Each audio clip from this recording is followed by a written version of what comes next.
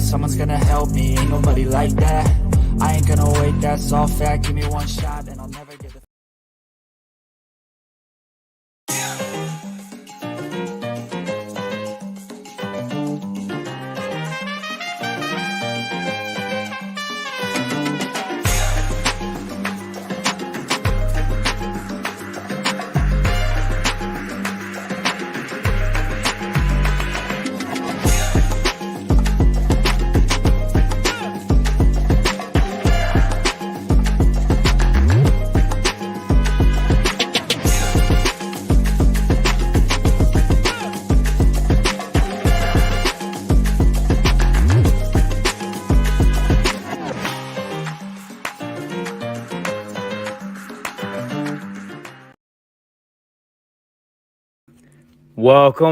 Welcome, guys. Welcome to the Chop Shop, part of the Fins Tailgate Network. I am your host, DTA, filling in for Ali tonight, and I've got my co-host, Iceman, in the back. I'll be bringing him up soon, and a very special guest I want to introduce to you guys. Let's see, if you're over on any other platforms, don't forget to come over, like, share, and subscribe to the channels. We're trying to grow the channel right now. Memberships and super chats are on hold at the moment, but thank you to those who have used those features. If you'd like to support the channel, then we have Cash App and Venmo. It's always appreciated. And there it is right there, our Cash App and Venmo link. And yeah, don't forget to watch Color Commentary on Tuesdays. We've got him on Tuesdays, and Saturday Night Exhale with Ali. That'll still be every Saturdays. I'm filling in for Ali tonight. And we've got El Capitan every other day of the week. We're also in the process of adding new shows at the moment, so stay tuned for that. Head over to Fanatics for all your officially licensed NFL gear or any sports that you're interested in. You can also head over to the Backroom Collections and use hashtag TFTG for 10% off for all your custom sports collectible needs. We've got all the Fins Tailgate gear here. We've got mugs, sweatshirts, slides, sandals, nice bathing suits that Kohler likes to wear. There's another view. We've got a really cool flag. If you guys are into flags, we've got the Fins tailgate flag here. Beanies, caps, and a bunch of other cool stuff. We've got kids, men's, women's, so go check it out.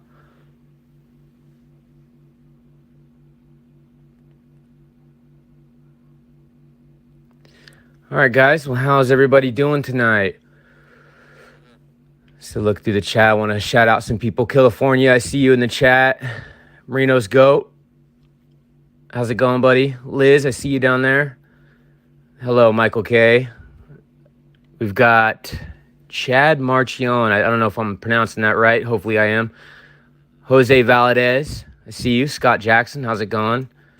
Bobby Supreme. Can we talk football today? Enough to crypto screaming at everyone. We will be talking football today. We've got John Featherland.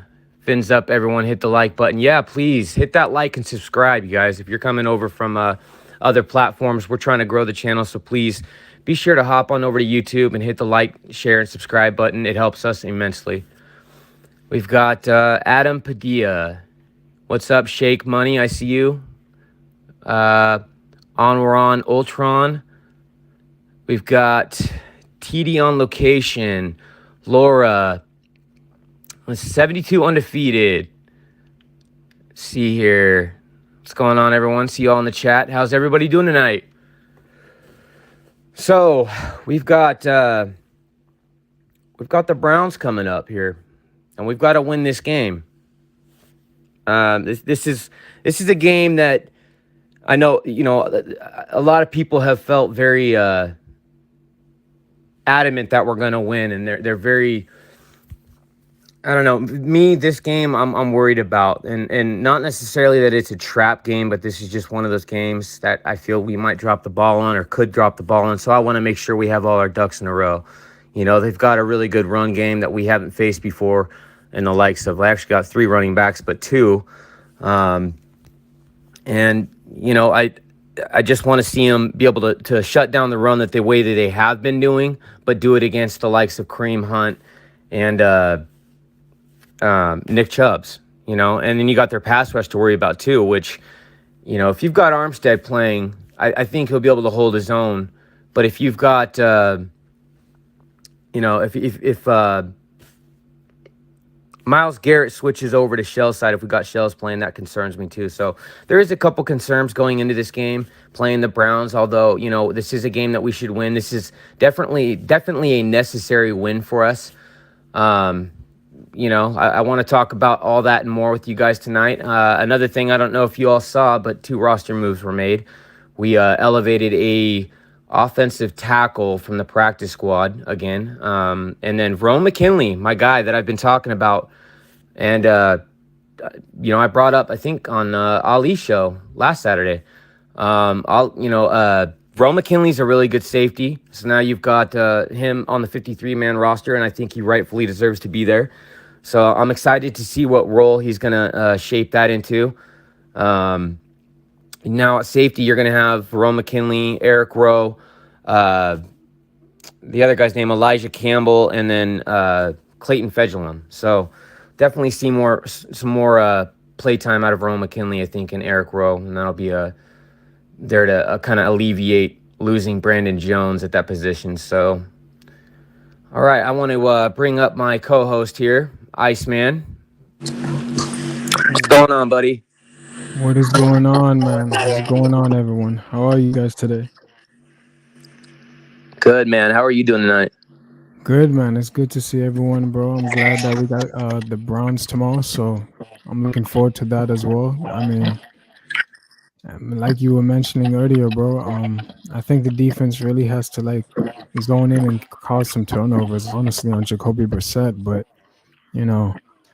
this is going to be one for the books, and this is going to hopefully make the switch around for Tua, protecting him, establishing a fair run, stopping the run with Nick Chubb. That monster right there, that's going to be a problem, but I think the Dolphins can. So, yeah man. I wholeheartedly agree too, man. What I would like to see is I would love to see You got YouTube on in the background there, Ice?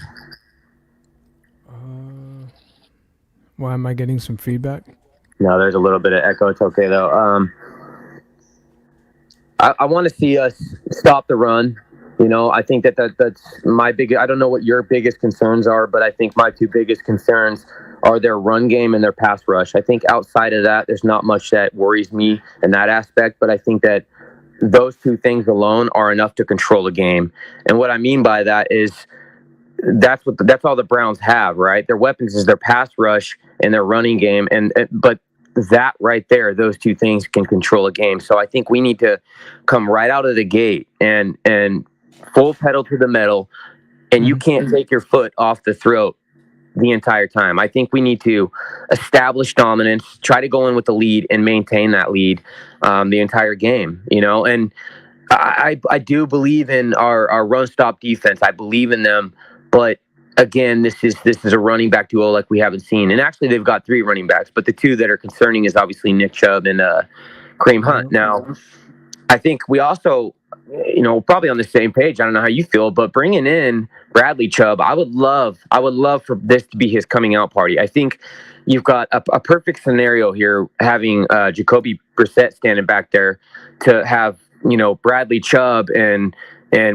Melvin Ingram and Jalen Phillips all eat tonight, or all eat tomorrow. And I think that that's going to be crucial for this game.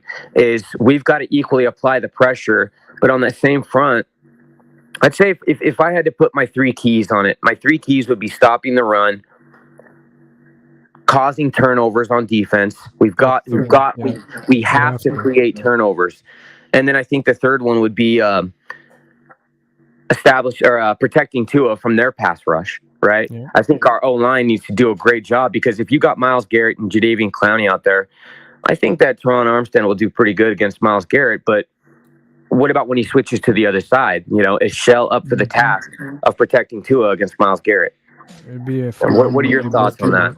I mean, if we could win in the trenches and just really take name, I mean, that's something that encourages not just us, having the potential that we will win this game, but the fact of the matter is that every time you see the Dolphins defense, prize themselves on turnovers, like you mentioned, that helps Tua in the offense, obviously score in an easier way. Nothing's easier, but you know what I mean, in a different position on the field. But at the same time, honestly, man, I think that this defense is a Super Bowl defense. It really, really is. When they're on the money and everything is all cooking for them, it's all cylinders. They just need to make sure they wrap up on the tackles. That's another thing.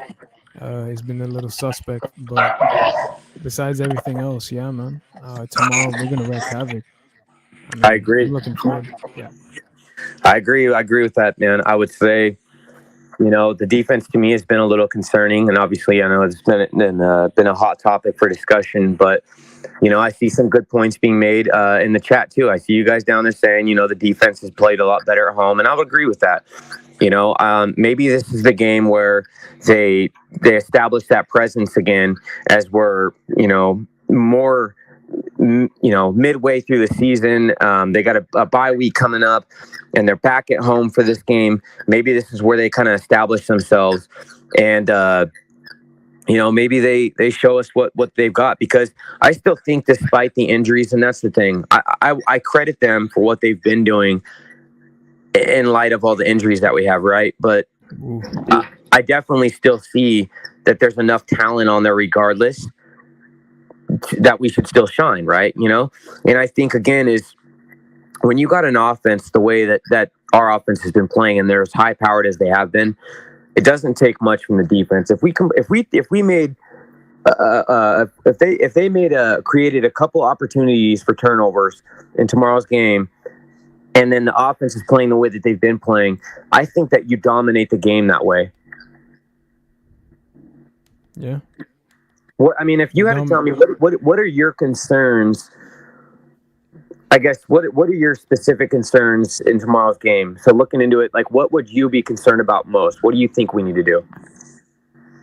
I think it's mostly the trenches, man. It's really concerning me a little bit with the defensive tackle and Ogunjobi, Myles Garrett, like you mentioned. I mean, There are no slouches, man. That D line is pretty good, man, and pretty stout. So I don't want them touching Tua. You know, I want Tua to be clean in the pocket, being precise on the money, and just and carving them up. Because we see it, bro. Especially like when Tua's going down the field and leading us the way, man. It looks amazing. Now imagine just the defense complementary all both sides of the ball. And then Jason Sanders, you know, he's got to make his kicks too. That's another thing that's been frustrating me for a minute now. And I think for some fans as well. But yeah, man, we just need all of them. All of them. No missed tackles, better protection like you mentioned. And honestly, everything should be working, you know? At this time of November and December, it's no joke. This is the time that it counts to get yourself into the playoffs, the push of the playoffs right now. So I would agree. I would have to agree. I'd say it starts now, and you know, when you're going in and you've got 3 losses already, you know, I look tough, at but yeah, and I think the team needs to. Here's the thing: is the team needs to look. You want to look ahead, but you don't, right? Like, it's okay to look back in the rear view as long as you don't get caught staring, and that's what I mean is. It's fine to look ahead at the end game and say, okay, this is where we want to be. We want to finish the regular season, make it to the postseason, and do A, B, and C. But you need to take it game by game, work your scheme for every Sunday, only focus on that team. And, you know, even if it's like you said, even if it's a team like the Texans, you know, I don't think any NFL team, at the end of the day, they're all pros, can't really just say, oh, they're a slouch. And it's not going to be easy. Yeah, you're right. Yeah, right. It's not. Nope. Just because of the name and we think that they have a bad record doesn't mean they could lose any given day. Yeah, I hear you. Absolutely. And so that's, again, I think right there, if you know, like I said, the 3 keys for me is, you know, you need to stop the run game, you need to create turnovers, and you need to protect Tua. If you can do those 3 things right there, I think that we should have this game no problem. What's going to be nice is, let's say we come off a win on this game, and when we go get that win, you know, with the Texans, we got a bye week coming up. We've got the opportunity to get guys healthy. I'm excited to see what comes after the bye, because at that point we have maybe an even healthier team. And you know, what I'm looking for is, I'm not looking for we don't necessarily need a dominant elite defense. Would it be great to have? Absolutely. But with the way the offense is playing, you just need one that's going to complement the offense. You know what I mean? Yeah. And Bradley Chubb hopefully can be that game changer, you know, to elevate that, you know. So. And speaking of Bradley Chubb, what do you see coming from Chubb tomorrow? What is your prediction, if you've got one? I think he'll have a lot of pressures, quarterback pressures, man. I'm gonna say now, maybe at least 8 or more, dude. I think he's gonna show you the value of why we paid for him. It was his first game, mind you, last week, so it took a little time because he only had a couple of days to practice with us, you know. So, as a player like that, you know, and you just started, I mean, throwing him into the fire, that was pretty cool to see. So, I mean, he's gonna improve, and this weekend, I think we're gonna see the real Bradley Chubb that we were playing for. So, yeah, man, I like it. I like where we're about to head on into. Excuse me. Absolutely, man. I would agree with that too. I'm excited for Bradley Chubb, and like I said, I hope that tomorrow's kind of his coming out party, and he gets to go eat. You know, when you pay a pass rusher, I think he's like the 4th highest paid pass rusher in the league. You know, I want that to translate on the field for us. But man, if you've got a guy like that on your team, that alone, and you mix your pass rush, just a deadly combination. When you've got guys like Jalen Phillips, Melvin Ingram, and Bradley Chubb, that alone right there is enough to control a game too, if everybody else is just doing their job. You know what I mean? So yeah, man. I'm excited to see that. I'm also excited to see more of Jeff Wilson. Have you been impressed by him on that first introductory game against the Bears? Oh, yes. I'm actually a fan of Jeff Wilson Jr. actually already, man. The fact of the matter is that, like, he can actually catch. Yes, I'm throwing some shade at Chase Edmonds. But honestly speaking, this guy is tall. He's fast. I mean, he's elusive. He can hit the holes quicker than ever, man, like Raheem. I mean, this guy, it's tough to bring him down, too. I mean, we saw one of the plays. It took practically the whole team to bring him down. I was like, damn. Okay, we need someone like this to set the tone. And then he's like a workhorse. The more touches, the more catches, he gets even better. I mean, that's just an extra weapon, to have for Tua's arsenal. So when all the receivers, if they're covered and everything, you got another one, Wilson. I like it, bro. I'm a big fan already of him. I really do.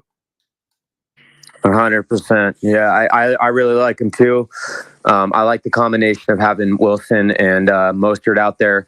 How are you feeling about our run game tomorrow? Do you think it's going to be? Do you think it'll have any presence, or do you think we're just going to be focusing on, slicing and dicing through the passing game?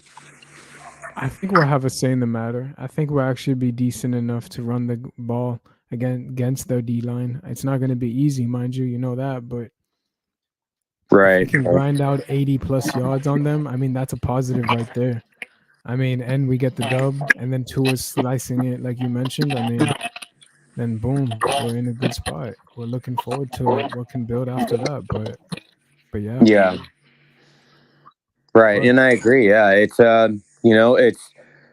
it's the Browns. They can come in and again just be based on their pass rush ability. I don't want them to get off to an early domination because they've got Myles Garrett and them in there. Like, that's what we don't want.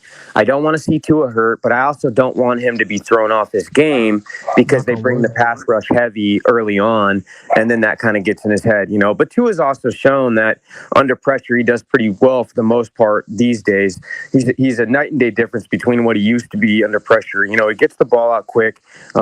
He's still able to make good decisions under pressure. So, fast release too, man. His release is no joke. I mean, I think he's showing some of us all, he can get that ball out quick when it needs to be, right on the money. So I'll give him that too to his. So I think he's gonna establish that and show you guys what's up against Jacoby Brissett as well. It's gonna be a nice little homecoming for Amari Cooper and Jacoby Brissett. Hometown natives. I mean, we're gonna have to send a message early though. I mean, yeah, I'm excited. I like this game a lot. This matchup's gonna be, yeah, it'll be exciting, man. I'm looking forward to it. Like I said, it's as long as we can do those things, I think we're gonna be all right. Let's go ahead. I wanna introduce a very special guest, man. It is time. It is time. I want to introduce a very special guest to you guys.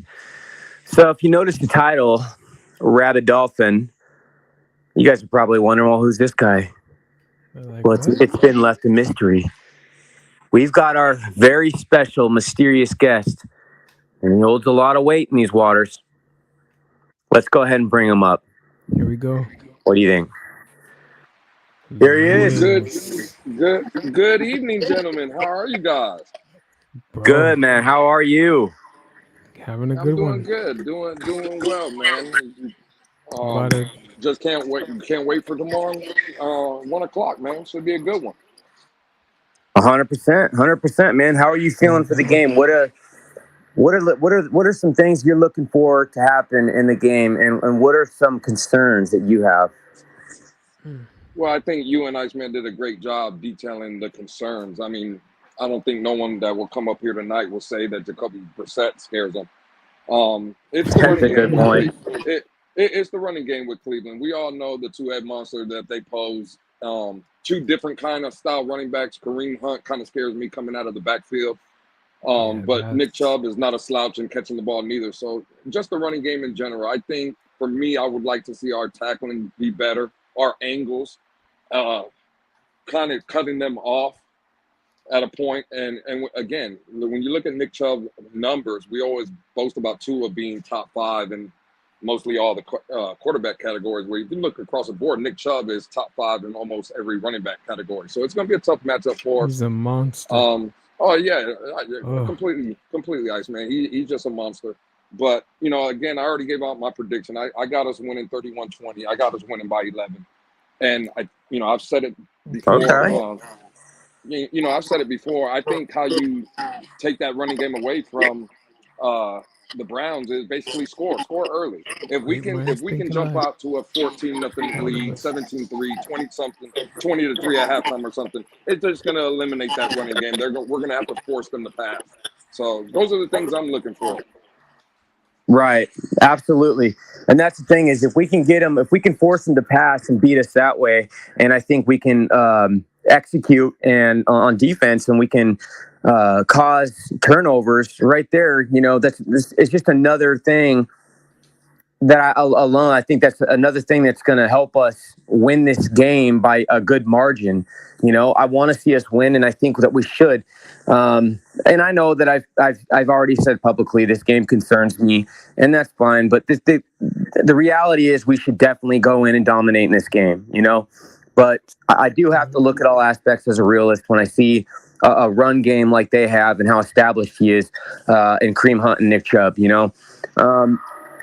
I don't think that they're going to go, hopefully, or at least I don't want them to go have their way on our home field, See, that's what I don't think. Like, if I know it's scary as hell to think that because of what we've done in the past, but honestly speaking, I think this is where it's at, man. If we can prove to the fans and everywhere that the trenches that we can establish, the run, stop the run, win everything, like Lewis said, hit the gaps, everything. I mean, we're in a good time for a reckoning. Just imagine the other teams we have to play. It's like, it won't be easy, but like we mentioned earlier, but the fact of the matter is that it'll bring a lot more confidence, a lot more swag to the team, something that they've been missing. I think Right. like Junior Wilson, Wilson Jr., he brings a lot of swag at the running back position. He really does. He brings a different energy to the team that we've been looking for. I mean, that's what I'm looking forward towards tomorrow. So that's who I got my eye on. And Amari too. Amari Cooper might have a day too. I ain't gonna lie. We'll see about that. But Well, I hope the coaches do a real good job letting our guys know that, listen, man, you got one more week before the bye week. You get to go home in the comfort, sleep in your own bed, play with your kids, sleep with your wives. I just hope they have that mindset of how important this game really is for the Dolphins. If we look back going into the bye week and we're 6-4 instead of 7-3 and keep riding this wave of momentum, it's going to kind of be, not saying that it's a detractor for the season, but it will be a letdown. So for me, oh, sorry, Lewis, I had to intrude, but it's DTA. It's a little. It's the feedback from you, just a little bit, my man, just a little bit. I don't know if you. Yeah, wanna... I don't. I still hear it after I mute myself. I don't think it's for me. I don't know. All right, no, you good now. I mean, it could be me.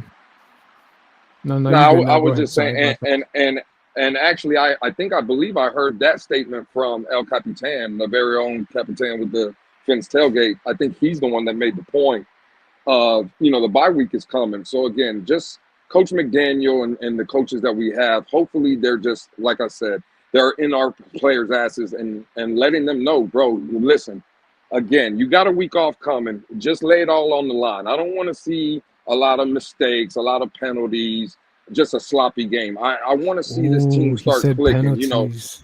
Again, we've been winning games, and some have been ugly like the Pittsburgh Steelers game, and some have been exciting like the Detroit Lions and Chicago. I just want to, kind of to Color's point all the time about going back to the New England game week 1. We led the whole game. There was really no cause for concern or we thinking we were going to lose that game. That's kind of what I want to see from our team. Come out here, leave the fans with a good taste in their mouth, go into the bye week 7-3 and keep this thing moving. So hopefully for me, that's what the coaches have been preaching to the guys all week. Just let's come together, let's put a good game in and leave it all on the field. You know what I mean? Yeah, you said it all right there in one. Damn. DTA, yeah, man. Yeah, I'm here. I was just trying to figure out the mic thing, but yeah. I read the private. Yeah. All I hear is background noise, so I don't know. I don't know what it is, but yeah, man. Lewis, I'm with you 100%. They need to understand the importance of this game. Oh, there we go. We need to understand the importance of this game. The team needs to understand the importance of this game. Please, leave it all out on the field tomorrow. Go in there and give it your all, because this is a very vital game for us. Just lay it all out in the field and understand that you've got a bye week. You get time with your families. You get to go home, recoup. People get to get healthy. it's when you're at that midseason point, okay, and you've got a record of 6-3. It's still a winning record, but looking at the Sixth spot in the vitality of, playoffs, man. Sixth spot well, here's so far for now. and that's the thing is, I understand where we would be. Let's say playoffs came today. I understand that, but Yeah, but we looking gotta at the rest of finish the it season, strong. when you look at the rest of the season, and right now in the AFC is just more. The AFC has been more competitive than the NFC, and then on top of that, when you look at our division, the AFC East, AFC East, in my opinion, is the most competitive out of all of them. Right So now, when you've got teams like the Bills, the Jets, the Patriots, and I understand the Patriots, yeah, they're in the basement, but their defense has definitely woke up and is not playing the way that they were toward the beginning of the season. So if they go out and hey, Miss Pamela. well, and if they go out and start winning games, I think they're only like a game or two behind us, anyways, and we've got only a half game on Buffalo, So if you're going to have a tightly competitive AFC East division, we've got to establish, like, to me, in my opinion, 12-5 is a comfortable record to go into the postseason. That to me gets us in, right? That's Maybe generous. I like maybe it. I'll take that maybe 12-5, 11-6, 11-6, maybe 11-6 is maybe, because you got teams like the Bills, you got teams like the Jets, and unless they're gonna, unless three people from our division is gonna make it to the playoffs, which isn't, it could happen, but it's not common. Yeah, I wouldn't mind though. I'll tell you that. Imagine that would be insane. Seeing all of us just make it. I mean, damn. Talk about history. Yeah, 100%. This game holds a lot of importance for us, and people need to see that too. I also want us to go and ride the momentum, win the game, so you can ride that momentum out of it, because I'm gonna tell you, man. Listen, after when you go 3 games on the road, those 3 games are going to be, even though it's the 49ers and the Chargers, but you got the 49ers, the Chargers, and the Bills. So you got 2 on the West Coast and then straight to Buffalo. No trip at home between. It's going to be a tough stretch for them. That's a tough little stretch right there. That's going to be a hard stretch, man. Can we win it? Yeah, I believe right now, like, in my honest opinion, and I've said it before publicly, man, the way the offense is playing now, this is what I wanted to see. I want Tua to succeed. I want this offense to succeed. I love my Miami Dolphins, and I really do feel, in terms of offense, there isn't a damn team in this league that we can't compete with. We can go blow for blow with every team in this league the way this offense is playing. But we need consistency. Yeah. We need consistency, and that right there, gives me more faith, because it's the one thing we haven't seen. That's the one. You it's can the set it right out. So. Yeah. It's consistent. And well, let me ask you guys. Yeah. Let me ask both of you guys your opinion though. What do you think the offense comes out, and how do we start the game? Do you think we're more heavy base run game, trying to get the run game established against Cleveland? Do you think we continue kind of like letting this bitch air out a little bit and let Tua cook, like, and then kind of get the running game going a little bit after? Like, what are your thoughts on that? I think the second one, Lewis. I'd like us to come out. A great example is when Washington and Alabama played when they played in the playoffs as the 4th and 1 seed. Washington came out in like a 2-play drive, and they struck first. That says a lot when you come out. When Tua comes out and you get a short drive leading to a touchdown, you strike first in a game like this. That right there is a momentum swinger, and it sets the tone for the rest of the game. It helps set the tone. I want to set the tone. I want to set the tone with letting Tua cook and have a good pass-heavy offense. But I also think that the run needs to play a role. To keep their defense honest, we've got to establish somewhat of a run game. I don't think it has to be like the focal point of the scheme tomorrow, but I definitely want to see both. But I think we strike first with the passing game. What are your thoughts? Ooh. Iceman, you want to take that, or do you want me to? Sure, yeah. I'll go for a spin real quick, and then and it was honestly, 100%. Bro, like real talk, bro. Since it was just everyone here and listening, and us two here, I mean, look, if Tua, like you said, DTA, can take us down the field early in the game and setting the tone like you mentioned, that right there is going to at least improve the defense too, because you know that momentum swinging, the swag, everything like that switches to the defense. They're going to feel confident every time they're out there that the offense is always going to get their back no matter what. So that's what I like, man. I really think this is the game that everything starts to click like we've been waiting for. I honestly do, man. I really do. But go ahead, Lewis. Listen, I love Jeff Wilson, and again, this is no knock on him, but I think Tua Tagovailoa is in a real. Rabid.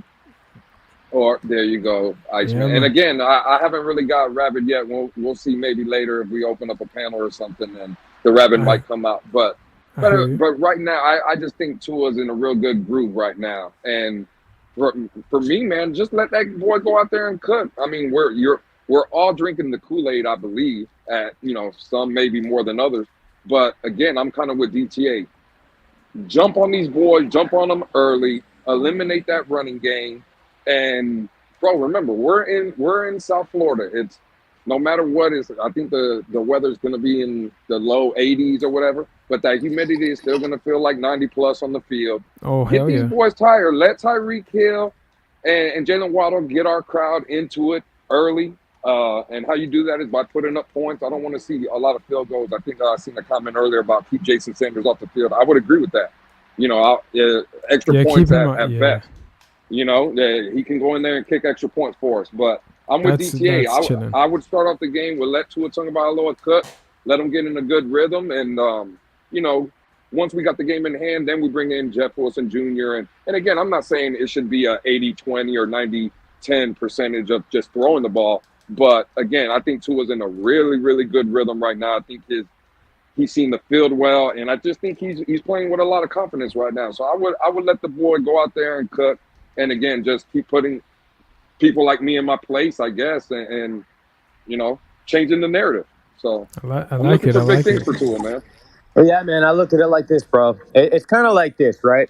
If you got someone's going to go pick on some guy because they think he's not going to do shit, but then he comes out the minute you open your mouth and you start to say some trash talk to him, and he gives you a quick jab right in the throat. It kind of makes you step back a moment and go, shit, I didn't see that coming. So if we got Tua coming out, and these guys think they're going to come in our house and bully us, then the Miami Dolphins need to go out with Tua and strike first and show them so they have that oh shit moment where they stumble back and go oh shit. Was that a Cobra Kai reference? We're not gonna bully this team. But I 100% and that added on the fact with that Tua is doing great in the offense. Let him cook, get that passing game going and strike first. But I still think sprinkle in the run game here and there. It's not as much of an importance as the passing game, but it does help keep the defense honest. Oh, 100%. I agree. We definitely have to run the ball. And again, I would just say this because I brought this up. When was the game? Like a week and a half ago, almost 2 weeks. The Tennessee Titan and Kansas City game. When I look at the Tennessee Titans, just especially defensively, it's another different type of brand of football that, again, I'm not trying to talk shit, but I thought we had a different mindset the past 3 years. And again, I don't have to bring up the reason why I think that. I just think we were maybe a little bit tougher than we are now. And I'm not saying that it's for better or for worse. I'm just saying I would like to see, even offensively, if we're going to be a pass-happy team, you can still pass with aggression. You can still be physical. You can be a tough-minded football team. And I think that's where I want Miami to start getting. I see how explosive we can be. I see when we're clicking on all cylinders and the execution is on point, how it's lethal dangerous. We can be. Yeah, absolutely, Iceman. It's lethal. But again, that we have to have a brand of physicality, not only on offense and on defense. And again, I think for our goals where we want, because I hear, 11-6, 12-5 in a playoff berth, that's all we want. Well, I'll leave all that. I guess the Rabid shit is coming out of me now. I'll leave all that shit to everybody else that wants to do it. For me, I'm looking for an AFC Championship game. That's what I was about to say. A motherfucker. This is what I'm saying. So again, just start being physical. I need to see this team start coming together. I'm tired of 1 week it's the defense, 1 week it's the offense, 1 week it's special teams. 100%. 100%. I need this whole team to start coming together because, again, bro, I'll keep saying this analogy. We don't have 162 games in baseball. We don't have an 82-game season in basketball. We have 17 weeks. All right, and we're going into week 10. So this team, I think, is on the right track, but I just want to see them keep putting things together and coming together as a football team. Just not one, the offense is cooking 1 week and the defense. It all has to start gelling. And I think we're going to start getting to that point tomorrow, man. It's a great time for the bye, too, bro. Honestly speaking, get the win. I mean, damn, something that looks for the future right there. Once we come back, you know, we can't be rusty, but right now I think that this is going to be a really good game that, yeah, I'm looking forward to this one, I think, the most out of the majority of the whole year. Honestly speaking, that and the Packers and the Bills when we go to, you know, Orchard Park Field, I mean, that one right there, I'm looking forward to the Bills as well. Hope we get a healthy Josh Allen so we can beat them fair and square, so we don't have to hear that noise saying, oh, you know, you beat us because we don't have Josh Allen. No, I don't want to hear that noise when we beat you fair and square, even if he's there or not. So that's all I'm going to say, though, because, yeah, you know, I want our respect. Respect is earned, so the Dolphins have to come out this Sunday, and they got to get their respect is earned for the Dolphin fans. Yeah, So, and I 100%. And I 100% agree with Lewis. You know, that's what I've been saying this whole time. You know what? Rabid Dolphin makes, you know, a very good point that I think that, you know, I'm trying to word it so it's nice, right? You got people, it seems like some people are kind of the word that I used a few days ago. Some people are kind of just okay and they're satisfied with, well, as long as we make like the divisional round, that's enough for me. Nah, fuck all that noise. You know, now you got the Rabid coming out of me too. Fuck all that noise, bro. A championship, that's the end game. That is the goal that we've got to keep, you know, in front of our eyes. That's the vision. That's the vision. Get them, DTA. Get them. That's the vision right there. You know, a championship team. And you know what? For so long. Why not? For so long, you know. It's been so long, yeah. And I'm going to say this, you know, what sucks is you got a lot of younger fans. You got fans in their 20s. You know, you got someone like myself who's 35, and you got folks like Rabid Dolphin who's been watching the Dolphins longer than I have and older than me. You know, so you kind of have that mixture in there. But for a lot of these younger fans, still have some people watching from the 70s right now. A lot of these fans, you know, they didn't get to watch the 72 team play, right? So this now, in comparison, this is the shot. This is the window. This year, next year, maybe that's the window. Get to the championship. That's got to be the end game. That is the vision. You bring home a Lombardi trophy and you hoist that shit up and you have a parade in Miami. That is the vision. Yeah, I couldn't agree more. 100%. I couldn't agree more. Like, bro, we've waited long enough. The real ones know. You know, we got people in this community that have been fans of this team for 50 plus years, and they've seen the good, they've seen the bad, they've seen the ugly. And right now, me as a guy that's been with this team for 35 years plus, this is the most excited I've ever been. You know what I'm saying? And even with Marino, and that's not taking a shot at Marino or saying that a certain player is better than Marino or Marino's better than a certain player, but just the way we're built and the energy and just, again, and fellas, we got to understand we're living in a different time now. Like when I was coming up, bro, I was reading newspapers and shit. I'm kind of dating myself. But it was now newspapers and all bro, this, you got all kind of shit. Look how many platforms we got. Crazy. Look at where we're at now, talking to hundreds of people watching and just, bro, it's a different time. The vibe is different. So again, if you're not excited about this team, I know we come out and we fight and we talk a lot of shit, and I'm sure we're still gonna do it. But if you're not excited right now about this team, I mean, honestly, I don't know what's going on. If you ain't excited for this team, you need some help. I think it's above what any of us could offer you. Man, it's right. But I know what the problem is. You know, what a time to be a Miami Dolphins fan. You know, right, you guys? What a time. This is the time right now. And like I said, that's the vision. And I'll tell you another thing. As so many of us have been, and other of us, you know, like Rabid Dolphin, you've got more of a reason to feel this way than even myself. But I am tired of being the laughing stock of the league because that my friend, is what we are not. We are That's not what I the was last just stop about of the to league. get to, bro. We are a team that you have to take serious, and we're showing people that you must take us serious. We're a team that can come in and beat the brakes off you if you don't think we can. Watch us. This is a team that can get that Lombardi trophy, and we can bring it home where it belongs and establish that we're, not just an up-and-coming team, but we're something that I think this is something like the culture that's been established, like the whole entire vibe. This is something I think we'll get to look forward to for years to come down in South Beach. I think that this is, like I said, the culture has changed, just everything about it. It's a whole new era, man. And you said it best, man. 100%. Go ahead, Iceman. Go ahead and cook.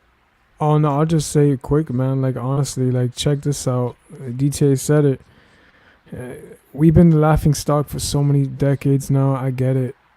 And I understand when we talk about Super Bowl aspirations for us Dolphin fans. I know you sit there and you say, damn, really? Us? How?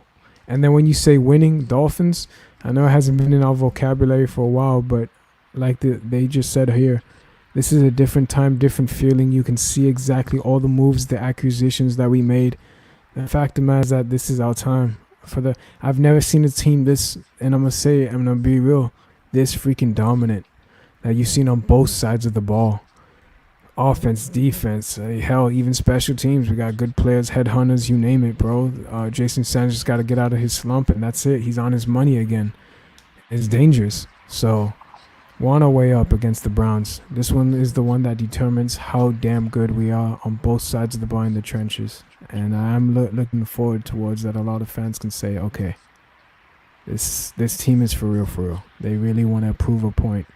Like, I think they're not duping us anymore. They're not trying to play us anymore. I think they're trying to be saying, okay, this is it, guys. This is the one that you all have been waiting for a long, long time. So let's get it. Let's enjoy this one. 100%. All right, guys. Coming up 45 minutes in here, I'd like to open up the panel. So I'm going to go ahead and drop the link for everybody down there in the chat. If you'd like to come up on the panel, we'd love to have you up here. So we're going to go ahead and drop the link now for anyone that wants to come up. Yo, and let me just say this, because I see El Capitan in the chat. Motherfuckers, hit the like button, man. What are y'all doing? DTA and Iceman are out here giving y'all great content. They got your boy up here. We're just chopping it up, man. It's the chop shop. Hit the goddamn like button, man. Don't make the rabbit come out of me, man. Go hit the goddamn like button. You don't want that now. Y'all better know, bro. You better be beating that thing like it owes you money. Oh, that's a fact. You already know what to do. And listen, guys, Hello, Mrs. Pamela. Everyone here loves this channel. We want to watch this channel flourish and grow. So, yeah, just hit that like button. And again, for those that are not on the YouTube platform and you're on other platforms, head on over to YouTube. Go ahead and like and subscribe. Hit that notification bell so you don't miss any great content. We've got a lot for the future and a lot planned. So, again, if you're heading over from Facebook, Twitch, any of those platforms, just head on over to YouTube. Come to the Fins Tailgate channel and hit like and subscribe. Hit the notification bell. That'll alert you anytime we go live. Thanks, guys. Got Mrs. Pamela and Robert. Well, Mrs. Pam and Robert, what's going on? How are you, Pam? What's up, Robert? How are you guys tonight? Good, doing good. How are you guys? Awesome. Can't complain. Miss Pam, another day in paradise, Miss Pam. Another day in paradise. Take those Browns, too. I'll tell you that. About to take those Browns. And another day without a hurricane. Was that 2 now? 2 in a row, Miss Pam. We're stacking good days together. Absolutely. There we go. That should be good. I was going to tell you guys, that's all right. So I was going to tell you guys that, I've been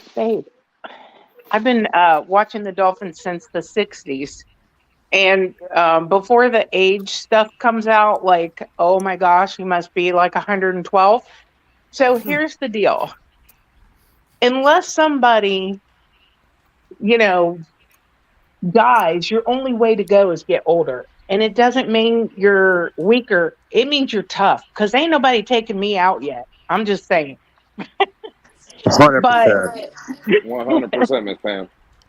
but this Dolphins team, like from somebody who's watched always, so this team is different. And I said It's our it time. It's our in the time. preseason, before preseason, when we first got our Hopefully. coach and the first move that he made, you knew it was different. It was completely different. And unless we just implode, which I don't see that happening. I mean, we're getting a running game together, guys. Like, when's the last time we had a great running game? Not since Ricky, and we didn't have much to back it up then. So we had a glimmer of hope with Jay and Jai, Miss Pam. That's true. A flash, absolutely. a flash in the pan, Oh, pan. But a flash That in was the the pan, time. and yeah, I'm telling you, he was amazing, but he unfortunately he hurt his own self. So hey guys, how's everybody tonight? I just wanted to thank everybody for showing these guys some love and checking out their the pilot of this show going on tonight, and I really appreciate it. DTA, he won't say it, but he really appreciates everybody showing up tonight. We got 60 people watching right now. Everybody, make sure you're liking and sharing, subscribing to the channel. Thank Iceman as well. Appreciate you, Iceman. You guys are doing a fantastic job. Rabid Dolphin as well. Appreciate you, man. Everybody stay tuned because we got big plans for the Rabid Dolphin as well here at the Fins Tailgate. And I love the Rabid Dolphin. I want to thank Pamela and Robert also. I want to give Robert a chance to speak real quick or to say hi and all that. I've got Canes. I've got a couple more people in back to bring up. And just to those people that are waiting in back, I'm just kind of I want to bring a couple people up, let you guys introduce a couple people and kind of build that way so it doesn't just bombard you guys all at once. So Canes in the back, Canes 89 in the back, and Von Joe, I'll get you guys up as soon as Robert is done saying hi. Thank you, Color. 100%. Thank you, caller. And yeah, you guys, I really appreciate you guys. Thank you. No, go ahead and go. Yeah, for sure. No, go ahead, you're good, Robert. You're good. Go ahead and cook, Robert. So, hey, good to see you guys again. Thanks for making the time and having me up here. Tua swallows scum gummies. If you want to come up here and explain to me why what you think is valid, I'm all ears. But come up here and explain and articulate your thoughts instead of talk trash. I like the energy, Robert. Okay. You want to get the energy, Robert. See, you better get the rabbit. Your defense as number one. That's bullshit. And that's hypocrisy. And That's exactly what I want right there. Like, I'm up to have a discussion and a debate with you, but you can't have it both ways and talk out of your hand and your ass at the same time. So, that's pretty much where he comes from, Robert. Like, seriously. That's where he comes from. Okay. That's why I call him Little Tuna, because he ain't got much going for him. No, he doesn't. But I'm happy to have a discussion and have the debate with anyone, because I don't know everything. I could be wrong on something, but I want you to be convinced I'm wrong with logic and reason and not BS. So you're totally asking the wrong thing of the wrong person. He'll never do that. Von Joe, did a dinosaur step on you or something, bro? Like you got a big paw print on your chest there, man. What is that? It's just a brand called it's just a brand called Respect Your Universe. That's all. Oh, cool. And I am absolutely pissed off right now.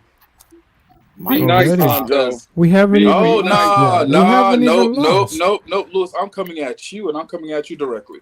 What? I knew you were coming. I knew it. What's up? I talked to Lewis personally. Lewis got my number, and I did not know this was going to happen. I bumped into this show by accident. How goddamn dare you? You have you doing this, and you not tell me, or at least shoot me a text and say, "Hey, make sure you tune in." I am sorry, Von Joe, for that. You know, it's kind of spur of the moment, but boy, it's a good point, Von Joe. I'm with you. Your own ones, boy. It be the own ones you call bro. What? Listen, there will probably be some fireworks, to say the least, that will shake up the YouTube community. But shout out to the Fins Tailgate, the family, and you know, again, shout out to DTA and Iceman for just having me up and shout out to Ali because again, this is his night. whole crew, And yeah, man. hopefully, me, Iceman, and DTA are making that man proud. But yeah, my bad, Hope so, Bonjo. I bro. should have shot you a text and just It'd be your listen. it'd be your own ones, boy. It'd be your own ones.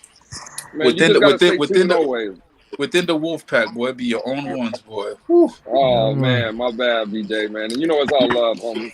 Damn. But I appreciate you for showing the love, for sure. Oh, for sure. Absolutely, and shout out Finn's tailgate, man. Absolutely. Always. Yeah, we're sorry. We sorry we couldn't break the news. We had to give you guys a good surprise, secret, you know. yeah. And we got more in the works. I just want to say that I'm like secret agent, man. So you might be looking for a debrief here soon. I'll just say that. Hey, I like it. I dig it. I like it. It's not a bad thing. So what's up, Bonjo or Miss Pam or somebody Robert? called down the thunder and I just don't understand why lightning Robert's is going come. back. I don't know why Robert's going back and forth with Jill's fans. Jill. I'm glad you're up here, Bonjo. We got Michael K, the Bills fan. A pill in the Jill? No, they're Jills to me. Okay. Oh. They are Jills. All right. So wait a minute. Okay. I'm here. Or Barkwood. So I don't go back and forth with people that don't have trophies. Unless you have a trophy case, I don't. Damn. I need to raise my Now standards. that's I'm what's sorry. up. I need to raise my standards. All right, talk to me Are there nice. trophies for AFC East first? Ooh. All right, talk to me nice. That's crazy. No. I'm talking to Robert because he Damn. wants to know where I'm getting my stats. And the Bills are the number 1 ranked defense. Dolphins are 27. Okay, What? if that wasn't Okay. the argument, Tuna Swallows Scum Guppy said we didn't play good defense. You can't say we didn't beat the number 1 defense and then say we didn't play good defense. So Well, you're either the number 1 defense and we beat you, which makes you a good defense, or you're not, and your stats are flawed. What is it? Ooh. Are the stats Ooh. lying? Or are you a good defense? No, my comment was wait till you start playing the top defenses in the No, league. you just said you're the top Okay. defense, and we beat you. Oh, no, you So beat are us. you the top You beat defense or not? You beat us. How Yes or long no? How what were your long numbers ago? against- You what mean were your this numbers season? against- What were your Wait, numbers? wait. You want to go that Wait. route? It took us Wow, half you're the angry. time to put What? up 21 points compared to your 19 points. If you want to talk You football, Again, Robert Robert's making a good point. Robert's making a good point. I'm sorry. He is. What's the good They point? can't talk to me. That we beat y'all. Listen, if you can't understand his point, we can't help you. Because that point is Oh, so shit. clear. We He's cannot doing it help to get riled you up, Robert. Come on. I don't know You why. that. Again, I don't know why Robert is getting riled up. Again, Don't let him rile you you're up. talking to he's a been team. talking smack in the. You've You're been talking to smack in the. again. You're talking to a representative of a team that literally lost to the Jets and they lost to us. You're right. Yeah. Lost to the- been in the AFC. Talk to him, Bonjo. That's right now. we lost to the Jets because they only suck that day. Guys, we got All Ron. right, and you lost to the anybody, Dolphins. Okay. does Robert sound chopped up to anybody else? Or is Yeah, that he just does. me? I Sound just like think it's- He sounds He like a blown sounds like- speaker. Yeah, Robert- it sounds Robert, like one of those yeah, blenders. yeah, it just sounds rapid. Robert, go out and try to come back in, Robert. Yeah, man. All right, so you're up here going back and forth with a guy that lost. Is like, what are you guys? Did you guys beat the Patriots? Hang on, Ooh. guys. Hang on. I wanna. Oh, so you guys are 0-2. You guys are 0-2. Hang on, Shit. Yeah, number 1 in the AFC East, number 1 in the AFC. Number So you one guys are where? 0-2 Hang on, in our guys. division? I Number wanna one what? introduce. I want to introduce Ron real quick. What's going on, Ron? Hey DTA, how you doing tonight, brother? Good, man. Thanks for coming up. Hey, Vaughn, I'm sorry for interrupting, bro. Go ahead and cook. No worries. Again, this I don't talk below my standards. Again, this guy's 0-2 in the Ron division. Joe This guy's That's a 0-2 lot in the of division. He could beat smoke people out there, outside. dog. We the Is that best division in the league. No, Robert. It's No, not Robert, better. you sound a little bit off. Yeah, Sounds no. like chopping. You haven't won a division game yet. Huh? What It was that? sounds like your microphone got wet. Yeah, I mean, That's exactly what it sounds like. okay. He threw We it into the blender. we all could say the Oh. AFC East is the best division in the league, and the Bills has not, and the Jills have yet to beat anybody in that division. Correct. So Okay, and where are the Bills? and again, Where are the you guys Bills in have standings? no trophies. Over you. We beat You have no you. trophies. Where are the Hello. Bills? Where are the No Bills in rings, standings? right? No rings, So, right? No statues. No rings, no nothing, no statues. No. Okay, Okay. where are the Okay. Bills? All The, right, the, where the are the only Bills the in only I thing was just that's making good, sure. the I only kind of good forgot. the only so. good thing that came out the Bills are Buffalo wings. Boy, I love losing Super Bowls. I just don't stand for it. You won And the on top Super of Bowl 50 years ago. But we won it. 50 But years ago. nobody is beating We had that Dan Marino. stat. We have the Has most wins. anybody What, else what were you confirm it, doing though? 50 years ago, Michael K? What were you doing 50 years Losing. ago? again, What were you you guys are doing? going back I and was forth still with the shitting. country. I got 50 years ago, I was still shitting my pants. Ah, There that's you what's go. up. Is that better, There you go. everyone? Listen, Yeah, Robert, that does sound better. Yeah, Robert, that's better. The team is I want to Buffalo. reiterate my points Their after city is Byron Buffalo. Jones done. Good Lord. Okay, Buffaloes are not even in the U.S. It should be Bison, New York, if anything. So you want me to go back and forth with a team that can't even name their state, right, their city right? Please stop it. What is that? Bon Joe is on There's a fire. lot of Stop smoke it. going Bon on, Joe dog. is on Stop it. fire. There So are no Michael Buffaloes K. in the U.S. He said stop it. What does that have to do? Oh my Michael God. K. Michael K. Yeah. So what I was saying to you is you can't have it both ways. I want a yes or no answer right now. Are the Bills a good defense? Yes or no? Yes. Are they the top Wow. defense in the NFL? Yes or no? Yes. The Dolphins beat the top defense in the NFL. How can you say the Dolphins didn't beat an elite defense? What kind of point. numbers did the No. Dolphins It is a yes He's or gonna no blame the Answer because it me. was too hot. It was too hot. That's why it was Okay, too hold hot on. for them. It was too I hot. can It tell was you too what kind of. hot. Hold on. I can answer Injuries. this question. You know what kind of numbers we put up? More points than you guys. That's what we did. You're right. You're right. We don't. That's the only come number on, that no. counts. You're right. We don't even care about the numbers. It's the You're right. letter. We don't- W. Listen, It's the only Wait, the Josh only Allen. numbers that counts is that we put up more points than you guys. No other number So, matters. We had so one let me ask you this: possession who's number one in the AFC East right now? Who's number one in the AFC East right now? Hey, right now it don't matter, baby. Michael, you are Does by that matter? proxy. Because we're my dog. We're in the playoffs. Hold on. You guys are all worried about Josh Allen playing, and it's funny because No you one's guys are worried about that. whoa. No one's worried. No Who's one. that? Who's that? No. Who's that? I Who's need No you one guys? is worried. He's Who's going to the get you hurt again. guys? My Nick decision. I don't Get think out you're of here, gonna win. I just don't think you're going to win without him. Who's this Yeah, you guys? Hey, guess I what? have a question for we won't Michael know K. tomorrow. We I won't have just a find don't- out question for tomorrow. you, Michael K. I don't see want to anybody know name you guys up here, so I don't know who you guys is. Go ahead and cook his ass, Miss Pam. Yeah, I let's go. just want to know, It's that like, time? why are you always in a Dolphin site? Why Like, does it matter? he doesn't. You 'Cause don't he have likes the any friends rawness. in Buffalo. Like, they won't even let you hang with them. I'm thinking. Why does it Seriously. Get his ass, Miss Pam. Get his ass. I mean, Damn, roasted. You know what? This is crazy, I yo. wanted to mention Hey. not spoiling your words tonight. TFTG, the roasting Granted, time. it is a little early in the Good evening, Lord. so- nobody even knows what you're saying, Michael K. Nobody knows. We're like just shocked and awed that like you walk around with that Pam, it's kind not of. even Miss Pam. It's not even that no one knows what he says. No one cares what he's saying. That's the That's problem. more There you like it. go. That's more like it. I care when they speak two-face and fallacy. Now we care about his opinion. They just playing. They just playing. But still. Bullshit. We don't. Oh, come on now. Bullshit. Oh, I Jets care- are a better team. He's always Jets up are in a better Dolphin team. site, and he always talks smack, and he doesn't Michael K. stick with. but that's like, the beauty of your- a trash. You know, like trash talking. Let's Here's do it. the You other know, funny I thing love about it. the I Bills love game. it. Your number one We always defense, kicking that ass. your number one defense couldn't hold our offense for 20 minutes. You know what? You don't get a strip sack, you don't win the game. You scored 2 touchdowns. Big deal. Wait, what? But we got. But hold on. But hold on. But hold on.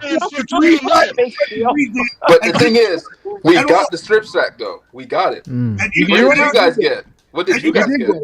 You couldn't move the ball. You had 38 offensive. And what did you guys get? What did your number one defense 90. get? They had 93. They had 93. Have the number 93. one defense. 93 We offensive supposedly snaps. suck. Like Bills what? had 93. 93. How does it feel to know with 100 Dog. snaps almost? And we had to do it to y'all. Come on, bro. What are we doing here? I don't know. These Jills make it too What are we easy. doing? This makes What it I easy. think is we ought to give his space.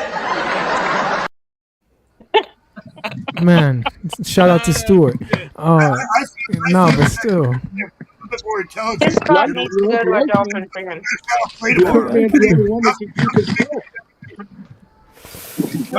Okay, man. We owe you one in Buffalo as well. Listen, so. again, he says he's the number one defense. We got a strip sack. But again, what did they get? What did your number one defense do? They got the L. They got an L. You're right. They got the L. We did get the L, didn't they? We weren't panicking. We're still not panicking. Panicking on what? Wait, what are we talking about? Panicking because you're playing Josh Allen tomorrow. There's no reason for him to play tomorrow. He should be sitting. You need him for the playoffs. Why is he playing? No reason? If you're the number one. Hey, if they want to, shouldn't be worried.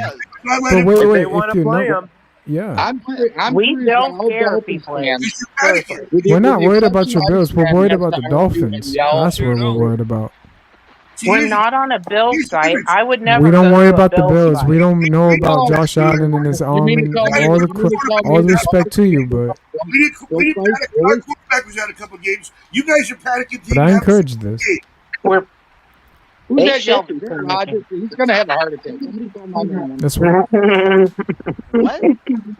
Damn. Hey, I got the real question for Michael K.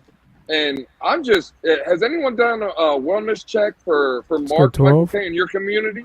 Because when I look up here, I see the first lady of the Dolphins, Miss Pam. I see the homie Von Joe. Of course, I see Iceman and DTA, Canes in the building, Robert. All true Dolphin fans. Like, we're coming out here representing our team. Where's Mark at, Michael K? Lewis, he ain't been around since they got their ass beat by the We haven't seen Michael K. We just want to make. Hey, listen, Michael K. We're just as true Dolphin fans. We're really worried about Mark. We would love Mark to come by so we can send him off the right way. We don't want him just to leave this platform or leave this community without us getting a chance to say goodbye. He hasn't been around since they got their ass beat by the Jets. That's a fact. Lewis Just like that. Because he knew players' names. The Bills fans are dropping like flies on the Fins tailgate. They drop like flies around here, man. I ain't dropping because I'd expect when the Bills go to the Super Bowl, none of you watch it because you don't like them. The games begin. I've heard some outlandish things. It's from Lewis too, but damn. The Dolphins are lucky they don't have to play Kansas City this year. Okay, man. Oh my gosh. Oh my gosh. I win a lot of money. There's 1,000 excuses. The Bills can even get through the week without Joshy. That isn't an excuse. You guys played the fourth-ranked teams in the rest of the AFC. No, that's the Bills have to play. Hey, hold on. Wait a minute. Hey, Michael K. Who had the toughest? Wait, guys. Who had the toughest? Hold on. I got it right here. Okay. Hey, Michael K. Don't say fourth-place teams you talking about we're playing. Don't you guys play them too? No. Ain't you guys playing the same teams we're playing? No, you don't play Kansas City. Damn, you beat me to it. So you shit on us when we beat the ever-living dog shit out of those teams, but you'll give credit to your team for beating those same crappy-ass teams. Do you know how the NFL schedule works? Yeah, in the beginning of the wait. I want to say this. I want to say this at least. We had the toughest schedule in the beginning of the season. One of the four. Yeah. So I don't want to hear none of that. Like we lost to just because. I've been trying to be good up here, but Michael K, you're gonna bring that rabbit out of me. I've been trying to be good. Here it is. I'm telling you right now. Lewis, bring it out, man. Bring it out, Lewis. Lewis, do you know how the NFL? You guys are talking truth the entire time. I understand that the Dolphins have to argue and scream to get their point across. Where's your boyfriend, Mark? A W? No, we have a W. Robert, excuse me, Jilly. Michael K, the point is you don't have a point. That's Excuse me, Jilly. You got no point. I've yet to raise my voice, by the way. I do. The Bills are so good. Why we beat them? Why would they beat Michael? I've yet to raise my voice because, again, I refuse to give you any satisfaction, okay? Michael, I hope you're here, man, when we face you in Buffalo. Because I refuse to raise my voice. I refuse to raise my voice to yell so far below me. Everybody, welcome. Tony. Jordan, a.k.a. Bills equal boy. I love losing Super Bowls. They choke. That's what they do, the Bills. They fucking choke. They he did the Reggie Miller. He just did the Reggie people. Miller. There you go, Jay.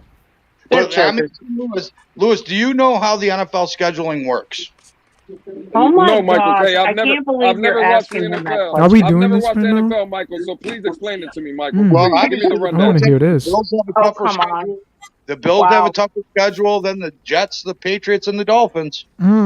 Okay, but you play the same crappy But team that we play, you right? lost to us.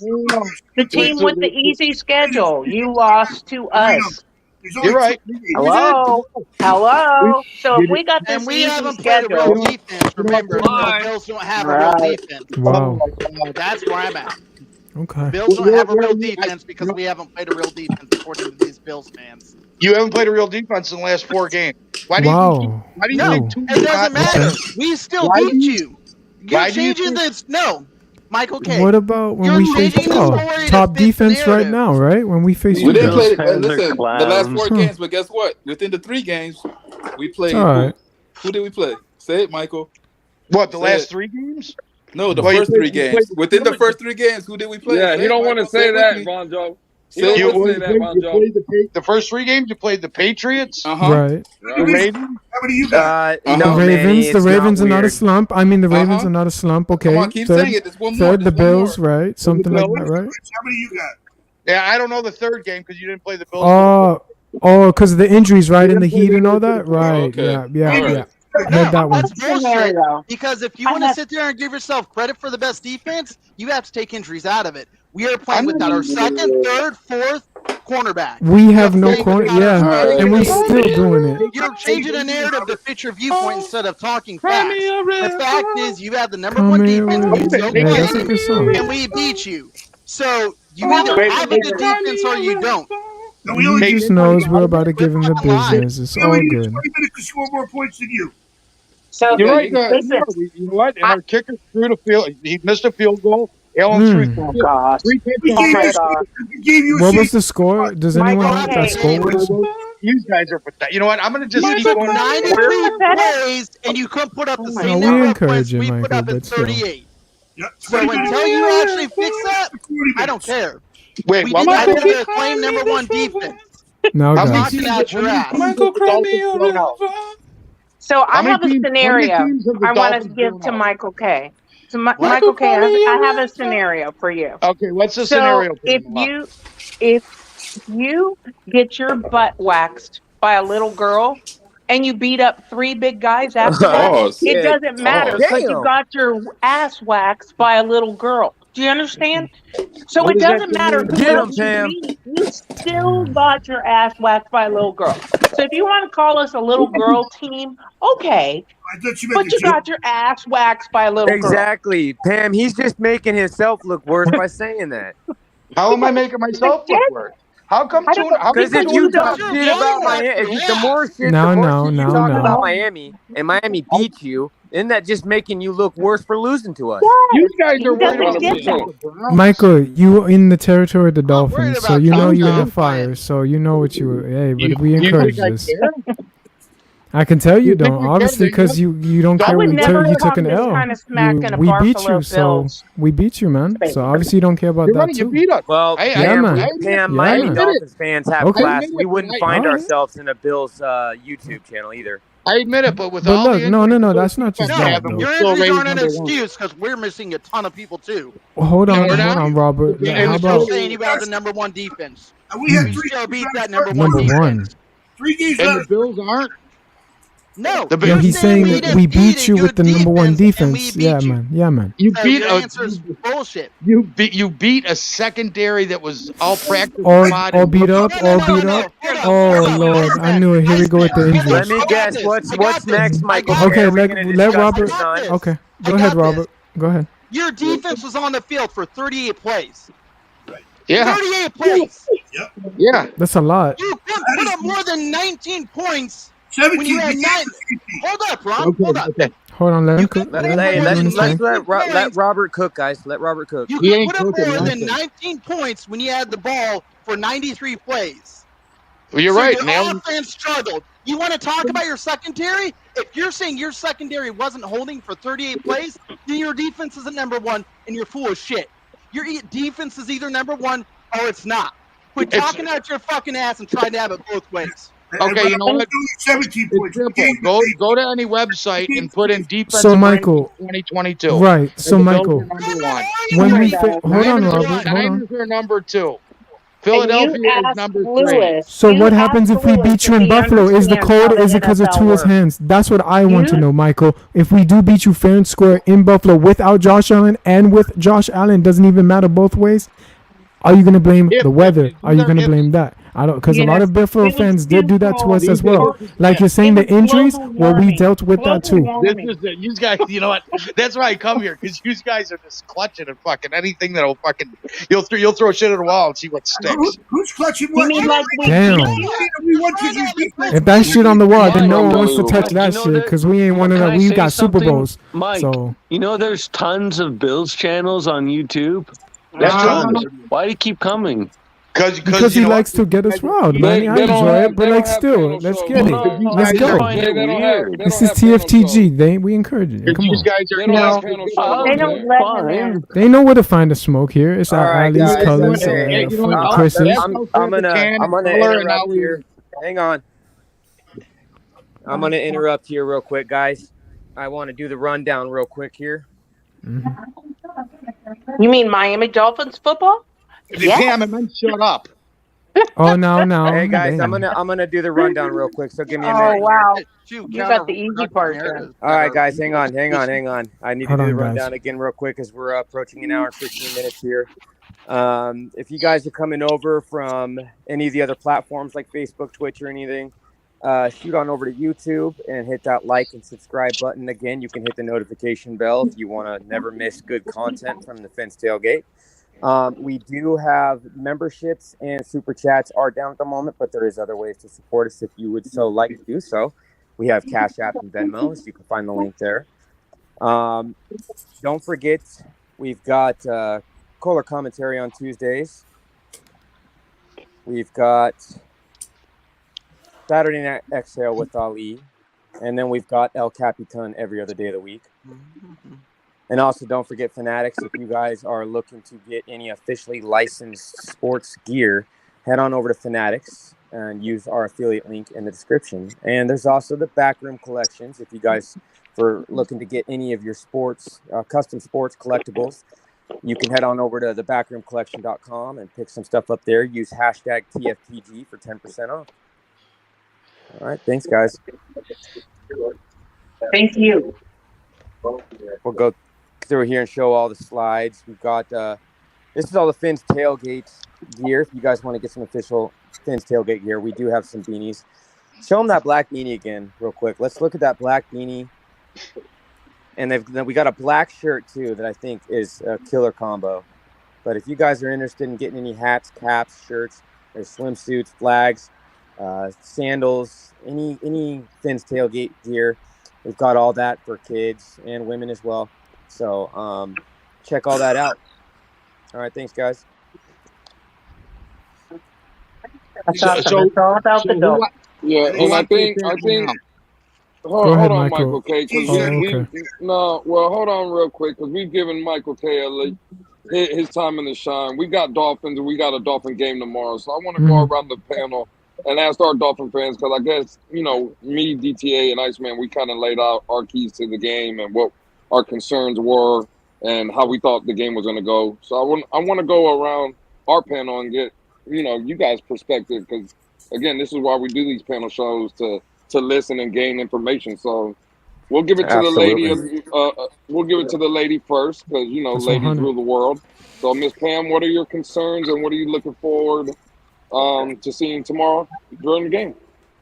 So I think my concerns are not huge. I mean, I do not go into any NFL game thinking, oh, we got this, we can't lose, because this is the NFL. Every team is going to have quality players. So I think it's dumb to do that. But I feel like we are finally getting our offense with the running game, and I feel really good about being able to use the run game to help the passing game and use the passing game to help the run game. And what I'd really like to see us do is to continue to use a multitude of players. You know, what I've called the kitchen sink offense. Because when we do that, when we go to everybody, they just can't stop us because they don't know who it's going to go to. They're going to have to cover Waddle. They're going to have to cover Reek. And they're going to have to probably double cover them a lot. That leaves everybody else open. And our defense, I am a little concerned about what I've seen over the last few weeks. I know they have what it takes. I'm not sure why exactly it's not clicked like it has in other games, but I know we can get it back. I'm ready to see us go on all cylinders. Thanks for that opportunity. Thank you. I love it, Miss Pam, and I agree with you. I think tomorrow what we see from this Dolphin team is a complete team effort. I think, you know, I said it earlier, Miss Pam, it's 1 week it's been the special teams has been good or they've been horrendous. It's 1 week the defense has been good or next week they're horrendous. Offense is starting to pick it up. I think just tomorrow, for me in general, again, I'll say it again, I want us to put a complete game on the field to where I'm with you. Roster-wise, and when I just look talent for talent, this shouldn't even be a game in my opinion. So I appreciate your comments, Miss Pam. 100%. 100%. 100%. I do agree. Guys, I want to introduce Manny and CT real quick. Can I say something real quick? Can I say something real quick? Just I was listening go ahead, Manny. And I mean I'm gonna backtrack a little bit. I mean, I can't speak. I'm not the host of this show, but I mean, we welcome everybody, man. Let's not start questioning why people are here. If Michael K wants to come in, he's not a fan. Like, we'll bash him and stuff, but let's not make him feel uncomfortable saying like, why are you even here? Why are you even never here? Make like, me feel uncomfortable. Yeah, we can talk. It's all it's all in banter. It's all in banter. Yeah. BS. Okay, yeah. I mean, I feel like I appreciate him coming on because he's giving us someone to like actually say stuff to. So let's not like make him be like, yo, why you even here? Why you even here? Like, it's fine. We treat all of them equally. Manny, it's part of the deal, brother. It's part of the deal, bro. It's not like don't read too deep into it. If he likes getting his ass waxed, then let him get his ass waxed. Yeah, that's a fact. That's what's up, man. No worries, guys. Let's not forget. Michael K was invited by one of the panelists to come up. Yeah, 100%. Yeah, man. Yeah, I mean, he knows his fun. I enjoy that. We're equal opportunity. One thing I want to do real quick though, and I do appreciate color. I appreciate El Capitan, and I do donate a little bit of money to this channel. That's love. That's respect. He does do that. And by the way, Michael K, I've always thanked you be for that going too. crazy, bro. All the time. You do donate, and you know what? And I've always said that too. Michael's came up, and he's came up with us and battled Mark too. So I'll give him that too. He's came up and battled Mark. Yeah, 100%. He's donated money to the channel, and we very much do appreciate that. Oh shit, he's put Mark in his place. Oh shit, he's cool in my book. Yes. My bad, I take it back. I take it back. This guy, maybe it's just me, but he's been with us a while, and I really haven't heard him say much. I want to throw the floor to him. What's up going on, Canes? I don't know if it was just me that didn't hear him, but what's going on, Canes? Go ahead. Chilling, man. What are your thoughts, Canes? What do you got on? What do you got on the game? What do you got on the game tomorrow, Canes? What do you think? I want to see a complete game, no stupid penalties, and no conservative play calls from McDaniel. Hell yeah. Okay. Hell yeah. So is your opinion, Canes, that do you believe that, to Color's point, Color says all the time, once we get in the red zone, it's like Coach McDaniel's turns the playbook sideways. Are you under the belief that he's taking the ball out of Tua Tagovailoa's hands, or what do you mean by some of the play calling? It seems like sometimes he be on some shit. Crazy calls, like he's a little bit like sleep at times. If we have a lead, he does that. Yeah. Damn, that sounds good, bro. when he has a lead, bro. Like, yo, I love having leads. There's been a long time, man. Years and years of playing from behind. Well, I think just to piggyback on what Canes is saying, I think playing with the lead is one thing, but if the lead is only 7 points or 3 points or whatever the case may be, you're not really playing in the lead. You're not playing with a lead like that, in my opinion, in the NFL. A lead to me is 13 points, 14 points, something like that, where you can feel comfortable to where you might get a little conservative on both sides of the ball, offense and defense. Yeah, but bro, my like second issue- I'm under the opinion, if it's a 3-point lead or a 7-point lead, bro, keep, and especially if it's working, if it's Tua Tagovailoa in the passing game or whether it's the running game, keep it going. Just be aggressive. Yep.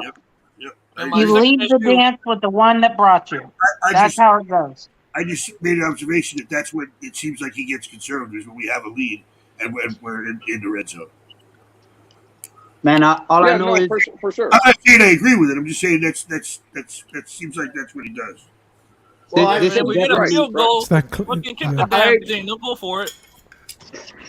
I agree with the whole red zone thing, but I think I don't even know if it's necessarily that he's making these outrageous calls or what. It's just I think that he thinks that the run game is better than it actually is, and he wants to try to sit there and depend on it when it hasn't been showing us consistently it's there. It's getting better though. It's getting better. No, I agree, but I'm saying specifically in the red zone, like where he wants to almost go really run heavy, but it's like, bro, if Tua's been tearing him up on the short intermediate throws, why are you going to take it out of his hands and run the ball when the run game in the red zone hasn't been all that great, except, 2, maybe 3 games out of the entire year? Except, you got to figure if they're looking for the pass, right? If they're looking for that, then why not throw in the run? Because, that catches them off guard. It makes us unpredictable, which I hate being predictable. Yeah, but I agree with that, Pam, but I wish we did it where we're in the red zone, ran the ball first down, ran the ball second down, and then expected Tua to get the first down on third down. Exactly. Wrong place to throw. Yep. Anthony's in the back. And this is where I get what you're saying, absolutely. But teams definitely know when you get into the red zone, they expect teams to run more in the red zone because they know the field becomes consolidated. You get what I'm saying? So you may be trying to – maybe that's Mike McDaniel outsmarting himself, if that makes sense. I think he does do that once in a while. Let Anthony get in, all right, guys? I'm going to be listening backstage, though. All right, man. I just had to say what I said earlier. I'll be listening still. 100, man. Appreciate you coming through, man. Thanks, Manny. So can I give my take on tomorrow's game?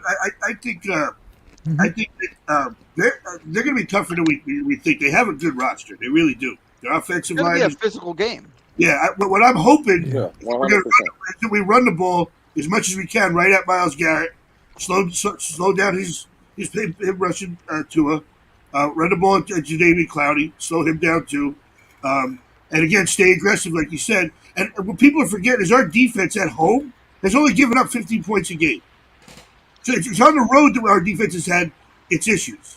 So if we come home and we play defense like we have, and we can continue the offensive output we've had, we should win this game fairly easily. Yeah, I agree. I agree, exactly.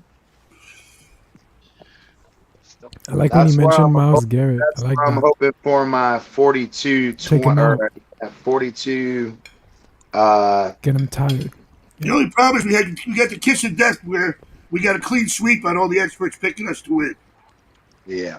But I'm not worried about that. It's, again, like you just said, though, and I know Lewis and DTA had said it earlier, too, is expecting this defense to show up. And I think that if the defense shows up, it gives the offense a few more opportunities. And if we could put up 35 last week, if we get a couple more opportunities at home, bro, we could easily get a 50 burger. Yep. And We could. The other thing is I'm sorry, Pam, go ahead. Oh, so thank you. But I was just going to say, a lot of the things that have killed our defense are penalties, right? So if we can cut down on that, I mean, our defense is playing aggressive. They're actually you know, the big thing that gets me is the angles on tackling. Some of those angles are just bad. Yep. But I think they can clean that up. But we got to get rid of the penalties because they are killing us. And, well, one of the things that people forget is we were number 6 against the run going into the Chicago game. So we have bottled up running backs. The only problem we've had is with Lamar Jackson and obviously with Justin Fields. Other than running quarterbacks, we have played very, very stout against the run this year. So Chubb and I agree. So Chubb and Kareem Hunt do not bother me. I'm not afraid of these guys at all. I'm more afraid of their defense. I wouldn't. Our offense. I would just say this, Ron, and I tend to agree with you. Our run defense, I know all the numbers, and we've looked good and we've done a good job. But when you're talking about, and not so much for me with Kareem Hunt, but when you're talking about Nick Chubb, you're talking about the best running back in the league, in my opinion. And he's number one in breaking tackles and stuff. Like, we've done a good job, and I don't think he's going to go crazy. But again, just like I would say Tyreek is a different animal. Like, no, I don't think nobody in this league can stop. You can maybe contain Tyreek, but I don't think you can stop him. I kind of feel the same way about Nick Chubb. Okay. I don't think you can stop him all game. I think you can come up with a scheme to kind of contain him, kind of like in the Minnesota game. I mean, shout out to, I was in the building. I know I believe Iceman was there, Color was there. Like, we did a pretty good job against Delvin Cook, but it was just, in the fourth quarter, defense kind of gets like a days ago, kind of gets tired, and he takes one to the house. So again, Nick Chubb does have that ability, and that's what scares me about Nick Chubb. It's just, in my opinion, he's the best running back in the league. And our poor tackle. He is that. Our poor and Chubb on Chubb hate is what I want to see. Chubb on Chubb hate. There you go.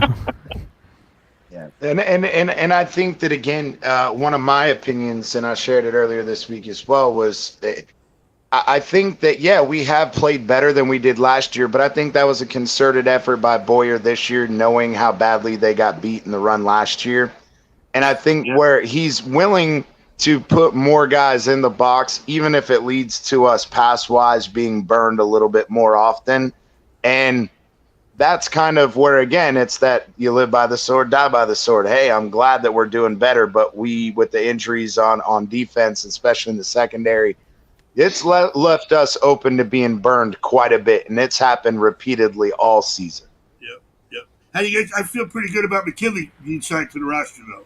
Yeah, I was just about to bring that up. Let's talk about that. DTA brought it up in his opening monologue. How do you guys feel about the 2 roster moves? We bringing up Keon Smith, tackle, and obviously Verone McKinley. What are your guys' thoughts on that? Keon Smith move tells you Austin Jackson's not playing. Yep, I told you guys that a while ago. I would agree. As far as McKinley, I want to see him and Holland together. I mean, they played together for 3 years in college. Yeah, in Oregon. Yeah, they know each other's tendencies. I mean, they communicate well. I mean, let's see what they can do on the field. I think that's a great point. It's a great point, and I feel like those signings just show we're not done. Like, our coach is not going, okay, we've got a great team, we're going to make it work. He is still making moves. I like seeing him be aggressive and doing practice squad. It's off the practice squad. He didn't sign anybody. He brought somebody up from the practice squad because somebody's hurt. He's making moves and not sitting on his laurels. The bottom line is they weren't good enough to make the team in the beginning, and all of a sudden somebody's hurt, so they bring them up. That's just no other team ever does that. Michael K. and the teams don't do that. And I'm looking. Yeah, Michael K. You do know how the NFL works, Michael K. Yeah, what is your point, bro? I don't understand. Was he on the practice squad, Chubb? Was he on the? I'm sorry, I don't think so. Best safeties in the league, not everybody can be on the roster. No, but you have practice squad guys. Brandon Jones is the best safeties in the league, bro. Who off the practice squad? No, we had to bring some. He was on the practice squad because we already have 2 of the best safeties in the league on the roster. Are you guys talking about Verone McKinley? Yes. Okay, I got this. What do you want to say about him, bro? No. I said I'm looking forward to seeing him play with Holland because they played together in college and they know each other's tendencies. So I'm looking forward to see what they can do. Absolutely. Well, Michael K. Michael K. is under the impression that Michael K. is under the impression that no teams call guys up from the practice squad. From practice squad, Yeah, yeah, he doesn't- 100%. He needs Lewis just to 'cause we're the explain how the Dolphins. Come NFL on. works. It's like Pamela opens her mouth and says, "Oh, we signed Chubb." Yeah, you signed Chubb at the trade deadline. Don't That's be a saying move. nothing about me opening my We mouth. traded. We You traded. don't We know. didn't sign. You don't know. Listen, Michael, you gotta have respect. You don't know nothing. You gotta have respect to the women around here, bro. Yes, That's the one please, thing that we please. won't. Yeah, we're going to show respect to Come on. Football period.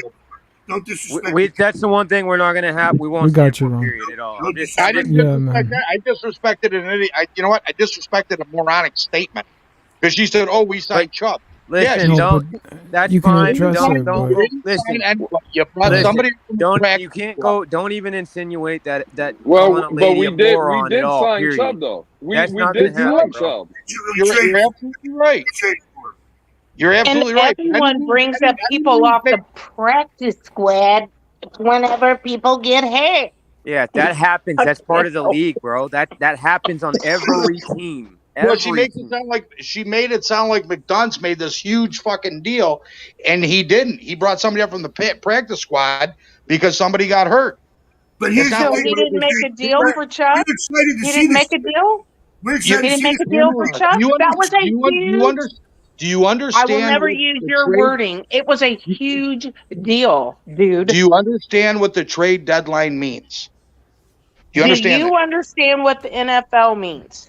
I don't Yeah. think so. You don't talk Not down for to long me league. about my football knowledge, dude, because you will lose. No, No, I got better this, Miss question Pam. is I got the this, better Louis. the better question, Michael K. Do you guys know what the trade deadline is? Because we made moves, you guys didn't. We did. So do We you did guys make know moves. We did. the trade deadline means? They got to run it back for the coach. And but here's another thing: is he just said that we brought up McKinley because of they got someone from the bench.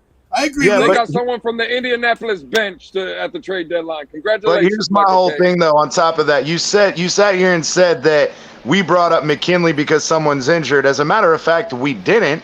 As a matter of fact, our starting safety and strong safety and Brandon Jones has been out 3 fucking weeks. McDaniel believes that McKinley is going to give him something better than Clayton Fedulum has given him in the last few games, as well as Eric Rowe. So actually, as a matter of fact, Pamela is correct because it's a move not based on injury, but based on talent. Yeah, and I just So want again, to don't talk about the Dolphins when you don't even know anything about the fucking Dolphins. Now I want to CT. touch. I want to CT. touch. Hang on, guys. I want to touch on what CT just said, and I have a feeling I could probably speak better on McKinley than anyone up here for the simple fact I'm on the. Look, I'm in the Pacific. I'm in the Pacific Northwest. I watched the Pac-12. I watched him his whole career in college. That guy, and I've been saying this, and you can ask Lewis, you can ask CT, you can ask several people up here. I said this. He deserves to be on a 53-man roster, so it has nothing to do with him being brought up in the practice squad. Bro, he should have been on the 53-man roster to begin with. You being over there. You know more than anybody. He's a ball hawk in college. He knows he's an intelligent player. Yeah, all right. How many NFL games does he have? And let me ask you something. Nobody comes in starting with NFL games under their belt. That's not how it works. What is that playing That's to? just a dumb argument. Everybody starts Listen, somewhere. real quick. Let's welcome the two new members that just Thank joined you, the Louis. panel, Anthony Louis. Manzano and Todd. So going on? Todd, Hey, go Louis. ahead, and then we'll get to Anthony. What's up, Todd? This man here calling him McDunce. Well, the last time I saw it, Tyreek Hill was under Andy Reid and didn't put up these type of numbers. Tua hasn't put up these type of numbers since being, Can't argue with that, Todd. And if I recall, he's NFL history, and if right? I recall, he's 1-0 against Buffalo already. So You're right. He's 1-0 against. Well, okay. All right. No, and last year he's the kryptonite. He's the kryptonite. But honestly, how is he He doing? doesn't even that know if- how to use timeouts. Dude, The guy doesn't even know how to use timeouts. Good enough to beat You you, know how but to at win, the same right? time, He learned. Come dude, on. look what You know what? Tyreek is doing. Tyreek had Mahomes and Andy Reid and didn't do You're this. going to be so shocked, Michael K., Yeah, whenever I'm gonna be shocked. McDaniel gets the championship on Okay, his here we go. first go-round as coach. With the 27th ranked defense? I don't think so. 27th ranked defense? Don't think so. You rely on those stats. If there anybody with a football brain Pamela, he knows changes the stats football to fit his stats narrative are because he crap. doesn't have a top defense Buffalo in Bills the to league, 17 but he points. has the top defense in the league. So his ability to read and understand and interpret stats is suspect. It is very suspect. Very. And like I said, that defense has at least 17 points. Somebody do a Google search and tell me which one doesn't have the Bills as the number one defense and tied for the lead with number one offense with Tampa Bay. So I never guys, said real they quick. didn't, but when I said we didn't You have guys, one defense, you said listen, we real didn't. quick. Hey, real Let's quick. not argue. Let's not yell. We don't have to raise our I voices. just made a statement. I didn't raise my voice. I never said you didn't. I said when we beat the number one defense. You beat came us. up with You beat excuses the saying we didn't play a good defense. Okay. No. Listen, guys, hang on a You have second. the Hang number on. one defense or you don't. Hang on. Although I believe I'm gonna say Robert is making again a great point, but Anthony has been waiting patiently for a chance to speak. So let's go ahead and hear from Anthony. No, I agree with what mostly everybody is saying, but to me, like the specifically the Verone McKinley thing, I can see where Michael is coming from. You're calling up a player to because you lost your one of your best safeties for the season and stuff like that, covering up because.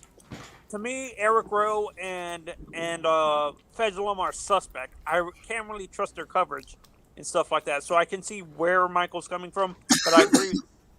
but I see where you guys are coming from too. Honestly, I want to see what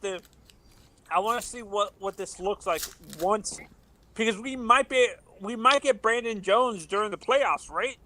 Well, he's out for the season, bro. You very well may, Anthony. But to that point, again, what I want to say and reiterate is this.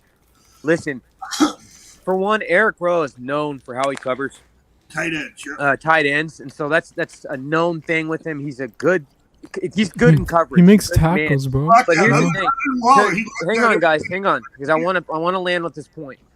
Nobody's going to sit here and tell me otherwise when it comes to Verone McKinley. We can't even equate him being pulled off the practice squad as anything more than he happened to be on the practice squad. That man could have easily made anybody's 53-man roster on any team in the league. I'm telling you, he's not the safety. Like, don't judge the type of player he is because he happened to fall into a practice squad.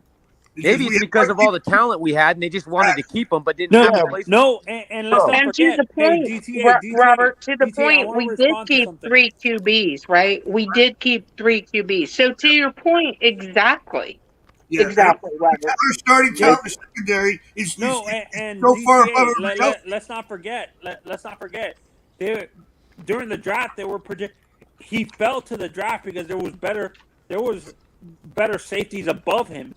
They were projecting him in the 3rd round. We got lucky that because of the draft falling the way it did, he fell to. He's undrafted. Yeah, a UDA, an undrafted free agent, UDFA. Yep. Another gem from Greer. That's right, Ron. Another gem. He said it best. Hey, a gem. Then we were lucky to have Holland on. A diamond in the rough. Holland is the reason he came here.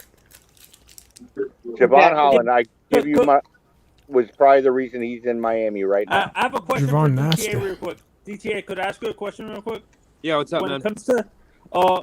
When it comes to the defense specifically, the lack of tackling and the lack of unfocused like these ridiculous undisciplined penalties, do you think it has to do maybe the veteran? I'm not saying the veterans are doing this, but do you think the players are starting to getting bored of the system and they feel that they can they're tuning out the coach, the DC, because that happens the longer the coach is 100%.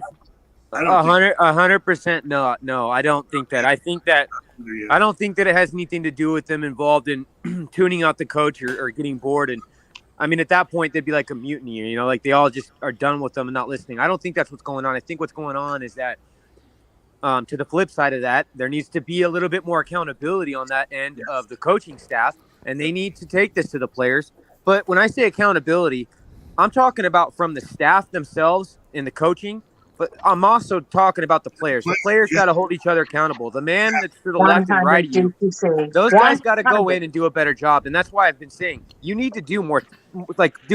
If you're going to focus on something in practice, focus on tackling drills. Yep. Make that a focal point of your practice because you need to better that craft. See, the problem is, you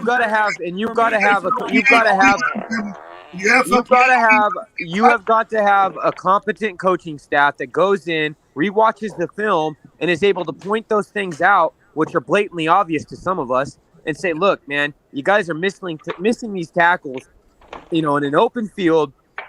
You've got to do it this way or do it better this way. Like, you've got to bring that things, because some of them, maybe they just, I don't know. Maybe they know they do, but they don't know it's as big of a problem as it is. I'm going to call out X a little bit. He's a veteran in that backfield with the linebackers and defensive backs. He should be teaching some of these. He's been hurt. To how to tackle correctly, and it seems like doesn't seem like the player to do that. X doesn't seem like a guy that's doing that. Do you guys see that with X?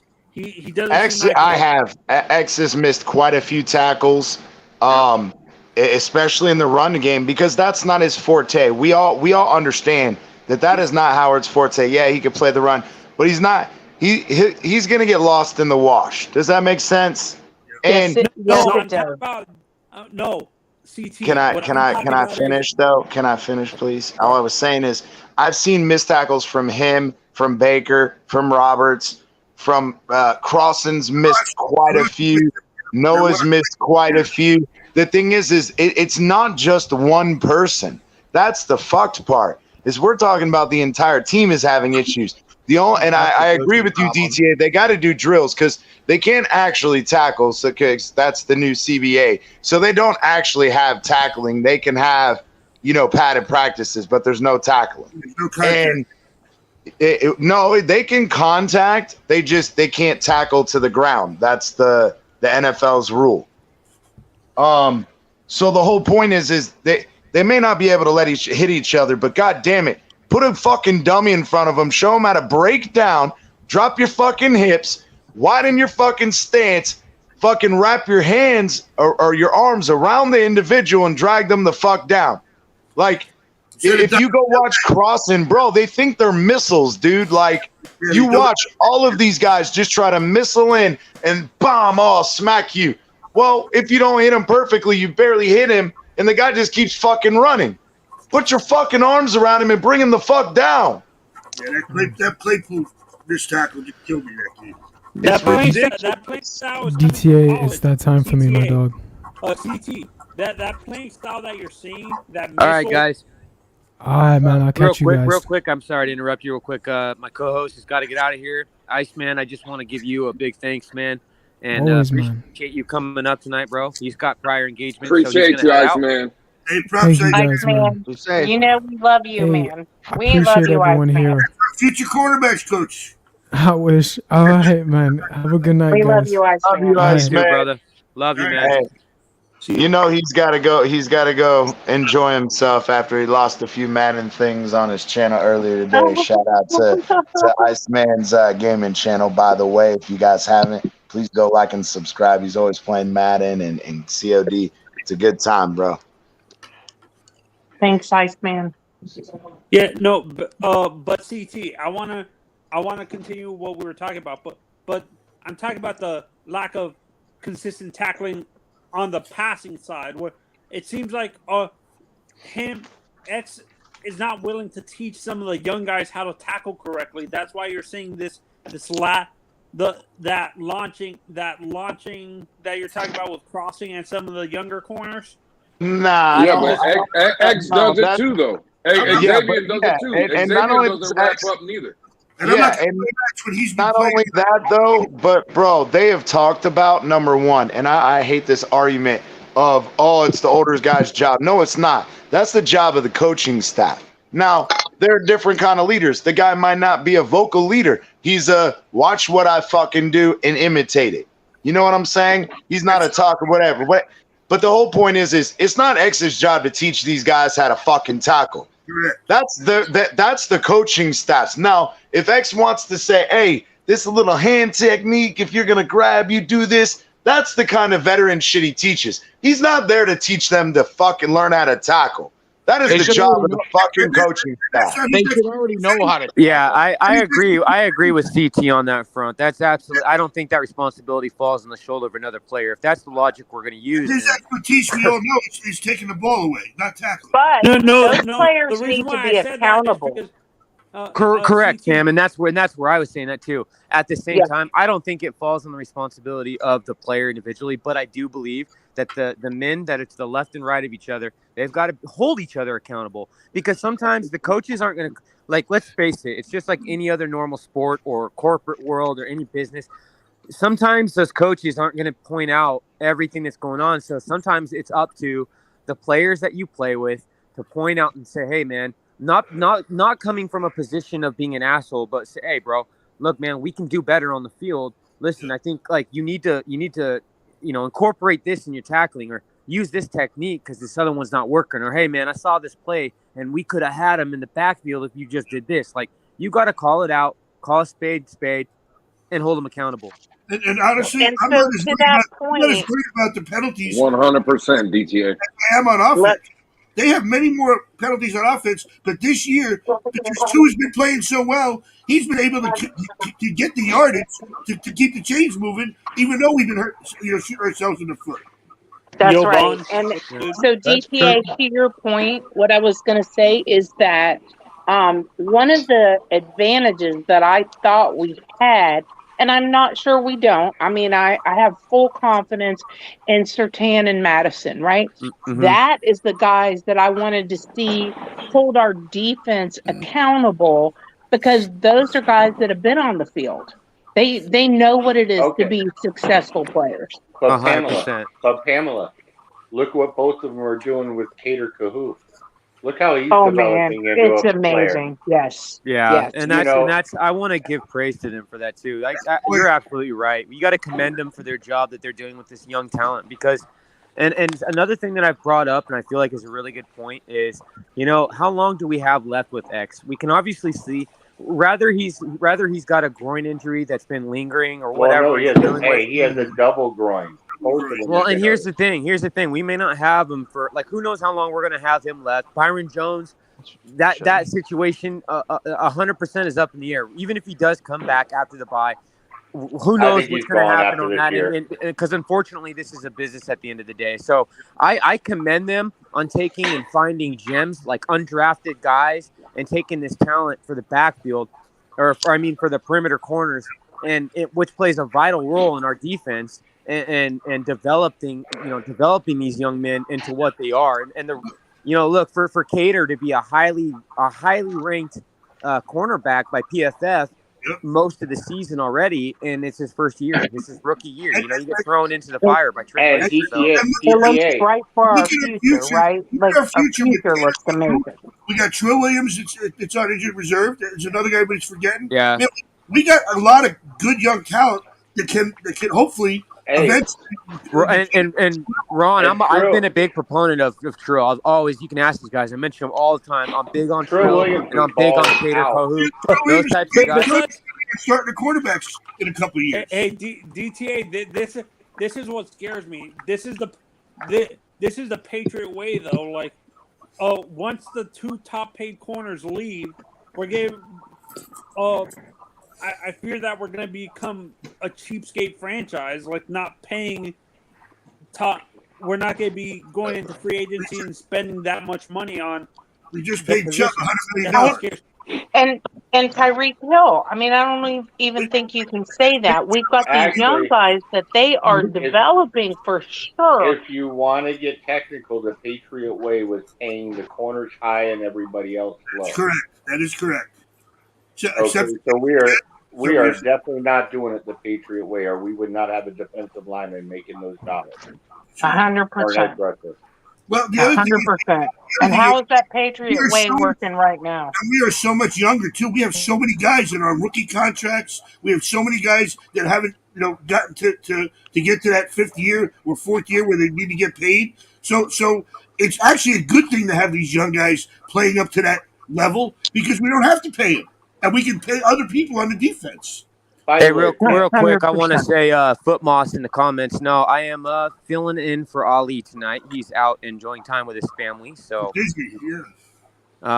huge shout out again to Ali, and hope he's enjoying himself, and hopefully I'm doing a good job for him. So you're doing an amazing job, DJ. Amazing job.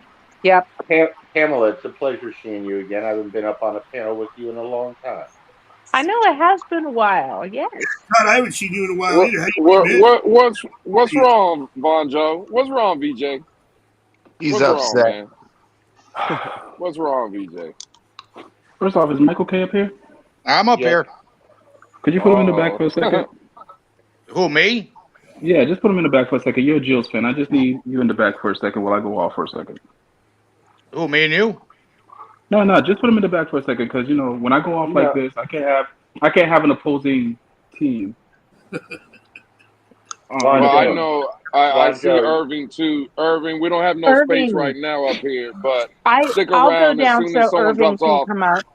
I'll go down. Michael, so Michael, go on mute and just cover your ears for a second. Yeah, Irving, we'll get you in as soon as there's space, buddy. I saw your comment too, and Von Joe. Actually, I don't have the controls right now. Put Michael K down. We need Irving up here, and if you're not going to put Michael K down, I'll go down so Irving can come up. Well, the problem is, Pam, I don't have controls at the moment anyway, so. Yeah, we want to be able to bring them up. So here's the thing. This McKinley bringing up, I think we brought him up already once, right? Early in the season. Yeah. And I believe you can only bring him up so many times before you have to sign him. Yeah, the third time you've got to activate him. They had to sign him. So again, and Irving, hold on. So that's what I'm saying. I don't really. It's him being signed. I don't see anything about it. It's like, okay. 2, how big is he? Because he's not the biggest of guys, right? Who, Jerome McKinley? Yeah. No, McKinley is not. Yeah, he's not. He's not the fastest. He's not the fastest, right? He's not as good as Brandon Jones is.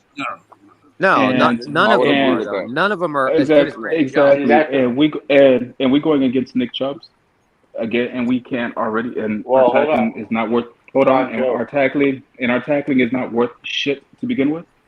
It's some part. Landon Roberts, VJ. Landon Roberts, VJ. Lewis, dude, don't say that. You owe me 5 minutes. Yeah, don't trigger him. Hey, just like the other one. Don't say the other one's name because if you say the other one's name, you're going to trigger me. So you ain't allowed to talk about anybody. Hold on. Todd, what's up?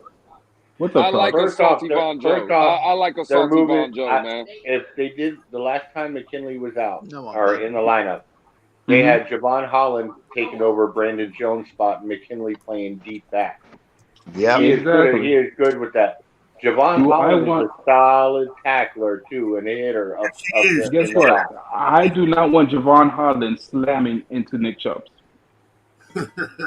I do, because if you teach him correctly how to put his shoulder into the fucking side of his thigh and wrap his arms around his legs, the fuck I'm not. As long as he ain't trying to fucking, hit stick him, I'm good with it. Take him out by the legs, run by run, and tire that fucker out. Have you watched how Javon Holland's play? Yes. He is pure hit stick. Ain't no damn around the leg. He is pure hit stick. That motherfucker's you have to coach it. You can be like, listen, I love it when you nail the fuck out of receivers, all right? But this ain't no damn receiver. Just tackle him and get the play over with. Don't get yourself hurt. That is a torn labrum waiting to happen. Okay. And McKinley is McKinley. Von Joe, I gotta go ahead, Todd. Go ahead, finish. I was gonna say, DTA, you've seen McKinley play. For his size, he is a good tackler and he's technical with it. And that's 100%. But again, this is what I was saying. When I know Von Joe's got his opinion on it, but I'm telling you guys, bro, we can sit here and squander his size and his speed, all that bullshit. Listen, he makes up for his play and the lack that he had, or what he lacks in size, he makes up for in his play. I'm telling you, I watched the guy play. Him and Javon Holland were one of the best duos at Oregon. Now I understand that doesn't always translate in the pros, but I'm telling you, this kid. If you go look at articles, he's versatile. Many professional sports analysts said the same thing. He should have been on someone's 53-man roster. Period. He played in the Pac-12, right? Hey, you know the thing about it also. Yeah, the Pac-12, and don't even. Hey, Vonjo, I know what you're gonna say about the Pac-12. Don't even. Nah, bro. Nah, bro. We ain't fucking doing that, bro. We ain't doing that shit. Hey, the Pac-12 with Washington, who was just in the fucking playoffs against Alabama in 2016. UCLA's top ranked. You got Oregon, who's ranked 6th in the nation right now. Don't give me that Pac-12 garbage bullshit. DTA. And right now, Washington's beating Oregon, who's ranked 6th right this minute. And hold on, when did he play in the Pac-12? When did he? Hold on, bullshit. When did he play in the Pac-12? They were doing that when he played. Doing what? When McKinney played in the Pac-12. That's what they were doing. Oregon was pretty good when he was playing. Oregon's been good. What do you mean, bro? Bro, again, if it's not the SEC, I don't want to hear it. So by that logic, the SEC is the only collegiate conference that's tough. Hey, you remember do all of you remember the I'm not saying it's tough. I'm saying the SEC, them boys come NFL ready. Yeah, that's why you also equally have just as many SEC players hit the NFL and they end up being bust, right? Hey, do you all remember the league? Hold on, Todd. Hold on, real quick. Hold on, Todd, real quick. I want to welcome in Irving. That Miss Pam actually left for Irving. So we'll throw it to Irving first. About Irving? No. He's my boy. He knows I'm playing around with him. Yeah, Irving's the dude, and shout out to the homie Crypto just got in the building as well. So what's up? We'll throw it to Irving and then Crypto. What's going on, Irv? What's going on, y'all? What's going on, Lou, CT, DTA, Todd? What's going on? Hello. How's it going? Hey, I don't know who's that, but hey. Go ahead and cook. Go ahead and cook. I'm gonna let Crypto go first. I'll go and I'll say my. Real quick though. Welcome, Raphael. I want to welcome you too as well. And Vonjo, all joking aside, I see your point, bro. Trust me, I already know. But that's all joking aside. But anyways, go ahead, Crypto. Whoever's gonna cook. How y'all boys doing? Listen, before I get started on the Dolphins, I want to vent some frustration on this 2.5 hours that I lost of my life watching freaking Christoph Porzingis have an out-of-body fucking experience on the freaking NBA game that's never going to fucking happen again. So let me vent my frustration on these trash freaking Wizards winning a game they had no damn business winning. So now let's set that aside. They ain't going to do shit for the rest of the season. Damn. But they just beat the best team in the Western Conference, and I'm frustrated right now. And that happened to be my beloved Jazz. That's why I'm mad. But my Dolphins gonna make up for it tomorrow. Crypto, I have one question. There you go. Did you find your package? All that sound like some bullshit. Robert, I did. I got it. I tracked it down. Nothing to bubble bath can't solve. Don't bubble bath. No. Listen, Ron. I might have to take a lone bubble bath watching that freaking game. Hey, Crypto. Yeah, Crypto, you're gonna have to wash that sin right off you. Oh yeah, buddy. Hey, you gotta put the lavender in there with the bubble bath too, the extra lavender to calm yourself, because I needed some too in my bubble bath after my Gamecocks got their ass kicked when our starting running back didn't play. I'll never get back those 2.5 hours, man. Right. I told everybody, bro. If Lloyd doesn't play, who's our starting running back, we weren't doing shit. Listen,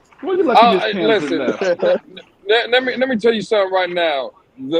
This is my brother right here. Crypto is my brother, and CT is the homie. But y'all should be a goddamn shame of y'all stuff. Two grown men still taking bubble bath. That's a goddamn shame. We don't take bubble baths out here, man. What y'all doing, man? It's I got got my hot essential tub. oil It's in it. close It's not. enough. There's The no hot tub is close bubbles in enough. that bad, Lewis. Stop it. It's essential oil. It's essential Okay, oil. pause.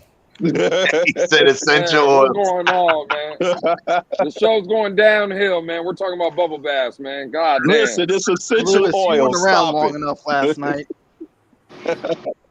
Hey, listen, you, Robert and Crypto, you guys, I had a long day at work today, and you guys got me through it, man. That show last night was pure gold, man. Salute to you guys, man. Oh no, it's all good between us. We hashed it. I know it is. We're all good. We was able to talk till about 6 or 7 this morning. That's what the great thing about this community is, man. Yeah, that's the beautiful thing right there. That's what's good about this. It's like, great, man. Listen, we're gonna come out. We're gonna talk our shit. We're gonna fight. actually stayed backstage till like 6 or 7 in the morning this morning. That's what I'm saying, man. Listen, at the end of the day, man, we're gonna come out here.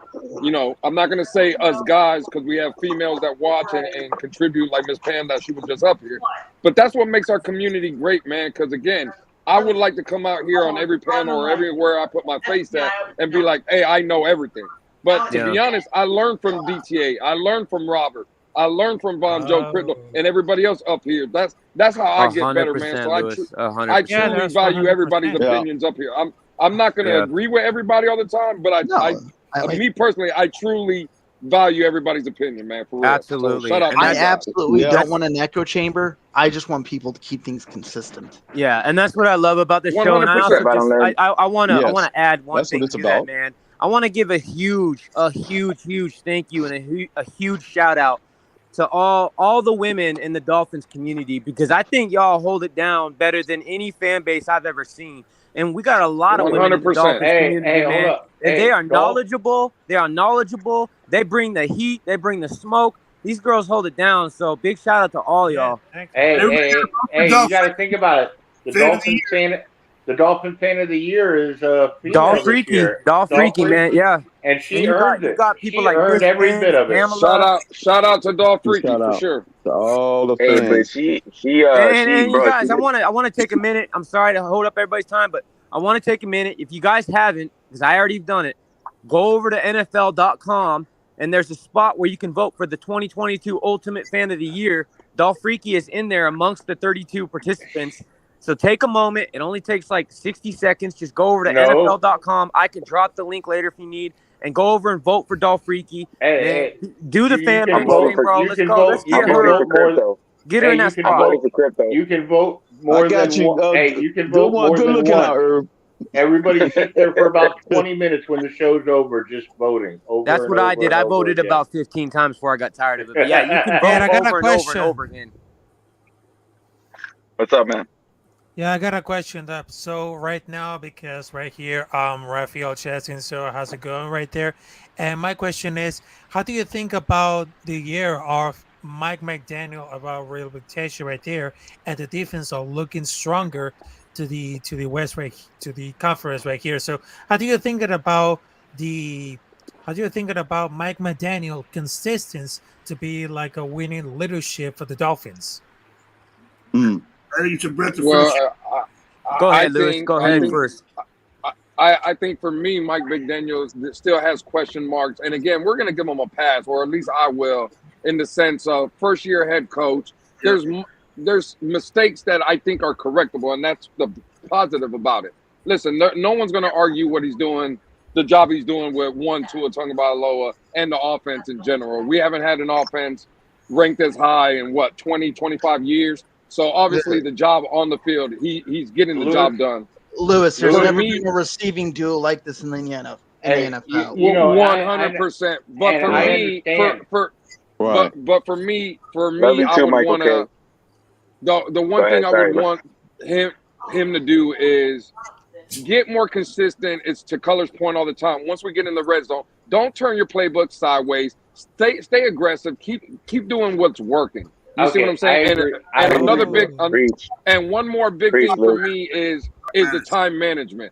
Listen, time management. We're not going to really feel it in the regular season, but some mistakes like before halftime or even at the end of the game, those in the playoffs, those are winning the game type situations. And I don't want those to come back to bite us in the ass later on in the season. Lewis, But I agree with as that. of right now, 100%. listen, as of right now, Coach McDaniel has done I would say a really good job so far. Yeah, in my I opinion. think he stepped up, and I think he still has to do things to establish himself. And at the end of the day, he is a rookie head coach, but I am impressed what he's done with so far. But I do think that there's still plenty to be done in that aspect. Oh, 100%. And I believe, Coach McDaniel is bringing. Again, I think he's bringing a new culture and a new playing style, new scheme to this team that we haven't had in a long time. And to be able to have a powerful offense feels good for once. And don't get me wrong, I love having a strong defense too. But I think in due time, those things kind of work itself out, hopefully.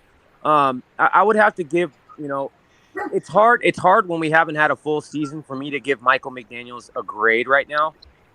Right. But I'd have to give him like a solid, I don't know, a B plus right now. Again, I think he's doing a great job, but there is still things I think he could do better. But it's hard to do when it's not. We're midway through his first season. All right. Here's 100%. Here's the thing I look at.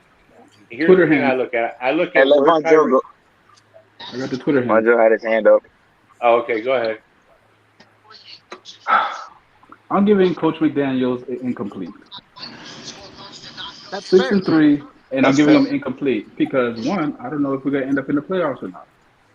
Anything can happen. Two, for some reason, this guy likes going Tropic Thunder and going full retard. You never go full retard, ladies and gentlemen. All right. You could go retard and get crazy with it, but you never go full retard. And for some reason, he likes going full retard. Tropic Thunder. Yep, Tropic Thunder. I gotta keep putting that disclosure out there to not offend anybody. Two. Oh my god. We live in a very sensitive society. Great. Three. He beat Buffalo. Yay. You lose to the Jets. Okay. You don't lose to the Jets. You fix our offense. Our defense is basura. Nope. Our defense. Wait a minute. Say that word again. Say that word again, Vonjo. Boy, I like your style, Vonjo. I like your style. So again, he got that Spanish language right here. I like that. When you're done, Vonjo, I just want to add something to that, but I'll wait. I'm gonna wait till you're done. All right, so that's why I can't really give him a grade because, dude, you're incomplete right now.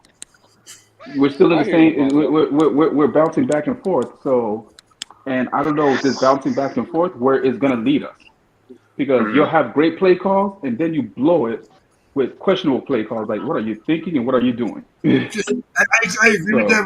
You can give at that point I land. Just one thing. Hang on, because I wanted to add something before I lose my thought on what Vonjo is saying. That's why I was saying I wanted to wait till he's done cooking, but I want to add to this. I don't know if it holds any truth. Again, this isn't something I heard directly from somebody's mouth to my ears. I heard it from somebody who heard it from a reliable source themselves, okay? Mm-hmm. What I was told was, or to my understanding, when Michael McDaniel took the position, before he even agreed, like when he's on the plane and everything, and they were talking about bringing him over, one of the things he was told is he didn't have control over the defensive coordinator.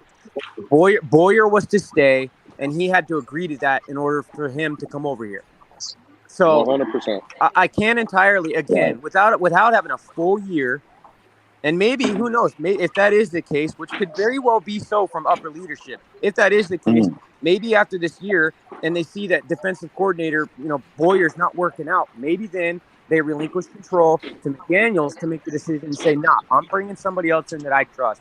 But I think with that and the fact that it hasn't been a full season, I would have to agree with what Vonjo is saying. It's not a fair assessment, and it's hard for me to really give him a grade. All right, hey. I gotta agree with you because when Mike McDaniel first got hired, it was reported that he didn't have full control over personnel decisions, etc. So I think you're right about that. Go ahead. I think the other part of that is Tua. The other part of that deal was Tua. Is he had to keep Tua. So again, That everybody keeps wanting to I've talk been about. trying to say this for like 10 fucking Hold on, minutes. Ron. Hold on, Ron. Go ahead, CT. I was saying, No worries, man. Tua was part of that too, and so I get that you got to give him the incomplete on that aspect, because I agree with DTA, and we've been talking about it for a while. Is, bro, if that's the case, and they realize as long as McDaniel does his job on the offensive side of the ball, and if Boyer fucking falls face down, then yeah, they're either gonna bring in Vic Fangio next year, or they're gonna let fucking McDaniel pick who he wants. Oh my god, I think McDaniel wants Fangio. Go ahead, Ty. Go ahead. Everybody keeps talking about how the defense is falling down. Well, I thought Fangio was with the Eagles. Defense He won. ain't with the Come Eagles. on, man. No, he's with the 40. He's a consultant to the 49ers. Okay, guys, hold on. Let's let Ron cook for a second because he's been Everybody waiting. keeps talking about how the defense is taking steps back, and yeah, the last 2 games they didn't play well, but they won the New England game. They won the New England game. They won the Buffalo game. They won the Steelers game. They came up big against the Ravens in the second half in the fourth quarter. Detroit didn't score in the second half. So, yeah, they're not playing lights out, but when they need to play, I agree. they are playing well. And at home, they've only given up 15 points a game at home. Okay? Yeah, but the problem is Ron, I love you, and we had this argument the other day on Batman's though. Bro, I get it. At home we're great, but unless we're fucking in the playoffs and we get the first seed, we're gonna have to play away. And away, they suck. Well, hold on, CT. Hold on, real quick, CT. And I just want to get it. I want to ask. I guess it's for CT's comment, but everybody can answer this. We give Coach McDaniel a pass, right? When Tua misses those 2.5 games, and we always come out and say, well, the reason we didn't win is because Tua wasn't on the field, and that's a major injury. Your starting quarterback goes down, injuries happen, so we give Mike McDaniel a pass for that, right? Well, I can say that Byron Jones, but I can say that Byron Jones has. Hold on. But hold on, Tom. Hold on, real quick. What I'm saying is Byron Jones hasn't played. Nick Needham is out. Brandon Jones is out. Should we give Josh Boyer kind of a pass dealing with all the injuries? I think that's fair. that he had on the defense. Hey, Lewis. I would say that's fair. I would say that's fair, man. I didn't even think about that honestly, Lewis, but I think that's fair. Lewis. Yeah. I will say it's you a have little to give deeper Boyer the than. same pass as you give I him will on McDaniel. I will say it's a little deeper than just Tua missing those 2.5 games. Not one quarterback that planned to play that week finished the game. That's right, because the first play of the Jet game, Bridgewater had 100%. Snaps. Right. Both games. And then Skyler finished the Vikings game. One game went from Tua to Teddy, right, against the Bengals. And then it went from Teddy to Skylar Thompson. And then the other game against the Vikings, it was Skylar to Teddy. So, yeah, it's fair. Neither quarterback finished a whole game. Yeah, and I hope that helps answer your question, Raphael. Yeah, because you're not going to script 30 plays for 2 quarterbacks. You get what I'm saying? Yeah. Right. Yeah. You expect that if your quarterback does get injured, it's not the first fucking play of the game. Hey guys, just for a minute here. We got people loading up in the back. So is there anyone that would volunteer just to hop back? Because I want to kind of get people in rotation. If anyone, I can hop back for a little bit. Listen, I'm gonna fall off. I'll fall off because I gotta go spend some QT with the wife anyway. I'd just like to say thank you guys for having me up for a second time. And see you, Von Joe. Always a pleasure, big dog. Hey, I'm gonna say my final thoughts and I'll get off. Hey, no worries, man. Hey, we're good now. But we appreciate you, Von Joe, as always, man. It's nice to have you. Yeah, I appreciate you, Von Joe. Go ahead, Todd, because I want to say something after you, man. I just want to say we have a receiver in Tyreek who's never done this with the best quarterback and one of the best play callers with Andy Reid and Mahomes. We have Waddle, who went from under 10 yards a catch to averaging almost 18 yards a catch. That's Alabama. We have an offensive line. We have an offensive line that's finally coming into their own. They even brought in Shell right off the street, who's balling out. Okay. We're doing a lot of good on this. What else? And yes, I could say the injuries on the defense is hurting. I think Brandon Jones is hurting. I think you do give Boyer somewhat of a pass. But at the same time, There are certain things that's been happening to us year after year that you have to be able to correct. And when you don't have the right personnel, you have to be able to adjust with the secondary. We haven't had Byron since before the season started. And I can't blame Kate or Kahoo on that side. What's been killing us is the running quarterback. We haven't been able to fix that in years. Right. Something needs to get fixed. 30 years they've killed us, yeah. And I was other than that, no, I'm happy with McDaniel and this team right now. And I would say, and again, to piggyback off of that, I'm not going to give Boyer, all the negativity because he's trying. Listen, these people got hurt. We didn't have Byron Jones to start the season, but then we lose Nick Needham. Oh, then we lose. Yeah, it was different people at different times. Then we lose Trill Williams. Then we lose Brandon Jones. So these are happening every week. We're losing somebody, and he's trying to piece it together. And you got to give him time to see and evaluate what he's seeing out there with these new guys that haven't been playing, and get them comfortable in the system. And it's not something that's going to happen overnight, guys. Hey, wait, Ron. Listen, I agree with that aspect, but you also have to take into account the fact that beyond the injury part, there's scheming issues and adjustment issues that absolutely fall at fucking Boyer's feet. We all understand. Yeah, wait. Let me finish.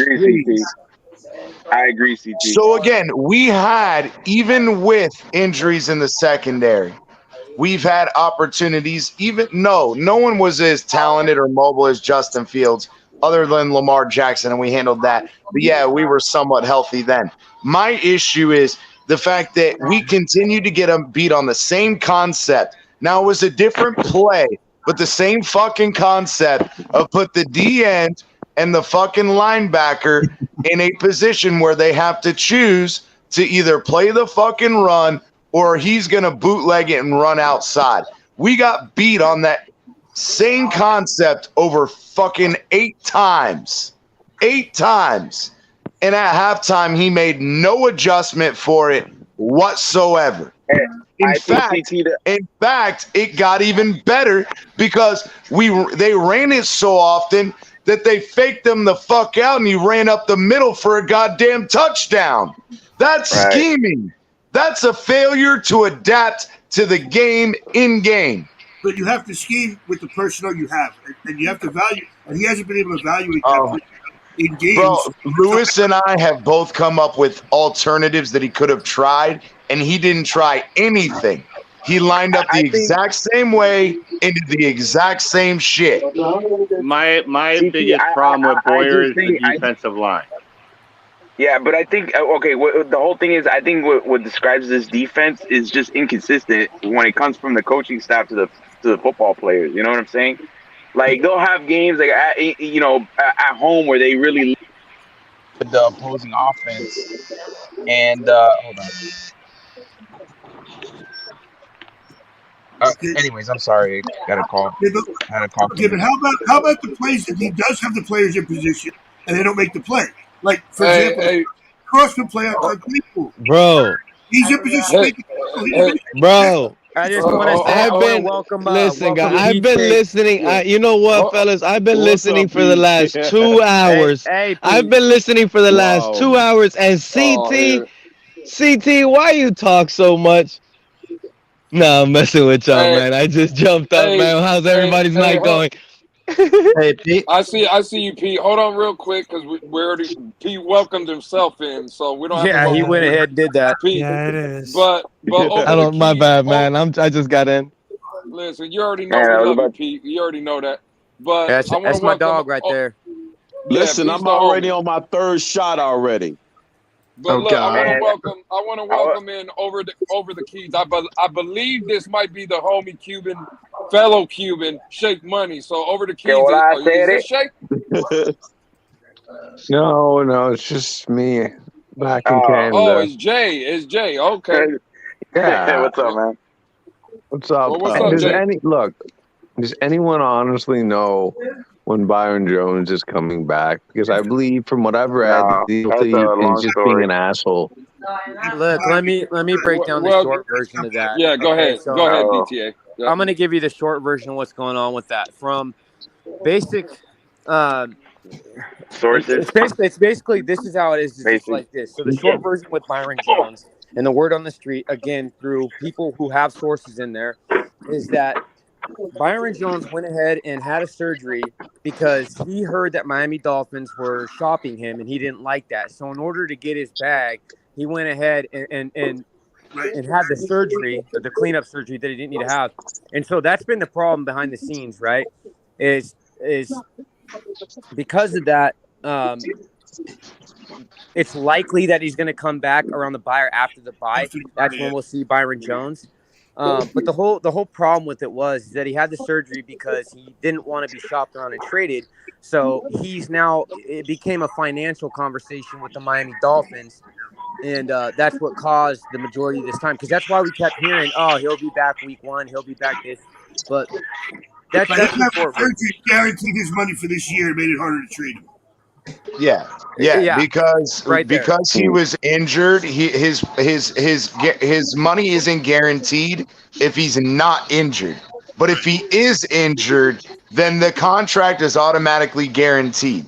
Right. And so he knew what he was fucking doing. And I get it. That's the business side. I don't blame him to that extent. But what I do blame him for is if you're healthy enough to go hang out and do all that shit, bro, you're healthy enough to play and try to help this team win. And I'm not saying that players are going to alienate him, but yeah, they are going to look at him and go, bro, that's kind of fucked, bro. Well, and that's the thing, CT, is he did it because it guaranteed his bag. Like I said, he did it to get the bag. That's exactly what I said. He did it to get his bag, and he did it because he heard they were shopping him.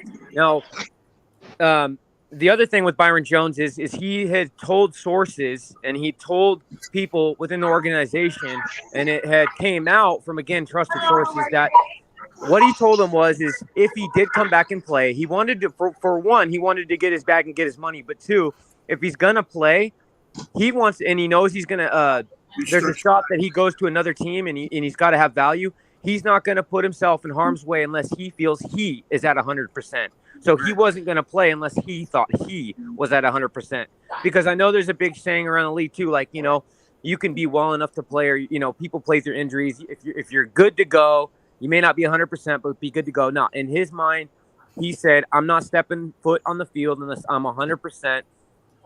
I don't want to risk injuring myself in case I get traded or let go and have to look at a contract with another team. And I heard he's also restructuring. I heard he's looking for another contract too. Hey, good luck with that. He's not going to get another payday like Miami gave him. I agree. Yeah, I don't see Byron Jones. And just to piggyback a little bit on what DTA was saying, kind of things that I've heard and some rumors is that after the bye week, we should expect to see Byron Jones. I think there's a mutual understanding from, conversations that I've had and things that I've heard. I think the organization and Byron have sat down. I think a lot of it was Byron kind of caught wind that he was going to get traded or he was in a trade package, and it didn't kind of sit with him the right way. Yeah, it is. But I think I think there's a mutual understanding now that, this team really needs him to come back.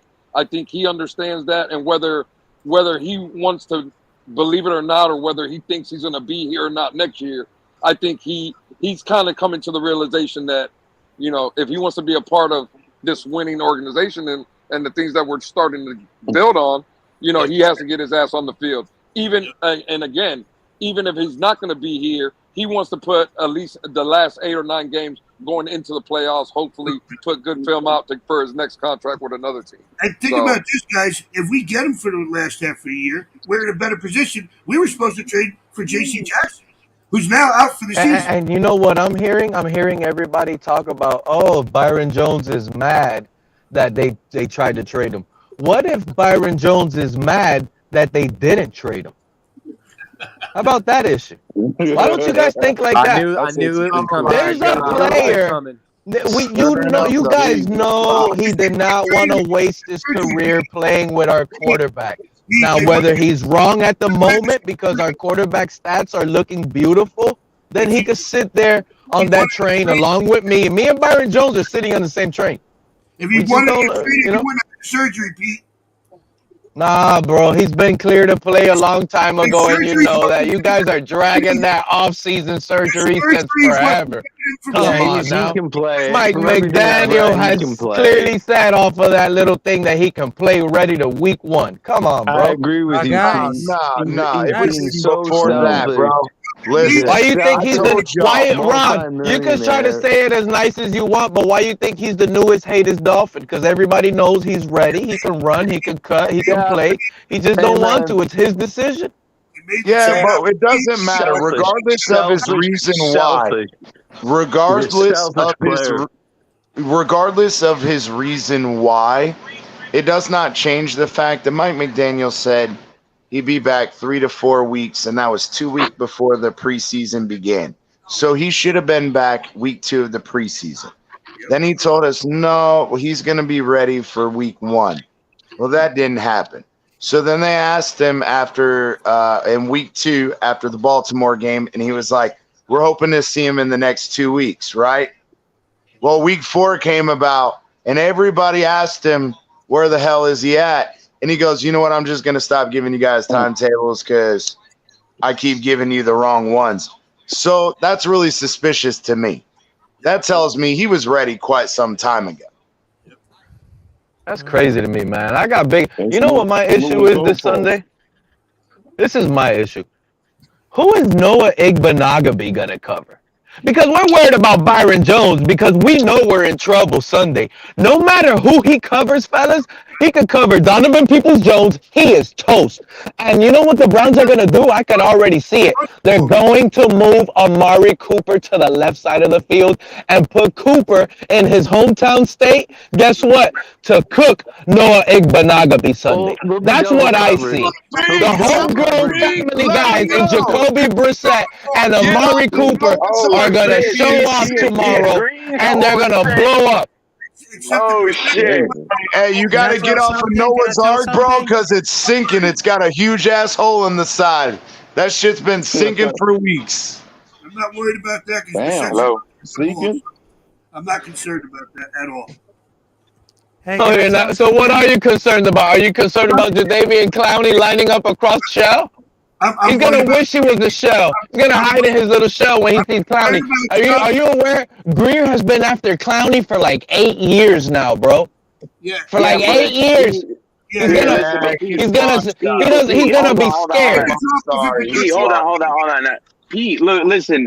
Jadeveon Clowney's more of a run stopping threat. You see what I'm saying? He's good at setting the edge against the run. He's not much of a passing. He's not much of a factor in the pass rushing game. Right. He's not going to make much of an impact putting. Yeah, he's not going to make much of an impact putting pressure on the quarterback. Pass rusher, and I'm a Gamecock. Listen, wait. Okay. Especially against Brandon Snell, hasn't been under any pressure, South Carolina, bro. Very well. I love Clowney. I'm a fucking Gamecock, bro. But I'm sorry. After everybody thinks after the whole Michigan hit that he was going to be some fucking, mind-blowing fucking defensive end. He's not. He's great in the fucking run. He's great in the run. It's overrated. CT, he's not going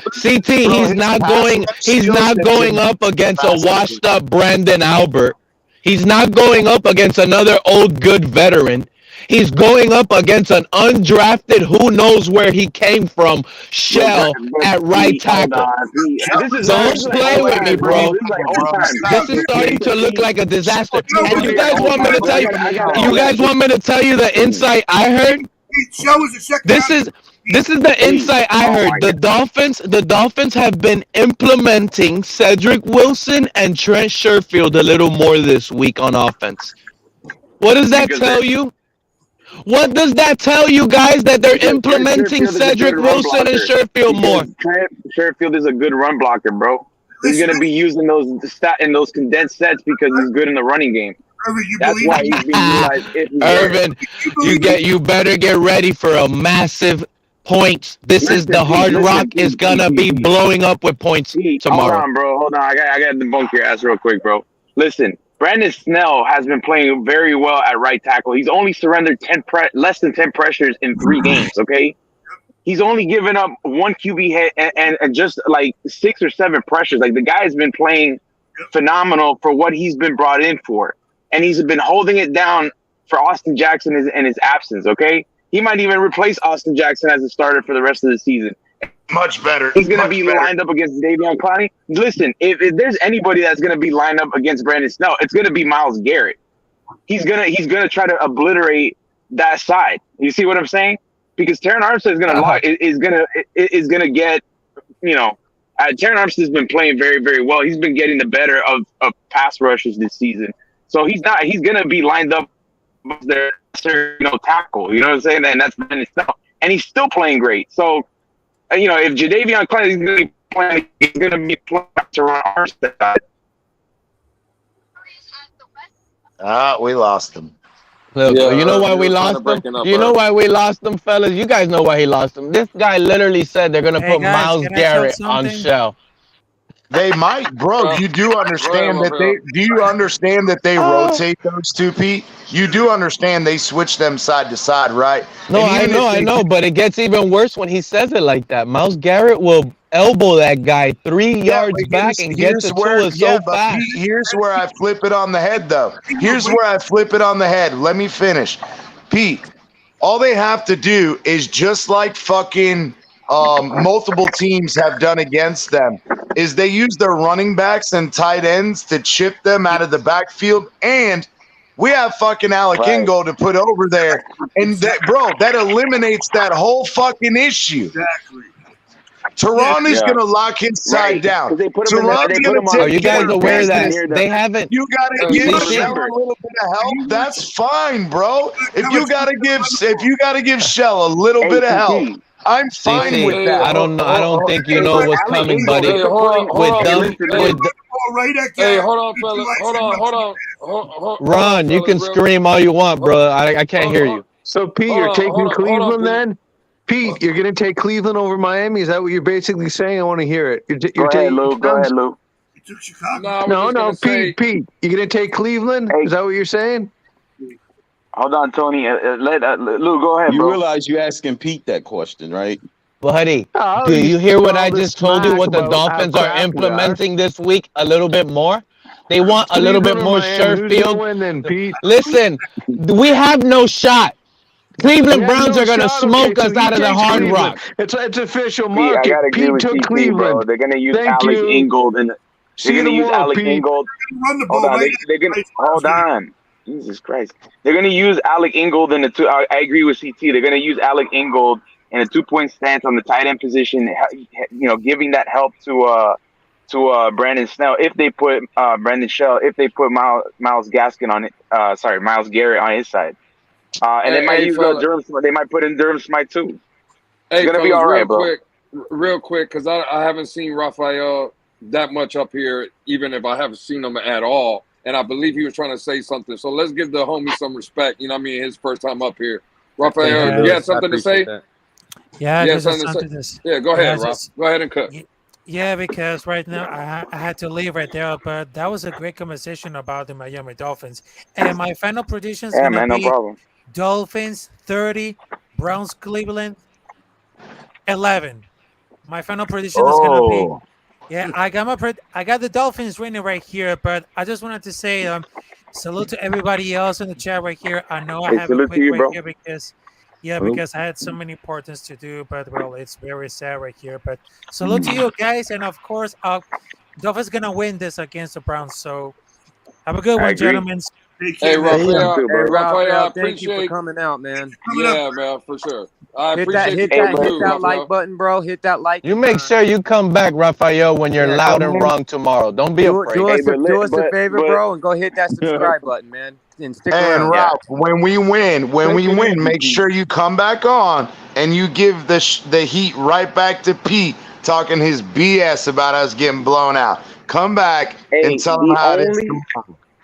The only thing I'm worried about is that they try to do some stunts up the middle, and they put that when if they try to throw Jadeveon Clowney or they rush Myles Garrett up the middle. That's the only thing because our offensive line struggles with the stunts. Well, that's my only concern. But I think that, especially of the A gap, bro. I was gonna say Good though, luck. that's where I'm not hugely concerned about that because you cannot forget. I'm Oh, sorry, you got Brandon. Yeah, bro. Jones. Robert Hunt You know what? does Robert not Hunt. fucking suck at stunts. You know who sucked at stunts? Oh wait, Liam Eichenberg. Everybody wants to sit here and say, "Oh, our whole offensive line." No, I pointed it out. It is Liam Yes, sir. Eichenberg and Liam Eichenberg alone. He picked Cleveland to win. Bro, I'm sorry, but I'm not worried about them stunting on Robert Hunt's side. With Robert Jones in there right now, we'll see. I think he's to be determined, but he can't be any fucking worse than Eichenberg was. I'm sorry. And you got Connor and Teron. He got pancake a couple times against Chicago, but I think it'll be all right. Yeah, but I told you that. I think a lot of that was him. Yeah, he'll when be we all right. watched the film. Yeah. No, when we watched the film, it was pass. They were pass plays where he didn't set his anchor. He tried to move one way, and the guy tried to give him a sidestep and a swim, and he backed up, but he stayed in front of him, but he didn't set his anchor, so he just got bowled the fuck over. And I think that's something that with all these quote-unquote former and current offensive line coaches, I'm pretty sure that they can go, hey, great moving your feet, but once you move your feet and you're back in front of them, set your hips. And I think that's something that's very easily correctable with Robert Jones. You guys know how efficient Jacoby Brissett is about to be on Sunday. Yeah, but I also know how you picked him to beat out. Real quick. Remember, two and ears. I need these two and ears. What the hell are you? You know what, Irvin? Don't carry that Robert Hunt last week talk. Come on, bro. We're talking about Sunday right here. AP, I want to say something real quick to CT's point. And like, as long as they can pass off blocks Robert and they can Hunt know talk. their stunts are. Go ahead, Irvin. What was that, bro? As long as they can pass off, as long as they can pass off blocks and they do a good job with the combo blocks and they recognize where the stunts are coming from and they don't trip up or anything like that, I think they'll be fine, bro. Against if they try. They're not gonna be fine because what you guys don't realize is the Browns haven't been able to blitz the last couple weeks because they were missing Denzel Ward. They're gonna blitz more now. Tua has no shot. Watch. I gotta watch. Anybody in the league. 2.5 seconds. They're not going to get to him. He's been sacked twice in the last. Bro, the Browns are going to blitz a little bit more Sunday. And they're going to run the Who ball. else is in their secondary? He's rushing. Guarantee it. Run the Who ball else right. is in their secondary besides Denzel Ward? That's it. And I'm not even that concerned about Denzel Ward. Yeah, first game back from injury too. That's a good point, Ron. I mean, they're gonna implement a lot of out routes. It plays where they're gonna get the ball quick out of Tua's hand. That's a good point. I agree with that 100%. All year, he's been getting the ball out 2.5 seconds, fastest in the league. Yeah, but we could talk about our offense all day. You know what I want to hear from you guys? What I want to hear is, how are we going to stop them? That's the issue here. I don't know what they look like. They are about to listen to me. The Browns look like they're going to be able to move the ball on every drive and score like Buffalo did on every possession on us. Buffalo. No, but Buffalo didn't score on every possession. Pete. That was going to be my point. Buffalo had the ball for 40 I said they look like they could, just like Buffalo could have easily.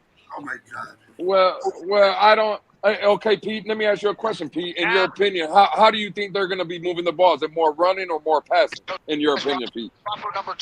I think when they do, look, Lewis, when they do run the ball, I think it's only going to be effective with Kareem Hunt. And he's going to be the animal that beats us apart because they're going to run it with him effectively.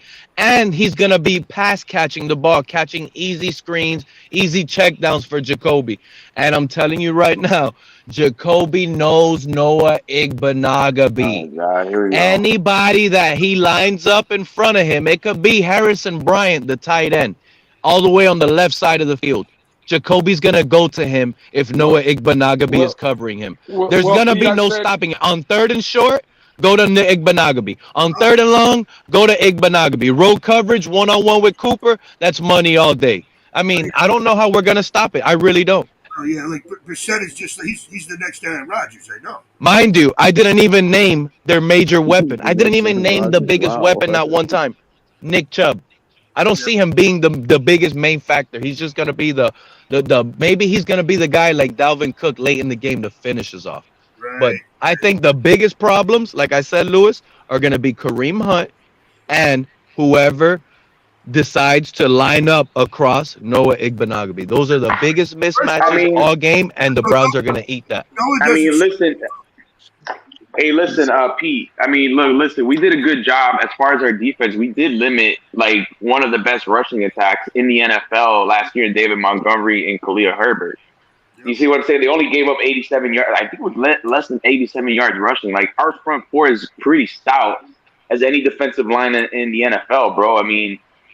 And when it comes to Zach Zeiler, Christian Wilkins, they have one of the best run grades according to PFF in the NFL. They have, I think Christian Wilkins leads the NFL in run stops, right, and tackles among defensive tackles.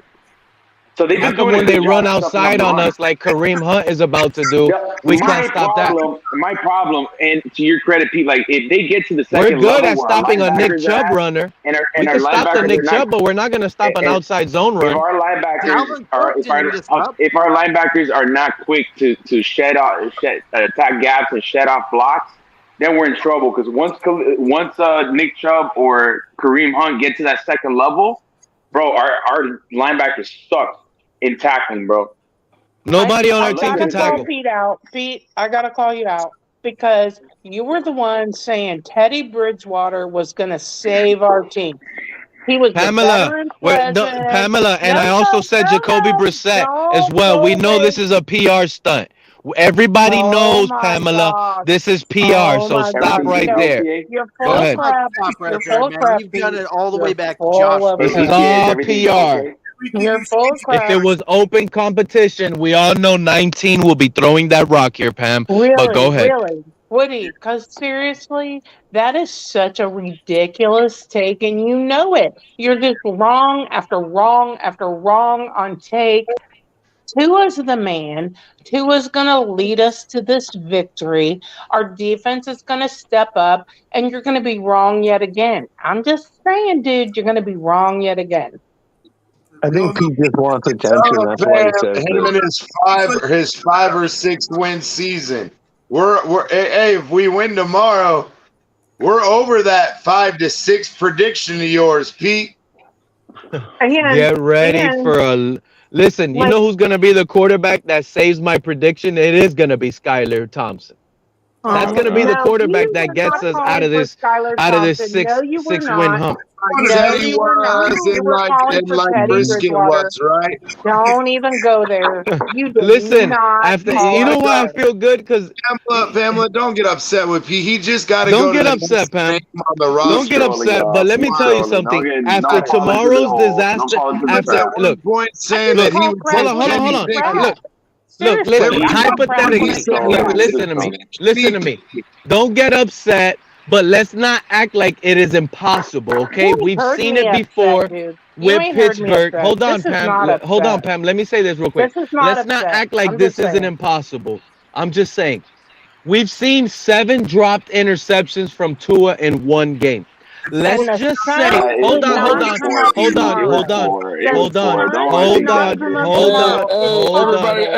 Wait. Let me just finish.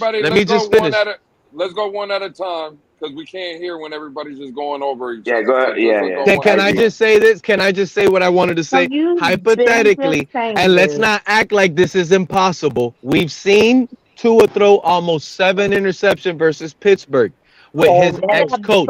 Now he's going against.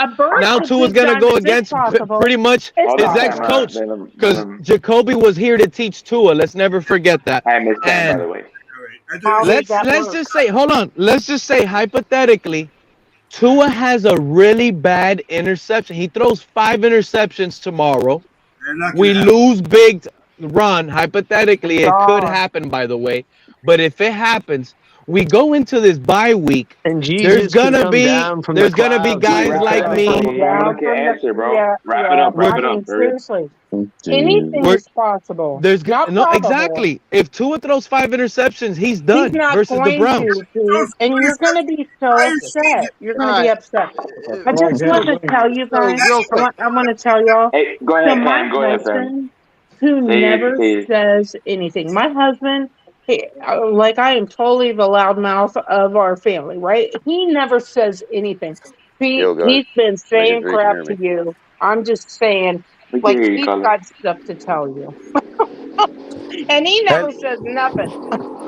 Hey, listen, I wanna address something real quick too. I'm gonna call Michael K out. Listen, bro, I've seen you get inappropriate with Carla, and I've seen you get inappropriate with Pam. You're saying a bunch of whole sideways shit out of your neck, bro. We don't let that shit fly here. So I'm telling you, you can laugh all you want, think it's funny, bro. We don't. When it comes to that, bro, donating a few dollars doesn't justify it. So And I appreciate you saying 100%. Lewis, I sent you a few screenshots, Lewis. I sent I you got some it, Miss Pam. screenshots. I got it, Miss Yep. Pam. I got it, Miss He's Pam. You're good. talking about Tua getting injured, and like, you know what? That is bullcrap. Don't call that evil down on our quarterback. Don't even do it. And I told him, if you keep it up, you're gonna be out. So, even.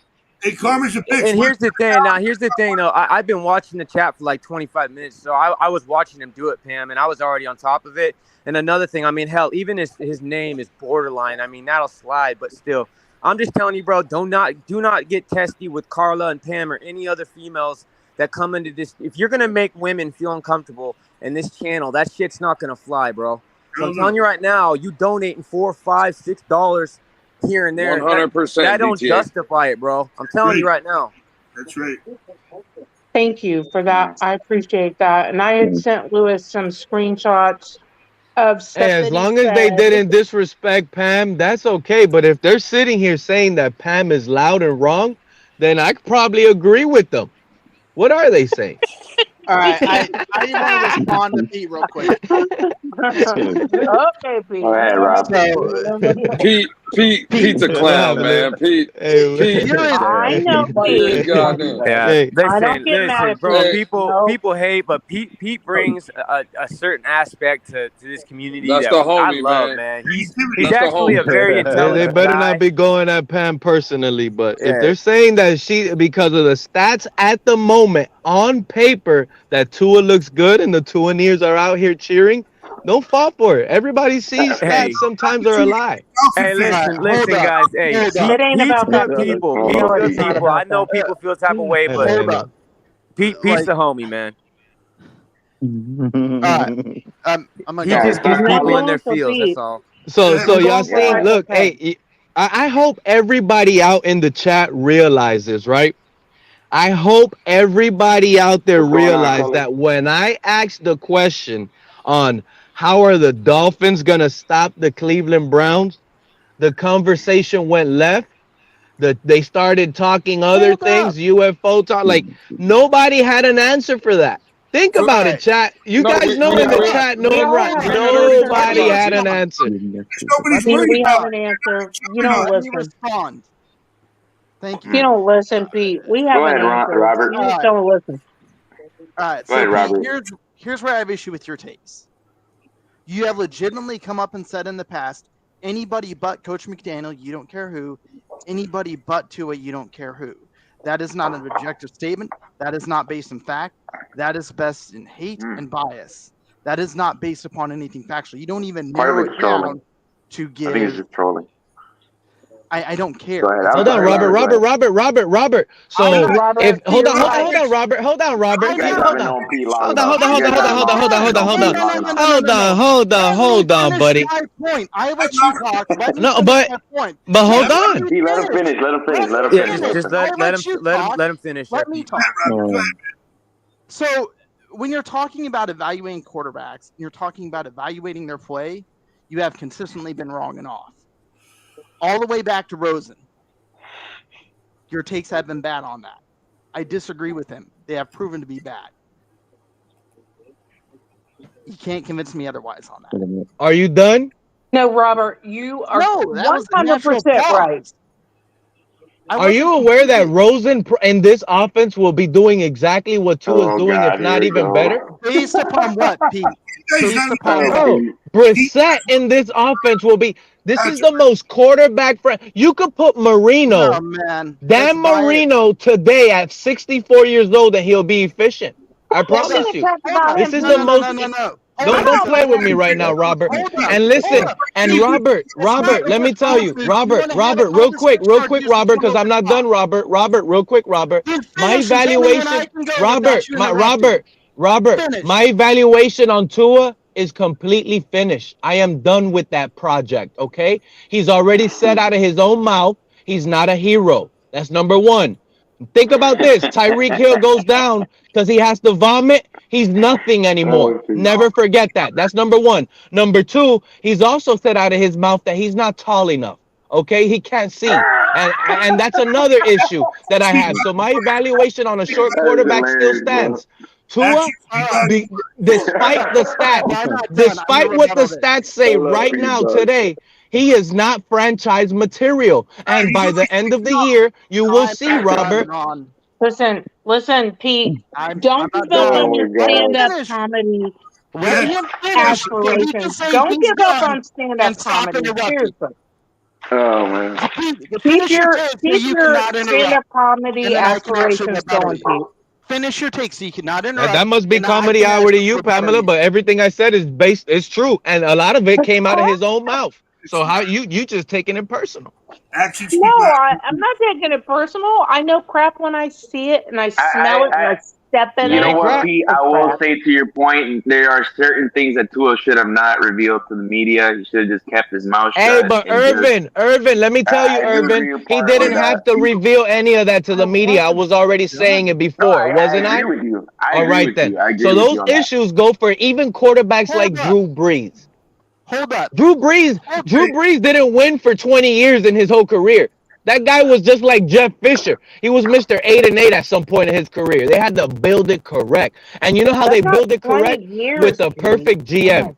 You got to get a GM that's hitting on draft picks. And Greer ain't hitting on draft picks. Get out of here. No, this is kind of why I hate arguing with you. Hold up. This is why I hate arguing with you. In the middle of the discussion, in the middle of an actual conversation about it, you change your argument. Exactly. My discussion with you is your takes on QBs are invalid because you've consistently missed. And you come up and you say anybody but for the coach and the QB. That is not a take based in fact or objectivity. That is a take based in bias. And every player that you had over here is completely wrong. All the running back. You remember you thought Chase Edmonds was going to lead the league in rushing? Remember you thought Jordan Howard you thought Jordan Howard was going to lead the NFL in touchdowns? What happened to that? Come on, bro. You fought for everything in the jar. No, you're changing the argument. Come out here with that, Robert. You're changing you changed your name until I know that voice. You guys haven't realized too funny, dog. Stir up controversy. Period. Like, Pete, you're changing the argument again. Explain to me why your takes on QBs are valid, because I don't. Bro, remember you said Austin Jackson was going to be a Hall of Fame right tackle? No, I didn't remember say that. You said Teddy Bridgewater. You guys were Pam. Matter of fact, Pam. Remember you were jumping for joy when we drafted Noah Igbenogany? No, I didn't. Yeah, I remember all those days. Show me some receipts, dude, because it never happened. Never ever happened. You ain't got no receipts for that. Nope. So you're deflecting and refusing to answer questions. Good job, Pete. All I'm saying is, Robert. No, I asked you to explain to me why your takes on QBs are valid, and you jumped to talking about points other people made or discussions you had. This is the issue with you, Robert. Look, listen. It's you know, not an issue with Robert. Me. Just actually answer the question instead of trying to shift the argument. I'm answering it if you just be quiet and listen and get out your feelings for a second, please. You gotta remember the quarterback evaluations, you have to stand them on as of today's team. Close your eyes, plug them in on this offense and remove Tua. Remember, Teddy was looking good without Tua. And guess what? So was Skyler. Skyler looked good too. We don't need Tua to win down here in Miami. He's not a necessity. Neither one of them won. He's not a necessity. Get that through your little thick skull, Robert. How about you your youth skull? No, none of them won except for Tua. Ron, Pamela. Teddy never Hold looks up. good. I'm not coming at you insulting you, Peak. I said explain why your takes are valid. Give me a reason that they aren't biased and where you're actually coming from. If you have to resort to The difference between me and you, Robert, is the difference between me and you, Robert, is I actually picture Josh Rosen being effective in this offense. I actually picture being. I actually, if you could switch Jacoby Brissett and put him in this offense today, he will be really good. Look what Geno Smith is doing with DK and Lockett. Longer to throw Come the on, ball. bro. Wake not as up. accurate. Wake up. No, dude. He's not as accurate, and he takes The longer bus, to throw the ball. the He bus won't be as good. stopped and why then is he ran you over and then backed up and ran you over again, Pete. The bus. Robert, you know what the problem is with you? You always have all the questions. Let me ask you a question. Pam, I'm sorry for cutting you off. Go ahead. You're kind of low. The bus Ask me a pulled up question, Pete. and ran you over, Pete. And then it backed up and ran you over again. And then the bus came and ran you over again. Dude, you're so full of crap. Oh my Pam, let me ask you a question, Pam. Are you chewing on anything? You want to ask my husband that? Because he's standing right here. It sounds like it sounds like you're eating something right my now. husband is standing right here. Do you want to ask him if I'm Yeah, ask chewing him. on I want to anything? ask him. I Go want to ahead. ask him Go ahead. if you were eating something right now. Go ahead. What's his name? Billy. His name is Billy. Man, way off. Billy? He's been a Dolphins fan his whole life, just like me. So Billy's going to tell you. Yeah, careful, Pete. Careful. Yeah, Billy. Yeah, you may want to back Careful off with that. Yeah, careful with that, Pete. I don't think that you want that. I don't think you want that. He listens to me, and I give my takes, and he lets me, handle my business. But once in a while, that man is not going to take that crap. So I'm just telling you, don't sit there and come for me with that crap, okay? I was literally Seriously. asking you, what are you talking about? I was literally asking you if you were eating something because it sounds like you you're were full of talking and crap. eating something You're at the full of same crap. time. I'm full of crap, Pete. Just don't mess with me with that, okay? Pamela, do me a Disrespect favor. me. If you think I'm full of crap, then don't even talk to me. Straight up just like that. Because ain't nobody over here full of crap. I'll tell you just like that. Straight up like that. Straight up, just like that. You, your husband, anybody will tell them just like that. If you think I was full of crap, first of all, I couldn't even hear you. And I apologized and told you straight up, I'm sorry, Pamela, for cutting you off. I can't hear you. And then you sat there, we're talking, and it was mumbling, and I asked you if you were eating something. Hey, Pete, take it how you want to take it. You need to back off of Change the that. conversation. You need to back Change off, the conversation. dude. Yeah. Back Oh, off. that's what these little internet people like to do. They like to switch it up, Little talk, and make internet people. people? Yeah, that's what y'all like to do. Y'all like to take a little conversation, switch it, I'm flip not a it, little and always make internet Pete look like the bad guy. But guess what? I'm not the bad guy here. I'm not the bad guy. I literally asked the question that nobody never answers. It is what it is. Good night, Dolphin fans. Good night, Dolphin fans. Good night. Good night, Pete. Good night. Good night. All right, let's just not even to get off subject, but we just got a new person in onto the panel, and it's the homie. He goes by Angry Dolphin Fan now, but we all know and love him as Mr. Paul. So, Mr. Paul, what's going on, man? Hey, how's everybody doing? What's up, Mr. Paul? Pam, it's good to see you. I mentioned you on one of the platforms the other day because, again, I say this, and I'm going to always say this, regardless of anybody like it or not, please show respect for the ladies of Dolphin Nation. Thank you, Paul. And that goes to you, Pamela. I mentioned your name. I mentioned Carla Williams, the Freaky. Hey, King DTA, are you looking at chat? What happened? Thank you. Oh. Thank you, Paul. DTA, are you And looking they've at been chat? really good. These guys are like, they know, and they really do treat me with respect. There's one or two that come in with crap, but mostly all of these guys are amazing, and I love them. They're my Fins family. Love them. Right. But the one that was that had the Buffalo Bill thing, I didn't like what he was saying. That's the I reason why I didn't either. jumped up here. That's the reason, and this is the reason. And Lewis will tell you, this is the reason why I call myself Angry Dolphin, because I don't like when Bills fans, Patriots fans, Jets fans jump up in here and try to put down our team or anybody that's in the chat room or panel. So like I said, know your role and respect Dolphin Nation. Period. So true. And Yep. thank you very much. And you are totally correct. But I will say that these guys, they know what's going on and they saw what you saw. I appreciate you speaking up, but they are taking care of business. So I totally appreciate you. Thank you. No problem. Because one thing me and you guys in common is that I'm not good with stats. And one time me and you were talking, you were saying the same thing. But we are good with our eyes, and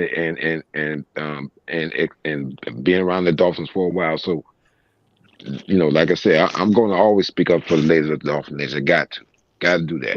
Oh my gosh, yes, you are so right. Like numbers flow through my head. Like I don't remember stuff, but you are right. My eyes are my test, just like you. I see what I see. I know what I know, and numbers aren't everything. Clearly, I remember that now. Thank you. No problem. And like I said, to the rest of the panel, hello, how you guys doing? It's good to see you. Mr. Paul, the Great, what's going on, man? How you doing? Now, let me see. Who's this? Who's that speaking? It's Irving. Mr. Paul, what's up, Irving? what up, soldier? What's up, Pete? Irving's amazing. And I if gotta my say something about husband Pete, can too. say something too, if my husband, so he, like I said, he never says anything, but he wants to say something to you, Paul. Oh, Yeah. okay. Thank you, Paul, for what you said there. Well, the main reason why I said, and I don't mean to cut you off, because my mom, I didn't know was a Dolphin fan until I was a young, when I was a young boy. That's when I found out, because I heard her having a conversation with my father.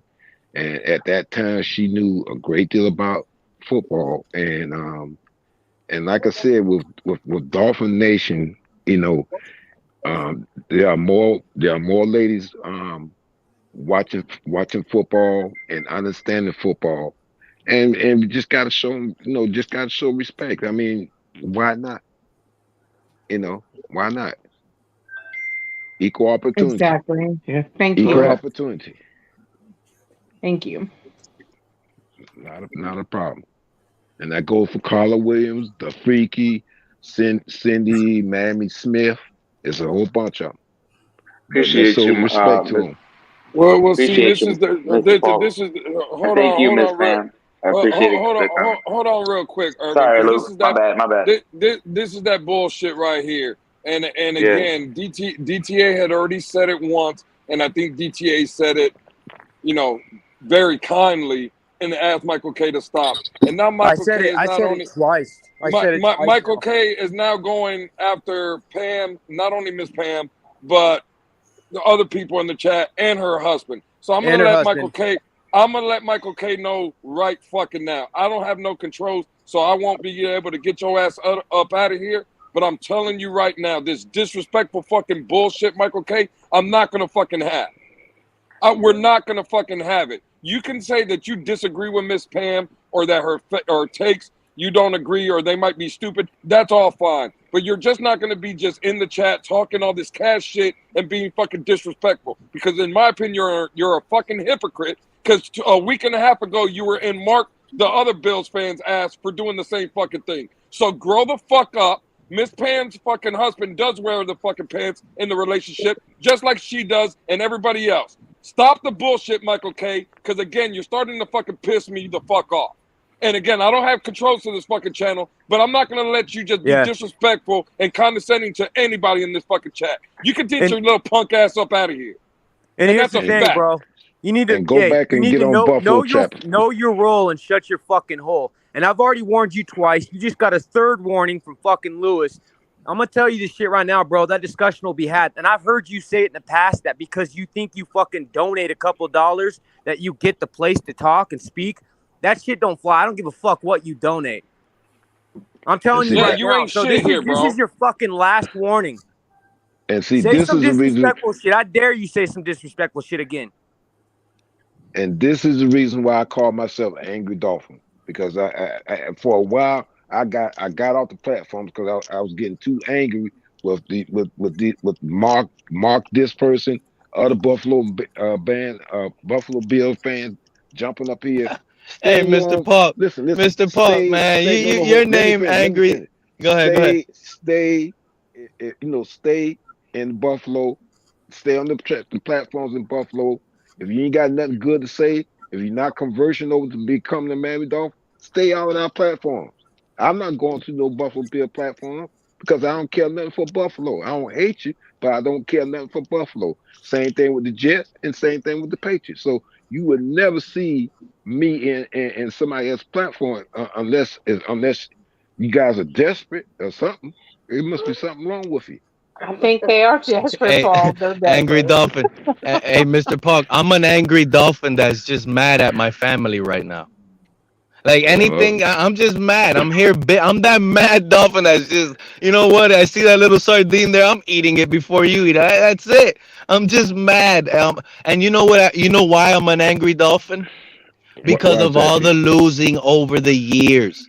It's hard to believe. You think I'm gonna buy in right now at 6-3 when the rest of the season gets tough, and when the season actually means something is when this team is gonna have to prove Pete wrong, Mr. Polk. That's why I'm an angry Dolphin. Not that we escape a couple little pancake flip easy wins versus Bears and Lions and we're doing this. No, I want it to be real football down the stretch. Did you hear Lewis earlier? So the NFL season is 17 games. We don't have 82 games or whatever, the baseball or the basketball. This is for real, dude. And I've been watching this longer than you've been alive. So I'm telling you right now, but Pam, you gotta be happy about it. But sometimes you don't even have to be alive long. What, like, imagine, just go back last year when the Cardinals were like 9-0. Nobody pictures them missing the playoffs or anything. What were they, 9-0? What happened? Well, I could explain that to you. So I totally get what happened to the Cardinals. Like, I'm surprised you don't understand it, actually. So really? Go ahead and school me, girl. I'm going to school you. Kyler Murray. He is the problem. He is the problem why that team is going to implode altogether. I mean, if I need to school you, I can school you. No, I mean you are, because me and you agree to this. Me and you agree. Kyler Murray to me he's not a good quarterback. I agree. Go ahead. Oh, okay. So then you can't have any argument with why I'm explaining why they didn't make the playoffs. I'm just saying, like, you have to understand, as somebody that's watched the Dolphins for their entire life, and since the existence of the Dolphins, I saw the best and I saw the worst. The bottom line, Pam, is last year, if I'm not mistaken, Kyler was like on his MVP race. They were undefeated. This is all like, it happens. It's never happened to the Dolphins, but I follow every team. I just love my Dolphins. I don't forget narratives from last year of other teams. I don't forget a narrative from their teams 2 years ago. I remember all of this. So the Cardinals flopped, and the team that I picture like this is my Dolphins. I feel like now the second stretch of the season, the last 2 quarters, the teams get tough. They got more film. All we are is Tyreek Hill and Jalen Waddle. You know that, Pam. That's all we are. And when they take that away from Tua, what are we going to do? Real quick, guys. Real quick. I just want to say, too, I don't know who it was down in the chat. Listen, as far as permanently banning anybody, this goes to everybody that's a moderator down in the chat. Listen, that's another thing that we don't do. I understand the whole deal with Michael K, but there's proper channels you guys got to go through. That's got to ride to Kohler. Well, real quick, guys, Cap. let me just interject real quick. I was indisposed at the moment and don't have complete control. And when I heard, all I needed to do was hear Lewis say what he said, and I without looking at anything, I just timed Michael K out to stop the problem. Okay. Well, one of the moderators. I wasn't able to read none of the comments. It's a policy of ours not to block or ban anybody other than for legal reasons and those types of things. That's what I was trying to say. Yeah. At the same time, I would ask, because of that, please don't take it to the level of things that other shows and places would ban you for being an adult.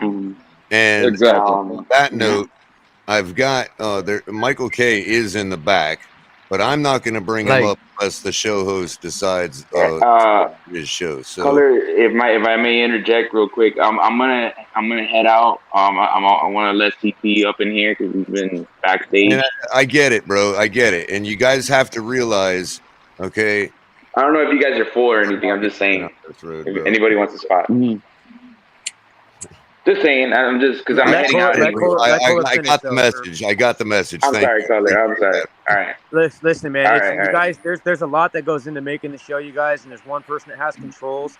There's a lot of people to fill up in the back. People have got to have patience. We know you're back there, and I think that's what Cole's trying to say. Just have some patience with us. We try to rotate everybody. We do are not to be taken personal. Okay, I don't know how else to tell people that. Okay, there's things we have to do to keep the show going and keep it running properly, and sometimes our hands are tied at certain moments when people are begging to have their attention heard. Okay, I'm sorry, it's not personal.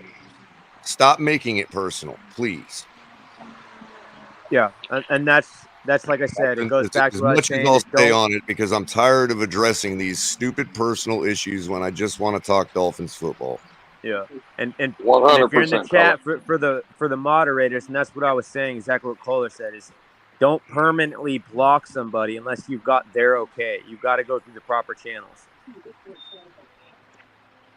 But seriously, don't call down injury on our quarterback. Don't call down the evil on our quarterback. Especially when the quarterback is hurt right now. Seriously, that makes no sense. Yeah, he's playing him. Oh, by the way, guys, thanks for having me up here, Color, DTA. You guys been great. Lou, shout out to you, homie.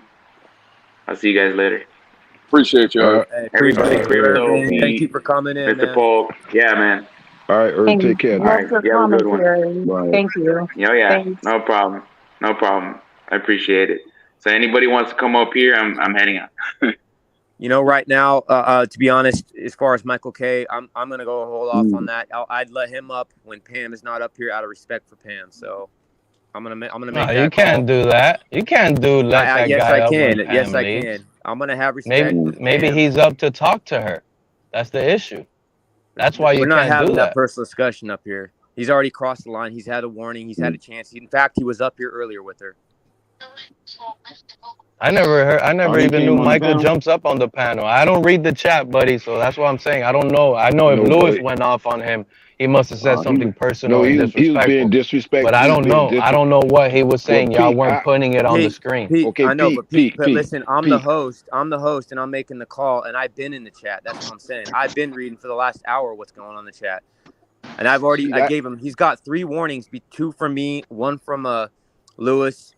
And he's already been up here and had a chance to speak with Pamela at the same time on the panel. And I just don't want to go in that direction. I want to keep it football.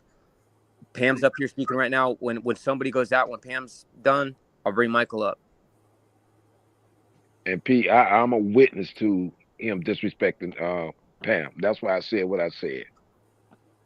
No, that's why, and you too, Mr. Paul. That's why I brought up Lewis, because Lewis went off show face and everything. But yeah, you too. You had your whole little thing. Yeah, because I don't like women of Dolphin Nation being disrespected. I don't like that at all. Okay, if you want to disrespect me, fine. I turn my cheek a couple times, but don't mess with the ladies of Dolphin Nation. Don't do that. It's hard enough that they got put up with disrespect with people, but the step over the line, what he did, what I seen him doing, that's why I came up, and that's why I'm saying what I'm saying now, and I'm not taking it back, and I'm not hateful towards the Bills, the Patriots, and the Jets. Just know your role and stay in your lane. That's all I got to say. Fins I up, hope man. How's it going? How's it going, hey, you know Sharif? what? I hope the defensive line can be listening to that. Know your role and stay in your lane. How's That's it what they going, need to Sharif? do How are you, tomorrow. man? Who's Listen, that? man. I listen, man. I am excited. How y'all? First of all, how y'all doing tonight? Hey, Good, what's man. going on, How are you, Sharif? Sharif? What's up, Color, Sharif? color. It's You know, crazy. Sharif, glad hey, you're up here. hey. How you doing, Pamela? Pamela, I So, have been saying some things from before preseason that has actually worked itself right out, man. Alec Engel. I told you guys he would make you proud. I told you guys, and now everybody's smiling. You don't have to show your cam. I know you're smiling. no, you're He's right. He's great. I'm smiling, but it's not because of Alex Engel. I'll tell you that. hey, those blocks downfield, man. Listen, and the running game, the violence that this kid Wilson runs with, and the thing about it is, guys, the defense is not going to give us a chance to run because we would rather take the pass. The thing is, we would rather audible out of something sure than to stay with 14, 16, 18 carries. We would just rather audible and kill you and score more than you. And I agree with that with McDaniel. So for me, I would not envision seeing an 18, 20 yard, 20 carry running back or an 150. I don't see our running backs doing that because we would rather take that audible and take that pass option. And what does that say for us? Well, it says that we basically have a Kevin Durant, Steph Curry, Klay Thompson thing going. And it only lasts for a couple of years, so you might as well win your championship when you can. Because it's unfair for the defense. I said that before preseason, and I said it would take about 10 weeks for the NFL to adjust. I was wrong. It's going to take a couple of years because the force multiply, it's just what it really is. It's just going to allow either Waddle to take underneath, or if I Waddle want to goes, let you finish and be nice, Sharif. Tyreek But is I'm in. gonna just go ahead. Because No, but tomorrow, see, all of this these is are gonna mean nothing. these are the things that I was right about. This has Thank nothing to God do for with small favors, Pete. this has nothing to do with the quarterback. This is just the things that I spoke about and I was right about. So it is an NFL adjustment. We are proud of Alec Engel because he makes huge blocks for this offense. And I told you guys the running game, like I'm really not. I want more passing. I want more passing, if anything. But yeah, go ahead. But I'm excited, man. The running game is still developing, and they're going to use it to keep the pass rush off of Tua. You need both. And in bad weather, they're going to have to run the ball. So they're But going to why run. do they keep audibling out of the run? Because I see it. We The see run it. game is still being developed, though, Sharif. Look, Yeah, Sharif, it you is. keep saying audible, bro. You don't see Tua audibling anything, bro. Stop that. It's Stop that. McDaniel. You said audible like 25 times, and I don't see Tua audibling anything. You're getting my blood pressure going, and you keep using that word. No, he's not. But if you follow Yeah. Oh, Lewis, you press laughing because you know you probably were about to say something too. That's why you laughing. You keep hearing that audible word. Don't get me in this, Pete. Let's go Don't with get the me in this, facts. Pete. Let's go with the I just facts. heard you giggle, and I knew it was you coming in.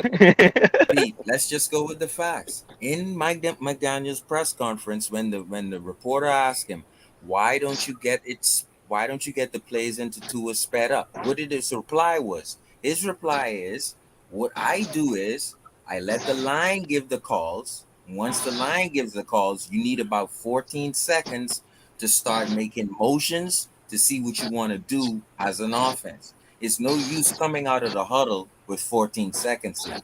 So that means Connor Williams has to make his call before 20 seconds, and Tua already has to make his motions before 14 seconds. It is what it is.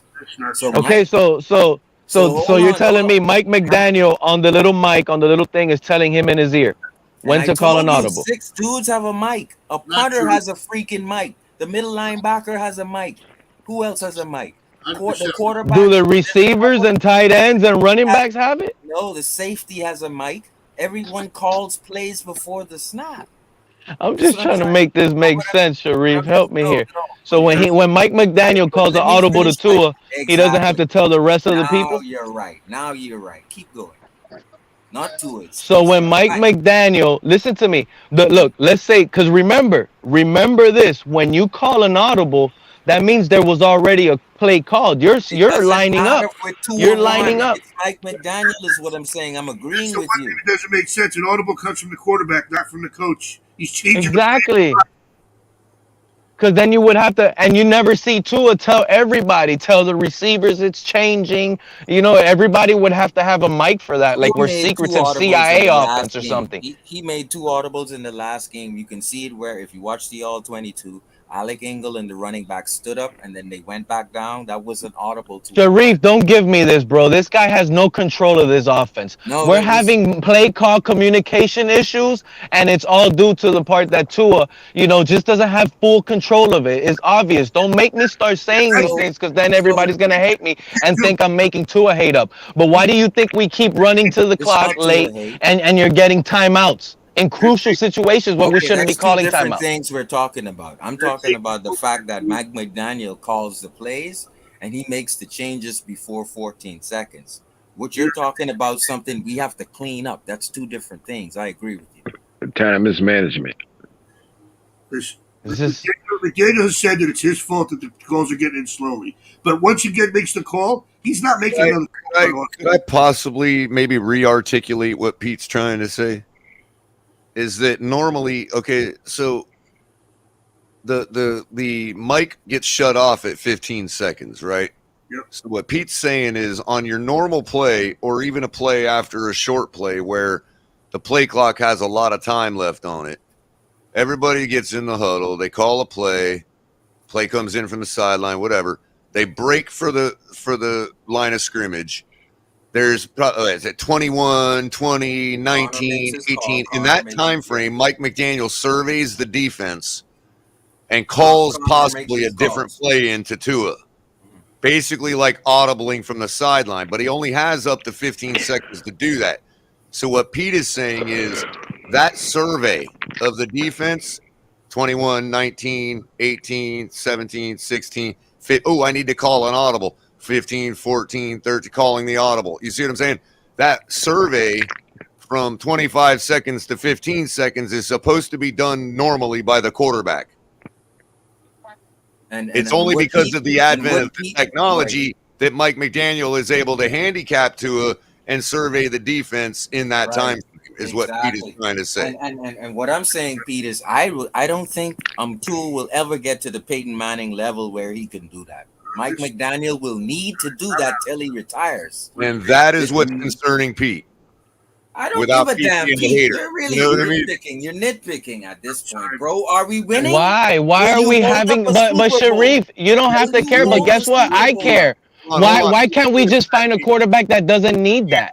It's easy. Let me answer that because so far it hasn't cost us the victory. Jesus Christ, we'll hold the Super Bowl up and you still won't be happy with Tua. In game are the type of problems that could cost you a game. Just because they haven't doesn't mean they're not issues that don't need to be addressed. I know, I'm only fooling with Pete. I know. I know you are, Sharif. But guess what? Tim Couch on the Browns, this guy covers the Browns, and you know this. This guy knows what they're about to do. He came out and said already. He already came out and said that they're going to pretty much double cover Waddle and Hill. Tua's going to have to find another way to win. Bro. And that's what's going to happen this Sunday. That's it. No teams from here on out. Pamela, hold on, Pamela. I wish we had that run game. But Sharif, if this happens on Sunday in our home stadium, they take out Hill and Waddle. We get shut down. We don't score. We struggle. From here on out, every single Sunday, every team is going to copy that. Whether they have Noah Igbenogany's at corner, they don't care. They'll double team him, and Tua's going to have to find another way to win. This Sunday is going to answer those answers. I'm telling you right now. After the third quarter, that's what they did. They finally, who did we play last? The Bears finally said, we're going to take away. And that's why Tua didn't convert that third down entering the fourth quarter. But you know what Tua did? He started to go to the running.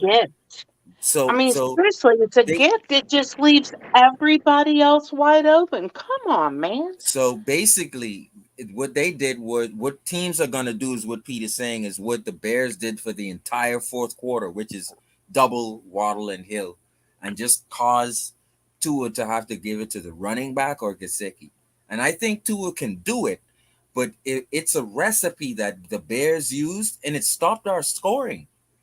It stopped our scoring. We had to go to Gesicki because now you're, and let me tell you, only Aaron Rodgers can throw you open double coverage. Like Tua isn't at that level yet, but that's what he's gonna have to now. Well, we seen Ryan Fitzpatrick, the 17-year journeyman, throw guys open in double coverage. Remember?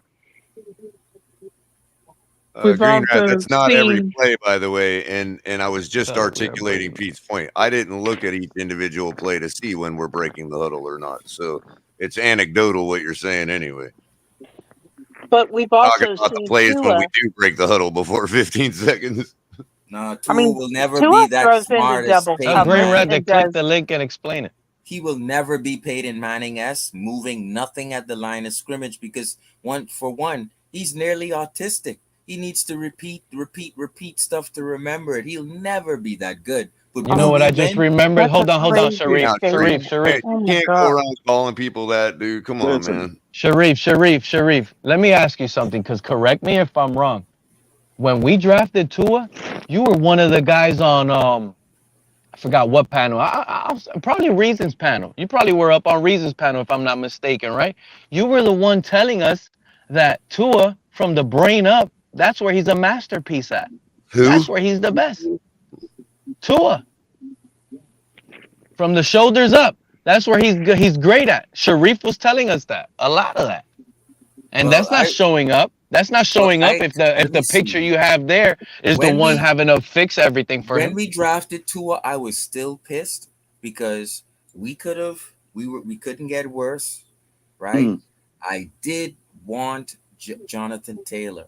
And I was so pissed. Oh, you know what? I'm sorry, Sharif. I probably confused you for Mr. Ball Game. It was probably Mr. Ball Game. Yeah, I wanted Cesar Ruiz at 31, at 26. So we could have got Tua at 5, Jonathan Taylor at 13, 14, and then, or 18, and then get Cesar Ruiz at 30. And think about this now, guys. You get Penei Sewell, Cesar Ruiz, you bring Armstead in, you get Connor, and you hit with Hunt. Okay, Now so 3 years ago, that would have been an argument, but it's not an argument. We've got I don't know Tua, why we're bringing and this Tua up. has because been amazing. we're spending You a lot of can't- money to get this Oh. offensive line now when it was right in your face in the draft. No, That's it wasn't. why Okay, but there's nothing How's we can that do about pertain it to now. Sunday? Yeah, How's but that that's- pertain but to don't Sunday? tell me I Exactly. can't substantiate my exactly. point. That's the reason why I can substantiate it because it's cheap. Okay, Yeah, but so our it doesn't. offensive line But was it's not going never to change. good It for doesn't anyone. matter. Like Yeah, but that's what I'm saying. I don't know what Pete is talking about because I was pissed after we got Tua. We got a bunch of garbage after that. Freaking Noah and Austin Jackson. When Jonathan That has Taylor is nothing staring to you do right in with the Tua, face. though. That has nothing to do with Tua. Noah Igamont, whatever, it has nothing to do with I Tua. like Tua. I like Tua, but it's the 2 picks after that. You know you couldn't get the best left tackle. You go and you get the best center. That's mathematics. You know what's crazy, Sharif? We need those 2 guys that you don't want tomorrow. We need them. We're hoping Austin Jackson starts at right tackle right now. And Noah Igbenogany, we need that guy to get a saving interception. I don't think he's going to get that job back. In the bud real quick. This is why you don't go around and using that word, guys, because I need to address to the audience there is no report or any substantiating claim made by anybody that Tua is autistic. So, like, just put that right out of everybody's head. Just be careful with words. I People forgot. go around using that word. That's right. You can't call him that, and you can't act like Wait a minute, who people said that he's are artistic? autistic. Who said? I didn't So hear that. Sharif Who did. said I got the that? Sharif Tua said haters it. riled up. Somebody said. Sharif I got said all it. the Tua haters At riled this up. point, it doesn't He matter said who it. said it. Somebody said it, but it doesn't need to be said, just so we know going forward, because there's no report of any factuality that that's the case. So we just can't say that kind of thing. In that And sense, What's it color, called? to oh, go What's it along with called, that, color? When there's you a got to lot of extremely what's it? intelligent people that are autistic. exactly. Autistic doesn't take away people's intelligence. So just don't even go there. That's just a wrong thing to Hey, say Robert, you're altogether. still up here? Yeah, Pete. This is the thing. I don't have a written Precisely why evaluation. Pam, real quick, Pete, Pam, that's precisely why in all these months, if you can actually go back and look, you've never heard me refer to him as a slow blinker, because I think that's code, if you ask me, but whatever. Well, I agree. There's a a lot of slow blinker, a terms, slow slow blinker blinkers. is a football terminology. It has nothing to do with anything else. But Fair enough, what do but you in this call a day and age, I quarterback? wasn't even going to take the chance, so I've stayed away from using that verbiage. That's all. So what do you call a student Understood. who has to be repetitively taught physically instead of like learning I mentally and I can tell you what I call comprehension and it. I can tell you what I call composition? it. If Tua can't do that, then you're nearly freaking. But You know what I mean? but Sharif, Sharif, why are we acting like football players are the smartest guys in the class? but there's a These are lot of gifted really athletes smart football sometimes that are players. just beasts, bro. They just Oh, play come ball. on, come on. They don't Don't have to even be go there. the You're welcome. smartest guy in the But I No, don't classroom. really Yeah, I'm care. sorry. That's not a necessity when it comes to no. football. I don't really Yes, it care. Muscle yes memory. it is. You Still can't there, be DTA? dumb as a box of rocks. Muscle Just memory about introduce your Listen, next guest. we just don't need him to get his noodle wrong until we win a Super Bowl. oh, But Robert, I wanted to tell you, Robert, part of my evaluation on Tua Anyway, now that's new because it grows. There's one thing, don't take this personal, Tua Nears. I'm just saying one thing I do know for sure. Tua's not gonna stand in that pocket, wait for the receiver to get off that break, and throw a pinpoint shot and take a hit right off it, seeing it coming. Tua's not gonna Haven't do that for us. He's not gonna take that shot. are He's you gonna dump kidding it me? down quick and not take the hit for us. He doesn't want to Are take you hits, kidding and that's me? a part of a quarterback that you must have inside you. Tannehill stood there plenty of times and let Mike Wallace do an out and up pump fake, and Mike Wallace beat his guy deep. He stood there like 5 seconds and it had to develop that long, and he will take a shot for his team to get those yards. And Tua would never do that. He will never That's do an that, Robert. insane So don't take, take that Pete. personal. That's just Come something on. until if he shows it to us moving forward. But since that concussion, he has not. So that's why I told you part of the hold evaluation. up. Sometimes things come up new, and that's So new. But that's Pete, been a problem in his quarterback evaluation from the beginning. Pete, Period. take a breath, hold Pete. up. Take a Hold up. breath. Because Hold up. Hold up. Hold took up. a sack So multiple just times just to get a concussion for the team, and he's all not right. waiting So for an open. my issue with that, Pete, is he sat in the pocket and delivered the ball on more than one occasion in the last couple of games. He's done it around traffic. He's not been perfectly clean every game and every pass. So I don't agree with your assertion and your assessment there. He's Tua has been. I let you talk and finish your point. Can I finish mine? Okay, thank you. He's also sat there and taken shots as he's delivered balls in the past. I don't know where you're coming from with this assessment that he won't do it and hasn't done it. Because he's shown in games a propensity to do it and has done it. That's what I don't get. It doesn't make sense. Hey, No, and hold because on real when quick. Joe Burrow holds the ball, he's trying to make a play, but then when Tua does it, like it's his fault. Yeah, I wanted to welcome real quick, guys. I want to welcome Noah for Defensive Player of the Year and QB1. Welcome, fellas, to the panel. Hey, what's going on? hey, What's going on, Noah. y'all? Hey, QB1. Hey. What's going on? Welcome. Let's go. Get it popping. Somebody take off. Yeah, Noah for Defensive Player of the Year or QB1. Y'all got the floor, whichever one Yo, y'all what's want. up? Yeah, What's going I just on? want to come up here and say we're gonna beat the Browns tomorrow, 20-17. Tua's gonna have 282 passing yards. Noah Benogany is gonna have 5 interceptions tomorrow and put his stamp on why he's Defensive Player of the Year. Somebody time this guy Outstanding. out when he said 5 interceptions. Wow, no. Everybody, He's ladies and right. gentlemen, That's what I'm great, talking great about. Fontaine, ladies and gentlemen. That's a great exit statement. That's a good one. But You I need And to they do take a say, agree. bow. and they say Make my sure you takes. take a Come bow on that on. one. I was waiting for the bow. He needs to take a big bow. But I do agree. Igbo is playing better. Bro, He's improving. Igbenogany won't He's even starting get to 5 improve. tackles That's true, tomorrow. Paul. It's true, Paul. I ain't say he's Damn, gonna Pete. get 5 tackles. I said he's Damn. improving. That guy won't even get 5 tackles tomorrow, and they're going to be a run-heavy offense. Hunt and Chubb. Hunt But and he's Chubb. but he's I still agree with that improving. assertion. I think they're going to try and He's pound the still ball. He improving. has, Paul. You know No, what's the he funny will not thing? Both be. No. both teams have a Hunt and a Chubb. Ooh, that's yeah, they do. I Hunt ain't think on about Hunt, That's that. true. Chubb on Chubb. That's how it's going to go. Yeah, but we're the only ones with the mustard. That's right. And the relish. And the relish color.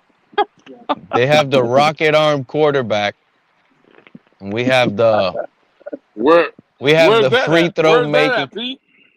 Jacoby He has more Brissett. talent. Man, Bro, Jacoby Brissett's Wow. arm in middle school. Oh, Jacoby Pete, Brissett's arm in middle school was stronger than what Tua's is right now. oh my gosh. Pete, That come is on, so Pete. Come on, Pete. ridiculous, dude. wow. Come on, Seriously. Pete.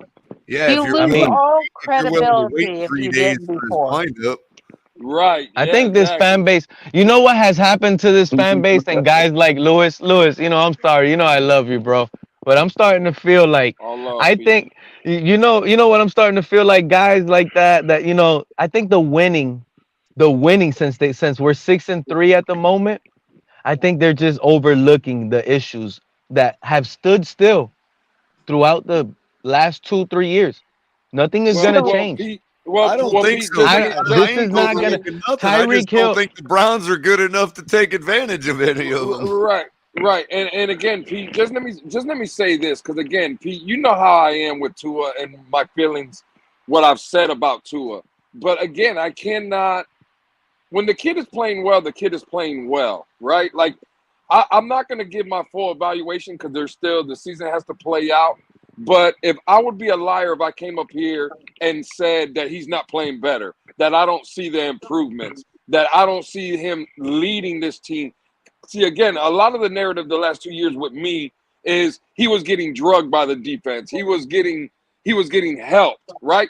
This year, he's a big reason why we're winning. And again, that's not saying I'm a Tua near, because I have questioned some of the things that he's still doing that I would want him to get better. But as far as, like, for me, Pete, like, I can't just keep coming out here and saying that Tua hasn't improved and is at least giving. Bro, he's giving us what we all complained about. He is showing that he can get the job done. You know, now, again, we can argue if it's talent, if it's Tyreek Hill, if it's Terran Armstead. Yeah, we can argue and debate those. But Tua Tagovailoa has taken a step in the right direction. And again, it's beneficial for that to happen for the Miami Dolphins, in my opinion. You know what I'm saying? And Like, nobody, that just I'm telling. Look. Hold on. Lewis. Let me comment on Lewis's First point. of all, Hang on. Let me Lewis, comment on Lewis's point. Lewis. Pete, This hang is on. only going Pete, by. hang on. Let me comment on This Lewis's is point. no, because you're gonna carry on the wrong topic. Nobody can say that Lewis would say that if he didn't truly believe it. Because I agree. Lewis That's has fine to believe it, but it's not on the hard to carpet believe. every time. It's Oh my gosh! Are you Is aware, hard to believe if Pamela? you know Listen to me, Lewis. You know Pamela. Lewis. Pamela, of course Hello? I know Lewis, but this is No, so. I But don't at the think end of you the day, do. but listen, Pamela, Gardner Minshew will be having his best career here in Miami.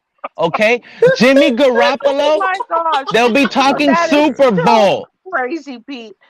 Stop Seriously, with this. him and Teddy and Brisket. Yes, they're all the best QBs. Yes, absolutely. Come on, Pete. Seriously. And to add on, my thing is this: when it comes down to any players, whether it be a free agent or coming out of college, I'm going to be on the fence with each player on our team until I see that they are doing what they can to help us to be a winning team. Period. It's not about being a tool near or a scholar near or whatever. It's all about a player coming to become a Miami Dolphin and contribute to us being the winning team. So I'm going to be on the fence with any player that comes to our team. Oh, Period. you're 100% right. I was never Tua near. I did not want Tua in the beginning at all. Nah, And as I've that's always not me. I'm said, not that Dolphin fan. That's not me. I used to be that Dolphin fan in high school, Mr. Polk. Nah, no more. I won't babysit them no more and lie for Paul, them No, and I'm not Paul cheer like said babysitting. that. he's No, No, they're not gonna. listen, No, I'm not but listen babysitting. to me, Angry Dolphin. I Listen, understand. You no. can tell me Let right me, now. let me Go look at the No, stats, listen to Pete. Shut Paul, up. Pete. To Listen to a him. QBR and all this and all that. I still don't believe that. I still don't believe it. His deficiencies are gonna be too hard to overcome in this league moving forward. But And you guys Jacoby will Brissett notice has this in a got it few all hours going on. moving. But Yeah, Jacoby Jacoby has it Brissett going doesn't on. have Come on. limitations. He just has a but slow Pete, arm Jacoby rotation. Brissett Pete, doesn't have limitation. Is that really the Pete, statement you just made? Now, hey, when Pete, it comes to passing the ball, he just has a slow like dial up. That's it, A slow internet. slow release is a Well, but limitation. that is a limitation, Pete. I agree. That is a limitation. Right. That Yeah. I mean, but if 100%. I agree with Robert. okay, but that is a limitation. Call it what you want. I don't call it a different limitation. I just call him that's his arm rotation. That's the way he delivers No, the ball. that Also, is It's so slower than crazy. other. Every quarterback is different the way they throw the ball. Let's never forget that. quick Number one. note. And right, number but two, Pete. and number two, let's just argue this statement. Does it matter? Because No, I want to what we're at, respond to hold number on, one. Robert, be quiet. Listen, does it matter, Lewis? Because what we're asking for Tua, the best offensive line in the NFL, to give him 5 seconds, will that matter for Jacoby Brissett if we could have found the best offensive line for him? His arm rotation didn't matter if it was slow. I think With you these weapons, totally this guy's didn't listen, MVP Pete. status. Paul. Paul made a I beautiful don't know. point, and you didn't listen to him. You didn't listen. right. What I was saying, Pete, is when it comes down to the Miami Dolphins, I'm gonna say it again. Whether you coming out the draft or you're a free agent, when you Can become I a add Miami something though? Dolphin, you're going to be on the fence with me until I see contribution toward us being a winning team. Period. Tyreek Hill, when he first came to the Miami Dolphins, I know what he did with Kansas City, but Oh, really? hmm? I But what said, I'm oh, saying really? is that So we're happy what, with it. what We're I'm saying, winning. no, We're no, 6-3. We can't critique it, no, huh, let me Mr. finish. Park? Let me finish. What I was saying it to you is when Tyreek Hill became a Miami Dolphin, he was on the fence with me because I wanted to see if he's going to bring what he did from Kansas City to our team. Okay, so Oh my God. any player that's on our team that's helping our team to be a winning team, I'm going to be behind him. Whether it be Tour, whether it be Igbo, it doesn't matter. If they're So Greer, contributing to our team and making Greer us a said winning F team, those that's what I'm draft happy picks. about. Greer says F those draft picks. You're saying F those backups? Who's saying that? I'm As not long as saying they're that. whoever doesn't contribute, you're saying like you don't even care about them. No, Oh my did I say God. that? I did No, not say that. no, no, I did not say no. that. I didn't say that. Okay, because April it's slowly starting to come around to playing like he's supposed to. I'm not saying he's there yet, but he's coming around. Yeah, Tour, he is also coming around. I'm on the fence with anybody that becomes Miami Dolphin Let me ask you because guys they a question real quick. go ahead, This is a go ahead. serious question. I need a real answer. Does anybody on this panel think that tomorrow our star middle linebacker, Jerome Baker, is gonna knock somebody off their ass tomorrow? Does Yes. anybody feel that? Hell no. Does Absolutely. Hell Yes. no. anybody No, honestly feel our Yes. paid that's one middle of the reasons why I linebacker, the think star Hell he's linebacker, no. is gonna unstoppable knock anybody because our tomorrow hard? linebackers. Yes. Who's he hitting? A water boy? No, I won't. Who's he That's taking out? linebackers. Key word. He said linebacker. So don't have faith in the No, he linebackers said core. no, So no, no. He said He said Jerome Jerome Baker. Baker He Yeah. and yeah, let me specifically. tell you something. Jerome Baker has a but good he do shot play if he takes the linebacker. right. He has a good shot to take out the head coach of the Cleveland Browns. What's his name? Stefanski. If he takes the right angle, he Yes. could put Stefanski on his ass. He ain't putting nobody on his ass. Jerome Baker is not that. He's not built like that. He's a tackler. He's a once the running back or receiver on a bubble screen or something gets 7-8 yards upfield, he can make a tackle. He's not meeting He's a anybody in wannabe the Bobby hole. Wagner. He's not meeting Win or anybody in the lose, a hole. linebacker is going to be the reason why we win or lose this game. No. See, that's where I would disagree. Again, the The reason we would linebackers win don't or play lose well, this we game, get destroyed. I don't agree. Yes, because of the No, style I of don't. offense. I don't. No. If our linebackers don't show Listen, up against their running game, we're going to get destroyed. no, we won't. Because And let me ask you something. Hey, Lewis, hold on, Lewis. No, we won't. Hey, If Lewis, wait, no, hold Why on, we Pete. won't? If Tua Tagovailoa, because the Tua Tagovailoa puts more points and is efficient. Like, again, y'all making me sound like a Tua near. But there's no, listen, we're going to win it every week. Let me be very clear about this. I don't give a shit if it's Jeff Wilson Jr., Emmitt Smith, fucking Walter Payton. You can bring whoever the fuck you want. We win and lose and we die with Tua Tagovailoa. Whether people want to hear it or not, I don't give a shit. We win and die with the quarterback, just like every other fucking team in this league. Whatever we said about all this whole week, ever since last week when Josh Allen got hurt. The Buffalo Bills will be done if Josh Allen gets hurt. You know why? Because Josh Allen is the most important Buffalo Bill. And I'm sorry to tell people, like the homie Von Joe comes up, and I know Von Joe, if he's listening, he'll get in my ass tomorrow. But Terran Armstead is nice, and Tyreek Hill is nice, and we live and die with Tua Tagovailoa. You're likely to drag his ass out of bed right now, bro. He's probably already on his way back up, bro. Oh, okay, but what I'm saying is we win and lose with Tua Tagovailoa, period. Yeah. Period. I don't care what no one says. Well, if he's not upright, then he ain't going to have time. Well, Crypto, and I would agree with that, but let me tell you something. He's been upright for the past 3 games because even in the bad game that I say he played poorly in the Pittsburgh game, he was upright. It wasn't like he was getting hit left and right and taking shot after shot. Hey, Lewis, so when Tua has that off he was game, getting protection. Lewis, if Tua has an off Hey, game can I tomorrow, add you something, think our bro? defense is going to be able to keep up with the Browns? Stop. Yes. Hey, Pete, can I add something, Why though, wouldn't they? what Lewis was saying? So it'll be low scoring tomorrow if Tua has a bad game, 2 interceptions. It's a bad, horrible one of those Tua And games. we 100 yards passing, no run. Pete, first of all, Pete, there's no coming way in hell Tua Tagovailoa only throws for 100 yards with these weapons. A bad game this year, in my opinion, for Tua Tagovailoa would be 225 yards, 230 yards. That's a bad game for Tua. Bro, the man is averaging 280 again. I don't want to sound like a Tua near, right? Or I don't even want to put labels no more. But we do have to start giving credit to a kid that is, again, for me, right? And I'm not going to speak for no one on the panel, but, bro, he's exceeded my expectations. Because, again, before this season, people that have rocked with me on Twitter or on YouTube channels that have seen me talk, bro, I was very critical of Tua Tagovailoa, and the kid is playing well. Whether we listen to Starks Tua haters or people like me that just want to critique him because I want him to be the best quarterback he could be for our team, or the Starks Tua near, wherever you lie, the facts of the matter are Tua has played well this season.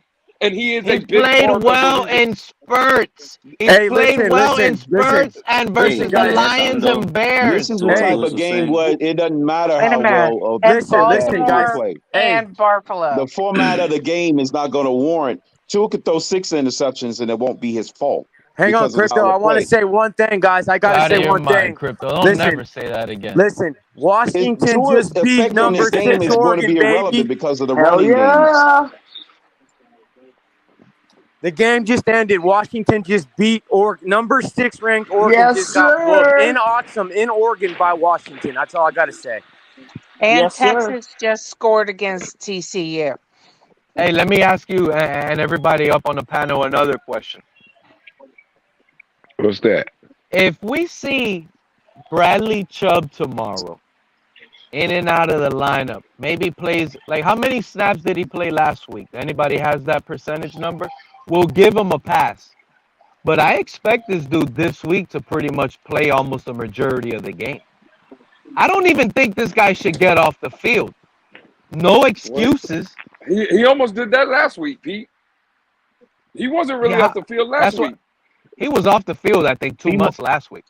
come on. No, he He But wasn't last wasn't. on He week field was that an much. played excuse. a I don't think lot. He so. almost had a He sack. wasn't And he on the was field You that talking much. about 3 Nick days Chubb on or the your team. Bradley? You talking about our Chubb? Yeah, Bradley Yeah. Chubb.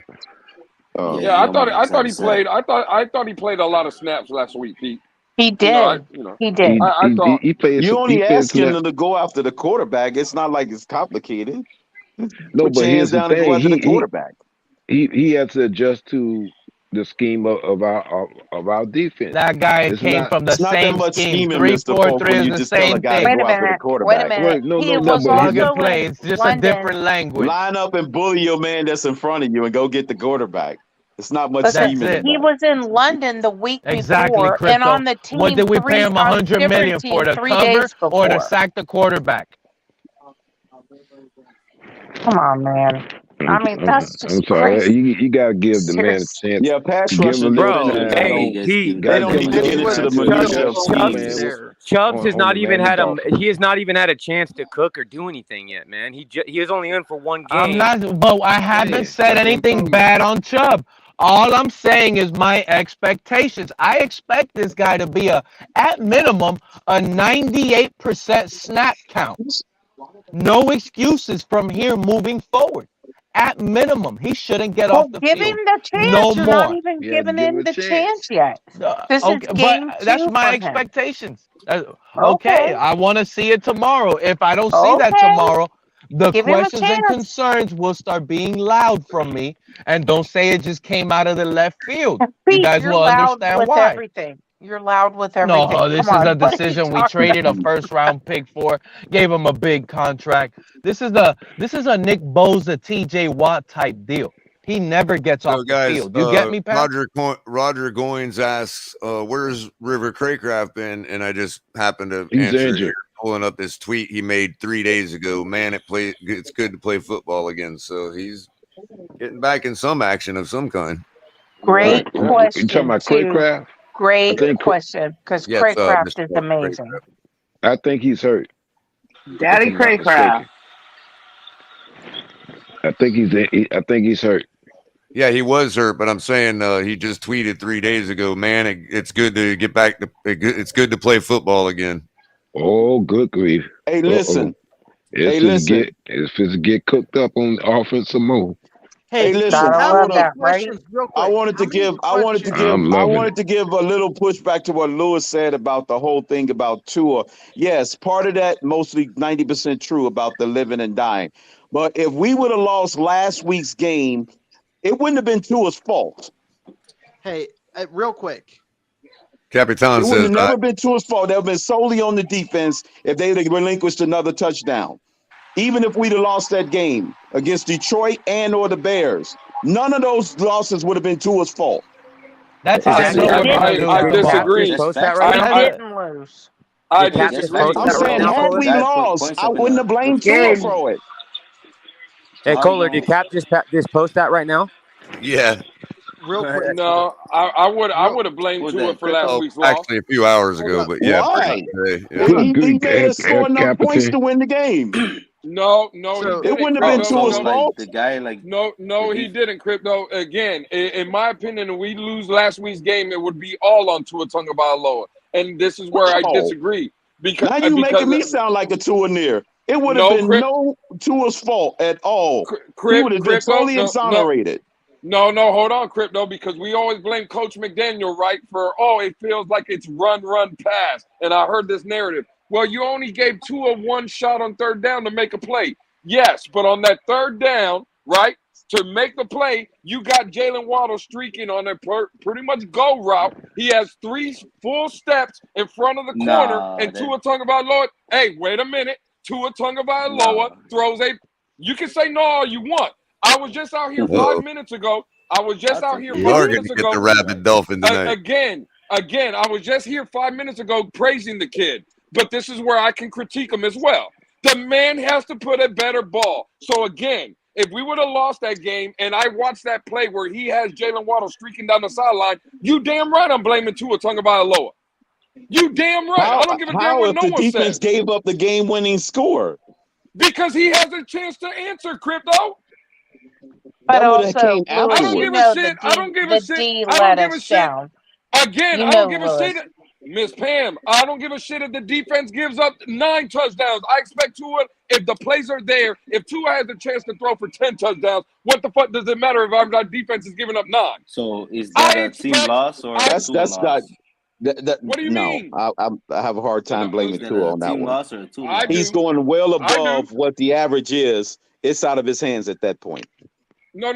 Wait a minute. Wait. See, again, what do we want? Do we want a guy that's going to put up numbers and just be a good quarterback in this league that can win games? Or do we expect Tua to talk about the last couple games? Again, you see, but that's what you want. I don't know who you are, but that's what you want. You want a guy that puts up numbers so you can come out on these panels and say, look, my quarterback's throwing for 303 touchdowns. I want an elite fucking guy that when the running game is playing like shit and the offensive line is playing like shit and the defense is playing like shit, I still know that I got a chance to win the game. No, I don't care about the numbers. The other guy's talking about the numbers. If he's putting in touchdowns, getting us in the end zone, and he turns it over, you don't have that, Lewis. Tua's not that guy, Lewis. You're falling for it.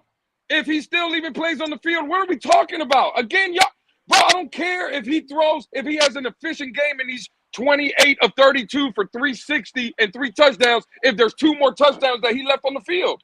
I don't give a shit.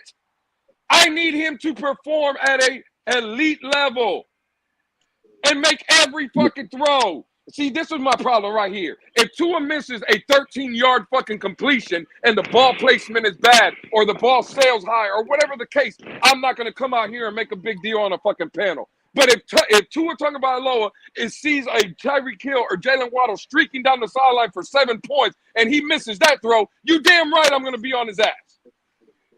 I don't give a shit. I don't need him to be perfect like people tell me on a 12, 13-yard completion. But if there's a 50-yard bomb that needs to be made and I see 7 points and he's missing that, what? Now we're not supposed to say nothing?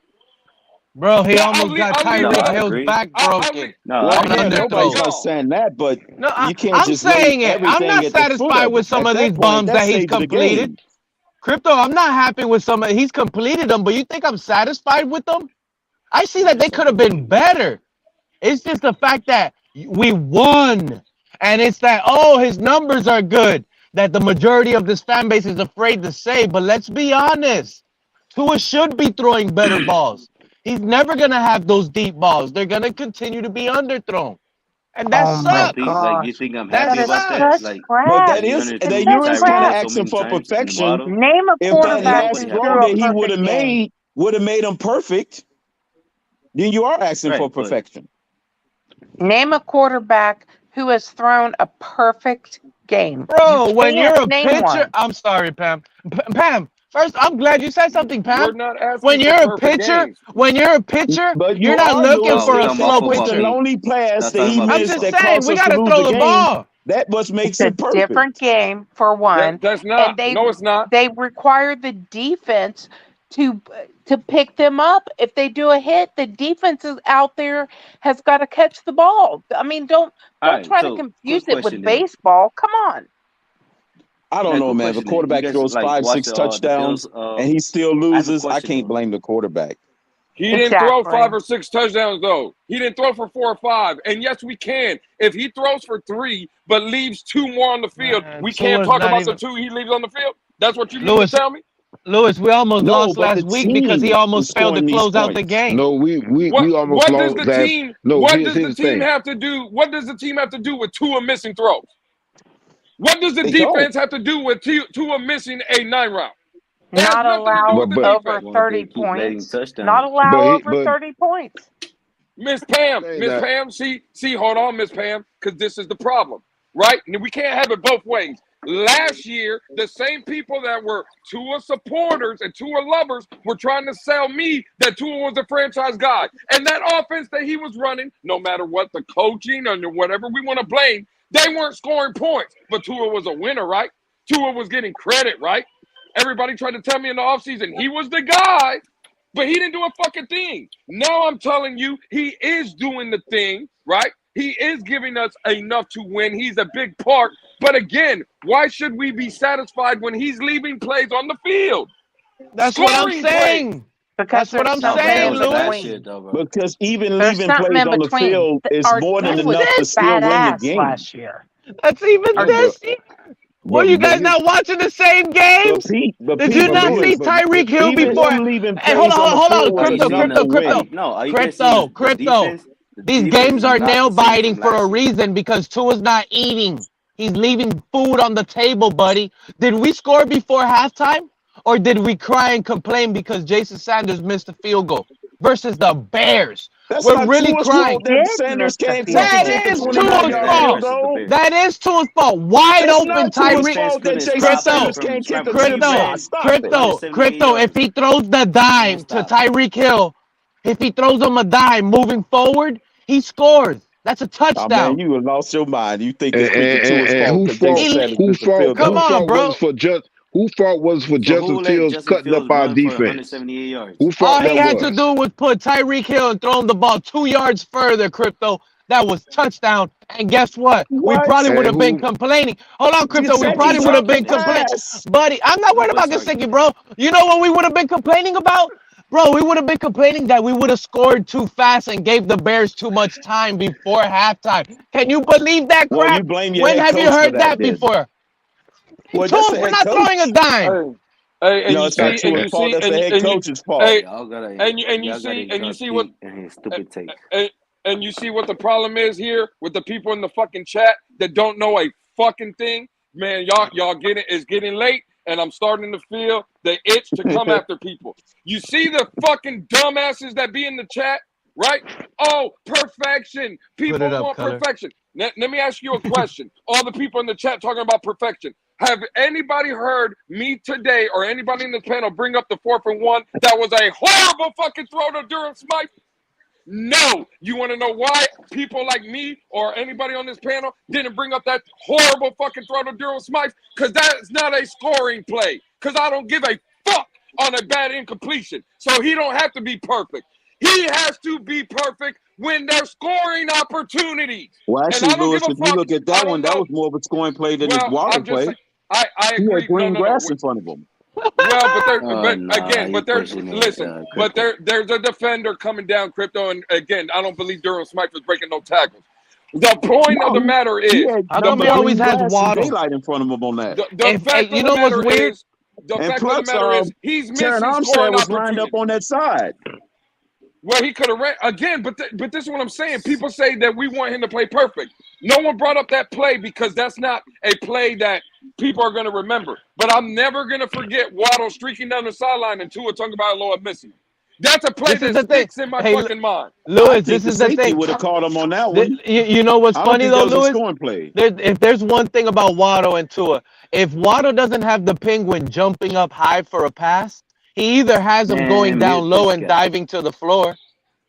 Think about it. What do we? Waddle's but see, catching here's the the thing. ball That on the wasn't Waddle, floor that or was he's Smythe, jumping. Pete. What are you talking about? No, but here's the thing. He's Y'all keep throwing forgetting. balls low to Waddle too. Y'all, I'm not. y'all keep And the There you one go. Lewis is talking. And the one Lewis is There you talking go. about. Ian Hey, Baller, Lewis. Ian Baller in the chat. Ian Baller in the chat. Oh, you Tua said a made name, Ian Baller. Yeah, I said Ian Baller. I call people out. I don't give two flying fucks. Ian Click that Baller link, talking about Ian. two bad passes and you're tearing Tua's ass up. You goddamn right. Bro, that's what you're supposed to do. You can settle for mediocrity if you want to. I want my quarterback to be fucking great. If you have a problem with that, that's your fucking problem. But don't tell me Lewis. that I'm less of a fan or I'm a hater. Then I'll be the fucking rabid fucking hater. I'll change the name from Rabid Dolphin to Rabid Hater. But ain't I don't know none who of y'all fucks gonna change my fucking mind. This is bullshit already. Yes, I want my quarterback to be great. Why the fuck is there a problem with? Because I want him to be great. Hey, Lewis, let me ask you, because going back to that Jalen. I never Hey, said Lewis, that you said that, Lewis. I'm just saying there's an hold explanation on. on one of those passes versus the other. If Tua hold on. performs the way he performed, then he's in the clear. No, bro, he can't be missing Waddle like that, because this is what drove me crazy. I think it was like 2 days ago where I heard, I don't know if it was on this show or on Steven's show or somewhere, where they were saying that Tua was pressured on that underthrow from Waddle. To me, that was a clean pocket. I don't care what happens around him. He could have had stood there and delivered that ball, and that should have been touchdown. There's no ifs, ands, or buts, but the craziness was that he was under pressure on that play. Does anybody here think he was under pressure? Who was the one that said that? No, I don't think he was under pressure at all.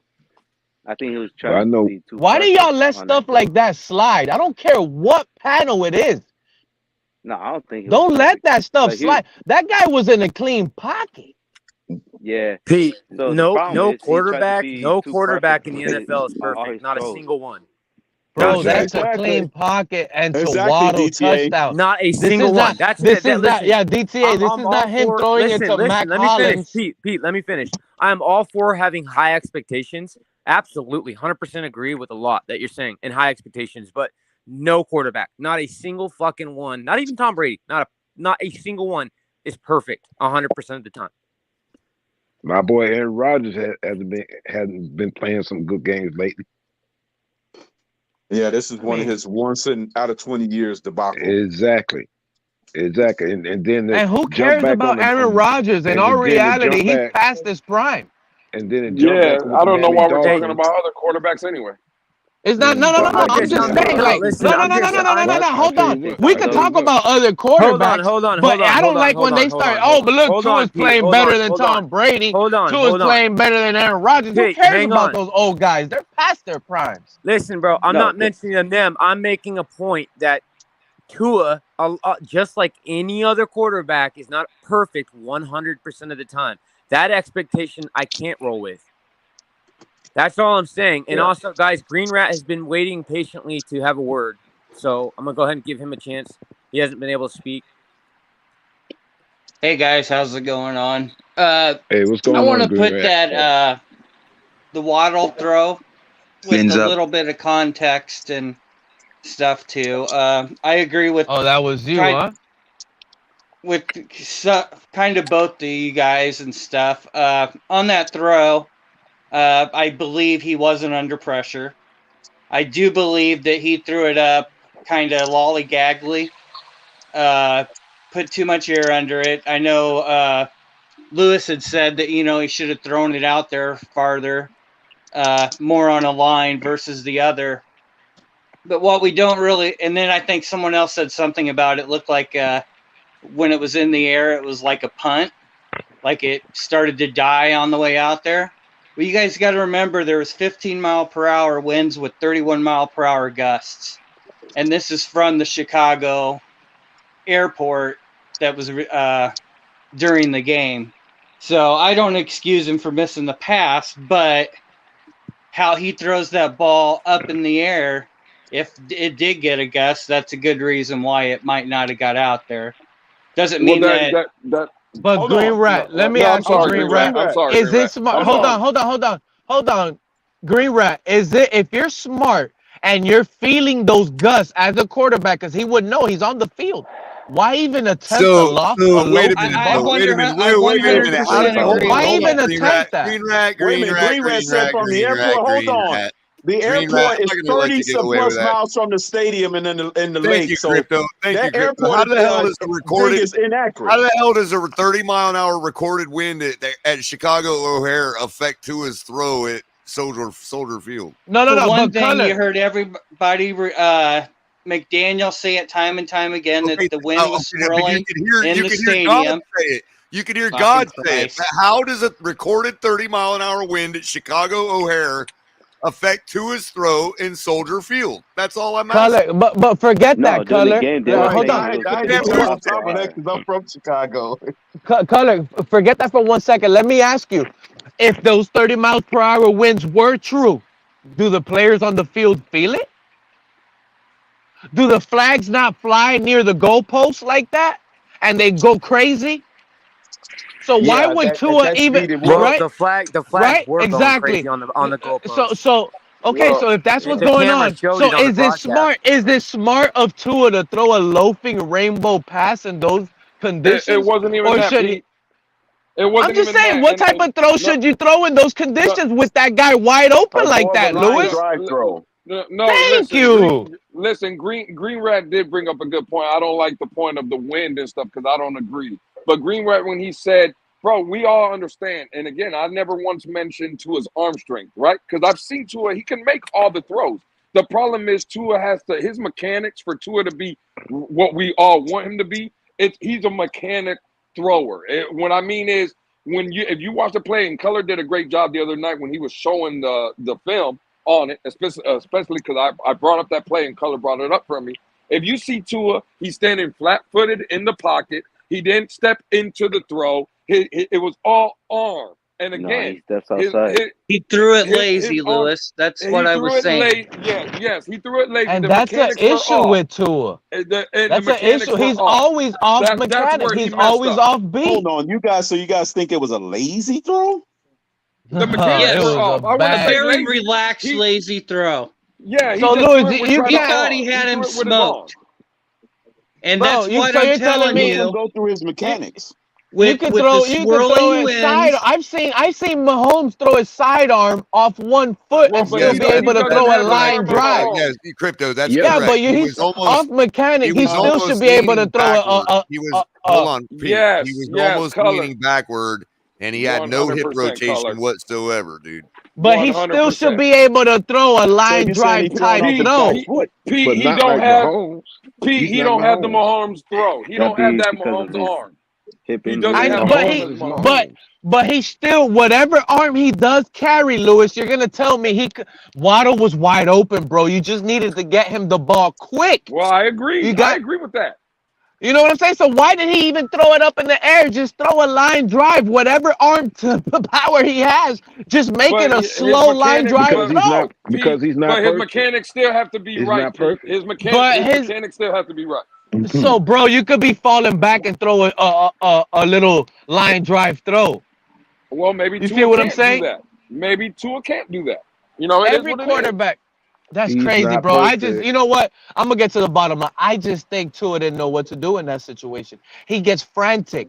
He saw No, he his knew guy what to do, so Pete. wide open. Listen to me. No, Didn't he you knew what just to do, name Pete. it? Didn't you just name it? Listen to me, Lewis. Think about Don't it. say that, Can you Pete. just listen to me, Lewis? Think about it. Think about what you just said. He snapped the ball quick.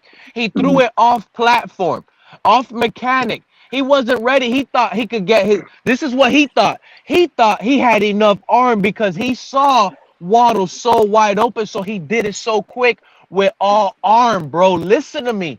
And it just didn't work out because he didn't have it in him.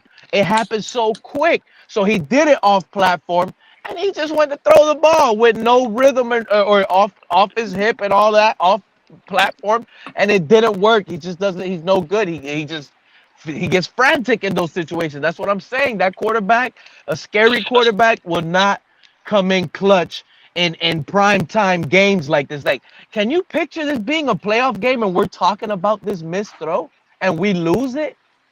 This was a normal 1 o'clock game.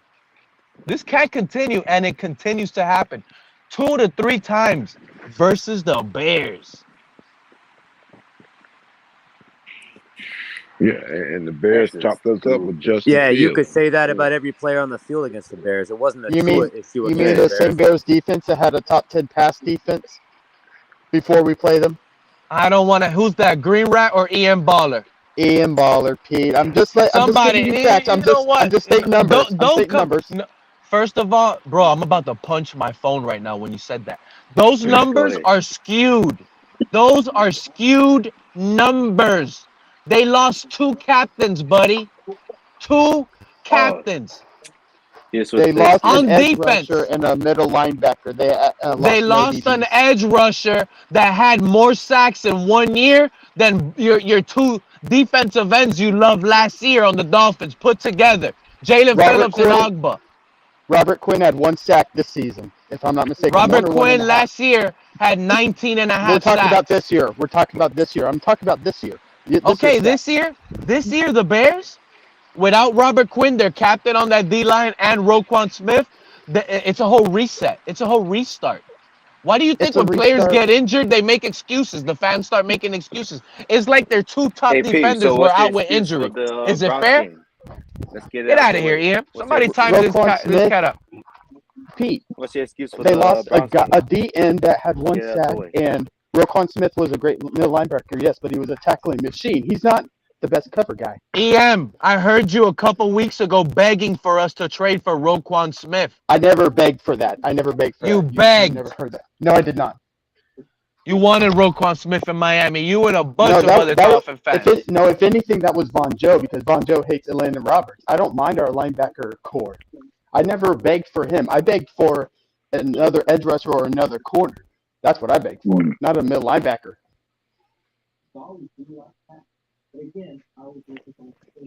Bro, you talk Ty. I can't wait for definitely tomorrow, talked Ty bro. that day. Oh, can't wait for tomorrow. I just got a feeling you Tuaniers are gonna wake up tomorrow. I really do. I'm not a Tuanier. I'm a Dolphins fan. Listen, Same a here. lot of these. I'm not too now. I'm a If we Dolphin win fan. tomorrow, what's your excuse? I'm a Everybody's Dolphineer. on the fence with me until I don't think see we're winning until- tomorrow. I'm telling you right now, and I'm proud to say it because you know why? A lot of you No, been just out here get your saying excuses Pete's out for wrong. now. Pete needs to shut up. Pete's this. I can't wait to be right tomorrow because I'm gonna scream I it never at said halftime that. in Wrong your this whole faces. time. Tomorrow, look, you idiots! The freaking Lions put up 30 before halftime.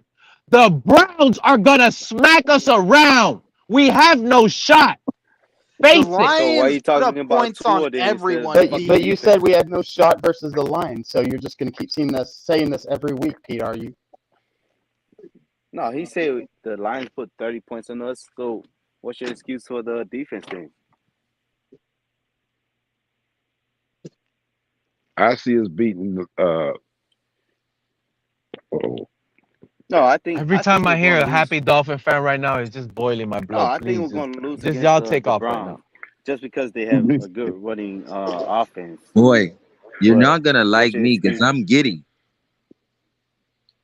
I see us winning 35-15.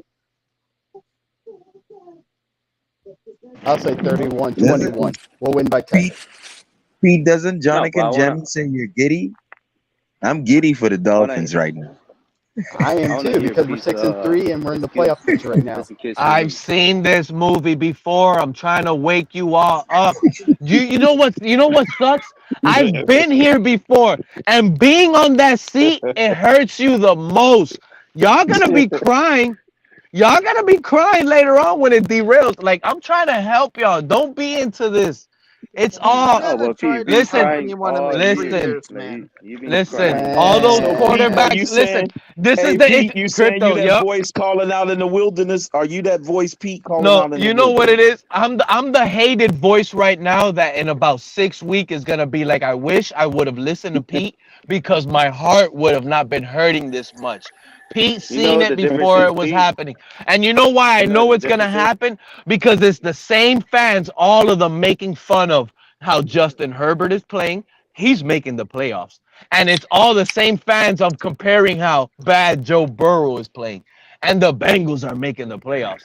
The team that's gonna miss it is the Dolphins. We all know it, but it's hard to feel it because we're 6-3. But in our reality, we barely beat the Lions and Bears. So We're not there. Pete, I have a Wake question up. for you. Pete, I have a So question you're for saying, you. wait, okay, go ahead. You go first. How many teams have the Lions put up over 28 points on? Bro, you think No, you answer my think other question. teams no, I'm gonna answer this. But how Answer many it. teams have a starting Noah Igbenogany that's about to do it, That's let not the everything happen question on I him? asked. You haven't How answered my many question. teams You have a haven't Javon answered my Holland that question. gets smoked by a tight end or a Khalif Raymond? Pete, you How haven't many answered my teams question. have the highest paid cornerback in the league, but leads the league in touctouchdowns allowed at this point by Pete won't number one answer your receivers? Pete won't your answer your coach's fault question. if you lose. Come on, bro. Pete, Let's Answer get my real if you question. want to your coach's talk fault that. if you lose. The Dolphins. Answer So my if you lose, question. it's You Tua's just said fault. you were going to, so answer Who's my talking, question. EM or Green Rat? I was talking to you, asking you a question. How many Who is teams have the this? Lions? I It's can't see Robert. right Young now, bro. baller. It's Oh, Young Robert. Robert. baller. How many Robert. teams Oh, have the my Lions bad. put up 28 plus points on? The Lions put up 28 points on a bunch of teams. They've had one of the high Okay, most powerful There offenses. you so you're go. getting on us for the same thing every other team in the league has allowed. Yeah, but they were one of the most No, high-powered offense when DeAndre Swift was healthy. This guy played like 20, 15 snaps on us. he was back. We let the And their backup offense was still running back moving. run wild on us. Jerry Swift was Goff with back. no wide receivers. It No doesn't wide matter. receivers. They had some other weapons back, and they were still putting up 28 plus points against a bunch of teams. I don't want to hear that crap, bro. I We don't allow care the if worst you of the don't worst. want to hear Think it. about this. It Think is about what it this. is. They are Justin a good Fields, scoring offense. no wide receivers. Justin No. Fields didn't do great passing. When are we gonna He blow did- out a bad he- team, he- Green Rat? Justin Fields didn't do great passing. He You can't destroyed blow us out on a the team. ground. The defense can't on the play. ground running. Hey, Pete, I That's haven't what been messed us talking up. at all. And other than that Lamar Jackson game last year towards the end of the season, other than that game, we have been struggling against those athletic quarterbacks. So it's just a thing that happens. Oh Is our yeah, but defense Jared good right Goff, now? Our Jared Goff defense had is not good. 98 yards rushing on us. He took off on us, but then we Whose spied him fault in is the that, second Pete? half, and I that's how never we said shut him Jared down. Goff. I Come never on, said bro. Jared You guys Goff. want to He's a use poss- that little flawed excuse? Oh, we only have a bad defense because Justin Field ran wild. Be All right, quiet so with why you that. bashing Tua Jared only Goff, the then? statue with a broken ankle, would have did that last week against us. We have no pass rush. But Jared Goff does that Wait, to so everyone, Tua's like fault? you said, except for like maybe one or two teams. Also, the other thing, earlier you talked about Bradley Chubb not playing a lot of snaps. Do you know he played the second most snaps out of our linebackers? Do you know how many snaps he actually played last week? How many snaps did he play? 55. 55? Yes. What a disaster. How many defensive snaps were in the whole game, Robert? I don't know off the top of my head. I'll go find out for you. Go find it real That's quick. probably like 113 or something. I don't think it was that. No, it wasn't that much. So you said he played 54 snaps out of how much? I'm looking it up right Average now. is 113. I think it was like 63. I think it was like 66 or something in that nature.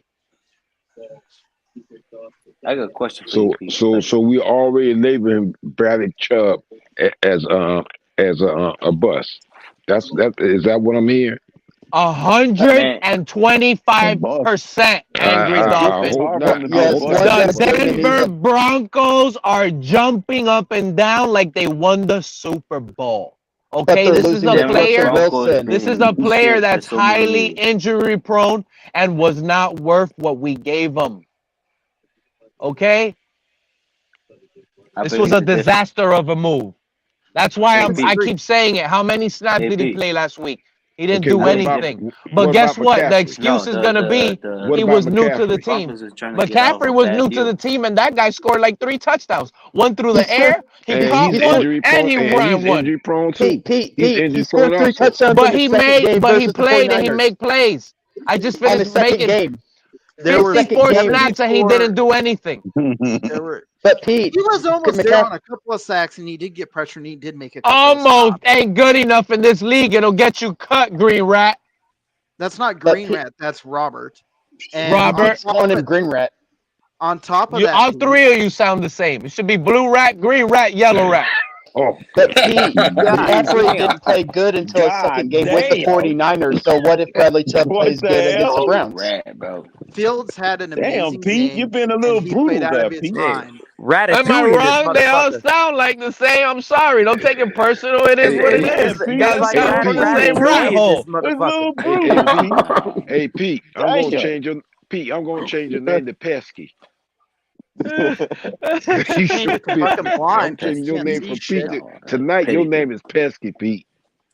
I just feel like you guys are Ray Charlesing this season right now. A bunch of blind Homer fans. You know all about Ray Charles. Pete. Remember, hold on. Last year, this fan base, hold on, Sharif, this fan base last year was calling for Flores' head at 1-7. Fire Flores, fire Tua, and fire Greer is all we heard. But yet, they turned it around and won 7-0.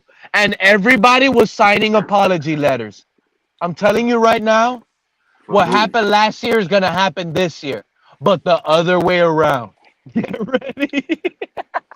Okay, we'll see about that. I can tell you one thing, I man. just disagree with your take. Who's signing letters, though? Just let Pete talk because he won't have much to say when we keep my waiting. God, I can't. Everybody grab a drink, man. Just grab a drink. But no, I get credit where That's your credit fault. is due with Pete. Y'all keep letting him Well, I talk, will so. say this with Pete. Pete will make you think, and make you do research. So I give him credit for that. He may Didn't we fall for it last year? Didn't we? Make you think. What happened last year? What happened last year? These clowns in the chat are probably saying, "Oh no, Peter's wrong. We didn't say fire Flores. We were happy to fire Flores, but we knew Tua was right. Nah, we were gonna trade Tua last year for Deshaun Watson. Everybody was wrong, and Tua ears were wrong, and everybody was wrong. You won't give this head coach a chance, Pete. You were pushing that harder than anyone. And nobody was pushing that. Stephen Ross was pushing that, and I followed the leader. You can't change it. Hey, you were no, pushing Pete was pushing for Baker Mayfield, and now Baker Mayfield is getting benched by PJ Walker. Baker Mayfield was this offseason. Deshaun Watson was last year. Yeah, but Pete was really pushing Baker this offseason, and look how that turned out for the Panthers. Baker Mayfield, who did he have to? Bro, I don't even care what. I already told you, Green Rat. I already told you. Picture those quarterbacks in this offense this year on this roster right now. Talk to me when you can do that. God damn it, that was Yellow Rat, not Green Rat. Nah, they'll still play. My bad. Shit, bro. Like, but good boy, y'all hurt me tonight. Good grief. I might change my name to Laughing Dolphin tonight. Good grief. Shit takes. That's your problem, Pete. You watch too many fucking. One of the things I want. I done seen it all. We went from a good defense to a trash defense overnight. We went from a horrible offense to a supposedly the greatest offense on grass overnight. You think I'm supposed to fall for this crap overnight? You must be out your rabid mind, bro. That's not happening over here. Not with this quarterback throwing underthrows like the way he is and his deficiencies. Other than the Chiefs and maybe the Bills, name a better offense than us. So, Pete, and guys on the panel. It's all fun and games when we're winning. We're winning. Somebody try to sneak it in. Winning. So you're upset that I don't want to hear it's the Bears and Lions. He doesn't want to hear anything in his anything. Pete, last year we lost to the Jaguars. Hang on a lost second. to teams we shouldn't have. Sharice's trying to talk. So I was saying, right, like if Tyreek gets, I think Tyreek is going to pass 2,100 yards, and the thing is, right, like Waddle is going to quietly approach 1,800 and maybe have over 10 touchdowns, and nobody's batting an eye. I mean, we're batting an eye, but nobody else is, and I just think that. Like I said, this is a season where now this is my question to the panel, and I'll listen. With the cornerbacks injuries, we're down to what, 6, 7, and 8 corner. I don't think we can. I'm gonna just say it, man. We could probably beat Buffalo, right? In the last game of the coming up, we could probably beat the Jets. You gotta go to the AFC Championship with this cornerback group. Cater Kodu has to play out of his mind, and you depending on Keon Crossan to not get a penalty late in the game. I'm sorry, like it's gonna have to be with Byron healthy next year. What do you guys think? No, you said next year. I think Byron, bro. Next year we'll have a new head coach. Byron is gone, bro. How will we have a new head coach, Pete? Here, I'll answer his question real quick. Hopefully Byron comes back. He could be the other outside corner, and Keon Crossan could be the nickel slot corner. I don't like Keon Crossan starting. Keon Crossan is a he's actually a special teamer. That's why we got him, but he was forced to play. Yeah. Just like Justin Bethel. Justin Bethel was a special teamer only, but he was forced to play. If we had a healthy Byron Jones and you got a healthy X, I would play X, Jones, and listen, if you got a healthy Byron Jones and you got a healthy X, play them on the boundary, and I'd play Kohu. You think X is gonna get healthy, bro? X has been in and out with a hamstring. Before you go down that road, I already said what you're about to say in the very beginning of the show. When I say healthy, I mean on the field playing, available. But this is what I'm saying. X is fighting through an injury while he's playing right now. Right. This is why he's not playing his best ball. But we're expecting, even with Byron Jones back, that's not going to make him healthy. Pete, listen, I've already said that. I've already addressed that. I'm saying, though, is if I'll take I'll take X playing through an injury over Croston any day of the week. And if Byron comes back, what are X's number DTA at this point? We're probably better off without X. Do you see what he's giving up? It might be funny to y'all. It might be funny to y'all, but go look at what he's giving up. But Pete, what we're talking about is if we know we can possibly beat Buffalo. He's on pace. We're gonna beat He is on pace to give up double-digit touchdowns. I am asking that is you, unheard of. Pete, but I'm asking you in the panel, right? We probably gonna beat the Jets at the end of the year. Payback. We probably gonna beat Buffalo because they're gonna sit out. Listen, they're gonna sit out Josh Allen, right? So we're probably gonna end up beating Case Keenum or whatever. But my thing is this: I'm not dependent on Noah Igbenogany and Keon Crossan in an AFC Championship game. We need Byron to come back either by week 15 or whatever, and then I see us getting more confident as a fan base because you think they're targeting Noah Igbenogany now? You think they're targeting them now? I mean, come on, Sharif. I got a question. Let's just keep it 100, though. Do we really need Byron Jones tomorrow versus the Cleveland Browns led by Jacoby Brissett? No, we need him after the bye. That's why I'm talking about the AFC champ. That's why I said we probably will beat the Jets. Okay, so we're good tomorrow. You guys feel we're good tomorrow without Byron Jones? We're good. We're Gucci. No problem. Absolutely. The Jets. We need them in the playoffs. We need him in the playoffs. That's what I want to know how you guys feel. Hey guys, I just want to say real quick, we're 4 hours, 30 minutes in. It's still active in the chat, active up on the panel. If you guys could do me a favor, especially if you're coming from other platforms like Twitch, Facebook, etc. If you come over here, just hit the like button, guys. Hit the like button, hit the subscribe button, hit that bell for notifications so you don't miss any great content coming out of the Fins Tailgate. I do appreciate that. Also, don't forget we've got color commentary on Tuesdays. There it is. We've got Saturday Night Exhale with Ali, and we've got El Capitan every other day of the week. And if you guys didn't know and you haven't heard yet, memberships and super chats are on hold for the time being. But if you guys want to support the channel, there's always Cash App and Venmo. You see the links right there. And I appreciate it, guys. Thank you, man. So, yeah. So basically, where's Color?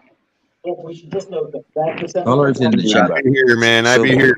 So, guys, real quick, I did want to say something. I think Pete, given look, if our players and coaches and everybody tomorrow is going in with the mindset of keeping your concerns on the forefront, then I think we smash the Browns. I agree. I have a question though. Can I ask a question?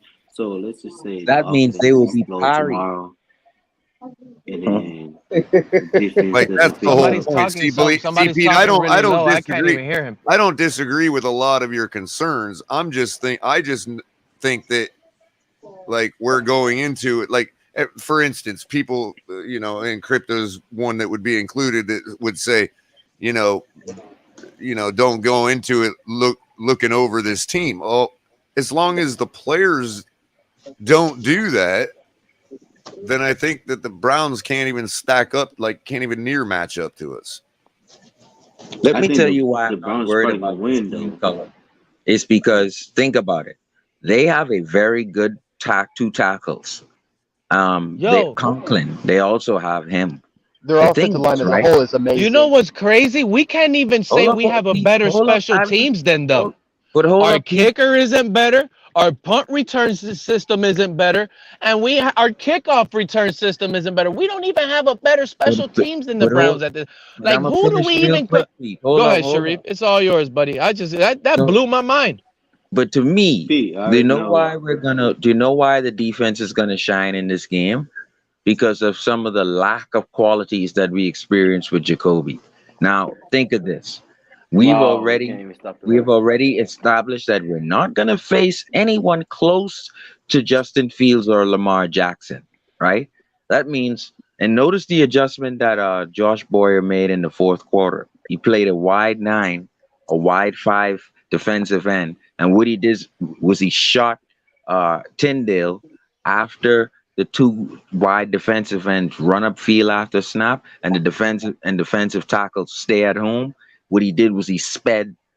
He then sent Tyndale straight at him. Don't even allow him to get going. And he couldn't do nothing after that. So good move by Boyer. My thing is this: we don't have to worry about Justin Fields. This is a sitting duck. And to me, Jacoby Brissett and his qualities or lack of is going to cause him at least 3+ sacks. I'm saying it right now. His lack of qualities is going to cause him to be sacked 3 times. And because of that, we're looking for strip sacks. Like, one thing I like about this Dolphin defense, they want the ball. Is anybody buying this? No, Does anybody believe the Dolphins are going to put pressure? Bro, in And my we don't dreams, put pressure I'm on seeing nobody. Van Ginkel's hair blow. In my dreams, I'm seeing Van Ginkel's hair blow. And it's still blowing. Why is this kid's hair Why in my are you dreams even blowing? talking Van Ginkel when we just... You see the problem with this fan Because his base? hair is awesome. He Listen check that. to Look at the... his hair. Run, bro. Bro, we just made a They couldn't run the Ndamukong ball, Suh type deal, and we're still thinking about Van Ginkel? Number Bro, 2? he's a knack for the ball. What do you mean? You strip it and he's there to Bro, pick it up. He what did somehow we did just... it. Sharif, please, He bro. loves that Sharif, ball. please tell me you're just trolling right now. He's a ball This hawk. take... You mean to say At least he's Bradley the Chubb, opposite right? of Fedulum. You're talking about Bradley Chubb, right? No, we're talking about Andrew Van Ginkel. Come on, Pete. No, Here. Van Ginkel gotta go. Listen, he's the opposite of Fedulum. He gotta. Listen to me, dude.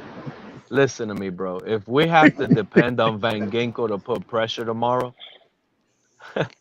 oh Doesn't my matter God! who puts pressure on the just quarterback as long as we put pressure just on the know the quarterback. captains of this team are on the bench, just with their they got the white flags out. They got the white towels out. They gave up. It's a Pete complete Fedulum disaster blow up. wants to get away If from the ball. Flagellum is on the Hey, field whatever tomorrow, happened to it's a disaster.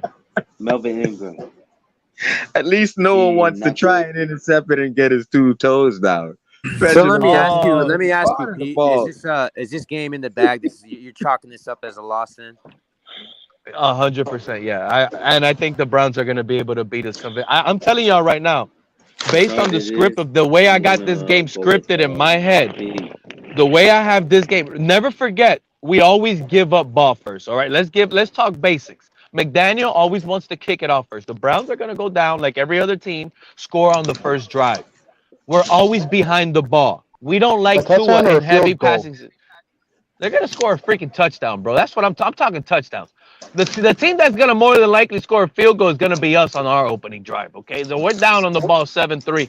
They're going to score again, and they're just going to keep running up the score like the Lions did.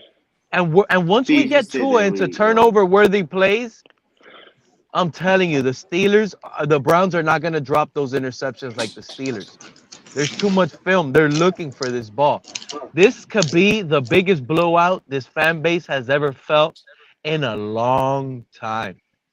I know what I'm telling you guys. Bro, Pete, you realize that we scored the first touchdown last week, right? And we held them to a field goal on their first drive. That's true. Listen to me, Color. Got him. No, he even said that we always defer. Like we always do defer. Like listen, we always do listen defer. to yourself, Pete. You're talking about biggest blowout this fan base has ever suffered to the Cleveland Browns and Jacoby Brissett. I mean, listen to yourself, bro. Worse than when the Ravens. This guy has Color. Do you know what Brissett is coming here to prove tomorrow? Hold on, Color. No. I'm glad you took it there, Color. I'll hold on, but I'm glad you took it there before you try to switch it. No, because let me tell you something.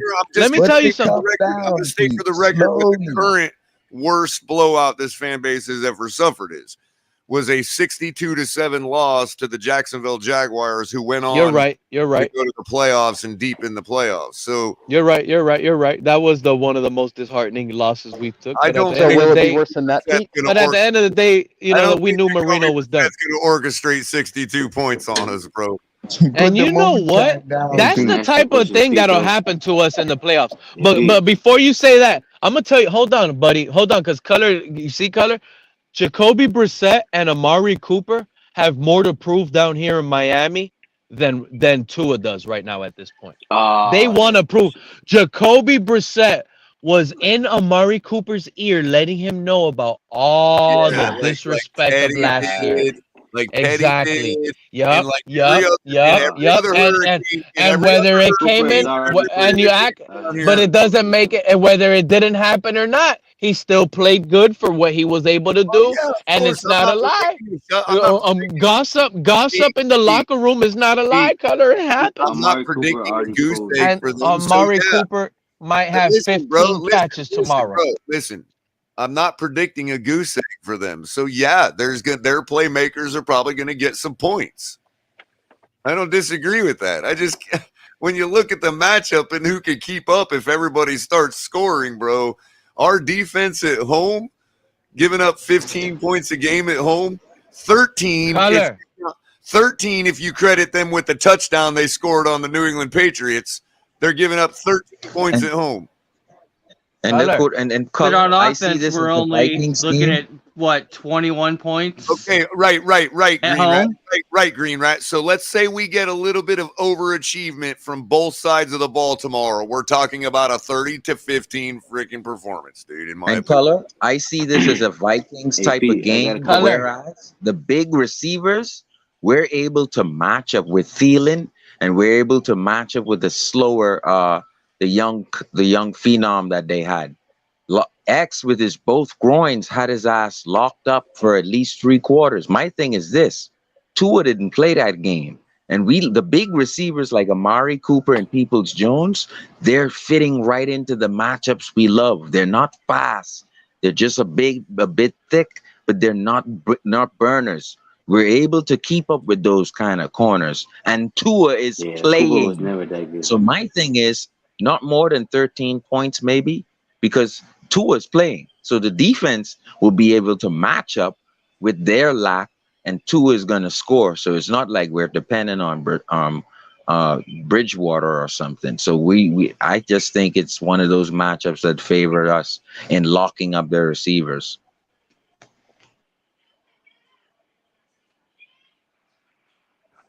I want to. There's nobody getting locked down tomorrow. We got someone new. We got someone new up here on the panel. I just want to introduce him, but I'm not even going to attempt to pronounce whatever that says. Oh, that's just no, that's not Green Rat. I don't know who this other big rat is, but welcome. Yes. Hey, what's up? Thank you for the introduction. Could you pronounce that? That's Curry P. It's is the Brazilian. KP? It's the capybara, dude. That's KP. Biggest rat on the planet. The Brazilian rainforest with a new name. God damn, KP. No, Pete, that comes from you, dude, with the yellow rat, green rat, blue rat. Pete, I'm the big rat. Oh, you heard it? I got a question on the big rat. Go ahead, buddy. You're kind of low. You're kind of low, but I hear you. Somebody out there. Yeah, I think we have a big test coming up tomorrow, guys. Especially if our left tackle Armstead is not going to play. But I'm actually looking forward to it because I want to see what kind of magic will come from the promised man, Tua, if Armstead isn't the left tackle and doesn't play tomorrow. It's a test. And if he passes it, we're all the better for it if that happens. But I got us winning 17-12, so we'll see. Well, that's my concern right there is if you got Myles Garrett, Jadeveon Clowney, okay, if we got Armstead and we got Shell playing, what happens when Garrett switches sides and he's going up against Shell? Mm-hmm. I think Armstead might be able to hold his own, but my concern is if you got Shell going up against Myles Garrett, what happens at that point? That's right. You know? QB1. So that's all, man. I just want to show off the big rat logo.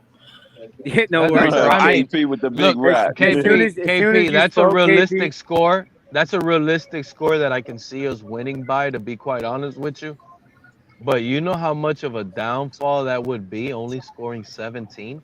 Do you think Pete is going to be up here satisfied that we beat the Browns by 17-12? Pete, I don't think that's going to shut me up. When every team, what is the Browns? Hey, Cutter, you got the stats. Who has the stats? The Browns allow almost like 30 points a game. Pete, to be honest, I don't think there's anything that would bring you up here satisfied. We need to beat one of these bad teams convincingly if we're gonna be a good team. That 17-12 score is based on them running the ball effectively tomorrow, but us still being able to contain them and keep them out of the end zone.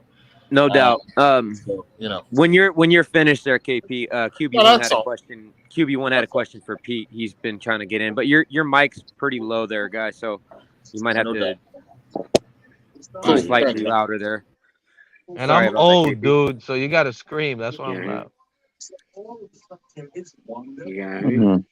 Yeah, we can hear you. It's quiet, but we can hear you. Yeah. So I think we're probably gonna lose this one just based on the matchups and stuff. So what do you guys think that we gotta do to win? We ain't losing, bro.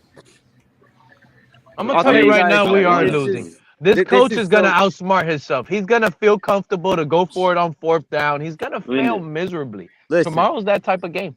I'll tell you right now, this is what I had as of yesterday. Okay, I had the score, my predictions, 31-28. The Browns win. Now, if you're asking me the 3 things I think we need to do, or the most 3 important things I would say to take care of, or my top 3 in order for us to win, I would say stop the run game, minimize penalties, and the defense needs to also cause turnovers. And then the third thing would be our own line needs to protect Tua against Myles Garrett and Jadeveon Clowney. Those 3 things right there. And I would like, again, and I've said this before, but this is, again, one of those games where I'd like to go with a comfortable lead into the half. Nice. I agree with that. The only way I see us winning is exactly what I told you guys when I first came in here. It's going to take either Cedric Wilson, Mike Gesicki, or Trent Sherfield, one of those 3 guys to come in clutch and have a big game tomorrow. I know what I'm telling you. What surprised me, though, Pete, is that nobody hardly knows in the media, because I heard the media speaking about, and I'm talking about on ESPN, well, there's no third option. I'm sorry, Trent Sherfield has been killing it as the third option. What are they talking about? But guys, wait, hold on. Listen, I understand Trent Sherfield, absolutely, he's been Mr. Reliable, and I've been preaching this, but who the hell do they have that's going to shut down Tyreek and Jalen Waddle? Exactly. No, they have the kid they drafted him. I mean, because listen, I predicted us a loss. I predicted us a loss, and even I'm DTA. Where the hell was Waddle and Hill in the Pittsburgh Steelers game when we needed them in crucial situations? See, now you're starting to work it through, DTA. You see it as you're looking down their roster and you're like, damn, Color's right, man. How the frick are they going to beat us, man? Well, yeah, that's what I'm saying. Is like and that's again, I predicted us to. Yeah. I predicted a loss for reasons I've already explained to you guys, and that's only by 3 points. But even I can look at it and be like, who the fuck, like, bro? You're acting like they got people on their roster. Give our O-line some problems. Well, that's the only way they win. That's exactly right, KP. At the end of the day, their pass rush and their run game is enough to control a game. But however, the way you're describing it, Pete, I cannot comfortably and wholeheartedly look at their roster and find anybody on there that's going to shut down Tyreek and Waddle. I just can't. I can't. And their star cornerback is average. Not on an individual basis. It'd be based on putting the quarterback on his ass. Yeah, but their pass rush is pretty good. Look at Tim Couch already said it. That's the only formula. They're gonna roll coverage on those 2 buddies. They're gonna roll them. Double coverage. Tua's gonna first. Listen, they don't have to. This is literally how they don't have to rush him like that quick, because Tua only like 2 or 1 or like his first or second read, and he throws it. So he and yeah, hold him that long. To answer your question, Kohler, yeah, the light bulb finally went off. You know, most quarterbacks in the NFL, they get praised when they go to their second, they scan for their third, their 4th read, they're reading the field. Tua doesn't do that. And the Browns already know all they have to do is take away Hill and Waddle. I don't think we have enough with the other guys offensively to beat them. Understand what they're going to do. Yeah, but They're Pete, is gonna that do possible? everything in their power to. Yes. Nobody can Yes. take away The game is going to be won in the trenches. Exactly the way the Giants beat a high-powered, undefeated New England team in the Super Bowl. Is it New possible? England outmatched them on every level when they're on paper, but the Giants beat them in the trenches and crushed them in the game that mattered. Well, Crypto, I think you're on to Here something. Crypto That's why goes I had again. my- Are we playing the Giants tomorrow from the Super Bowl? From that Super Bowl? That's They got formidable pass rushers. We don't have to. That's like saying because it rained on Sunday last year I mean, come on, man. How are you even going to make that correlation? That's like saying, well, you know, one time the point of the correlation team blew out. Wait a minute. Play the same It's type like of game and have it's the like same saying, success on in the trenches. No, it's like saying, you know, one time a team It ain't blew like out saying another team in nothing. the It's Super Bowl real 55 to 10. If they have a stellar game in the trenches, they can do that. Okay, so guess what? Their awesome star running back is going to fumble the ball just like Byner did in the playoffs. See, I can do the same thing. Yeah, but the running backs they got now is much better than Byner. But at least I can use the same damn team. Okay, but it's not using the same team that played against them. And Ernest Byner was a hell of a back, man. Don't discount on Neither Byner. one of the teams that you Give me mentioned credit are for playing checking on the field Sunday. I'm using the performance of the teams. If they have a similar no performance, kidding. We all they can know shut them that down. shit can happen, bro. We all know that shit can happen. No, you don't. Because And you're there's not a high mentioning it. chance. Yeah, exactly, Color. You're really not mentioning it, and that's You're not exactly what they're mentioning gonna it. do to us tomorrow. When you actually look at Myles Garrett in his prime, Fuck would I want to going mention against some obscure freaking thing for? this guy, Myles It's Garrett, not is gonna be obscure, lining up because against a Cleveland could have the broken potential to have that kind of performance. toe, No, and they a banged up don't, bro. Achilles. Yes, And they if do. They do, did it if against they the do, Bengals the week before. Guess what? If they do, then we got bigger problems than we're even talking about. So let's list No, them we all. don't. No, we don't got bigger problems. It's just they had the better 3-hour window than we did. Oh, we got big problems, and tomorrow is gonna show. Shell is gonna be blocking Jadeveon Clowney. How many years has Christopher Greer gone They've already after this guy? proven, Cleveland has already proved multiple times they can disrupt an offensive line. Hey, Clowney is shit. He's been with the Seahawks and he didn't do much. Yeah, that's where my concern is. Guess as what? well. So is Buffalo, and we still beat them. Clowney is gonna be lining up Buffalo across and Cleveland is Shell. two different teams. So are the Giants from 2000, what the fuck ever, in the Cleveland Browns. So That's why I what? think it's But gonna be a that's close game. irrelevant. What that got to do with the price of beer in Germany? Their strength lines up against our biggest Bro, weakness. you can pull out all the stupid cliches you want. The correlation is the fact that we did it this fucking year. I'm not comparing And the to the correlation, Giants the from some Browns has weird showed the Super Bowl. ability to disrupt offensive lines and be All right, effective. buddy. All right, buddy. No, Yell at your no, mirror, buddy, because you're I'm not take, getting at me, color bro. side this time. Yeah, I'm on crypto side on Good. this one too. Congratulations, Color. Congratulations. Nah, how about it? I'm on color side this time. Like everybody. Yeah, well, like, I'm not a talking about the fucking Bengals, player. I don't have how to good they fucking were. think like they do. If they think like crypto thinks like tomorrow, then we'll win. The fuck is the problem? If they don't, then we suck. That is true as well, Color. Yep, that is Yeah, the grudge match. If they do, then we just That's why I see freaking this lose. thing being close. Yeah. No, think about this. Like everybody thought like the Browns were fucking trash this whole year until they beat the Bengals. So now, Well, all no, of a I mean sudden, Cleveland has they're had good one of the team. most talented rosters for 2 years now. They've You know, been had a they've had the talented question mark roster at the for quarterback fucking position how many years? They always for had about 2 to 3 talented roster. years. All they needed was a quarterback. They never Right. had a quarterback. Right. So and now all of a sudden they beat the Bengals, and then now we gotta be scared of them. It's So, because the talent I is got- spread okay. pretty evenly across their roster. They've got some, big, powerful, talented guys who can produce. That defensive line is nothing to to right, and it's amounted. That's that defensive line is gonna limit what we supposedly do best and throw the ball deep and all this crazy stuff. We're gonna have 12 personnel, double tight end sets. We're gonna have Ingold on there. And you know what I hate about this damn offense?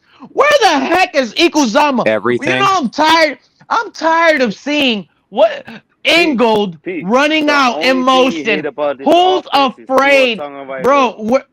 That's the only Bro, thing you hate Ingold. about this offense. Why is Ingold in motion in a 5? You know, if we spread it out like that against the Browns, it's 5 receiver set, and we have Gesicki, Ingold, and who was that other tight end lining? Like, that doesn't scare anybody. That doesn't scare anybody. You know what? Hey guys, just real quick, guys. We got emotions and stuff. Pete, real quick. It's a waste of emotion. With the motion. Waste of emotion. Okay, this guy, all this guy does is play Madden and play players in motion and waste time. Pete, all right, guys, listen. Hold on. Everybody think a football game is played on paper and started on the field. You guys, gentlemen, hang on a second. Dolphin Don, we just want to welcome you up, man. Hey, thanks, King DTA, brother. I got some news for y'all. I'm about to drop some shit taki on you, man. Guess what? Let's hear it. This year's team, this year's Miami Dolphins, is one of the most prolific offenses in Dolphins fucking history. I'm talking about 1984 Dan Marino stuff. Tua's on pace, even missing 3 games to match Dan Marino 1984.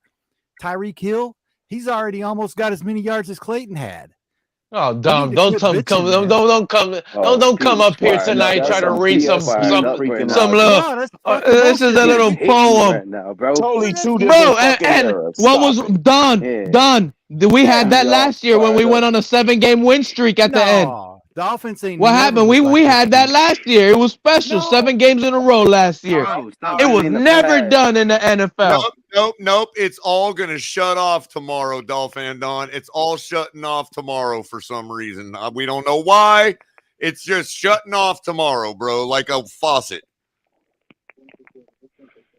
I even got the fucking coach in the seat. Would I like to have Brian Flores as our defensive coach? Hell yeah. But right now our offense is clicking. That's all I wanted to say. You got cut out for the first part. Yardage wise, but point wise, they scored the same amount of points. You're the first part at this point in the season as the 2020 team. That's you know what, Dolphin Don? It was clicking when Skyler and Teddy were starting too. But you saw what problem the offensive line play had for us winning those games. You know what I'm saying? Our quarterbacks took way too much punishment. You know, hey, this offense is clicking because the numbers look right. Because it's only good on Tua. That's why they're unless he's only Where's the rest of our yards, team? but as far as points, it's only 3 guys, bro. It's only 3 guys. We did 2 years ago. It's literally only 3 guys on offense: Tua, Hill, and Waddle. We're gonna see what happens tomorrow. Duper Clayton and freaking Tony Nathan. Yeah, in the era where did that take us? Football like 100 where did that times take a us? game. So miss me with that. When wide receivers and used where to did get that take mauled us? at the line of scrimmage, and there was no 5-yard rule. Every year in the playoffs. You know what, Louis? Oh, for Pete's sake. Every year in the playoffs. Every year in the playoffs. Yeah, that's what's gonna happen. You're gonna be satisfied with numbers until the end when the playoffs and the games get tough and the weather ain't right.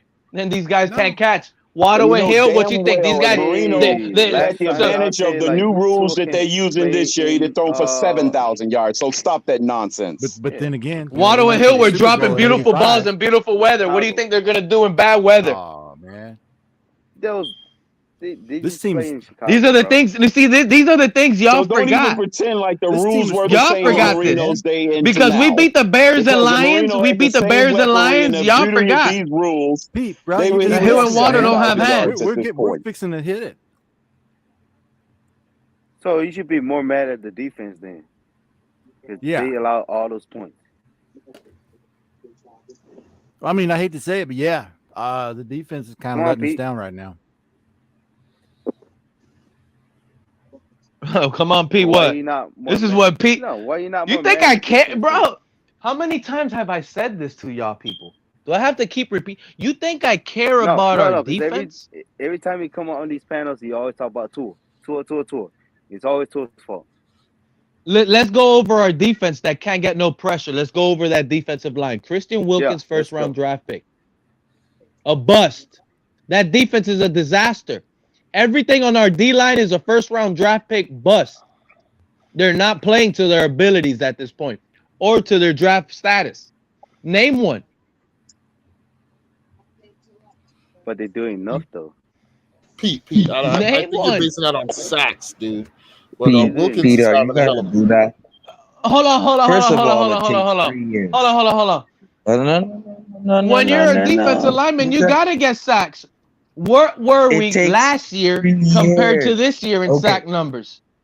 Let me just help you out then. We can judge the people in their fourth year. That The means constant Christian nonsense Wilkins of bringing alone. in Tua versus Marino. I could go You pull up a can judge Tannehill stat that Tannehill Hold did on. Marino didn't do. You're gonna say freaking Tannehill better than Marino? So stop But the real nonsense. quick, Hey, Crypto, man. I never said two was better than Hey, Dan Marino. KP. But Hold I on. did Hey, say That's the he's starting to match his insinuations. numbers.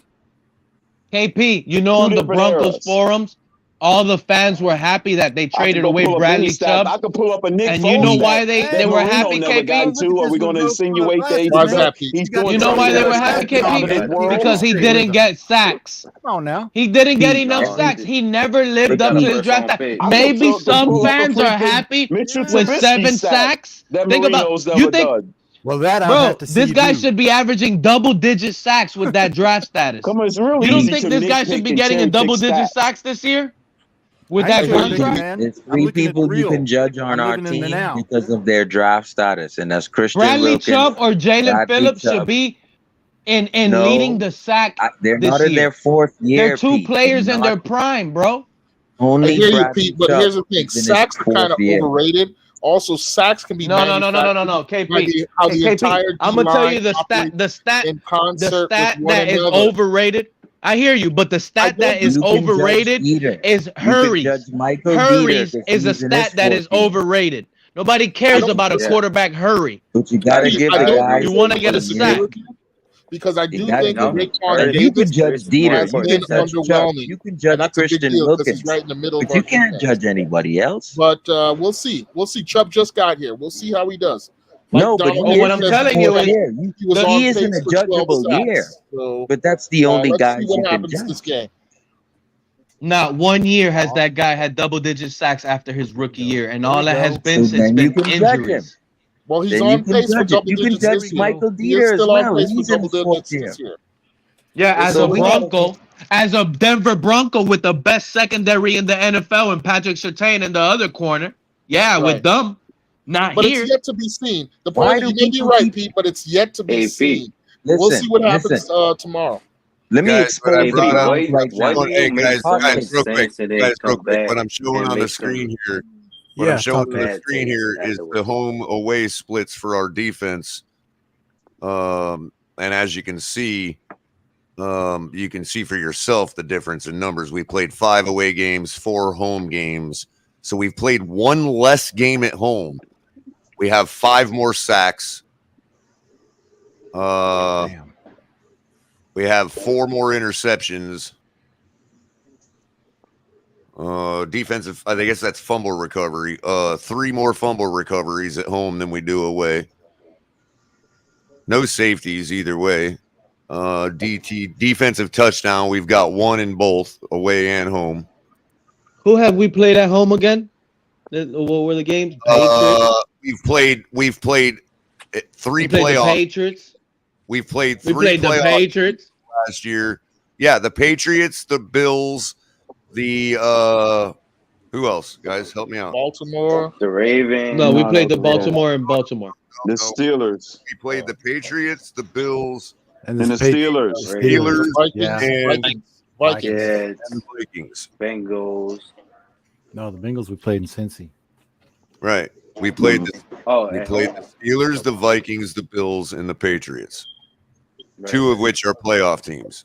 Well, 3, I Easily. guess. The Vikings being the 3rd. And only 2 have Easily. at least an offense. So if I can just expose the Browns real quick, most of these rushing teams that run the ball, extremely well from the running back, they keep high-powered offenses off the field. You've just been exposed, Browns. And every team in the NFL that has a good running game keeps high-powered offenses like us off the field. Guess what? We can also Let's just go see right how down much here. they're going to run the ball, Color. Let's just see how much they're going to run the ball when we're up We 14. can't stop the run, though. Look, the Browns are a little more balanced, but here's their away split: 2 interceptions, 1 fumble recovery, 8 sacks, no safeties, no defensive touchdowns, 23 points per game.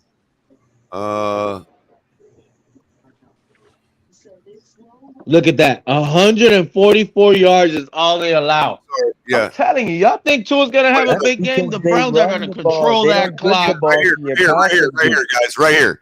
23.3 points a game they give up on the road, right? Let's go We're back. not going to put up that if we only throw for 140 yards. Damn, not man. with 140 yards passing. We're not going to. Hey, let Kohler talk. Let Kohler cook, guys. Yeah. Now the game is in Miami, right? So it's a road game for Cleveland, who gives up 23.3 points on the road per game. The game's in Miami, which is a home game for us. We give up 14.5 at home per game.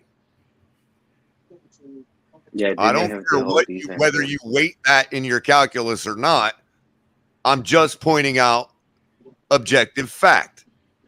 Yeah, but you could take away 100 yards passing. Take 100 yards. I know what you could do. I'm just So saying. are we going to score that if you take away 100 yards passing? Oh. The exercise was not to prove one thing or the other. It was to stop the argument about what our defense could look like tomorrow at home as opposed to what their defense could look like on the road. We have the numbers. Kohler wasn't trying to argue one way or the other. He was bringing factual, tangible numbers to to the argument. Yeah, he's but their pass defense, but their pass defense is better on the road. This is their own opinion. The Browns' pass defense is almost amazing on the road. They only allow 144 yards per game. The Browns have one Goldilocks game. Passing attack in the league. Hey, P, just be happy. You might be wrong. I'm just saying they only allow that's unreal.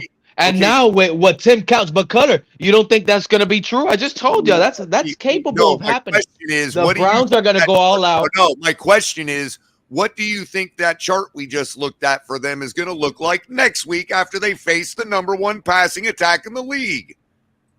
Tomorrow, you mean? Monday. Oh, I think that is going to be exactly what it feels. I honestly believe now exactly what Tim Couch was talking about. Tua's going to have to find a way to beat them with the other weapons. Okay, he's not going to use Hill or Waddle. Okay, then in fairness, let's look at the teams that they've faced and whose passing attacks they've stopped. Yeah, but every team is different, though, right, Color? Exactly. Every team is. This Color. Think about this. The Dolphins, to me, in my eyes, at least, the way and me and Tim Couch are seeing it the same. This Dolphin team, let's just take away Hill and Waddle. Beat me. What else do you got? You're gonna tell me your new running back in town? Pete, you got a strong point there. This is going to be the first big test in the last 4 weeks. Since the Minnesota Vikings, guys, this is going to be a test. Now, if we pass this test, we're legit. You know what I'm saying? But you can't count Chicago, Detroit, and Pittsburgh as top-tier quality opposition at this point. This isn't. Which we were on our way to beating the Vikings. This doesn't make us legit if we pass this. The point I'm trying to make, though, is that tomorrow we're going to have to be on our A game to win. Because Cleveland presents a lot of tangible threats to our operation that could beat us. You know what I'm saying? That running game and their D-line are two places to look that are going to determine, how potent we are going forward as a team. If we pass the test, then yes, I'm on the I'm already on the wagon, Dolphin for life. But tomorrow we've got a test ahead of us, and I'm looking forward to it. We'll see That's why I wanted to expose the Browns, because to me, you're never gonna get the chance to run on us when your ass is down 14. Like, Who are you fooling? And Right, so that's true. the Browns has just been exposed. And to me, Jacoby once again holding on to the ball. Sharif, how And, many teams we was up by 14 points on this season in That's 9 exactly games? what I was going to say, Crypto. Yep. and this is why I went straight to Jacoby, because on his first drive, his offensive tackles are not only gonna have to determine his slow windup and all that bull, his slowness on the whole. We're gonna take advantage of that. And so I think, and the corners match up with their thick, slow receivers. They have big What does peoples that have to and do with us scoring offensively? that's what Yeah. I'm saying. Tua has proven that he can effectively lead I in a think this shootout. is one of those weeks We like know the that Jacoby Vikings. cannot. We know that Jacoby cannot. I'm looking at We're it only from scoring 18 and a half Unless you points a don't want game to at call home. them beating the crap out of the Bengals a shootout. But Yeah, I'm looking at he's it good from 4th like and the 1. defense. That's a Goldilocks game. I look at it from like the Vikings game where we had Thielen and Jefferson. They're big, therefore X is 6'1". Crossan and Noah 6 foot. You have Cater Kodu 5'10", I think, but it's a good matchup and we shut them down. But my point is, Browns has the same exact thing, meaning they're probably gonna. Khalif Raymond is like 5'6". Hooper's probably gonna get like 6 catches, the tight end Hooper, and then everybody else is shut down. Jacoby's slow wind up, 3 sacks. This is what I see.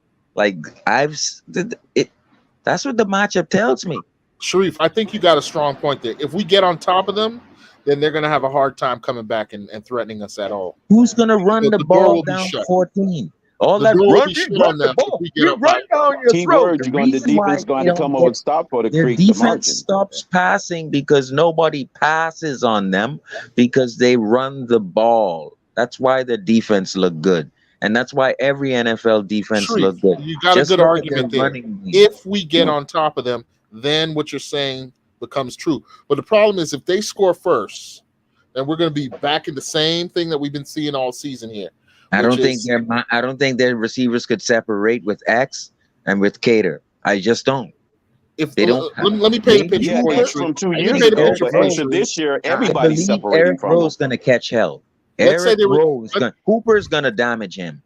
What if they score a Wait, Sharif, touchdown on their opening you're drive? missing, you're construing this year's X versus 2 years ago. This year's X, everybody is burning them.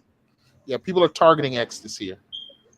On third down, they're running that short crossing route and to get their first down. So. X is making the Trying to tackle. tell him.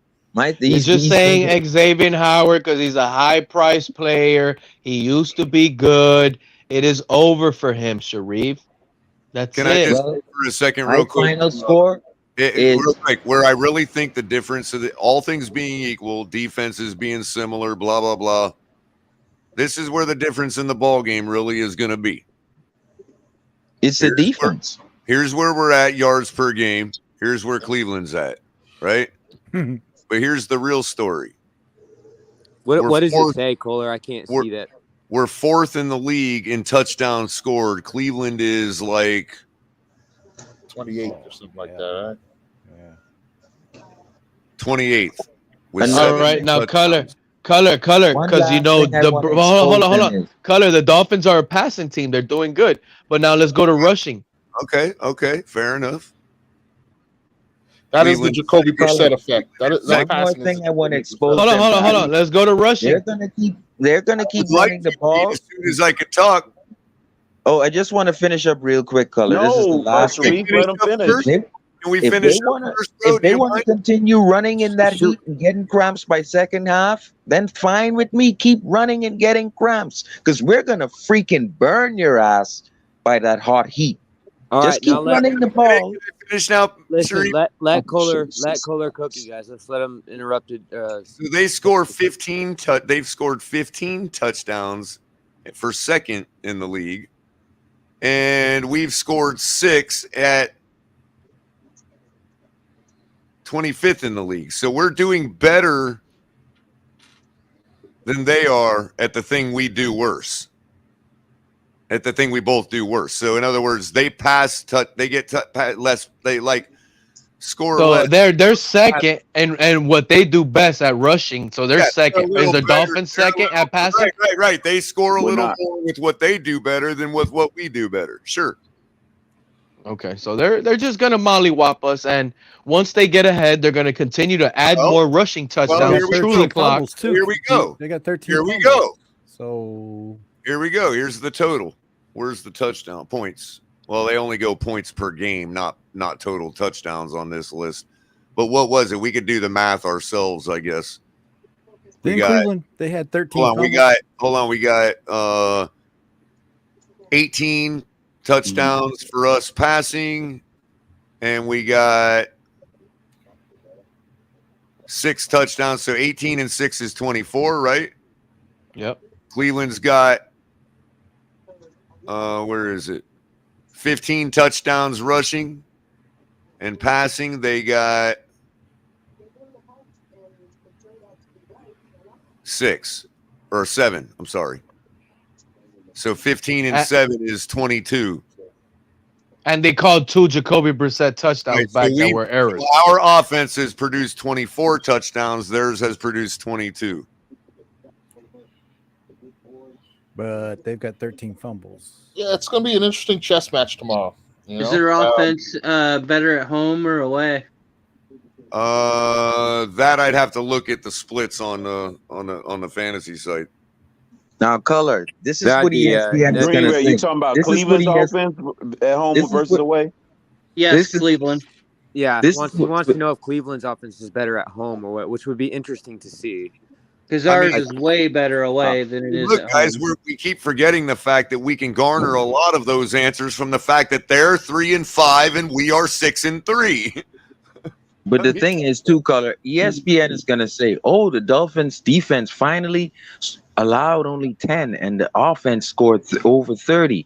But let's see if we can do it again. Let's see if they can do it again. And you know what? I'm saying it now. We know this can happen with our team, where the defense shows up while the offense continues to score. We just need to see this going forward. 41-10 tomorrow. That's my final score. I didn't even add the fact that because of what I've pointed out for the last 2-3 weeks of deficiencies in our play calling, we could have very well added 4 more touchdowns to that total. If not for somebody turning their playbook sideways.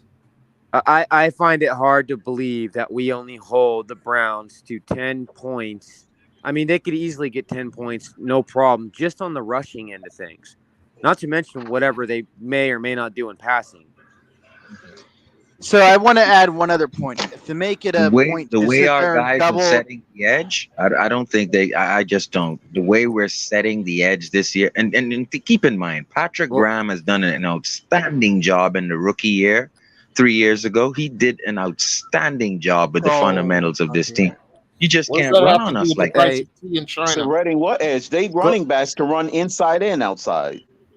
Hey, go ahead, Robert. I know Tell you're me who interrupted there. has. Tell me, please, who has. 77 yards is the most Sharif. someone has gotten this season. Sharif, Go just ahead, 2 go ahead, seconds. Robert. So if they go and double team Waddle and Tyreek Hill, that means they are focusing 4 of their players on 2 of our guys. We have a personnel advantage at that point, and I'll take it all day long. Yep. If you're telling me Gesicki can't win, Craig can't catch passes. Sure, Phil. That's a good point. That's a good point. I'm just saying, even in a win, I just with all these lopsided predictions that I'm seeing, like 31, 41. No, it's going to be 10 tight. to It's 7 going to be now. a 7 to 10 point game. Right. And that's what I'm got. saying is even with the Miami win, there's no way that you can tell me that we're going to hold them to like 10 points, 7 points. They'll score that easy just with rushing, not including what, well, more than that with The rushing. Browns fans are going to be saying Jacoby works for us. I think there are Watch. 2 scenarios, and we Good win job. in either scenario. We either win close in a grudge match, which is what I predicted, or we blow them out. As Color and Sharif have pointed out. Listen. But we win both ways. Fact. Lions last week. We're not winning. First of all, let's get that out the way. In all reality, We we're know not where winning. you stand, Pete, but I think you're wrong. Okay, Robert, but based on what we saw last week, the way listen to this name, Jamal Williams was able to break tackles and make our defense look like simps out Bro, there. that is literally the first time that happened all year long, bro. Okay, and Dalvin Cook at the end when our defense gets cooked in long touchdowns, we're facing a running back that if we would have traded for him, he would be And they will be starting and we'll be facing a happy for him. 14-point lead. If we would have got Kareem Hunt, we would be loving him. Okay, have to stop running. I'm just saying, So like what? we wanted Kareem Hunt just a few days ago, right before the trade deadline. No. Delusional fans wanted. I'm talking about a poll for the Dolphin fan base. I'm sorry, Color, but the poll votes, you're in it as well. Everybody wanted Kareem Hunt. So not only do we have to worry about Nick Chubb, who is 10 times better than Jamal Williams and is going to run through us all game, Kareem Hunt is also going to run through us. No poll. I did a whole entire show talking about David Montgomery is the guy to go after, not no Kareem Hunt. Come on, man. So Pete, let's do this then, Pete. The poll wins. Nobody Let's cared make it about fun. David Montgomery Let's when the make it poll, fun. everybody had Kareem Hunt. I don't give a shit about the poll. The poll don't speak for me, bro. But you don't speak over the poll either. Oh, but I can speak over anything I want. You can't speak over a statistic that the whole fan base wanted more than a David Montgomery. And You who's just the want to whole single yourself out to be right, but you can't be right. Right, and who's the whole fan base? A bunch of people you trash all day saying they don't know football because they want Tua so bad. Some of them. Going back to what Robert just laid out, if They call Tua is that able in to the execute debate at a high level and hit that third option, we shouldn't have a problem with the Browns. If he's able to exploit the middle of the field with this, It might not even be the those third guys will be option. fine. It might be the second read. Right. Because if You're they're right, doing Robert. that, You keep then you're- threatening us of how we're gonna get ran over, As right? long as we're able to do that, we should have no problem winning. right, They're like if gonna I'm be the running coach in and I heat. catch him doing that, yeah, I'll switch up my Before read. the second quarter, guys are gonna be coming off of the field if they continue to run. Tonight, They're gonna be Cleveland's down. defensive coordinators are shit in the bed thinking about what they're going to face tomorrow morning. You know this heat. He doesn't even consider the hot heat by third quarter. He's just, they're gonna run. They're gonna cramp their ass out if they do that shit. Right. Go ahead and run in the And you third bring up a quarter. good point, Shrews. You bring up a good point regarding the weather. I'm gonna be laughing if they run the ball in the third quarter. Honestly, I will be laughing, and I'll be watching guys come off the field as well. What were you saying there, QB1, man? Hey, Sharif, is Minnesota offense better than Buffalo's? Sorry, guys. I switched with Sharif to piggyback off his point and give you the report. The report tomorrow is for like 86 degrees and the humidity in the 70 some percentile area. Sunny skies, light wind, and very little chance of rain. So that's it is going to be. There might be some issues for a team that wasn't prepared. Mm-hmm. Sharif, does you think, in your personal opinion, Minnesota's offense better than Buffalo's? Yes. I'm gonna answer that for him. Yes. Without you Josh think the Allen? Vikings are better than the Bills Without offense? Josh Allen? Josh or Allen with- is the whole offense. No, full strength. Everybody has their weapons. Yes, Josh Allen. So you think Buffalo is better? No. Q, I'm with you, Q. Q in the chat. I think you're right. Brissett is holding this offense back. Their offense back for sure. Exactly, Q. Like, I think the Vikings' whole offense is better with a better quarterback. Would anybody have us winning if Deshaun Watson was starting for the Browns right now? No. Can't That answer is the that, question, Pete. isn't it? Not even That close, is the Pete. question. You can't answer it. No, like what Pete opened up another And you can know of that's worms. what I I heard some That's giggles. not our That's not even a problem, joke. But that's not 'Cause our you know- problem. No. You opened up a can of worms there, What the hell was that? Lost Pete. But remember when I don't think it's not a loss in if Deshaun Watson's playing. I think it levels the game out a little bit more. I think our odds go down. Done. Cleveland Browns become a Super Bowl contender with a prime Deshaun Watson if he can return to form. But those are questions that Do you guys He think hasn't the played for Browns 2 have years, bro. 7 passing touchdowns at this Deshaun point? Watson's done. Yeah, neither did Bro, Michael Vick Do played you for 2 think years. they He have came out and had 15 MVP like rushing nothing but touchdowns respect. with this year? You can't Name know. me The your Browns quarterback. are going to You can't just automatically Bowl, throw bro. somebody and say they washed up because they haven't played. They still Well, yeah, professional that's Michael athletes. Vick. That's It's Michael not Vick. always a win-win situation for you get a rushing QB touchdown. All right, something come like on. We that. could debate the imaginable all day, but nobody knows. When he comes Exactly. back, we'll see. You know what I'm Exactly. saying? Yeah, Thank you, Big Rat. I mean, we made that same 100% KP. we made that same argument with Tua and stuff, like from last year. I don't think we're guaranteed to lose if Deshaun Watson's playing. I think the game's a lot closer. I think it's much more 50-50. But to sit there and say No, it's an auto loss at that point, no, I'm not there. you look at any quarterback that missed like 2 or how many weeks, I don't care or if he is any kind of fresh and player. had already been playing 6 weeks. Bro, Is he better than Allen? I disagree yes. because if Price comes right now, Tua is number one, and God would say you'd have had to play Tua. So if Deshaun has to play the number one and Christ comes, Hey, Kohler, is that for Now that's you What the just hell are you being talking a about, Sharif? homer or something. What's the hell Sharif is talking about? Yeah, Sharif, you went off the loony land end with that one, dog. Like if you're No. saying No, I'm he's only better saying than you gotta Josh play the Allen, number one. that's Yeah, another that's discussion. So from what? that's 2 from years Channel ago, 7 in Ezekiel Elliott. Miami for 2 tomorrow. years ago, So Ezekiel Elliott was the best okay. running back in so the this league, is the right? overall tomorrow forecast right here 84 encompassing the whole day. This is the hourly for tomorrow. So at noon And we're looking at 81. the It'll get a game's little at 1, right? 2 p.m. is scientifically or geologically the hottest part of the day. So as you can see, it does ramp up to 82 and then drop back off a little bit. And you're talking about most of the sun being in the early part of the game, then clouds start to set in. It'll probably be a little muggy given a good 70-something% humidity. And the game's at 1, right? Yes. Okay, so that's it. So 1 o'clock kickoff. Yeah, and I got some pushback about the Deshaun Watson stuff, man.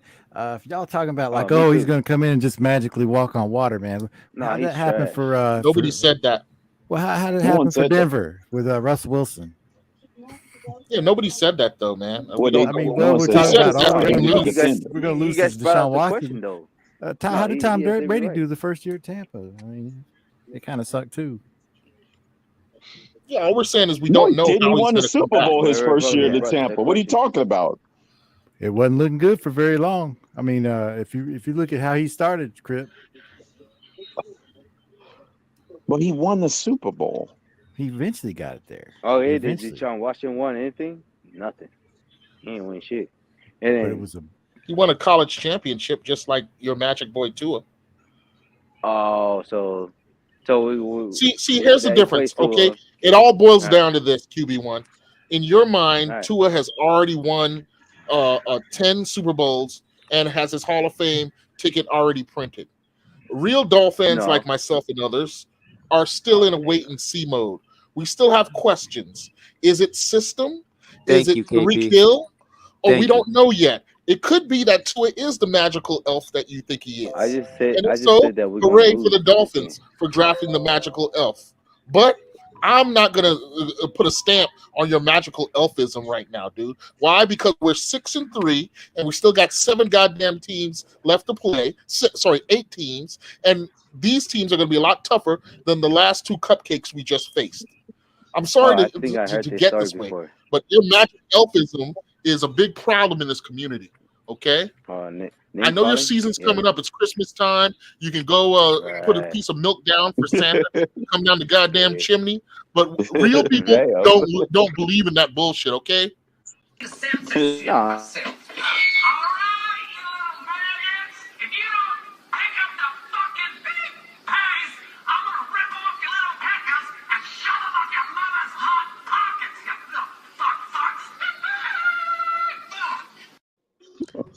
He didn't do Hey shit. man, I just want to introduce. I saw your name was Pete has more stories than Walt Disney. I know you were up here earlier, but did you have something you wanted to say, bro? What happened? No, just over 12 hours. The game will start, and I'm looking forward to hearing from Pete tomorrow when Miami knocks the shit out of Cleveland. After everything that he said, That'll be some Cleveland's a bullshit dog excuse. team. Cleveland's a dog team. They're a fucking joke. Like, That's all I gotta say. All right. Okay. Well, like I hope we win tomorrow, but Cleveland has everything. The only thing they're missing is the quarterback, but I don't think Deshaun Watson is the answer. He hasn't played for 2 years. Like, I was a kid growing up, like watching Michael Vick, do his thing, and then when he came back with the Eagles, was it the Eagles or the Vikings? I didn't want to switch if he was dog still shit. active. He had a great performance that year immediately after he started. Right. And then I was all about him, but yeah, he was dog water after Yeah. that. Yeah, Kohler, I think he's either AFK or his Avi got stuck. Yeah, if he comes back, I'll switch back with him. I just Yeah, figured no out. worries, bro. I was like, because I asked, I didn't get a response. So I'm Whoever like, that, okay. yeah, whoever that was, like, yeah. You can keep it to I yourself. just wanted to jump up and say, ladies and gentlemen, the great Tony Pepperoni, aka Jay. Jesus. Thank you, Color. I liked his first name. That's why I was like, I was going to read it, but then you deleted it.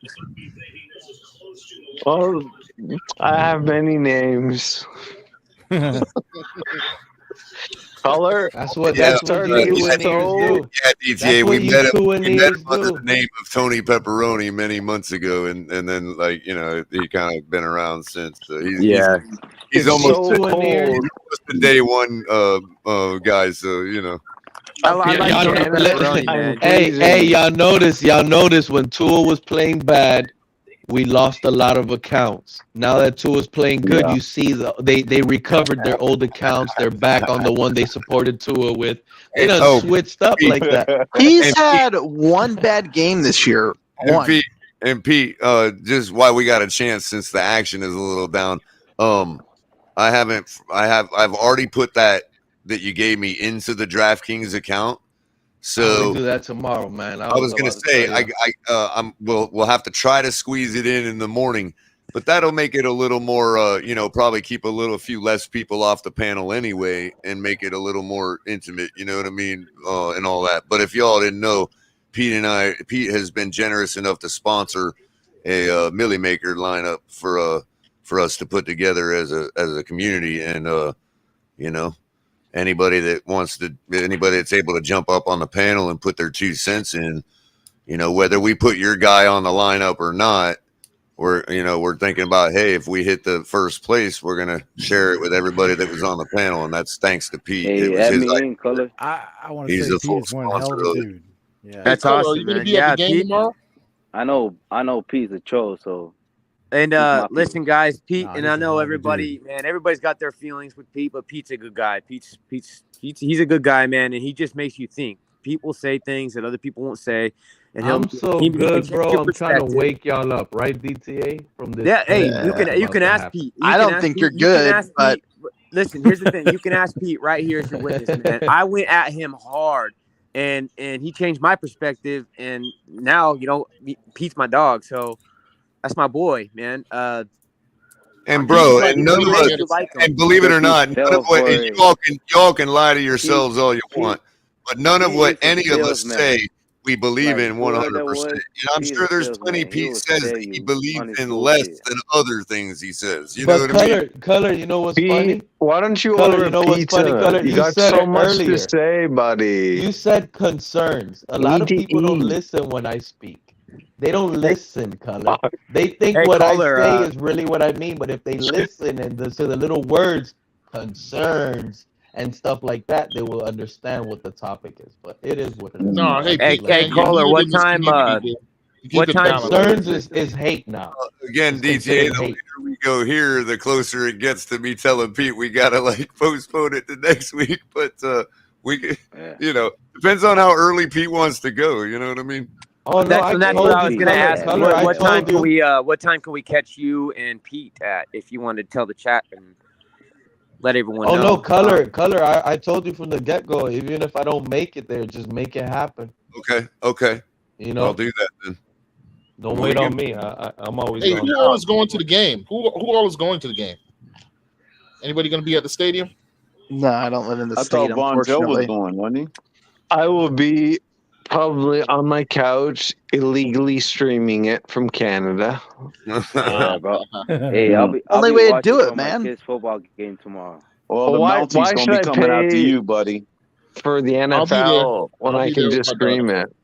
Hey, KP, I know Batman's going to be going. Okay. Beer Guy will be there. I think, if I remember right, Chef Jew is getting married at this Right. game. Yeah. I'm going to go So- check that out. Yeah. So for those that don't know, Chef Jew is he's an OG in this community. He holds it Yeah. down, man. He's he's an ambassador for a lot of people, including Miami sports music. You know what? And I'm Chef Jew's a good disappointed. guy, man. He's getting married. So again, Yeah. y'all, if you happen to be at the game, I'm not sure on the details. I think he's getting, you know what parking lot he's getting married, Kohler, or what? Yeah, I heard he's getting married. Yeah, tomorrow. you know what? It'll We're be beating the Browns tomorrow, 35-10. We're Hold beating on, for Y'all Chef real Jew. boys. Chef Hold on. Jew needs to Y'all enjoy real that. boys. This You guy's guys getting don't married stop at a me from Dolphin getting game. married. Oh Exactly, my bro. God. That just changed Pete's entire calculus. He's like, Yeah. oh, that's right. Chef G's getting married. We're freaking kicking Yeah, the Browns tomorrow. Yeah, we got to win for What Chef the Jew. fuck's There's no with ifs, that? ands, Chef or Jew, buts. we- advantage And we needed was if Chef we G's marriage. lose, I will never forget this. I will never forget how we lost on Chef Jew's marriage. That will Yeah, never man. leave. Well, before we get too We far with off the track, juju. I just I'm with wanted you, to man. say, I just want to let you all know that he is getting married tomorrow. So if you do happen to be there, and KP, to answer your question, I know Batman and Beer Guy, there's a few other people that are going to be at the game. Also, again, I wanted to reiterate one thing that I brought up a few hours ago.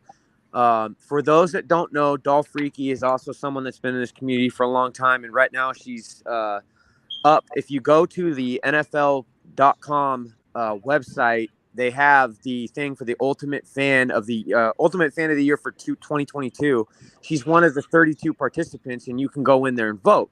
Now you can also vote more than once. So, as the whole Dolphins community, everybody on here, if you haven't had a chance, if you've got the time, please go over there to that site and give her your vote. Let's make Dolph Freaky the ultimate fan of the year. So, big shout out to that. No doubt.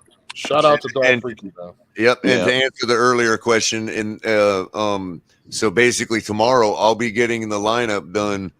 I'd like to have it locked in. I have to have it locked in by the game to start. So I'd like to have it locked in, 12:30 or so. There can be some late minute information on players that may or may not be starting and stuff like that. So we'll get it done.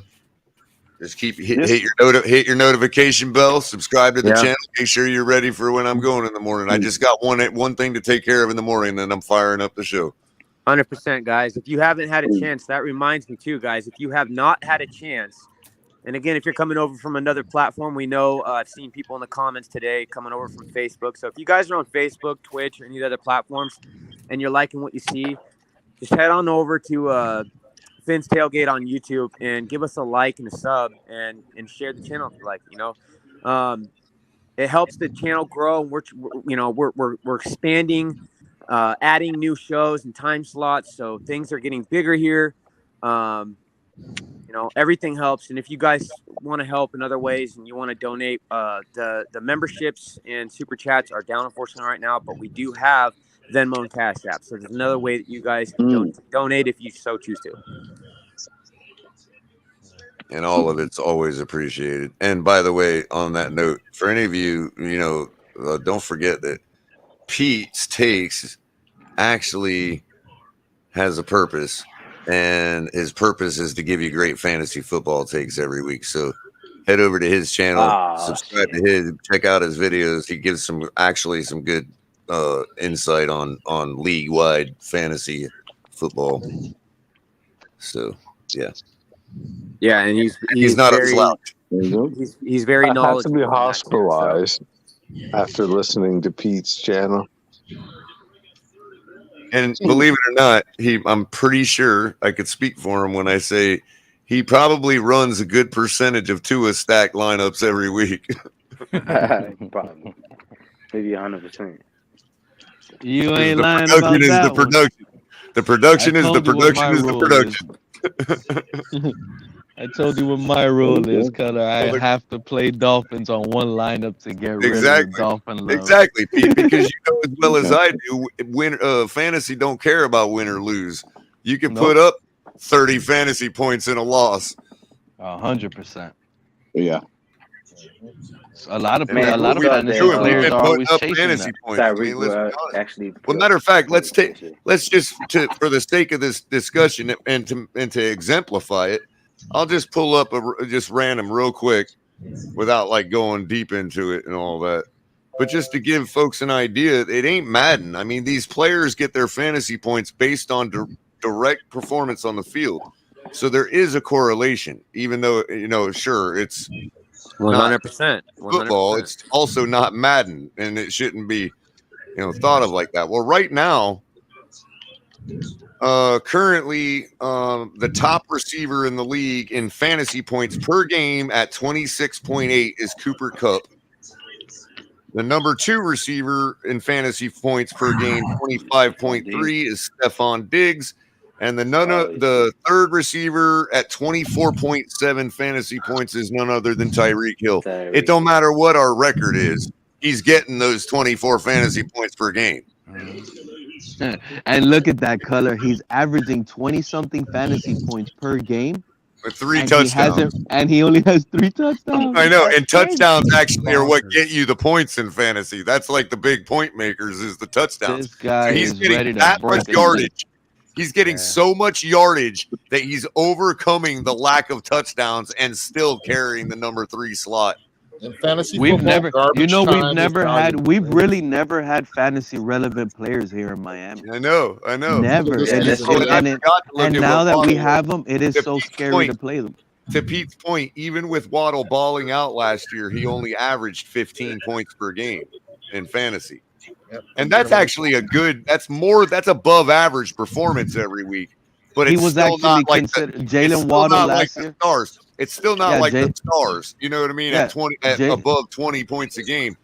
Jalen Waddle last year was considered a safe play, a cash for play instance, every chomping at Tyreek Hill's heels is DeAndre Hopkins with 24.6, only a tenth of a point less than Tyreek Hill per week.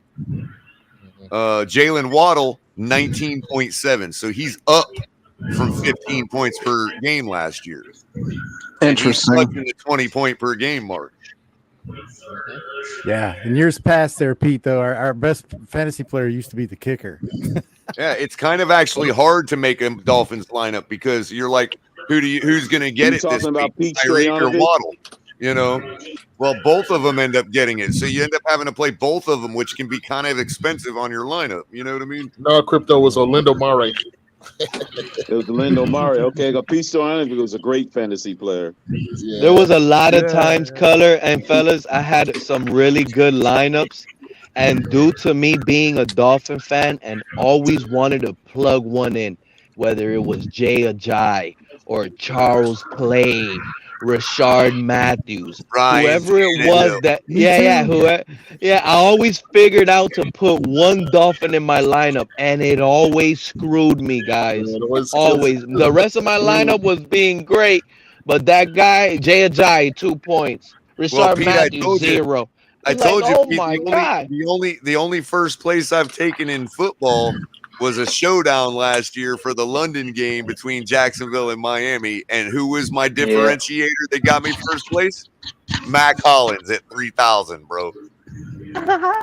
Mac Hollins. I jammed it, bro. I'm like, y'all are fuckers, bro. I'm like, Mac Hollins? Yeah, that's my guy right there. That's my sleeper. That's my punt. You know what I mean? That's crazy. Mac Hollins is a really interesting play this week. He really is. Won me $550, bro. He could be a really good play this week versus the Colts. I think so too, Pete. He really could. No Hunter Renfro. Yeah, no Renfro's Darren gone. Waller. No Waller. He's their No, most I reliable like- receiver. I like Mac Hollins. I don't know why we didn't keep him, man.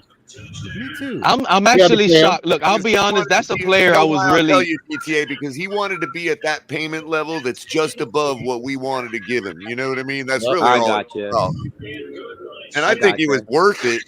But if that means you're not bringing in Tyreek Hill, then can you blame them? You know what I mean? No, yeah, 100%. But what if that means not bringing in Cedric Wilson? I'd be down for that all day. I would have kept Hollins over Wilson. Yeah, Yup. yeah. Hindsight's 2020 though. I mean, we I didn't plan on disagree. I getting think Wilson's Tyreek Hill. better. I think Wilson's better. It's just that Waddle and Gesicki are better than Wilson. And Gesicki's think not a it's- tight end, in my opinion. You know, and then you bring It's up the a good price point. point. The problem with trying to decide with playing both Waddle and Tyreek Hill on the same Damn, lineup is color. that's You're the week. absolutely- Gesicki will get all the lion's share of the work, and them two guys don't get nothing. You know what I mean? And you know what's crazy? If you actually think about it, color, we've been using Cedric Wilson and Trent Sherfield near the line of scrimmage. And Mac Hollins is bigger than both of those guys, and that's where he was actually playing good at. We could have literally kept Yeah, Mac but- Hollins instead of paying Cedric Wilson, like we said, For a little and that bit would less. have been the better. Because if they were only going to be a limited use receiver, Mac Hollins would have fitted that role almost to the T. Yep. And Slash Pete, tight end. yesterday, Yeah, but yesterday Mac Pete, Hollins- Larry Mac brought up Hollins the wasn't passing good chart at catching track. yesterday of all year, and it's funny because Tua is throwing like a mad amount of balls across the middle of the field at the intermediate level. Yet Gesicki's numbers are virtually nothing. So who is he throwing to? Hill and Across Waddle. the middle, wide receivers. Yep. Yeah, Mike short guy. Gesicki reminds me of a Rondé Gap in many ways, not every. Is that I don't know, fair? man. Aronde Gadsden was like this. He was OBJ before there was an OBJ. He's one of my favorite Facts. players of all time. He was What? doing crazy He's shit like with his OBJ. catching. He wasn't that good. He was very good. He could catch. He wasn't that quick though. Gesicki's not No, that quick. I'm saying the way he was doing those crazy, spectacular catches before. Yeah, it was I even playing agree. in He the was an NFL. amazing. You know what, DTA? This is the issue. If we're talking about crazy catches, in recent years, there hasn't been a Dolphin that made crazier catches than these two receivers I'm about to give you. Chris Chambers and Brian Hartline. Hey, Brian Those are- Hartline. Brian, I come loved when we on, had man. Brian Hartline. I like Nobody Chambers made too. better sideline Yeah, catches Hartline than was those good two on guys. Chambers and Clutch. Hartline. Chambers, I mean- Chambers, I can't argue that. Chambers and Hartline were absolutely great, and I loved watching Hartline. I also liked. What about Landry? I'm not, bro. I'm Landry gonna made catch shit. good I'm gonna inside catch the shit. field catches and stuff. I'm but I'm gonna talking catch about shit for crazy this. catches. I'm gonna catch shit for this, but I don't give I a fuck, can't bro. think of anything. Brent Grimes was also another one of my favorite players. Come on. Oh, you see, Nah, y'all would have hated. you See, guys I just hated being Brent homers Grimes. now. Nah, I Grimes don't could like have his bro. I didn't Brent like his Grimes wife. could I didn't not like tackle his. for I nothing. I didn't bro. like his wife and the antics, but I like Brent Grimes, the player. What? Right. Like, Yeah. and Miko Balled out Grimes, for us. she was something else. all of them. Yeah. God damn, yeah, she was, man. Miko Hell yeah, Grimes she was something else. She was a handful. Yeah. She was fine though. Crazy. Yeah. Crazy as all get out, but Hey, she got banned from the stadium. She can't go back, right? I know. That's the thing, Somebody though. security guard. Bro, she may as well. That's how these two. Hey, these two ears want to see me like Mika or Miko, whatever her name was. Bro, she may as well have been Brent Grimes' agent because she spoke for him anyways. Yeah. Man, that was the problem. Grimes though. is only good in the middle catches. What did she do that was wrong? Really? What didn't she do? I remember something happened in the parking lot.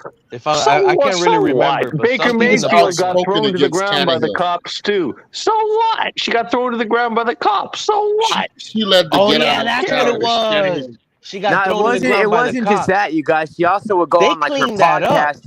She would also go on her podcast and shit that she was doing that wasn't like super big yet. But she would also in that radio show. She would leak information that she wasn't supposed to leak. She would fucking talk about things she shouldn't be talking about that she wasn't supposed She to have put knowledge Brett of. Grimes in a bad spot. So she's no more fucked in the head than Jonathan Martin. So what? She was entertaining, man. She led on the marijuana front.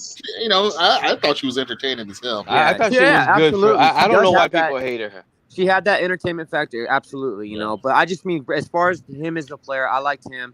I loved Brian Hartline, and he's always been awesome. But Oronde Gadsden has been he's probably one of my favorite like all time like older players, you know. And I know someone else brought up Jarvis Landry. Yeah, I like Jarvis Landry a lot. I was big on Jarvis Landry when he came, but he was fucking out of here quicker than I could even become a fan of him. So he didn't have the size too of Gaston. Gaston was about 6'5". Okay, yeah. like a 60. They're huge. I remember watching him play in Buffalo. I loved him. Number 86. Yeah. I mean, he was like 5 meters away from me in the He tunnel. just was slow as dirt. That's all. I just love the catches that he was doing. Like I said, everyone got so high on that OBJ catch that he did in New York, and I'm like, bro, like Gadsden was doing that shit before it was even a fad in the NFL. Oh, if he was doing it, I know. I love Gadsden. You guys, That Raiders forgot game, man, about, that was a Victor one Cruz. for the ages. Victor Cruz was doing that too. I know a player y'all loved.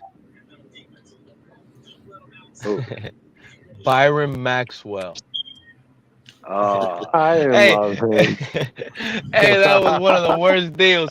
Hey, you know what I laughed about Byron Maxwell's when I started? Hey, this is funny because I remember when Chris Sims started making fun of Mac Jones because he looks ugly in pads and he wears the long jersey and it looks nasty on him and stuff.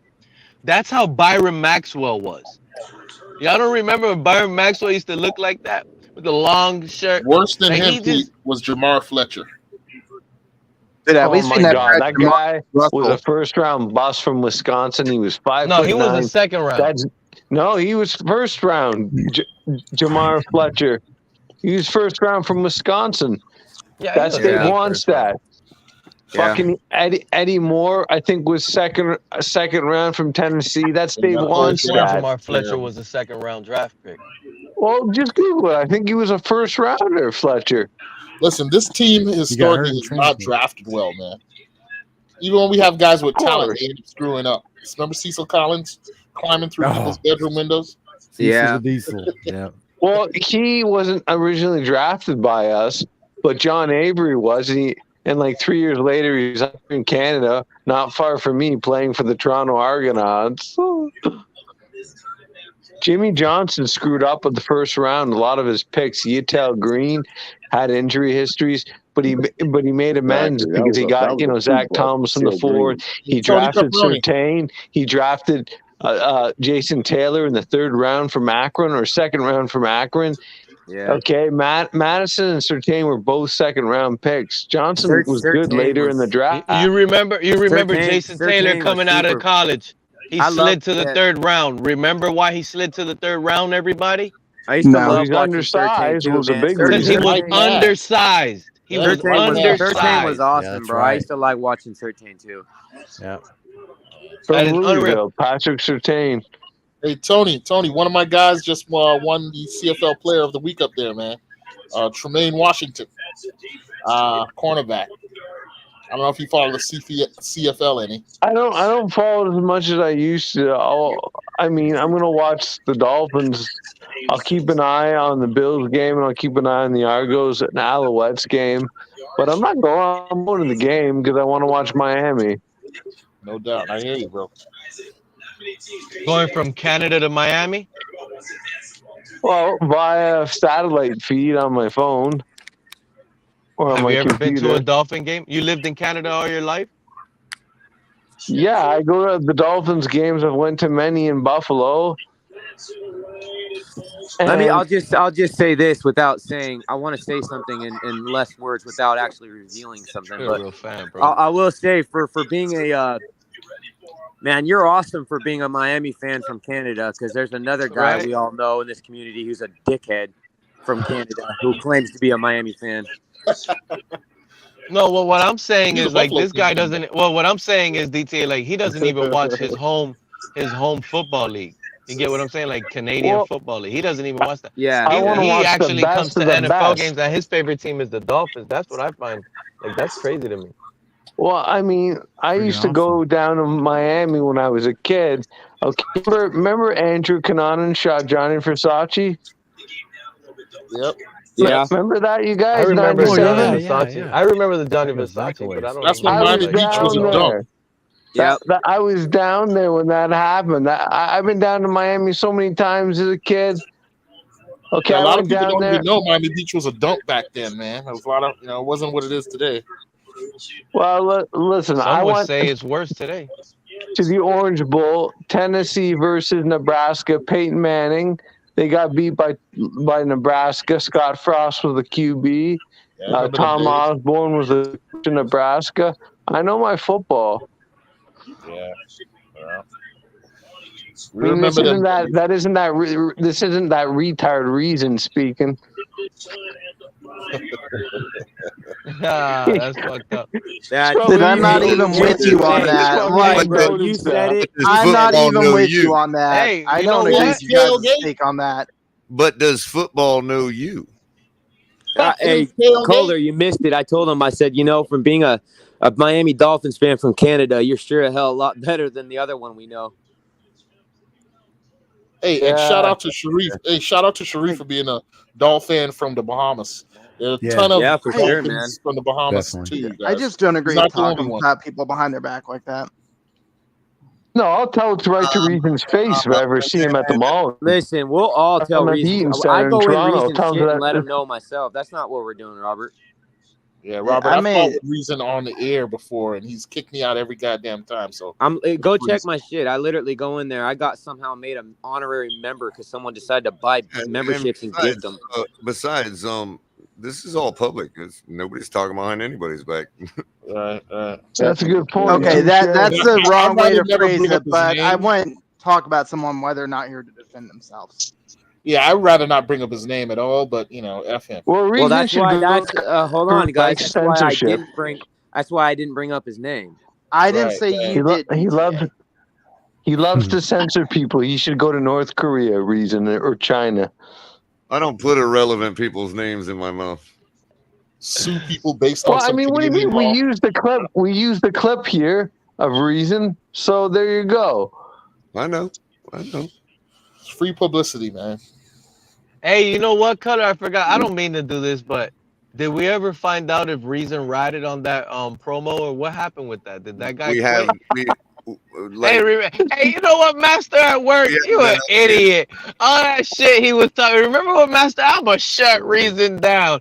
I bet Reason is live right now. Tell that idiot Master at work he ain't shutting no Dolphin channel down. And I don't even like Reason. How about that? Idiot. But did he end up snitching? Nobody knows. We haven't. That was one of the more bizarre things that have happened based on this, for this Dolphins community. I mean, it was good entertainment, though. You brought up laughed. Dan about that because it was Dan that was the originator of the whole thing. I want to ask you guys the panel a question. He ratted on Master at work. When do you think Bill Belichick will retire? I think he's done at the end of the year, Belichick, because they're going nowhere, New England. He's going to retire. They're going to be He last might- place, bro. He might push until he gets Shua's record. He's close QB1. enough. What did you say there, bud? We couldn't hear you. I'm talking about Belichick, him retiring. I think he's done at the end of the year. No, not. QB1 Oh. said something, but we couldn't hear him because he's super quiet. Okay. What'd you say, man? No, like I was hearing some people talking about Reason, and then I watched like a couple of his videos and stuff. Can I still be on the panel?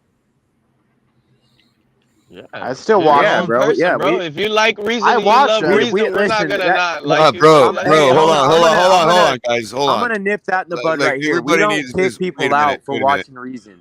Wait a minute. Nobody is barred from being on this panel for any reason. No pun intended. Oh, I like that. And that's what I was saying. That's what I was saying, Kohler. I was gonna nip that in the bud. We don't.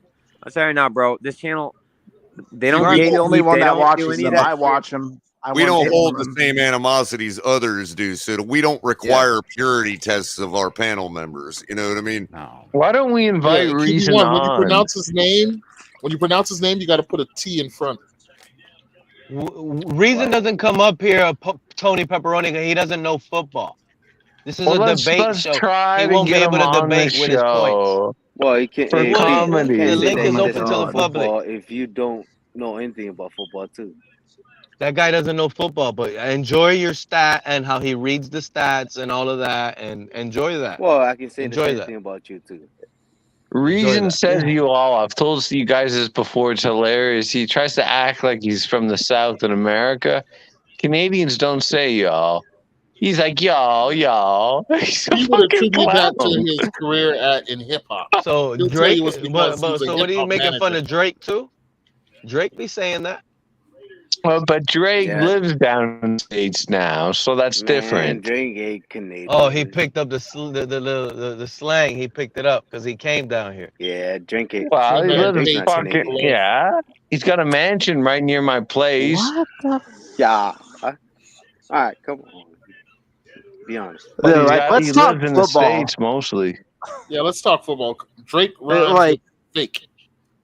So, other than whatever, like, I seen what you guys No, talk it's about. just funny. Reason, He whatever, says but- that reason is because he So- says reason says y'all like because of what you Right. say. That's crazy to me. So, because he did whatever the fuck he did with the other YouTube channels over there, does that mean his football takes is not a real football take? Because no, I he did some honestly shitty shit. like a lot of the stuff Reason puts out and like a lot of his work. I think he puts a lot of time and there's a lot of quality in it. Yeah, No But doubt. that's Rob. my Listen, opinion. He does That's good my work. But you opinion. were just He does good talking work. shit He's just an about him. asshole. Ask yourself this: Just are an his, asshole. are That's his all. takes really that groundbreaking compared to anybody else's? No. Some of his Uh, takes are a lot better I don't than know. I some don't. of the others, and I like to get multiple Out of opinions your from mind. different people. He's a Homer Tua fan, Robert. Get out of That's here. it. Just That's it in a What's nutshell. wrong with that? Robert, it. hey See, Robert, I He's was, I a just Homer wanna, these Tua channels fan. like That's all he is. And if you like his show, then you're a tuanear.com. How many Robert, times Hey, did hey, Reason Robert, say? I think you're blind as Robert, shit.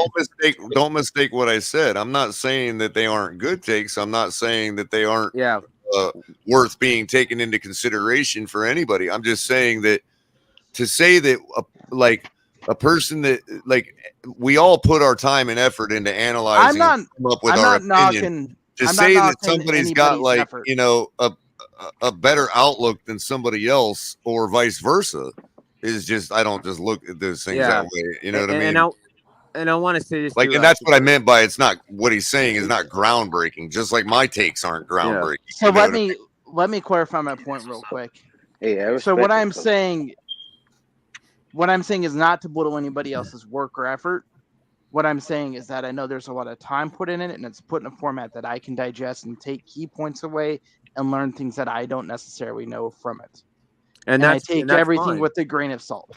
And I that's bet fine. that guy can't name one thing you learned. Listen, we're not gonna What? we're not gonna go down that road of bashing people that listen to Reason. We're not. That's not what it is here. I want to know what you learned. There's stuff about coverages I didn't know. There's stuff Like about what? If you defensive learn players. something, you're gonna remember. You don't forget something you learned. So Robert, go All ahead and right, can inform I me. say something though? Can I say something real quick? So go ahead, before I DK. even know who Reason was, and then I came on this channel and then watched the whole drama that you guys had, like he copy strike whatever, and then I went over there and watched his channel. Like I didn't even see anything that would happen over here, but then I just watched his Dolphins take, and like it was informational. So. Well, yeah, but Like, see, yeah. I just wish you wouldn't make the same mistake he does. Is thinking that we're even trying that's even the space we're trying to operate in. Yeah, This is the Finn's tailgate. This is a tailgate. That's what it is. It's right in the title. If people want to talk deep ball, they can. If they want to talk pom poms, they can.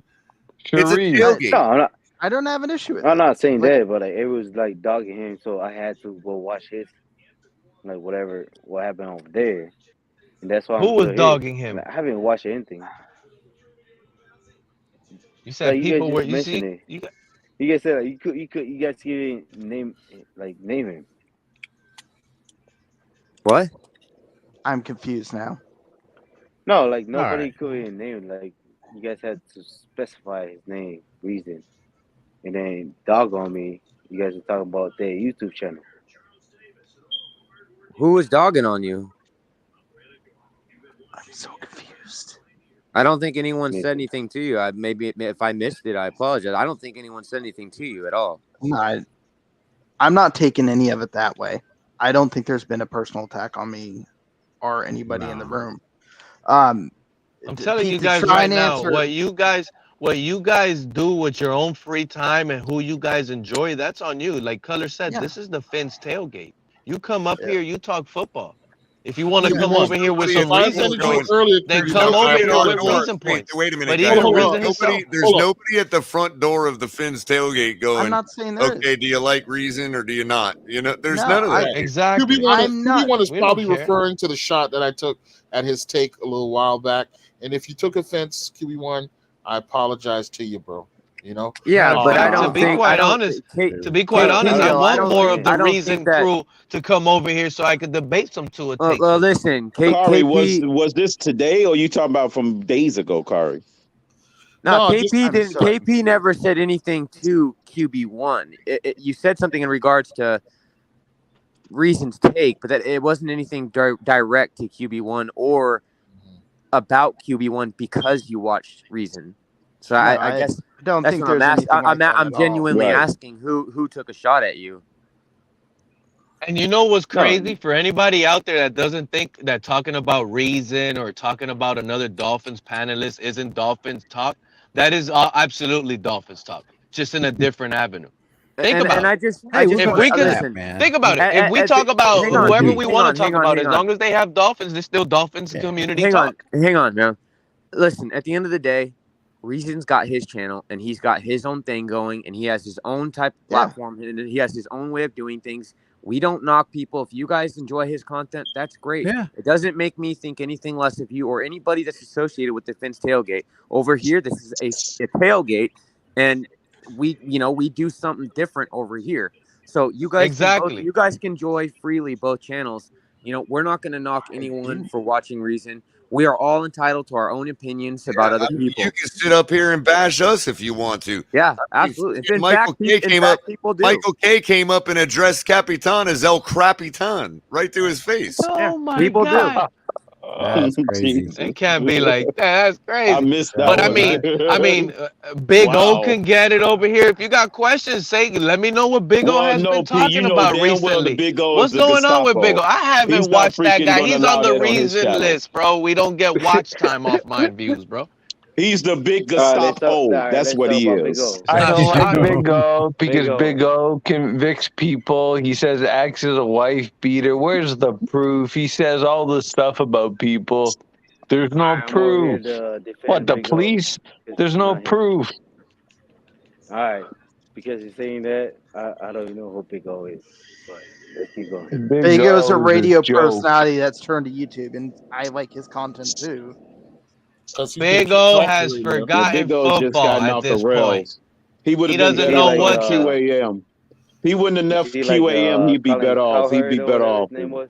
Listen, even when he was at QAM, Joe Rose and those guys used to laugh at him every day. They hated Probably You're not did. lying. He probably did, but he was better in that element than he is now. Yeah. All right. Listen, I used I to. don't know I who had a Big lot of O is, respect for but Big O when he used to pay I'm his ready way to fight to for NFL Big O. Combine and all that crap. But he still was, he probably predicted this whole YouTube craze. You know what I'm saying? Because he was like, fans' take on the Fins. That was his whole thing, and he's continued that here on YouTube. But he's definitely not an but insider. Big O of is any right kind. though, right? Right about what? Because he's talking about Big O right now. YouTube. Yeah. You got a Yeah, point he's there. a Dolphins He's a Dolphins content provider. Exactly. I love the fact that there's like He's 20 one of to many. 30 Talking different about ones. Mike Florio. One of many. I'm getting confused by what you're saying, QB1. I'm not sure. Maybe it's getting We're lost just in not. translation. Again, it's the same thing that a certain person gets upset about. We're not allowed to talk about anybody. What? About anything. Crazy, Color. This is the Fins tailgate. We could talk about anything Dolphin related, and they're Dolphin related. Hey, speaking of Dolphin related, I got something kind of related. Childish bullshit. I'm so sick of it, man. Yeah. Talking Hey, about fellas. football now. I want to get your opinion I'm on with you something, on man. that. Hey, What do you y'all know, I think got about- something. I got somebody I added Look, to I'm the gonna two say and this for the record. Hold on, Pete. I'm going to say this for the record. If you guys enjoy the Fins tailgate content and you want to be part of it, we welcome everybody. I don't care what a single other YouTuber is doing on this in this entire planet. I really don't care. Yeah, it has nothing to do with me. It affects not one iota how I conduct myself or how I move forward with my content or our content. Okay. So people just need to stop being so damn immature because nobody here cares. Really. Yeah, and you guys are lumping everyone in, and you're creating a fake war when there isn't one. I'm gonna if I'm Am I talking about guilty of Big this? O, if I'm talking about Big Well O done, or I'm Mr. talking about Reason, it's no different than anybody talking about Mike Florio. Who cares? Exactly, Color. That's 100%. Thank you for It has saying nothing to that. do with the Because, price of hey, tea Color, right let now. me ask you, Yeah, does that's a it good feel like from some of this community, like they're afraid to talk about some of these guys? Like they don't give out Oh, takes that no. are loud and No, you obnoxious just and gotta wrong? no, Pete, I'll tell you what it is. Okay. They Or got if you talk about them, they want to cancel you. down around them What the because heck that's is the only wrong way with they these can bring idiots? themselves up, and that's show business. It doesn't bother me. I hate And Chris that's all Sims. that's all my I fear, hate bro. Chris Like Sims with a people passion. That guy. on He's other so panels always like to anti-Miami. mute people and stuff, and that's all I'm over here because I like talking. What'd you to say? Do you like Chris Sims? He hates Miami. Come on. Nah, Listen. hey, QB1, you got to speak up, bro, because every Like time him you or hear hate it's him. too To be quiet, honest we with can't you, hear You you. guys can hear me? Yeah, now we can. What'd you say now? much better. No, I'm saying like that's why I like being on this panel because like y'all Who's don't censor me at all. So that's whose why I'm channel? talking my sense. Well, Whose what's channel? his name? Steven. Oh yeah. Clock The Black. Miami Because Sports there's no Music. timeouts. Yeah. Miami That's on Sports Music. He Well, is so we loud and can't wrong. do timeouts right now, unfortunately, because our super chats are on hold right at the moment. So we would love to What be able happened with that? it's just some There's a stuff malware. there's some issues with some videos that got uploaded that YouTube needed to protect themselves on because of malware. So they've kind of just stuck us in limbo right now while they're looking through every video we got. So Sorry to hear that, you guys. So it happens. yeah, It is so what it is. I'm gonna be here. Hey, What? hey, fellas, I got a question here. It kind of affects the Dolphins, but not really. Is anybody going to call out the Colts? I almost said a word there. For tanking, obviously friggin' tanking, hiring Jeff Saturday as the friggin' coach. Dude, that they what's wrong with hired that? us for tanking for Tua, man. There's no rule against tanking. Nope. Right. Yeah. As long as you publicly see- don't say you're tanking, there's no rule against it. No they're rule. not You doing can't it. come out. Dolphin, is that Andrew Dolphin Luck Dan who again. asked that question? Dolphin Dunn. Dolphin They're Dan. not That was tanking. on Real quick, by the way, Flores. I haven't, maybe I have before and I've just forgotten, but I'm not familiar with Samuel W.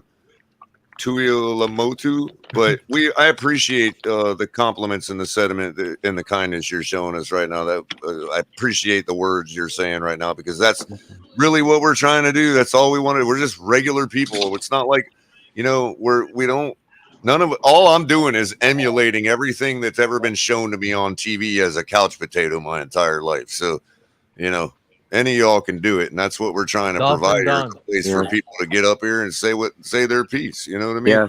Even if you hate. And exactly what Kohler said, man. And we're not here to pass judgment or bash anyone.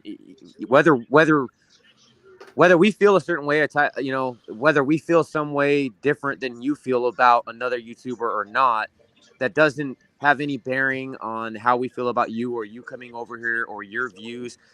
Man, you know what I mean? This is when you come here, like Kohler said it best. There's no guy standing at the door. We don't have a bouncer standing at the door to, make sure that you fit any type of credentials. The only thing I would say, if you're coming up to say something because you hate me, make sure that hate is not based on platitudes about me, because I will own your ass. Just because I let you up here don't mean you ain't gonna get what's coming to you if you hate me for no reason. Now, when I have an issue with someone, I say it. Dolphin Don, I'm sorry to tell you, but the Colts are not tanking. You don't The think so, coach, bro? no, I know so. Think about what the coach did. The coach went with Carson Wentz, who he thought he was going to be able to resurrect his career. Then he flops that. How many times do you think a head coach gets to go after a quarterback? This guy went and traded for Matt Ryan with that massive deal. That flopped. Yeah. How many quarterbacks do you think he deserved? If the Colts were tanking, they'll be sitting Jonathan Taylor out. That guy's in the lineup ready to play. They had to fire that idiot. He's going after the wrong quarterbacks at a high price. No. But they hired Jeff Saturday as his replacement. So Pete, he's better. He's better than what this guy's doing, and he's never been a coach. You act like Frank Reich. Frank Reich was a first-time head coach too. Fantasy question: do you think the secret is out? Do you think Jonathan Taylor is chalked now? I think Jonathan Taylor should be played on at his price. There's no way you don't not play him. Because Jeff Saturday is a hard-nosed guy that knows that they've just been underutilizing him. So he's going to get in there and feed him the rock all day. Exactly. And the Colts have a good defense. Again. The Colts have a good defense, and the Raiders' offense been struggling. So that's just going to mean more carries and more touches for Jonathan Taylor. He may look good this week because they're going up against the Raiders, which is totally dysfunctional. The Raiders don't have a defense. They're not going to look for Jonathan Taylor. The Raiders don't have any receivers either. We've got our first running back for the Millie Maker tomorrow. What do you think, Jonathan Taylor or what? There's a few of them that I do like. You're going to be shocked at the one I'm about to give you that I'm really in love with this week, Color. I'll note them all down, bro. Give me quickly. Give us the core four for you tomorrow. Hey, I got a question. He wants you to choose Kenyon Drake. Raiders roster and stuff. Like, do you guys think that Raiders should be a playoff team right now? Like, if it wasn't for the coach and the quarterback. No, I don't trust McDaniel at all. No, right. On paper, like if it wasn't for the coach, like if it wasn't for the coach and the quarterback, because like it's been a question for the Raiders for so many years. Like they even had Marcus as backup, whatever. Yeah. So you guys think the Raiders right now are going through. Derek Carr finished the season 5th ranked last year, so I don't think they had any indication that he was all apart. All this is like all this right, is it just garbage happened. yards. All this is like garbage yards I think that he did last year. That's on coach though, Like, Color. they had a good running back, multiple good receivers, and their defense is good. They finally let Josh Jacobs run the ball, man. That's what finally happened. They should have been. I know. Josh Jacobs is not bad. Like, I think Josh McDaniels is destined to be a galaxy brain coach that's never going to do any better than offensive coordinator, to be honest with you. Yep. I know what was that last Yeah, this is what, like, He doesn't rub me. He doesn't rub me as a coach that's loved by the players in the locker room. No, this is his third head coaching opportunity. Am I correct? Yeah, I think so. Wait a minute. Technically, yes, but he balked the Indianapolis Colts right after they hired him before coaching one day. Oh yeah, exactly. Right. Yeah, he thought he was going to build Belichick. Flight. He turned back around on the flight and went back to ripped New up the contract, right? Hey, but you know what's funny? You know what's funny? Do you guys? Let's go back to that day. Let's use our thinking cap. Remember what everybody was saying? The majority of the poll, the winner is Josh McDaniel will never get a head coaching job after this. They did say that. Right? That was the majority, right? Remember? Oh, he dodged the coach. He'll never be another head coach again. You can't do that. You signed it. That idiot owner out there with the Raiders is like a knee jerker, bro. You know he knew he would hire a guy like that. Well, let's be honest. Realistically, he probably won't even be the Raiders head coach right now if it wasn't for John Gruden. Hey, going back to Dolphin Dan's original question. Going back to his original question, they hired Jeff Saturday for the same reason the Dolphins hired Brian Flores. They're there to lose. You see what I'm saying? But Flores has got talent. Well, but then that was Flores' whole point, right? He didn't want to be that guy. He wanted to be. He saw himself as a legitimate head coach. And he's right. And he's I would actually compare it. I would actually compare it, KP, but it's even worse if you think about it. That's why Dolphin Don, that's why there's thoughts out there that they're tanking, because I compare it to like when we put up Todd Boyer, or I mean not Boyer, Todd Bowles or Dan Campbell. But at least those guys at the time were part of the coaching staff. That's what makes it a little bit different. Jeff Saturday came out of nowhere. He came out of left field. No, he was a consultant for them. He was in a little facility. He's nothing. He wasn't but part of the coaching he's staff. one of their alum, bro. He's one of their alum, bro. Yeah, He's one of their alum. That would be character. like grabbing. That would be like grabbing Dan Marino right now. But I mean, Dan Marino is highly active. There was talk of that back in the day. Yeah, You but just didn't but wanna Dan coach. Marino Look is at, more John involved Lynch. than most people Look at think. John Lynch with the I mean, he sucked, but he still was the manager over there at Denver's. But you know what? I at least I like John Lynch because he was what a good football player should look like. So as a general manager standpoint, I would at least trust him as a scouter. I mean, He's in look San at Francisco. the Ravens had that tight end. What's his name? Olsen. You didn't like John Lynch to stick? Ursay is an egotistical dude. He's going to make a play for Sean Payton. Guarantee that. You know who you might get? Actually, it'd be more likely Jim Harbaugh since Exactly. he was, a quarterback for them for a while. Yeah, exactly. And it's funny how this all ties back into the Colts playing the Raiders this week. Right. Matter of fact, Jim Harbaugh, I actually got to see Jim Harbaugh in person. Didn't get to meet him, but I saw him coming out of the locker room facility at Hard Rock back on a Monday night or a Sunday night that we played the Colts. And the dude is like, I mean, he's really, really short in real life, man. I couldn't believe how short he was, bro. NFL quarterback out there, almost Scrappy won the game against us that night. You know what I mean? He was a balling out that scrappy night. quarterback. Yep. No doubt. He was a good guy. You know, he wasn't a great.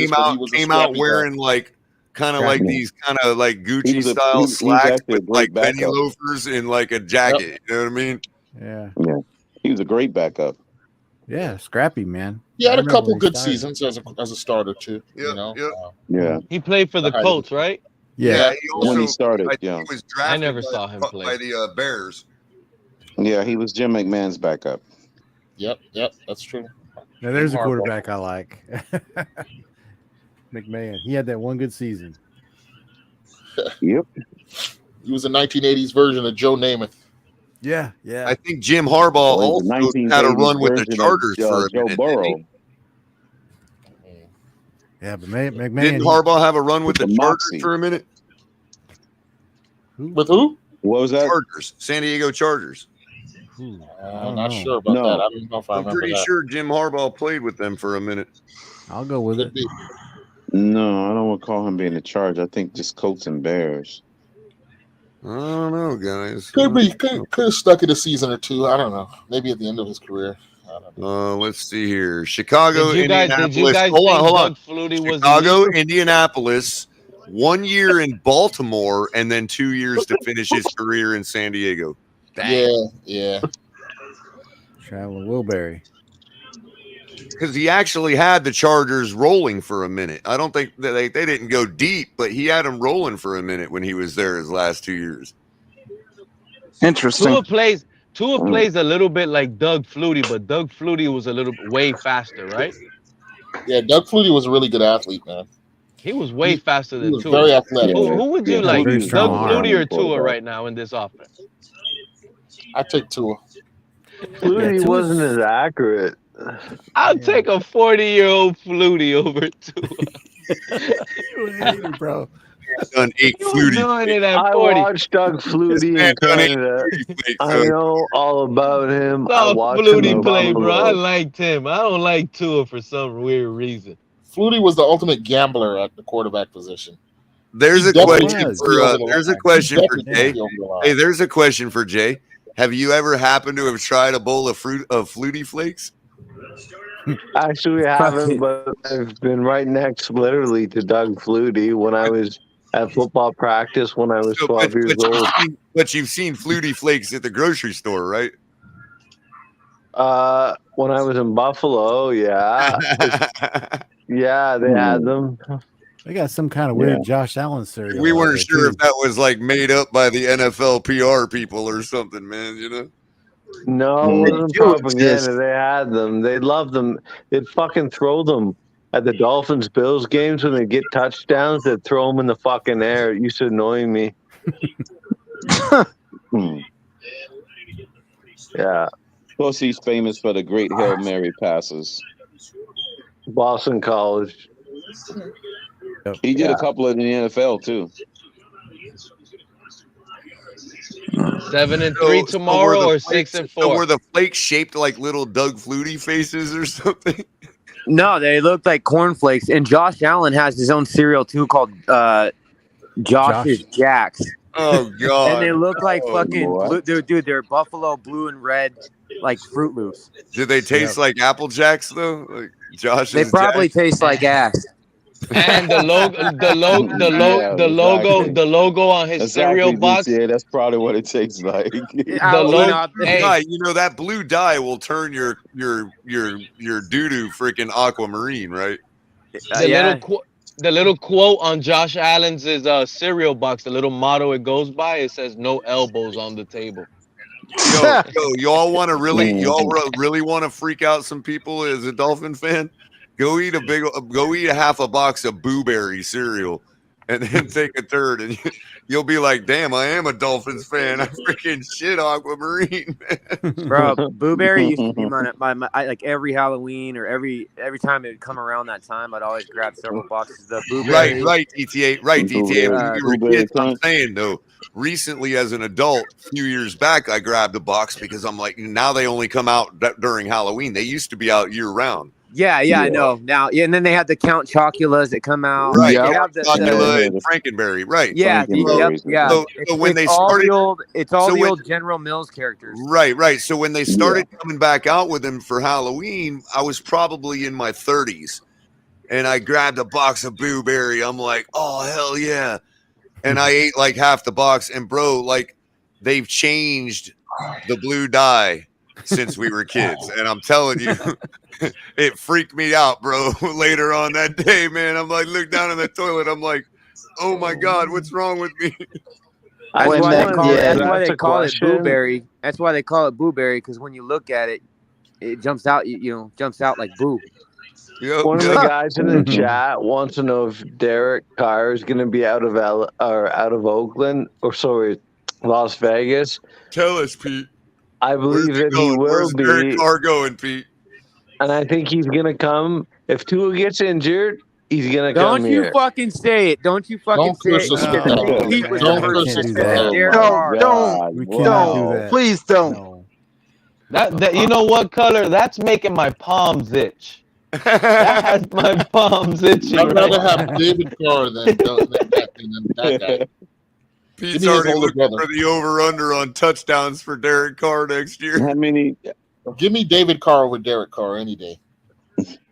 And that's saying. I mean, what the?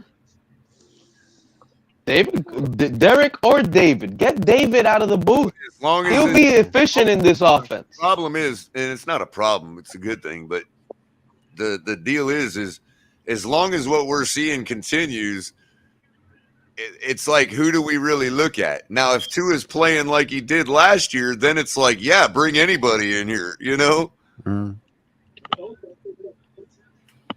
No, we need a backup either way. We need a backup. I'm not sold on I think we had a draft backup, though. Go ahead. No, we need a veteran backup if Tua goes down next year, so that we can still have a shot at it. We need pepperoni. Hey, you guys didn't hear? They're actually what they're gonna do at the end of the year is Dan Marino said he'll suit back up as the backup. Oh yeah. With his 42 and what is wrong with Teddy? I mean, what has Teddy done to make all you guys just Teddy's totally shit? Teddy's shit. Ask him, sorry, because I can't figure it out, bro. Well, Ted, the main thing got against some Teddy ideas. is $5 million to me. Nah, Teddy, bro, listen, if you look, and somebody had this argument, and I can't remember. I watched a video, and they made a really good point. But looking at, I think Larry talked about it too. If you went through the list of all the available backups, Teddy was the best option at backup quarterback. And again, you guys need to take that key word there. All joking aside, he's only meant to be a backup. That's all they're looking for. And he was the best available backup, and we got him. And him and Tua were smiling on the sideline last week, so they're getting along quite fine. Hey, I'm an old guy here, so I I remember the time when they would actually draft a quarterback, and he's going to be the backup. He may never ever start, but he's the backup. And There's nothing wrong with that, too. Yeah, so that keeps the cost down. It's the best job in the world, guys. That's my thing. Well, keeping the cost down is a concern, but right now, I mean, we've got a good quarterback room going forward. As long as Tua continues to play at the level he's been playing at, But if Tua goes down, are we making the playoffs? No. Yeah, but that's what concerns me. That's my point. He goes down, I'm making the playoffs. That's a very good point. It's a rarity. Pepperoni. It's a rarity that you're going to have a team that's going to have a fucking backup that's just as good as your starter to get you into the playoffs. Oh, I never said that. Right. I never said that at all. Well, you were talking about being able to get you to the Nick playoffs. Foles and situations here. Well, Nick Foles would be a good option as a backup. Not for us. Hear any of that? Tua goes down. We probably play. He's a Super Bowl champion. He won the MVP, didn't he? What's wrong with him? Everything. Yeah, I don't think that he sucks. He can't get out of the way. That's your First Amendment privilege. Nick Foles couldn't get out of the way of a goddamn tank. He's not going to go in. Yeah, he's not. He ain't going to be going into the fucking Super Bowl leading Miami doing the Philly special anytime soon. This has been on this channel for over 6.5 hours. Every quarterback. This is what I love about this channel. The Chiefs have a shot at the Super Bowl. Mahomes go down. Pepperoni. We've been going 6.5 hours. We still got 53 people watching. You guys are awesome. This is fucking amazing. Yeah, we got 107 likes. We made our 100 like mark. Appreciate that. Everybody keep the likes up. Keep going. Let's hit 200, man. And I want to thank you guys for my first pilot and being able to have the opportunity to join the Fins Tailgate. And you guys coming out and showing so much love. Thank you so much. And I hope I did Ali's show justice, filling in for him tonight, man. I really appreciate you guys and everybody that came out and everybody that's still here. So please hit that like button. I'm glad you did it, man. I'm glad you came on. Is Ali all right? Whatever happened to that cowboy dude you guys had at the beginning? Oh, Mike? Mike on the mic from Texas. His place is still here. He just hasn't reached out to us in a while, so we don't really know. He's always welcome here. Yeah, but I will tell you, blocked. He's been trying to. I will tell you guys now that are watching. He's been trying to come in for the longest. I will tell you guys now, everyone that's watching, man. Fins Tailgate has a lot of things in the works. So I want everybody needs to stay tuned because there's some killer cool shit that is about to be coming out. I know I got something in the works. Kohler's always, man, he stays busy. He's always doing stuff with Miss Fins. He's got a bunch of his shows. Man, there's always great content coming out. And this again why both of us have been saying if you guys hit that notification bell, you won't miss a thing, man. But there's a lot of cool stuff in the works, so I'm gonna have something special for y'all too. Yep, and make sure you're following us all on Twitter. You got me at @ColorCom. DTA, where are you at? I'm under the same. It's DTA Killers, DTA, and then KILL3R. Yep, you can hit all these guys up on Twitter. Tell DTA what you thought about tonight. Tonight's his pilot episode as host, man. So tell him what you thought. Tell him, give him some critiques. Lay it on him. Lay the wood on him. But he's not going to give up. So lay that wood on him all you want. That'll just make him more encouraged. Yeah. Throw the tomatoes. DTA. I like your policing of the panel and of the chat, dude. In fact, I encourage you to be more mean, be more of an asshole. Yeah, I think it's actually gone really, really well tonight, DTA. We haven't had any blow ups and personal shit really tonight too much. No, that was last night. I appreciate that, man. Yeah, oh my God. I appreciate that, KP, man. Crypto and Robert Part 2. Now I appreciate that, KP, man, a lot, man. And anything y'all have, no, Pete. I want to hear it.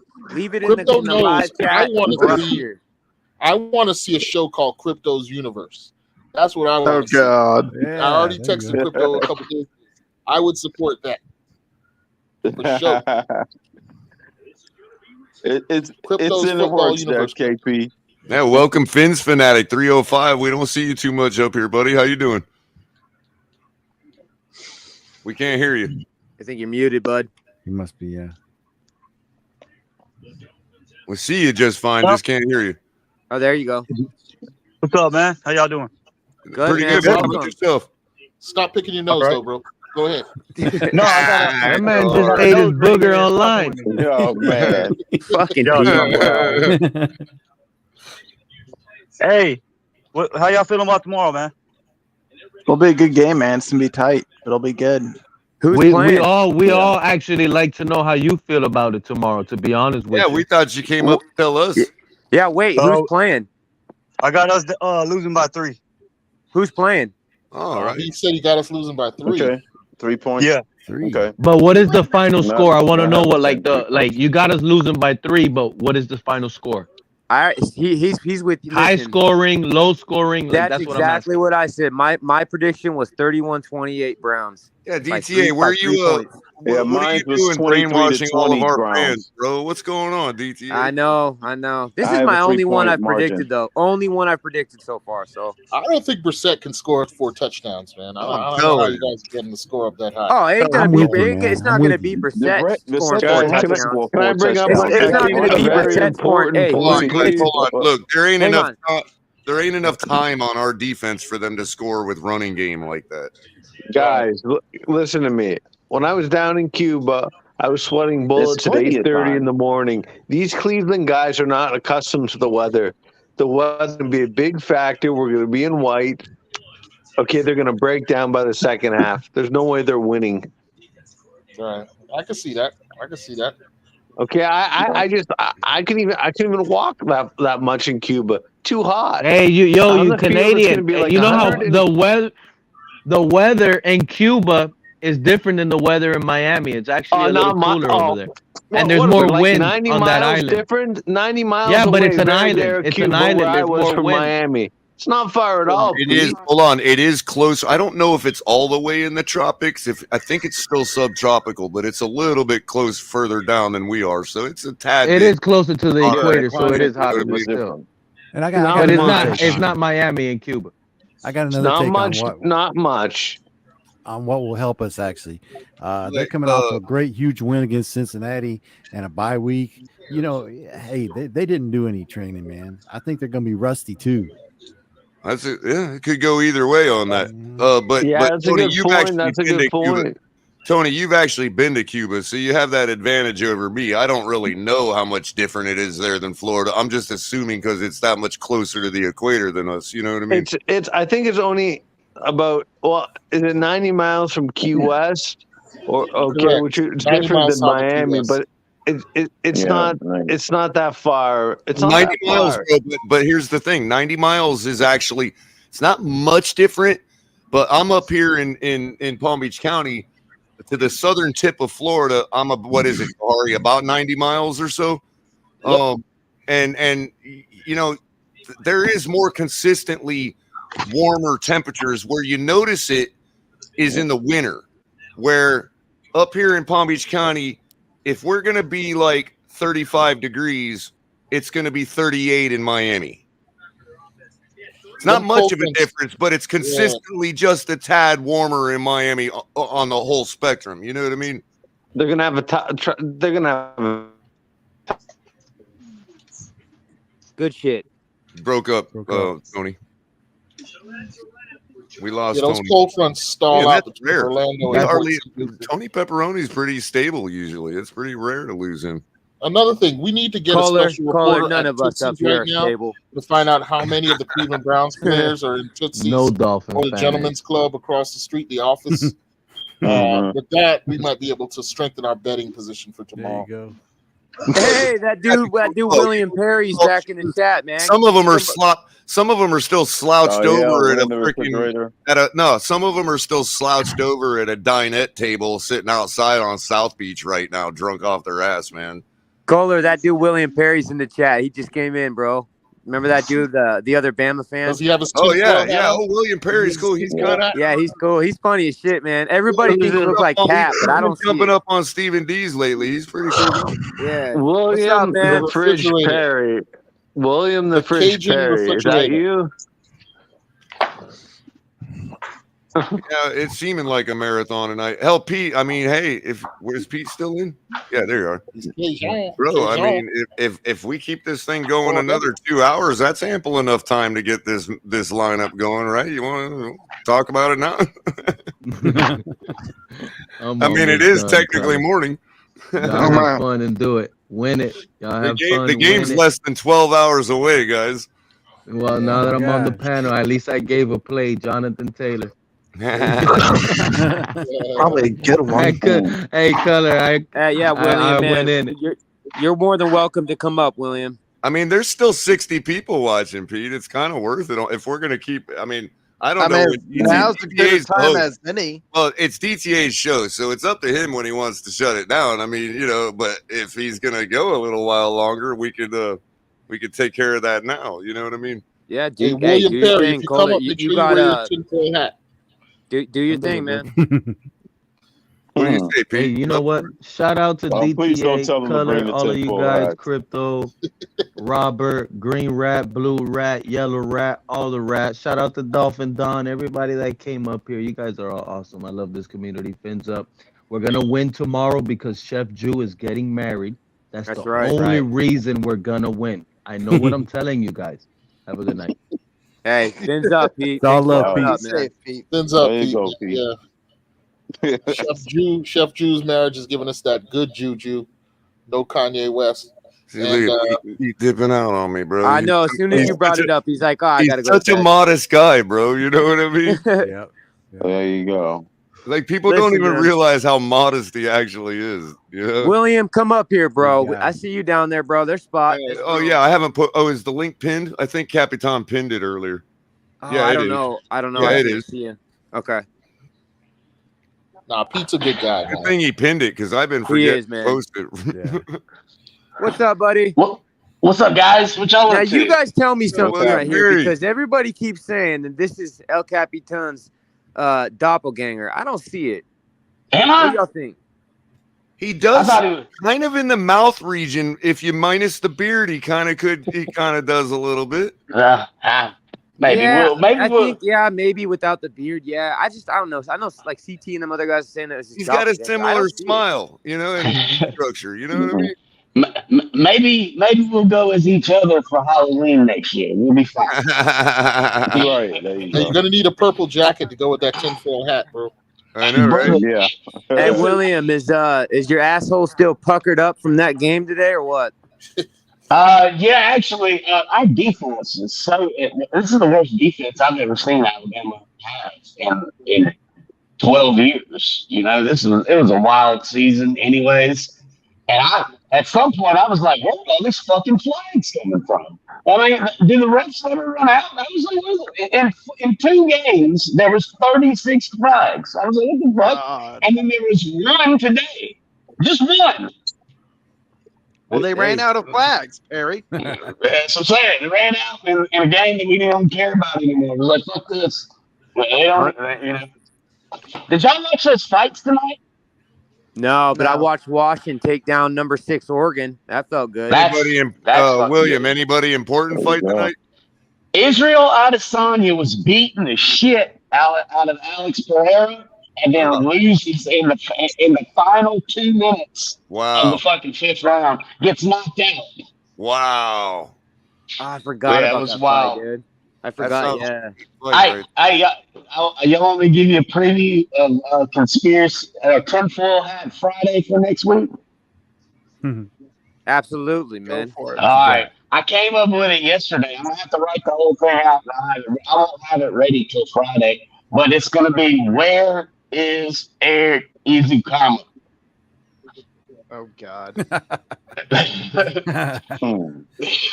Like for real, but I mean, I got friends, and if I tell y'all this is like complete confidence. I've got friends in down in Miami in the organization, as if you want to say. But that, from what I hear, they have some. You haven't seen Mike McDaniel's whole playbook. There's a whole other thing going on with that guy. With Mike McDaniel or his playbook? What do you mean, like secret this? weapon? He's going to be a secret Well, we all weapon. kind of figure we haven't seen him open up the playbook. That's kind of been like that's kind of been the common thing that's been going around and being said. Yeah, Now, and this Eric Izukama kid is working out these Are we all Debo in Samuel. agreement? Are we all in agreement that we're going to try to go with the Dolphins defense if we don't need to save money for some reason? Yeah, I think so. We got to start a Dolphin, man. I Josh think Allen's gonna be starting tomorrow, guys. Good potential for defensive score. You Yeah. know, so we're overdue. Yeah, what are the odds on X making his first interception of the season tomorrow? I think they're pretty high. I would take be that so bet beside myself. this weekend. If that's a prop bet, I would take it in a heartbeat. So we need to pick. Okay, so we got one player from our core four. We need a quarterback, a wide receiver, one, and a tight end. I think you take Waddle over Hill. And guys, by the way, whoever's on this panel right now is locked in to share the. What are we locking in? If we make first place, everybody on the panel here will be partaking in that $1 million. Ooh, that'd be nice. You have a way. Who's all playing tomorrow? Anything less than the first place $1 million, we're going to turn right back into more lineups in future weeks for more $20 entries. Yeah. This particular. Your DraftKings. Yeah, this particular lineup for the Millie Maker entry, the $20 entry was kindly sponsored by Pete's Takes. So everybody get over to his channel and subscribe to his channel. Check his fantasy takes out every week. It's not. Does he have a channel? I didn't know he had a channel. Yeah, Color, he does. he does, William. He does, William, and it's not always like hating on the Dolphins or two. It's just fantasy. Yeah. He's pretty good at it. Color, I you might have to think, get it in earlier. There's a 9:30 game, Seahawks Buccaneers. They don't include that game on this slate. Oh, okay. Yeah, they're only 1 o'clock games and 4 o'clock games are on this. What about Jeff Wilson? I like Jeff Wilson about it. I was score thinking this weekend. about it, but if we do that, Robert, we have to decide whether we're going to do a Tua stack or not. Because if we do a Tua stack, it's going to be tough. I mean, I know we all get everybody gets their share, but in all honesty, Jeff Wilson having a good day for us is not necessarily a great fantasy performance. You see what I'm saying? No, that's a fair point. Unless it just happens to work out that he gets 2 touchdowns somehow. Yeah, that would be possible. You know what I mean? But then we'll have, but because of money, we'll have to decide on our Tua stack. If we decide on a Tua stack, do we go with Waddle or Tyreek? Well, and that's what I'm saying. If we do a Tua stack, I would go with Waddle. I mean, Tyreek has been performing more in fantasy points per game, but Waddle seems to have had more potential scoring touchdowns. That's what I was going to say. He'll get more touchdowns. Yeah, Waddle's Waddle's salary is cheaper than Tyreek too. Yeah, and Waddle will get more scores. That's the thing. Is Tyreek will probably absolutely have him in yardage, but in terms of scores, I think Waddle's going to have him beat. Now, here's the concern about running a Tua stack. Now, if obviously I'm going to run Tua stacks because I got free lineups I can do too. But for the Millie Maker, I mean, look, if we end up really if McDaniel tries to force heavy on the run, is Tua really going to get the numbers to make a difference on the lineup? You know what I mean? I'm worried about that pass rush so much that he gets the ball out faster enough that it negates the pass rush. Right, and let's face it, we could win. Tua could have a great performance, but still not a great fantasy performance. You see what I'm saying? Yeah, because he could put up he could get 220 yards and 2 touchdowns, and that'd be 200. And we can win by those 2 touchdowns. But some other quarterback puts up 450 and 3 touchdowns. And all of a sudden our lineup is a bust. You see what I'm saying? Yeah, exactly. Of course, it would suck Monday morning if Tua is that guy this week and puts up 450 and 4 touchdowns, then we're like, oh, damn, aren't we looking stupid? You know what I mean? Yeah. I mean, I still think you run a Tua stack because, of course, this is all your guys' too. It's not just me. Pete put this money in. He said, "Here, make the lineup," and it's our choice who the players are. If we want to run off with Tua, that's what we do. You know what I mean? Let's pose this question. Hold up. Let's pose this question real quick. Time of possession wise, what do we think is going to happen? Well, and I say we don't do this emotion based. If we're gonna go for this, let's go for the bag, man. Yeah. The analytics. Because Justin Fields is going to be playing Detroit, guys. And I'm thinking Cole Kmet as a tight end all day. That's not a bad choice. Yeah, actually, I actually, you know what, Willie? I try to put him in somewhere every week, man, because I know that guy. And most weeks he's just pedantic, but he's that guy on their team. If they have a big win, that's probably usually having a big day. And he had a big day against us last week. You know what I mean? Exactly. And the way that, I mean, Fields is steadily every week progressing through that offense. I actually had him as my run back on one of my Tua stacks because, you know, when you're expecting a certain game script from a team, like when you run a stack, it doesn't have to be Tua. It could be anybody.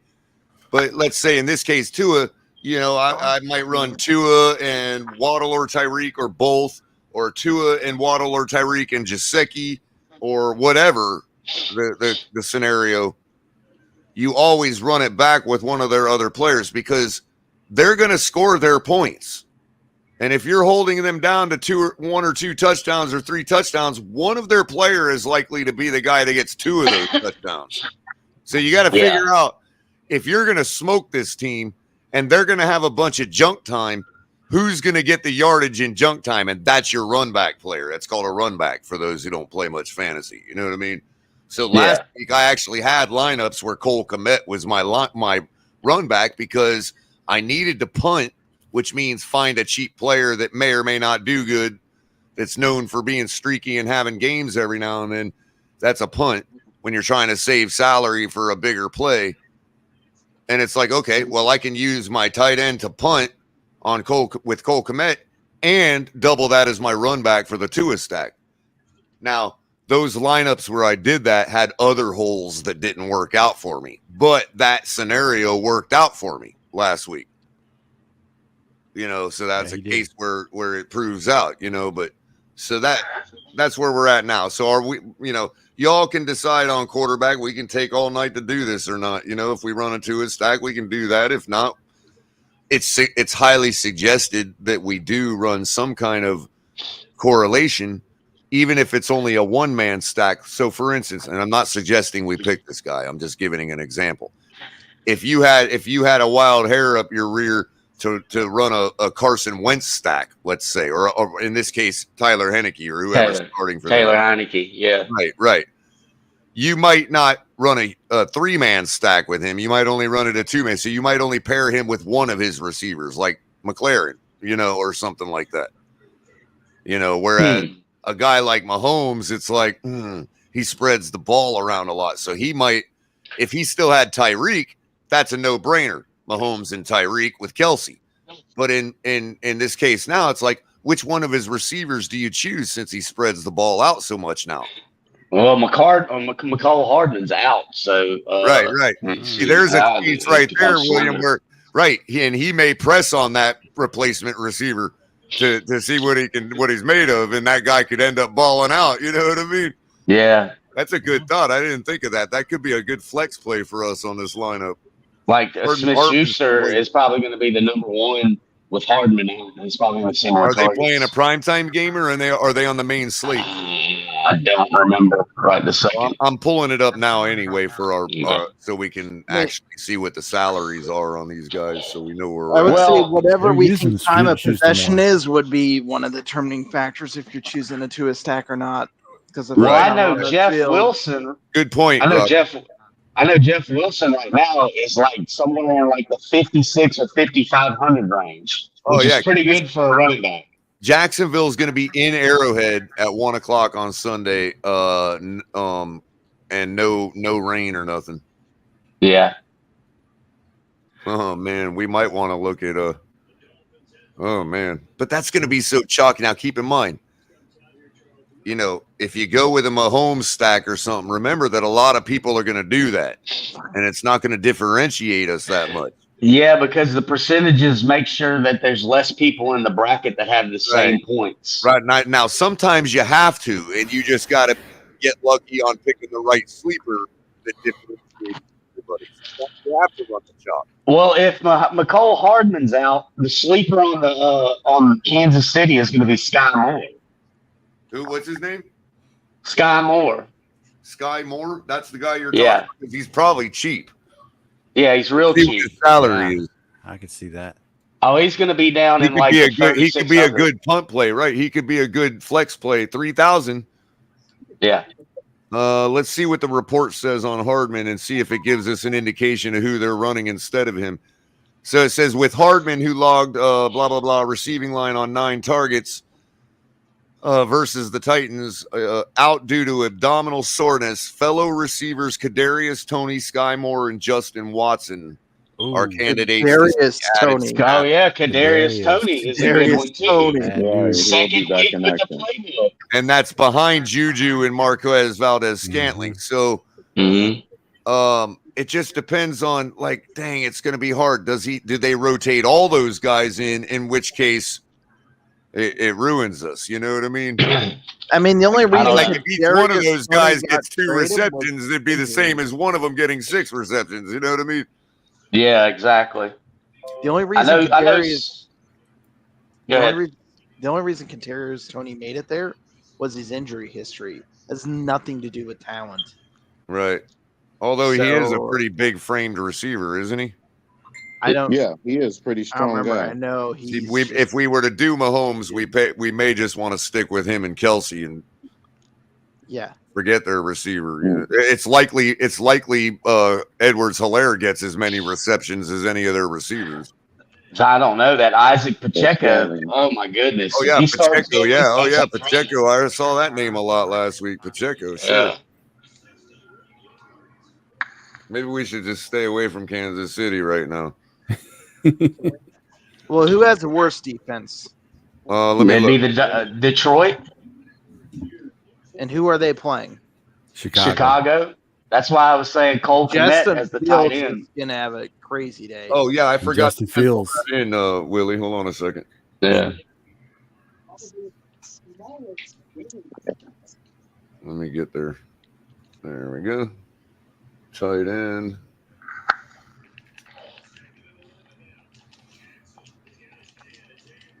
Yeah, Justin Fields is gonna have a nuts day. Yes, Cupcake. It is supposed to be a whiteout at the game tomorrow. Which game is that? The Miami Dolphins game. They're having a whiteout game. Oh, okay. Let's see what other games we might want to pick off here. Here's the slate right here. We got a dome, Arizona and Rams in a dome. Dallas and Green Bay.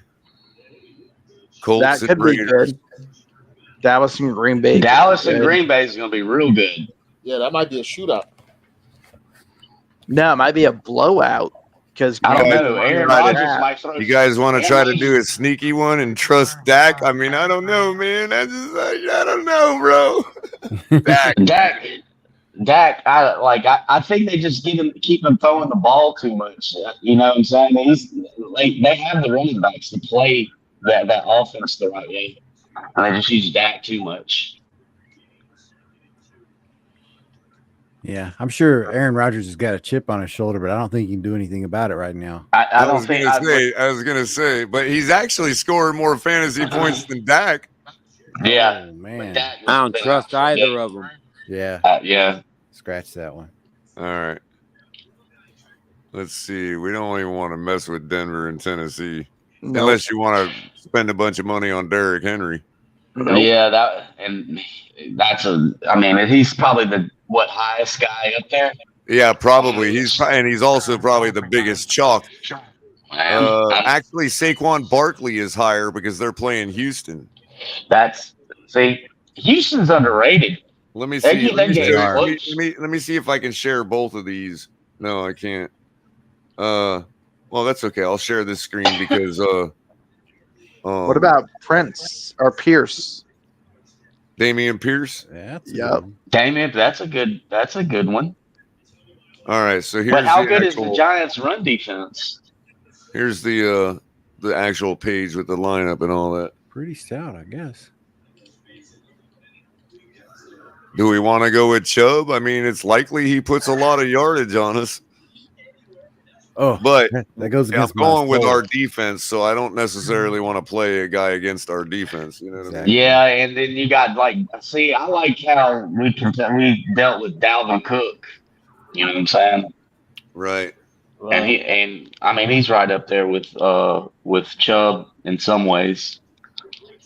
Well, this kind of play would be like, yeah, that's a good defense and all that, but sometimes stars overcome good defenses and surprise people. You know what I mean? Well, Buffalo's been terrible against the run for 2 games now.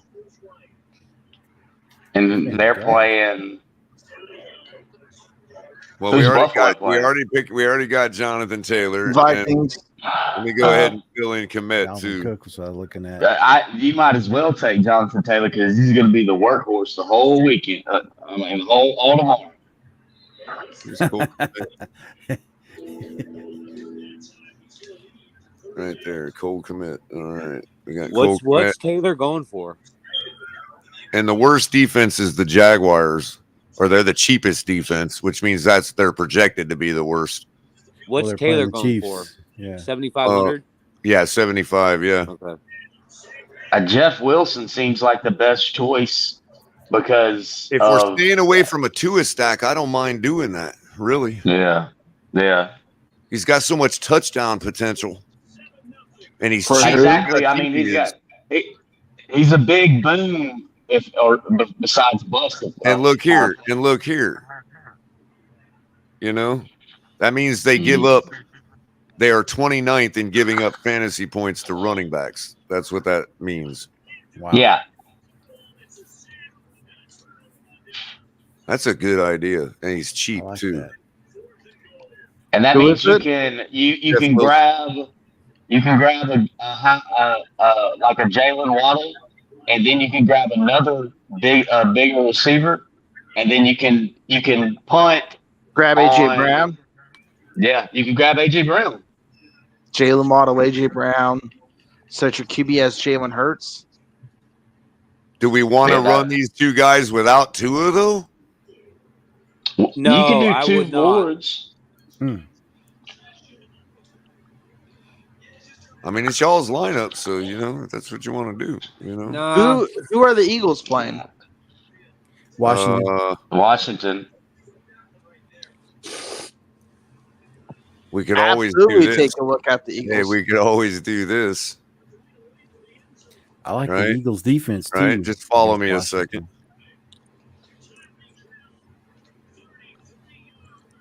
And then let's say, let's kind of go mid ground for let's see what we got in wide receivers. Oh, that's not a bad idea right there either. Who is it? I can't see. Darius Slayton against the Texans.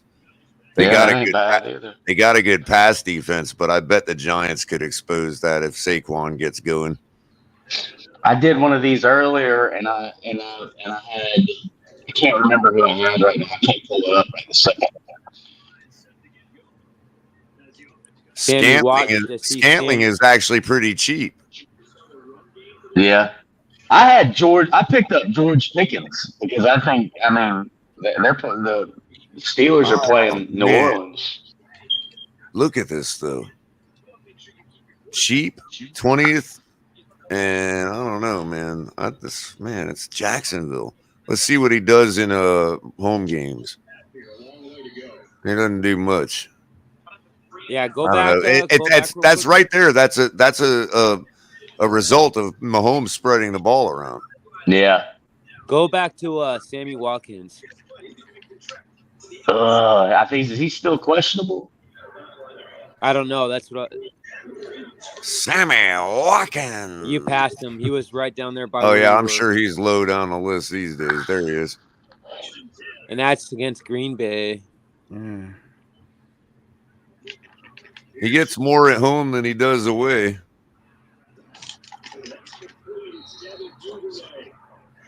I don't know. It's all up to you guys. You want to go with Watkins? Decisions. Peoples So Jones. who do we have you got, so far? You got Peoples Jones right there too. Well, these two I just put in there. Just was goofing off with, yeah. Yeah. Our core four right now is Taylor and Komet. That's the core four we got. Two of the core four. We need a QB and a wide receiver. I mean, a wide receiver one. I don't know if we're goofing off yet with Waddle here. Yeah. But, I just don't want to run Wilson if we're gonna run Tua with Waddle because we'd have to put Tyreek Hill here too.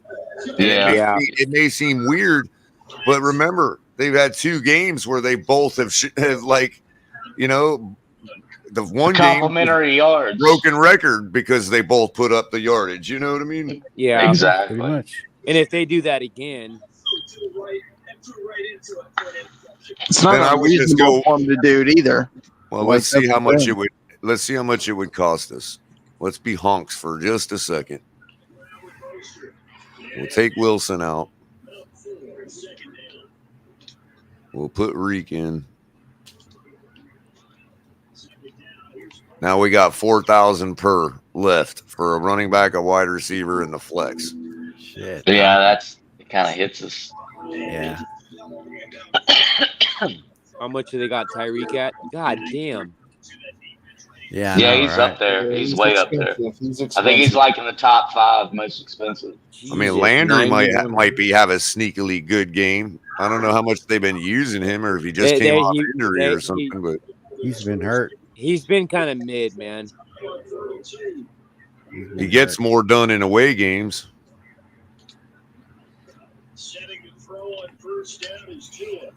Doesn't have an injury designation. Is somebody playing Madden right now with Tua in the I background? am. Okay. I'm playing Landry's playing for the first time since week 4. That might be a sneaky good play right there. Because I'm sure people have forgotten about him. Hey, thank you, CB83. Appreciate it, bro. What do you guys think about that shit, man? Landry? Was that your birthday, CB? If so, happy birthday, man. And again, we appreciate it. Yeah, man. Oh, is CB here? Yeah. Yeah, he's in the comments. Oh, happy birthday, CB83. Definitely. Happy birthday, man. To whoever's it might have been. But let's see, man, because I'm thinking, man, this Jarvis Landry play is intriguing me, dude. He hasn't played in 4 weeks. Who's he going up against? Pittsburgh. Yeah, Pittsburgh, which is, yeah. And they give up the 32nd. They're 32nd in giving up fantasy points to wide receivers. And Landry's only 4,500. Man, that's a sneaky good play. You know everybody's forgot about him. Yeah, that would be a. Who's their quarterback this week? Dolphin. So, but what's Wilson or Sherfield running this week if we're thinking they're going to double Hill and Waddle? Just out of curiosity. See, that's the thing. Everybody doubles Hill and Waddle. It hasn't made a difference. Exactly. Can't stop him. I don't disagree with you. I really need Mike Gesicki to start doing something. You know what I'm saying? I don't see why he's not getting enough looks. I mean, he's the 3rd option, and then obviously Trent Sherfield was the 4th. Yeah, chat. Someone in Greg in chat said, what do you say? Jerry Jeudy, Denver. I like Jamal that one too. Yeah, and then Chase Claypool, obviously. Jamal Williams, Detroit. Actually, Chase Claypool is a really good I idea. thought I took Jamal Williams today on my DraftKings because going up against the Bears. I like that too Yeah. as well. He gets in the end What's zone. Claypool? How much they got Claypool in there for, and who they playing? They're playing the Lions. The Lions. Okay, so Claypool's a good look. He's got another 48. week under, you know. yeah, but 48. remember, it so. is only his second game with them. So how much do you think that they'll make him they'll utilize? He was him his to, primary receiver when we played them. what's that? He was their primary receiver. You guys got to realize, bro, like, how much of the 123 yards did he get that Justin Fields threw for? Like what, 50, 55 or something like that? How many TDs did he I have? don't think he was the primary receiver when we played Chicago. Mooney cut a touchdown. Yeah, Mooney. Yeah. Claypool, I think he only got Komet had two touchdowns. Komet had 2 touchdowns, I think. Yeah, Claypool only touched the ball a couple times. If you pull up the stats, in fact, I'll go do that real quick. Claypool. Well, we can look at it right here. We can look at it right here. Game log. At Miami, he had no touchdowns against us. Claypool was on the bad side of that. He had 13 yards against us. That's what I thought. It was some bullshit little piddly. Then my bad. My It's because they don't pass. Like, their whole game is Justin Fields doing what he did to us. Yeah. Much. All right, I'm sorry. My memory's wrong. Yeah. Are we utilizing Tyndall? He's just not ready yet. I don't know, man. We've been wanting to see more Tyndall. We just don't. We don't know what's going on. I mean, we know he's fast from side to side. I mean, you know what I like about him, bro, is I like how he's like a hybrid linebacker. He can play in coverage, but he's also great at run stop. Exactly. And that's absolutely why we got him. We got him because he does what Jerome Baker does and more. Yeah. Like he does what Jerome Baker does, and he also does what Jerome Baker doesn't do. Is it just like he's not used to the scheme yet? Or I just don't understand it. It's not about who you know, it's about who you blow. Oh, yeah, I guess. Check this out, bro. So this guy Sky Moore, right? Right? It says Moore hasn't been relied on heavy for a heavy role during his rookie campaign, logging no more than 33% offensive snap share. However, given the draft capital the team put in a second round pick, it's unlikely he will be forgotten yet.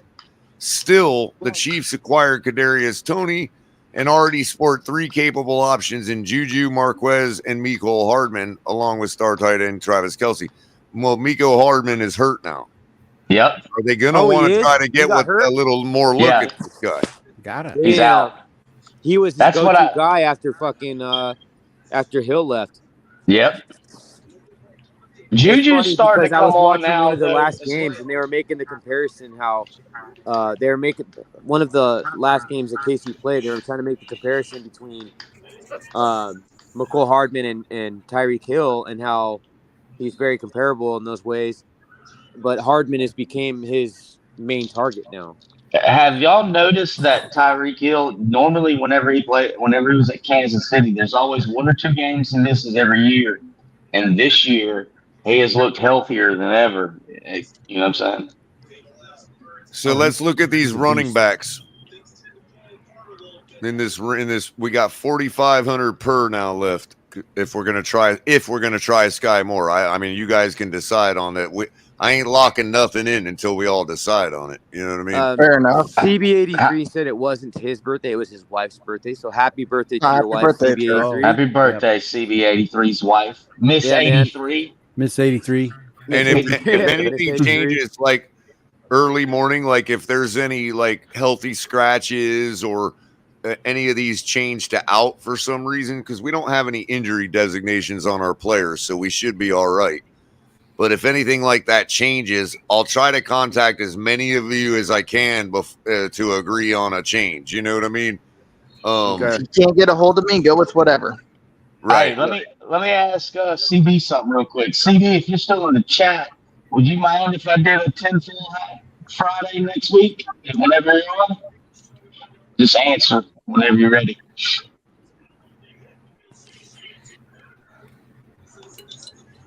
Also, Cupcake asked what's going on with Intakama. Is best answer for that is, from my understanding, they want to use Eazy-E in more of like a Debo Samuels type of position or a wide back type of position, which he kind of did play a little bit in college. And that's the issue they're having is it's not that he's not capable, it's that he's still trying to learn that position. Exactly, and he has to be a little bit. He has to put on a little bit more weight. Right, you're right. He's got to get a little bit bigger, and he's got to learn that position because they want to utilize him heavy in that role. That's what the tinfoil hat Friday was about, and it ties in Stephen Ross to communist Cuba. Hey, CB83. So William was asking if he could have a. I'll let you ask him, man. He said ask the question again.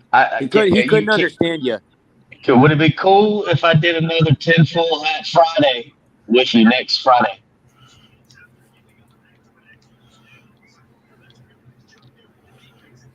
So Mr. Miami 305's got Dolphins 37, Browns 7. No way. I'd love to Mr. see Miami that. 305 knows his stuff. He's a good one. He's not a casual. No, I know. And, bro, listen, I would love to see 37, but there's no way. There's no way. If Kohler, I don't know. I feel like if we win, it's got to be closer than that. I just don't think it'll be a blowout. I don't think it's going to be a blowout either. So what about if we take out Waddle and put in River Craycraft? I don't. But I would. He's got to be good for a touchdown tomorrow. I don't even know. Is he even coming back tomorrow? Or his tweet said he's glad to be back playing football. I don't know if he's playing tomorrow or anything like that. Yeah, got you. I can look on his current status here. Let's see. He said CB83 said for sure. Let's run it.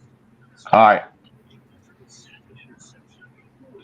Limited practice Wednesday and Thursday, full Friday, and will be available for Week 10 after missing last 2 games. I mean, that's a good thing.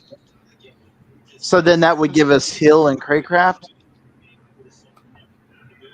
Is that... Well, if we take out Waddle, because, I mean, honestly, there's only so many targets to go around. Yeah. No, I don't disagree with it. But what about Hill and A.J. Brown? What's that look like? You mean without Waddle or? Yeah, without Waddle. Okay. Yeah. Alan Lazard would be a good one too. I'm suspect on Jonathan Taylor though. You know what I mean? For this weekend. Alan Lazard would be a good one too. AJ's with Philly, right? Yeah. Yeah.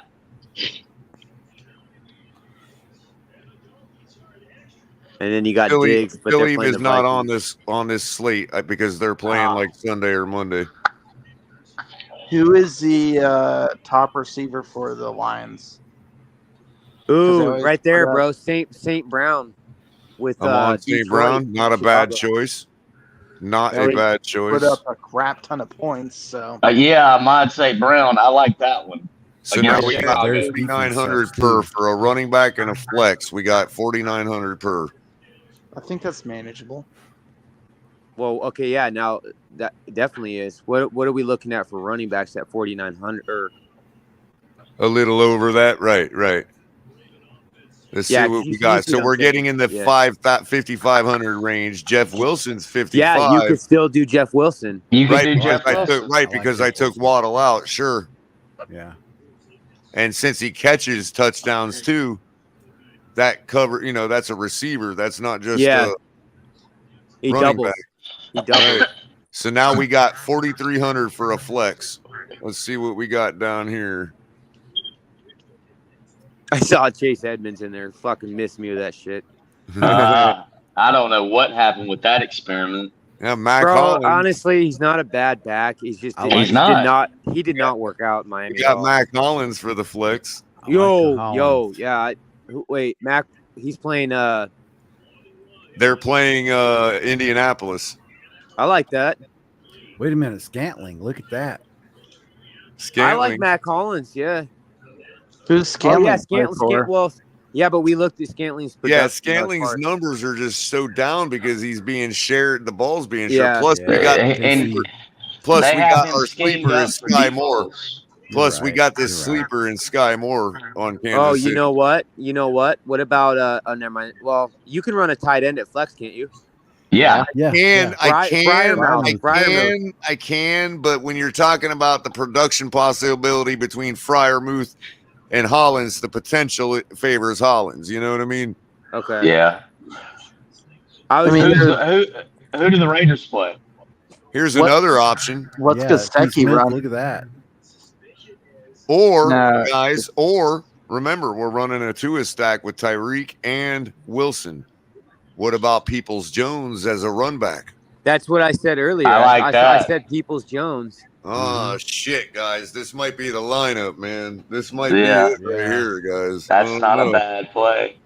Yeah, I like that right there. Is there any other? I think that $3,000 receiver we're trying is probably the best play at that price level. I don't know. What do you guys think? I think so, too. Being that he's, they want to get him involved more, and one of the guys taking up his slot is injured. Yeah, but they did bring in true Kadarius Toney. Yeah, what other Sky options? Moore, I mean, before we lock this in, because the only thing that I would question on here is the Sky Moore. So and by the way, I can still change it even if we lock it in. I can still change it up until time of play. Yeah, like 30 seconds before the game starts. I mean, who are there options besides Sky Moore if he's the one we have an issue with? Peoples-Jones. Keep in mind, we'd have to look into $3,000. Well, everything at 3,000 is speculative, and that's what I'm saying. Like, could it be the best speculative play? That's true. We could always see what we got down there. I'll keep him in for a second, but let's see what we got starting at 3,000. Turpin. Shula Forever says Miami 31, Browns 21. That's about where I'm at. Mr. Miami 305 says Byron Jones might get cut after the season. I think so. That's kind of what we think, man. If he doesn't come back during the bye, then that's what I'm thinking. But CB83 says any news on Byron? So CB83, I don't know if you were here earlier and caught it, but again, this wasn't something that was told straight from the source's mouth to my ear. It was something I was told from somebody who got it from an actual reliable source. But basically what happened was, in the short side, is Byron Jones, the only way to get his guaranteed bag was to be injured. And by him getting the surgery, he's technically injured. So he got that guaranteed contract because he knew Miami was trying to shop him. So because of that, that's what caused all these issues. The speculation and the going story coming out of sources within the team is that he's going to be coming back after the bye. That's exactly what I heard last week. Yeah, and if he doesn't, then there's a good chance he's going to be done in Miami. So, guys, what do you think about this guy? I'm not looking at my screen. So what's the name? It's Amari Rodgers. Now, listen to the analysis, okay?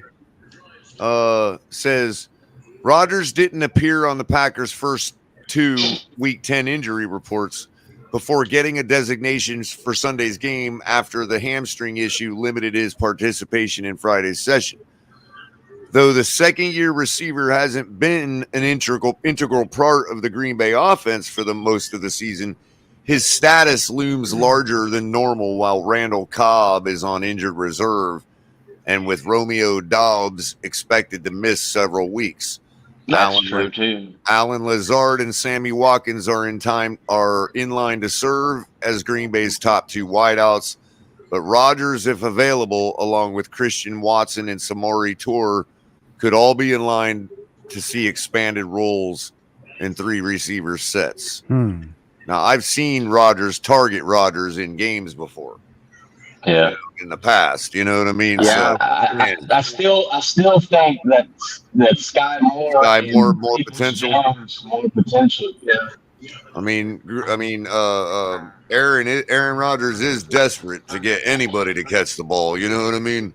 What's up, Batman? Welcome in, man. I'll leave it up to you guys, William. You know what I mean? Hey, if there's room up here, Batman, come on up, man. This was my first pilot show. That's what you missed. Well, we got to get this locked in before he comes up. This shit has been going on for 7.5 hours. This is We can still change it later. We can still change it later. But Again, I just want to give evereverybody a huge shout out. Everybody that's still rocking with me. I man, think still up in I here. think We're the hitting Amari 7.5 Cooper's good. hours. I think the Amari Cooper's good. So thank you, everybody. It's 7.5 hours in, man. I really appreciate everybody who came in and rocked with me tonight. I hope you all have fun. We're still keeping it going, so I really appreciate the love, y'all. Well deserved, King DTA. Hey, man, I've been popping around everybody's thing that I see on and showing some love, so I appreciate you letting me come up. Absolutely, real quick, guys, we gotta. I don't know. Should we vote on this, or how should we go about doing this to lock it to enter it?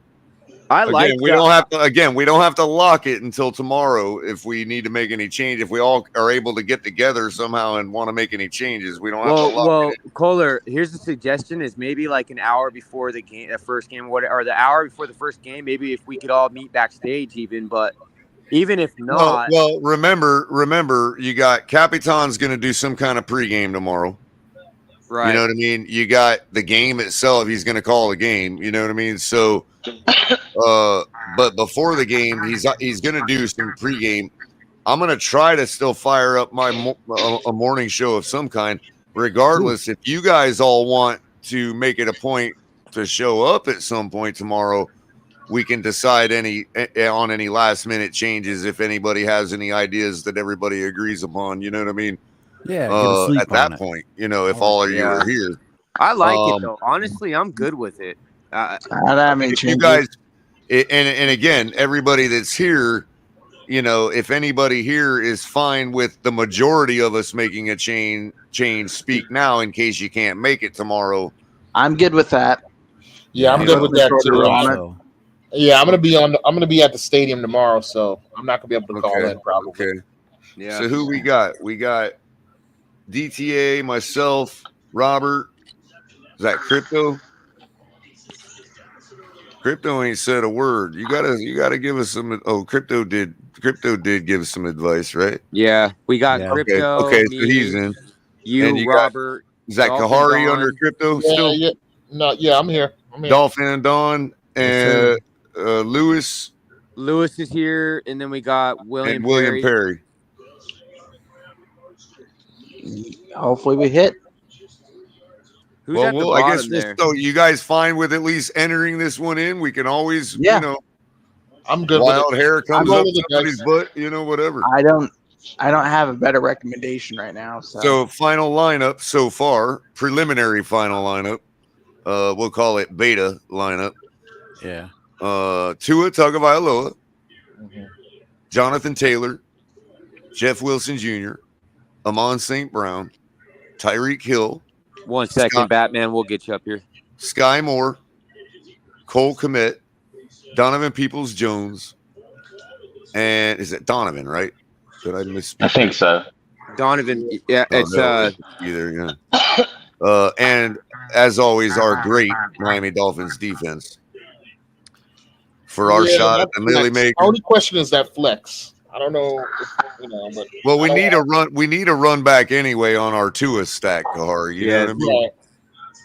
And Peoples-Jones, I mean, he's got potential to throw up one of their touchdowns. You know what I mean? Yeah, I don't know. He's going to be one of their. Going with him because he's one of the main receivers for Cleveland. So you got Amari Cooper receiver. What's that? He's their number 2 receiver, so I can see if if we put up a couple touchdowns, they go into throw mode. It's just Brissett, man. Little fade route in the end zone to a guy like this. You know what I mean? Sort of like Mooney hit on us last week. Well, if he's got Noah covering him, then he's got a good shot at it. Good point. Man, I can't stand rooting against our own. Well, it's not so much rooting against William; it's accepting the fact that we're probably. I mean, God, I would love it if we did. Hey, if we don't win this lineup because our defense gets a shutout tomorrow, then I'll be happy with that too. You know what I mean? But it's likely most teams don't get a shutout every game, and they're gonna put up some points. Who is that one guy that is gonna? You know? Yeah, good point. It's just a game script thing when you're formulating these lineups. You know what I mean? Exactly. You know. Hey, do we got room for Batman up here? Or is it full right now? I can't see. Well, let me go ahead and we're all good with this for right now. Absolutely. I'm good with it. Because you all might wake up tomorrow and 5 of you might be like, "Oh, I hate that lineup. We need to get back together with Color." I'm good with it, man. It's not going to change in the morning. It's not unless something drastic happens where they break their leg or some shit. Right. All right, we're doing it. And this shout out, something drastic has to happen. Pete is the sponsor of this Millie Maker lineup. Yeah, he is Thank you, Pete Takes. He is our, what do we got? 8 in here now, so he's our 9th guy. He will be partaking since he is the founder. So if we win, it's 110 minus tax. Right. Well, they would probably, I guess they would tax it off the whole, and then we'd just divvy up it all, or we'd have to pay taxes again, or should we? You know, I don't. I guess we'd have to work all that one way or another. I'll be in contact with a lawyer to make sure everybody gets theirs. You know what I mean? and we'll make it to where everybody can see the check everybody got, so we know that nobody got $1 more than the other. You know what I mean? Dude, I would have no reason to bitch about any of it. No, if that happens and Kohler disappears and he no longer comes on YouTube, right? I mean, if I do that, then I have to end up burning the $1 million hiding from y'all's asses the rest of my life. You know what I mean? Like that wouldn't go very far. The funny thing is, Kohler's the type of dude that would do that and still go to the fucking Finns game.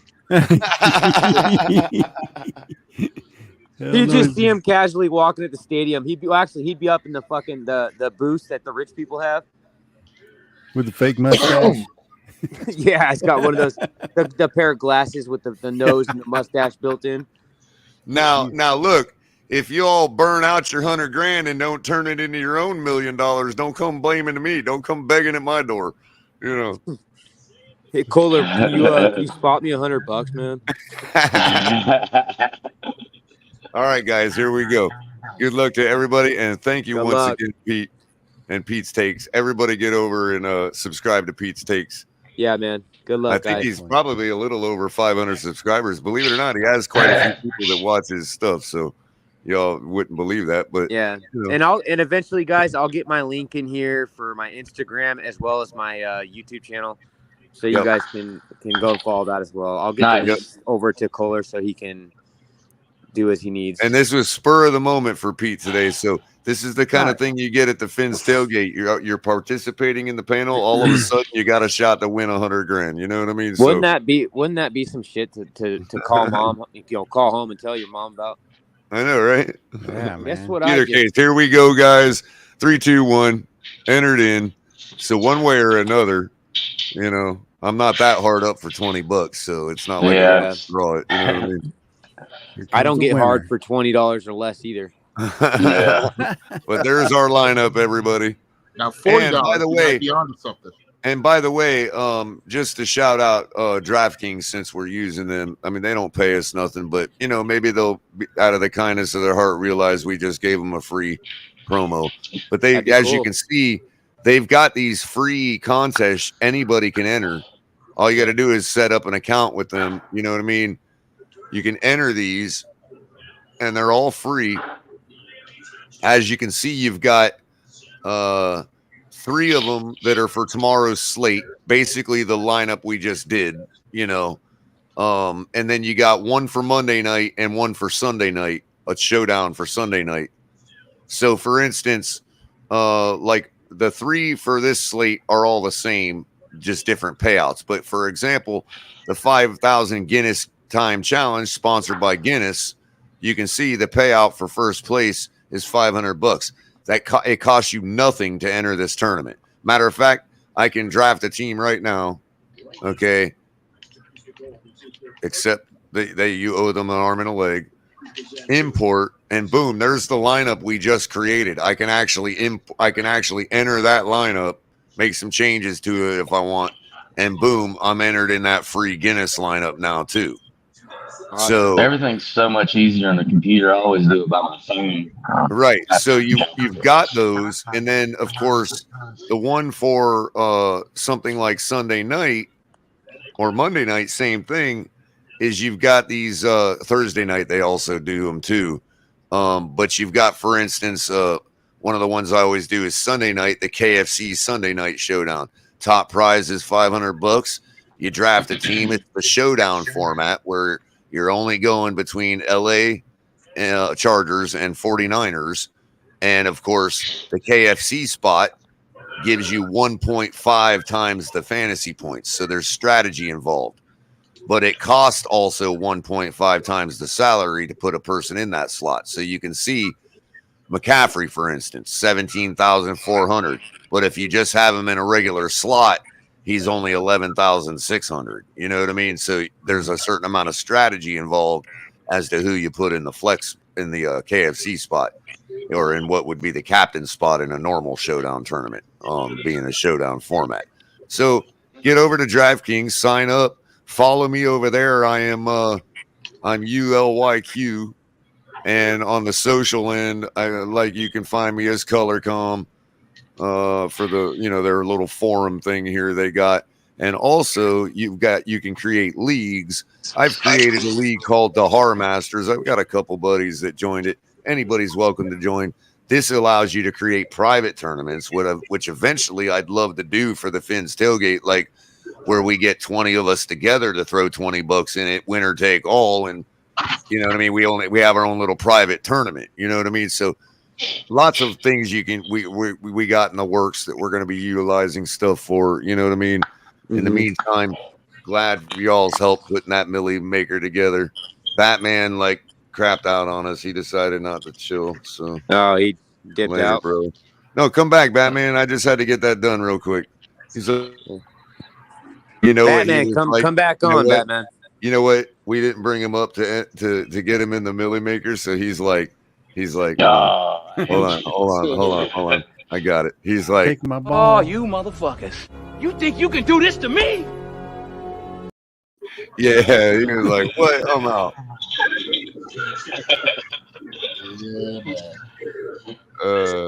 There's a mutiny on this ship. He might have fallen back asleep. He's like, oh, I'm back up. Guys, I'm supposed to go to bed. I got work tomorrow. Appreciate you, William. Guys, it's nice talking to you again. Thank you for letting me come up. I'll see y'all soon. Good chopping it up with you, man. Have a good one, man. Appreciate you, buddy. Yeah, while we've been working on this lineup, I've been working on my own over here on FanDuel just to give them a what shout you out. got, buddy? Well, okay, and just so everybody knows, FanDuel can I think, is there scoring a little bit different, Gary? No, it's the same system. They maybe quibble a little bit on the values of the players. Different.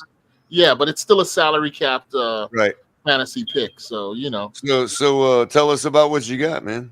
Man, I got a bunch of. Well, I put in $25. Man, I've turned that into about 4 or 5 different lineups. So, right now I've got one with Dak Prescott, quarterback, Jonathan Taylor, James Conner, in the backfield, and I'm still working right now on the wide receivers, tight end, flex, and defense. So, the Mooney playing the 4 p.m. games on this particular. KP is Connor with Arizona now, or who's he with? Yeah, with Arizona. Okay. Came back last week and had a pretty good game. So Is I'm he? trying to ride that momentum. I still remember when he started doing good with the Steelers, and then that's why I figured anywhere he went, he seemed like a good running back. Yeah. Oh yeah, and they use him around the goal line too, which is really. I really like, value. his story was cool too, man. I mean, the dude fought cancer, and I hate to say it, but there was a reason I told y'all. Remember what I said? There's a reason that they rather keep the running back with all that tread already on him than Chase Edmonds. Yeah. Why? Wait, I don't get it. He's saying Chase Edmonds has problems. James Conner's starting to get a little tread on him, dude. You know what I mean? And he's still performing, but No, that makes sense. Yeah, I got it. They were They were willing to bet the guy with more tread on him was going to continue his performing rather than keep Chase Edmonds the up and coming guy. You know what I mean? Chase Edmonds, though, he had some promise in Arizona, and that's what I'm saying. I don't know. I think that he could still go have potentially. I don't think he's any type of elite running back, but I think he could have a pretty decent career somewhere. But in Miami, dude, he just didn't work out. He didn't fit. He wasn't what we need. Yeah, he can't catch for shit. But if you're looking for a salt, like, you know, just a I mean, he a was. little The scat reason back. we looked at him is he was getting 5 yards a clip out in Arizona. I mean, no doubt. You know, he was. You know, doing all right. We didn't just think. You know, it's not like we saw a scrub and said, "Oh, let's get him anyway." You know what I mean? Yeah, we didn't take a shot on a scrub. Yeah, absolutely. But I just then thought again, it was I a don't. little You know, fishy though, I that don't. they were willing to give up, you know, him instead of their older running back. You know what I mean? I don't remember though. Kohler, was he actually a receiving back though in Arizona? Like, did they? Yeah, they utilize him kind of that way? utilized him in the flat a little bit, and he was hitting his first step a lot like Mostert and a lot like these other guys. I mean, he wasn't looking bad in Arizona. It's weird, man. I don't know what happened. His touchdown production was a lot lower than Gaskin. He only had 2 touchdowns last year. Yeah. The offensive line play has really hurt him when he was here. You know, defensive linemen get that one arm on a back. A back needs to be strong enough to break that tackle. You know what I'm saying? Hey, good night, That's not his CB83. strength. Thank you for Yeah. coming in, man. Really appreciate it, bro. Yep. Appreciate it, CB. Yeah, happy birthday to your wife, CB. Yeah, happy birthday to your wife, bro. His wife's You friend. got to put in that His wife's work friend, tonight, so bro. happy birthday. You got to put in that work tonight if you haven't already, man. Yeah, man. Hey, that was a good debut too. CB. That's the only CB channel, Gary. Yeah, I know. Sorry. Hey, you can monetize that on OnlyFans too. So you know. What? Well, what? Oh, don't worry, man. You're too innocent for this conversation, bro. Oh, I know OnlyFans. Trust me, I know what OnlyFans is. He should call it. Only 1983. No I didn't doubt. know. Have it Are you running serious? some smooth jazz or something. You know what I mean? Wait, so CB83 has Cocktail glass. OnlyFans? No. I think they're joking, aren't they? Yeah, I I'm don't just know. joking. I'm just joking around. I'm not taking anything too I don't know. seriously. Shit, I don't know. Kinda I'm 35 crazy. though, bro. I know what OnlyFans is. Hey, I know what OnlyFans is. Allegedly, from what I've heard, work goes on there. I happen to know a girl or two who had some success on that site. Personally, Okay. I'm maybe hearing I'll they share. I might monetize share pretty some. well there. Might share some backstage VIP guest pass content with you backstage. I don't know. Nice. Ah, man. And by the way, DraftKings, I do expect an email from one of your people at least giving me a thank you for shouting you all out. I mean, it's not, you know, it'd be nice if you're like, hey, that was awful generous. Let's go ahead and give these guys a sponsorship. Yeah, we're fine with that too. But, you know, even a thank you would be nice, you know. Yeah. You know, it'd be cool, Kohler, if they call and say, hey, you get a phone call tomorrow, and it's DraftKings. And you I say, know, hey, right? And they're calling me out on it. They're like, bro, you didn't think we were going to actually do that? How dare you? You know what I mean? Or you get a fucking check in the mail, and it's for like, I don't know, like just a cool 25,000 or something. Oh, no, it'd be more like 10 cents. You know what I mean? Yeah, but after Like, all, here's your after all the royalties for deductions- giving us a shout out the other night. Yeah, after all the deductions and all the bureaucratic bullshit, you get about 15 cents. What'd you guys think of Elon Musk shit with Twitter? I think love it's man. hilarious. Yeah, I think it's funny. I think he's I a fucking. agree. I mean, no I matter love what him, bro. side I of the love him as a political ma- fence you're on, you got to admire his. Yeah. No, I find it funny. And then he's talking about filing for bankruptcy with the company already. He's trolling people so hard, it's not even funny, bro. They're all like spun on top of their heads. And the shroud of the blue side has been broken forever. I know. I was in a space the other day, and Jay Miami talk. He's That's we the all blue joke- check side, not the blue political Yeah, side. we were joking around because we were like, yeah, man, congrats. People were like, congrats, bro. Saw you got your blue check.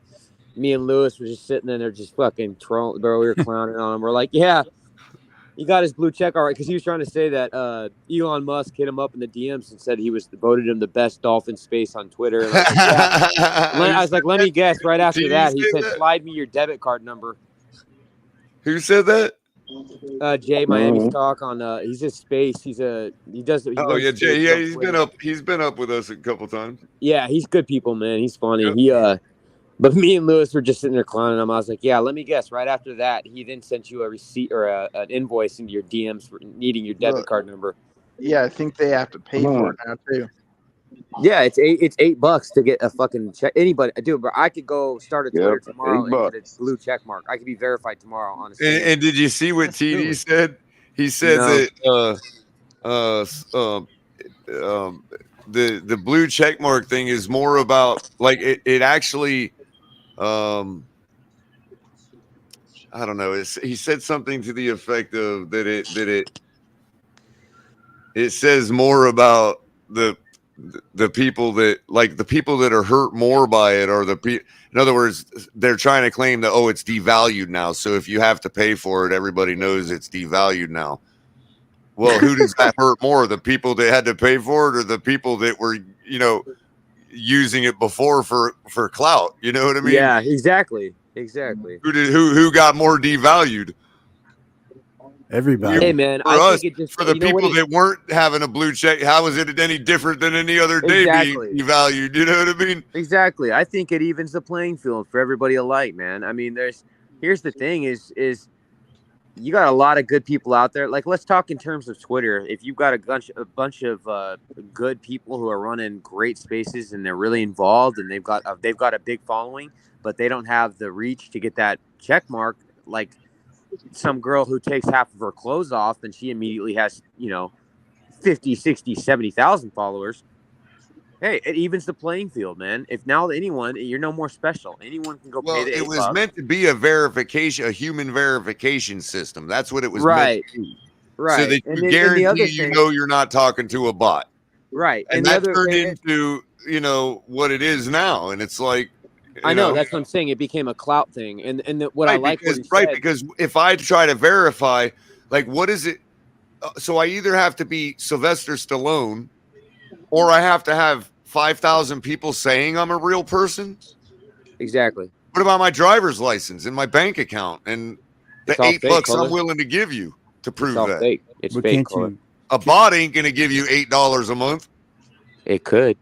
So if I could maybe, but what I'm saying is if it's all about verification, then why all the why does my status have anything to do with it?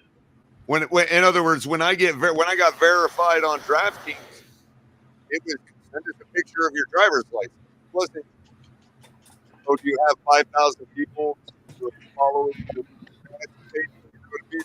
Or are you, Lady Gaga?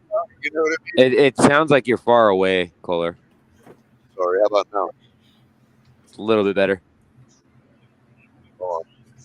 It was weird. It was like super clear, and then it sounded like you were like talking through a screen door.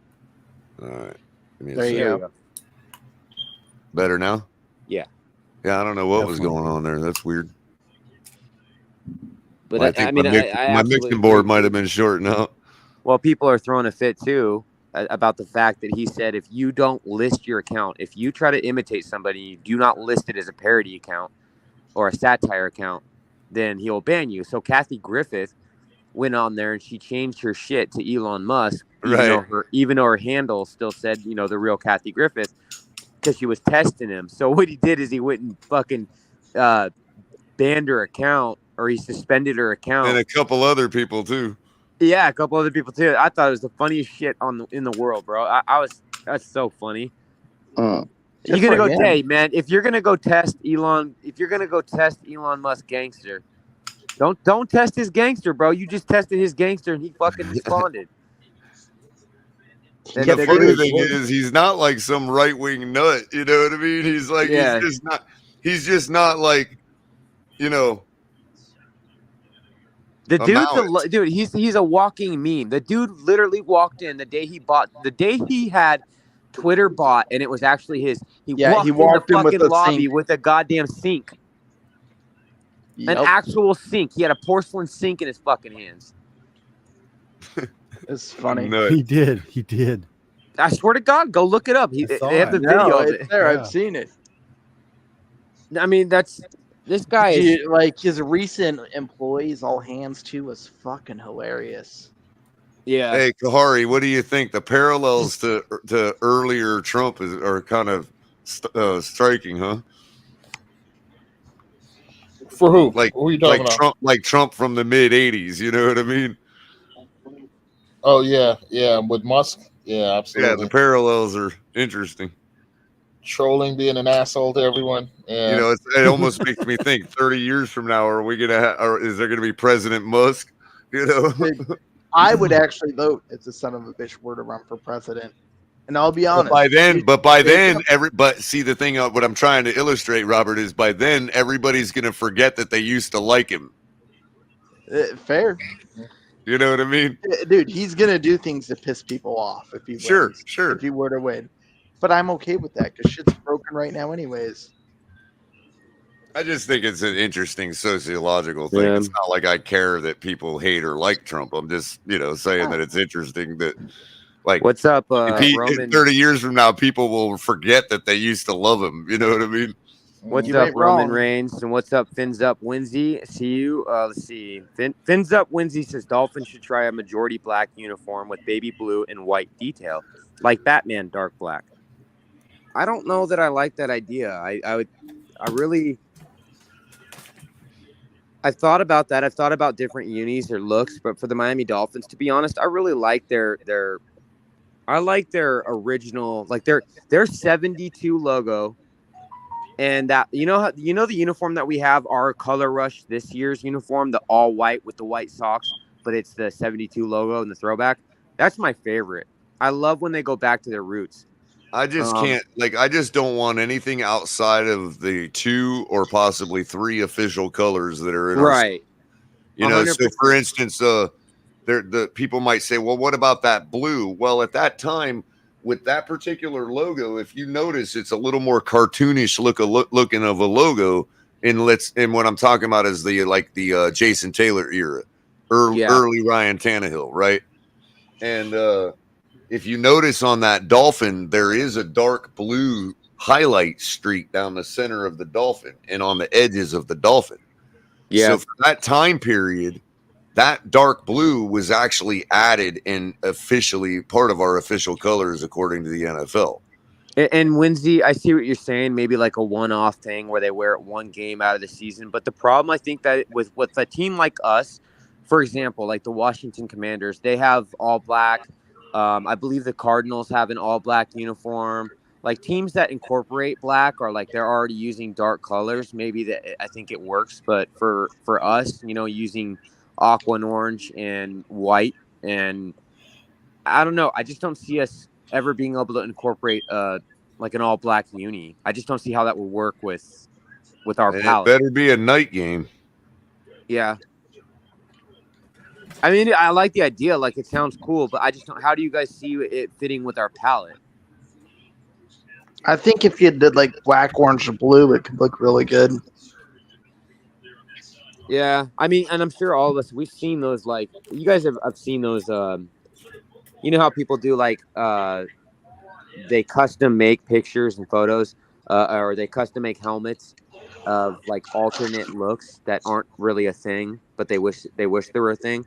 People are always doing like black unis or black helmets with our colors, doing like alternates, and they look cool in theory, but I just don't know how that would be able to, like, how would they incorporate that with the team that mainly uses whites and aqua and orange? Like, I don't know. I just don't see it. And like the Miami vibe, like look at the stadium, Hard Rock, like everything.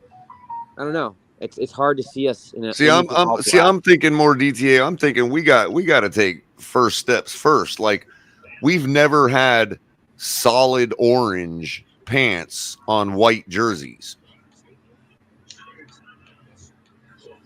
Fair. Solid orange pants with white jerseys. Yeah, I mean, to me, that would be so badass, dude. Like with Do you an mean aqua, like with the an orange aqua color rush pants we had? with a thick aqua stripe down the side, with white pinstripe on that aqua stripe. You know what I mean? With all solid orange pants with white jerseys. Yeah. I mean, that'd be kind of cool because we did have those. We had the creamsicles, the all orange. Yeah, but I don't want it to be that particular orange though. I want it to be like the rich orange. You know what I mean? Yeah. Yeah.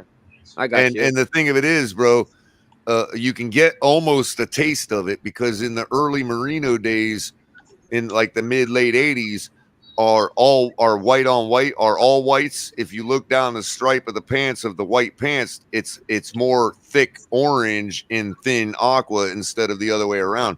So you can kind of get almost a little flash of what of a more orangey look in the pants would look like with white jerseys on. You know what I mean? To me, it would just be like, it would just set it right off, man. Mike C agrees with you. See, he said the 2012 unis were the best. He said the orange needs to come back. Right, but I'm saying put it in the pants and keep the jerseys white this time. Right. See what that looks like. You know what I mean? Yeah, he said based on the black, he said we'd look like an arena football team in the black. Yeah, that's what I'm concerned about too. Is making it look kind of like a lesser league. Yeah, you know, he said like about what you league. said about what you just said, Kohler. He said that would look fire in the OG orange. Yeah, and bring back the aqua face masks, man. Yo, yeah, I like those. I do. I like when we have the gray face mask and the aqua face mask that we had. Those are cool. Yeah. What's up, everybody? Hey, what's up, man? What's going on, man? How are you, Batman? What's up, Batman? As a matter of fact, Batman, do you still have those? Didn't you have one that showed that with the white jerseys with orange pants? Yeah, I have the concept. I have the picture. Wow, you really did just wake up, man. Yeah, I went to sleep like at 10. Damn. Well, it's good to have you here. And if you guys don't know, or if you haven't, check out Batman's channel too. He has a great channel with a lot of good Dolphins content on there too. He runs a show, Finsaholic Show. So if you haven't had a chance, you can always check out Batman's channel and give him a like and a sub if you haven't. Appreciate it. Yeah. What's up, my man? What's going on, guys? Gotta be up like in 3 hours. I was like, but I'm awake, a little bit awake. Why you gotta be up in 3 hours? For the no game. better time than now. What time are you going to the game? Early tomorrow, Batman? Yeah, I have all the alcohol for the game, so it's like I had to get there early. Oh yeah, so people are for sure going to be counting on you. 10 cases of Vesasur. It's just a lot. Jeez. That's a lot. Man, that's a good time. Yeah. Hey, Batman, where's Chef Jew's wedding gonna take place? Yes, East 12. East 12. Okay. At 10:30. I've been shouting that out a couple times. I forgot. Was it where East it was 32, East 34? What was it? East 12. East 12 at 10:30. East 12 Okay, at 10:30. cool. Okay. I'm gonna try and make that. I'm gonna try and make that tomorrow. If you're parking in yellow, the column almost lines up with East 32 in yellow. Just so if you're parking in yellow, you can orient yourself. Yeah, you that just got to way. cross over that bridge, and then you're right Exactly. there in the east. Yeah. Yeah, that's how what I do. I park in yellow, across the bridge, and you're there in East 32. All right. Cool beans, bro. From what I understand, Batman, the designation used to run all the way to the stadium, and that part of Orange was also East 32, but in the orange section, and that's where the change was, or? Yeah, supposedly, because the column says East 22. But they used to have one there that was East 32. Right. But East 12, at least East 12, the light is still there. So you go by East 12, you find it. That's the same row. The row is 209, like on the floor. And if you're coming in from the north off the turnpike into the first exit, or the first entrance, I should say, it'll be your first yellow parking on the left, pretty much. Yeah. That first bay. As soon as you go over the bridge, you're going to see me. So that's when you know you're in the right row. Thing that sucks about living out of state is I've only been to one game. I'm still yet to go, man. I one of these days, one fine day, man. Where do you live at, Dolphin Dan? North Carolina. Oh, nice. Nice, man. Yeah. Thanks, bro. Yeah, I've been a Dolphins fan since I was, like 4 years old. So Same, yeah. I've been since I live in Washington State, but I've been a Fins fan since I was, really young and old enough to understand what football was. And yeah, that's funny. That's when I was too, because my dad was in the military in Tacoma there. oh, nice, man. Yeah, I know.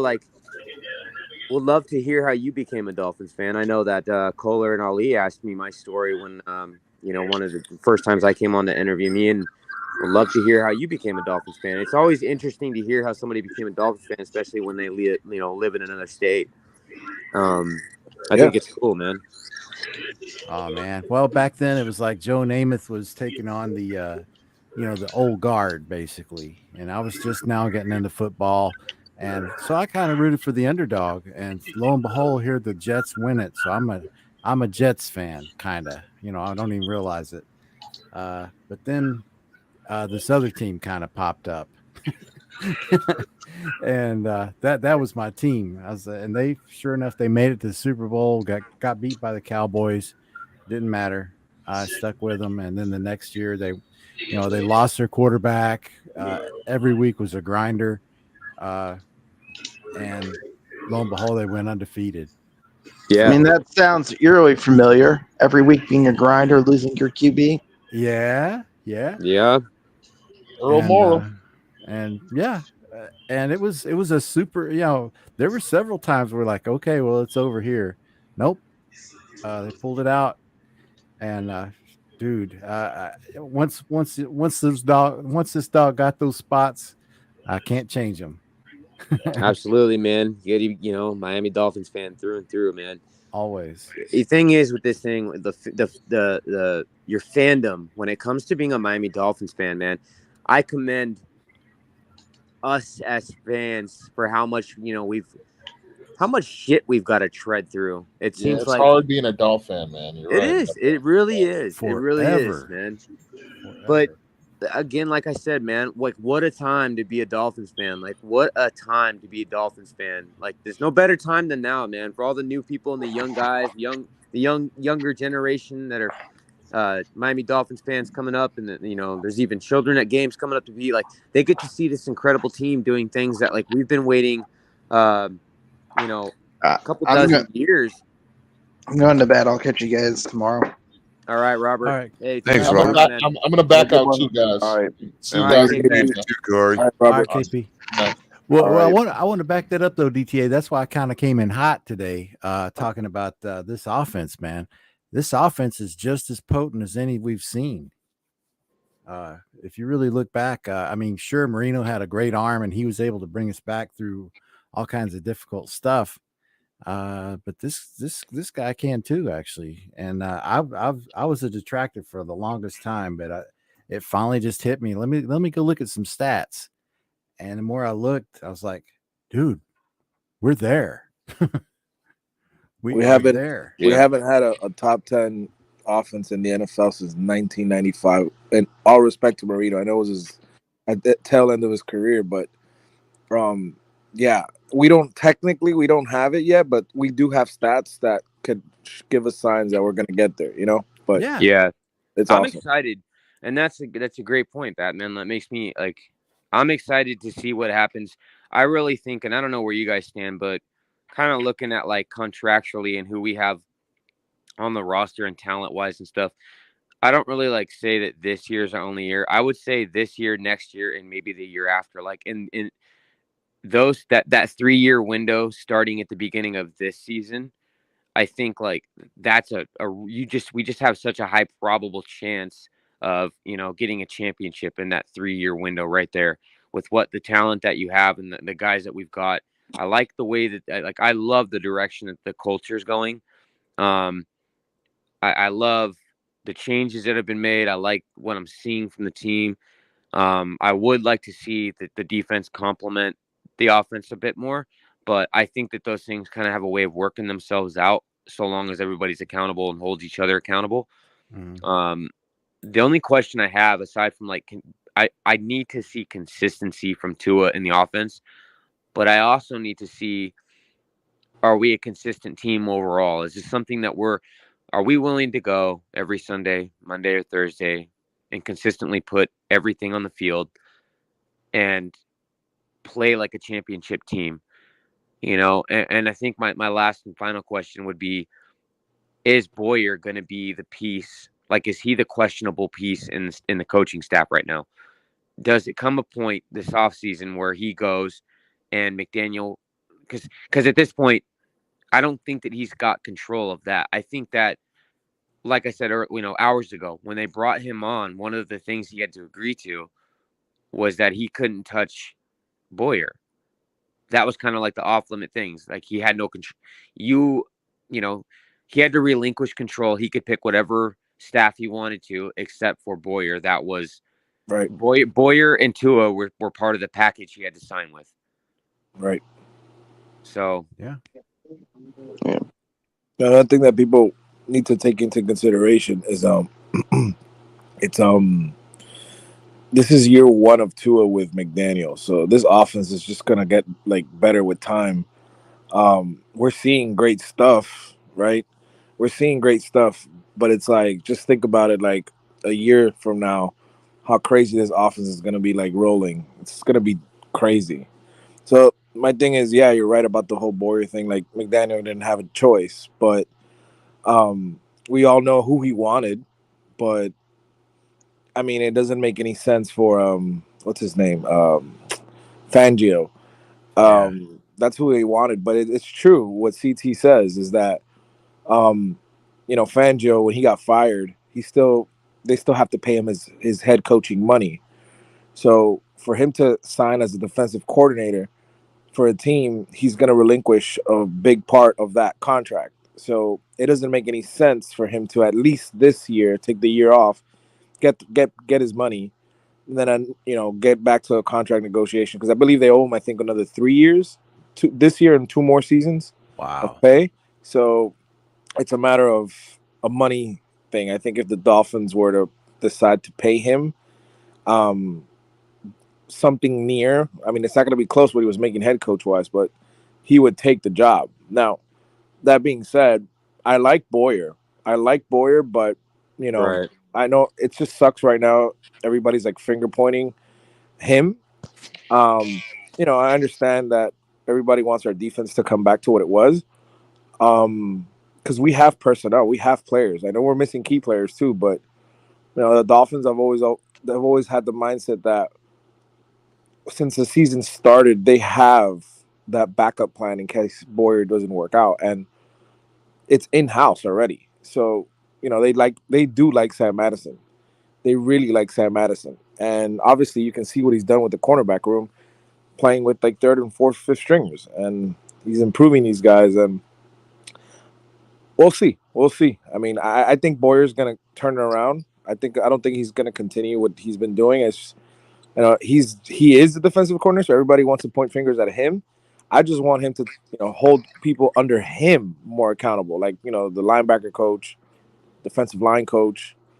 Those guys need to be held accountable by Boyer, because everybody's pointing at Boyer, and his job is going to be the one on the line if it's all said and done. 100%, man. And man, I don't know. I guess I must have been missing something. Where did the Vic Fangio thing come? Where did that start to come into frame? Well, I'd only heard about him and him having some type of tie to this team, probably in the last week.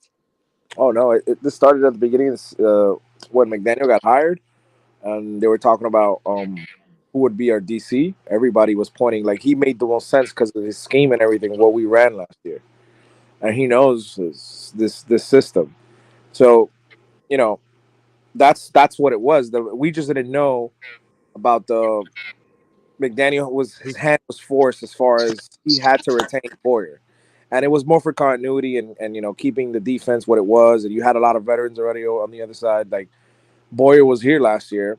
Even though this was Flores' defense, he was going to maintain somewhat of the same thing we had last year. So, like I said, McDaniel didn't have a choice, but that's why it makes everything very dicey and difficult. But yeah, this has been a lot of people reported it. I'm talking about right when McDaniel got hired, that Boyer was Fangio was going to be our DC, and it just didn't happen. And then now we can see why, because of the contract situation, that he's still getting paid. Gotcha. That makes sense. I mean, Isn't so? I mean, is he still with another team right now, or he's getting paid by Denver? He's still getting paid. because I looked it up and it said that he was, what did it say? It said he was a consultant. Like, it didn't say coach or anything like that. It said he was a consultant with the Denver Broncos or something. Yeah, he's still getting paid his. Let's say what? Well, let's say roughly it would be anything between 8 and 12 million a year as a head coach. So think about it. If you take a DC job, you're not going to make anything near that. You're going to take what? Maybe 2, 3, 4 million. Yeah. So it's a drastic pay cut he would be taking. So when is that? And that's up after another year. I think he has 2 more years, but he. I mean, at the end of the day, Ross, if he wanted Fangio, he could make it happen. Right? I mean, he could open up the checkbook and say, "Here you go. Here's 6. Would you take 5 or 6? Yeah. Come back. Does the coaching, the money that we pay the coaches, does that go against the cap or no? No, not at all. Okay, so realistically, Ross could pay him whatever he could afford, like whatever he wanted. Yeah, he could. Ross, I mean, Okay. Ross has the money. He has the money to do it. Yeah, absolutely. I mean, for a guy like that, what's the difference between 6 mil and 10 mil? You know what I mean? Oh yeah. That's crazy. But the Dolphins they really like Sam Madison. If they didn't hire anybody outside the street, we've been told before this season started that Boyer, he's here, but if he doesn't pan out, Madison will be the guy. That's so from the beginning of the season, before we played our first game. So, we'll see. We'll see if that happens. But do you think Sam Madison would do a better job? The thing about it is, Madison, I like what he's doing with the cornerback room, and I go back to what he did in Kansas City, and I like it. I'm impressed. And you can clearly see that he does know how to coach. Now, can he coach an entire defense? That's my issue. He doesn't have that experience. Yeah. So I'd rather have somebody well established, because like McDaniel being his whole, offensive guru, you want to have a guy on the other side that has experience. Like I would like this time Madison thing. I mean, it's a hometown guy. Who wouldn't want that? But I really would like an experienced defensive coach. Yeah. Well, and that's where you're 100% right, Batman. You just said it best, man. I think that setting emotions aside, and the fact that he's like a hometown kid and he's got ties to the organization, you got to look at it who's going to give your team the best chance to win. And I'm not going to lie, I don't know how you guys feel about it. I was kind of bummed out that we looked past Eric Bieniemy.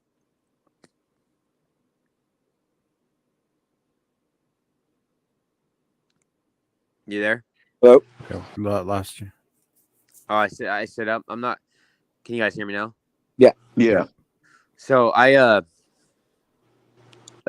get you got to put your emotions aside, even though the guys got ties to the team, and you got to look past that and look at who's going to give your team the best shot to win. And I was really bummed out that we overlooked Eric Bieniemy, because I thought he would be a great fit for the defensive coordinator for us. I mean, imagine him and McDaniel running our offense.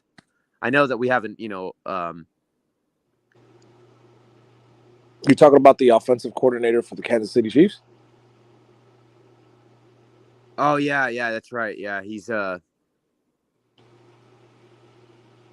Bieniemy is he's off. Yeah, that's right. He's OC in Kansas City. Like, he was up for a head coaching job like a couple times for us. Like 3 times? Yeah, that's what we were looking for.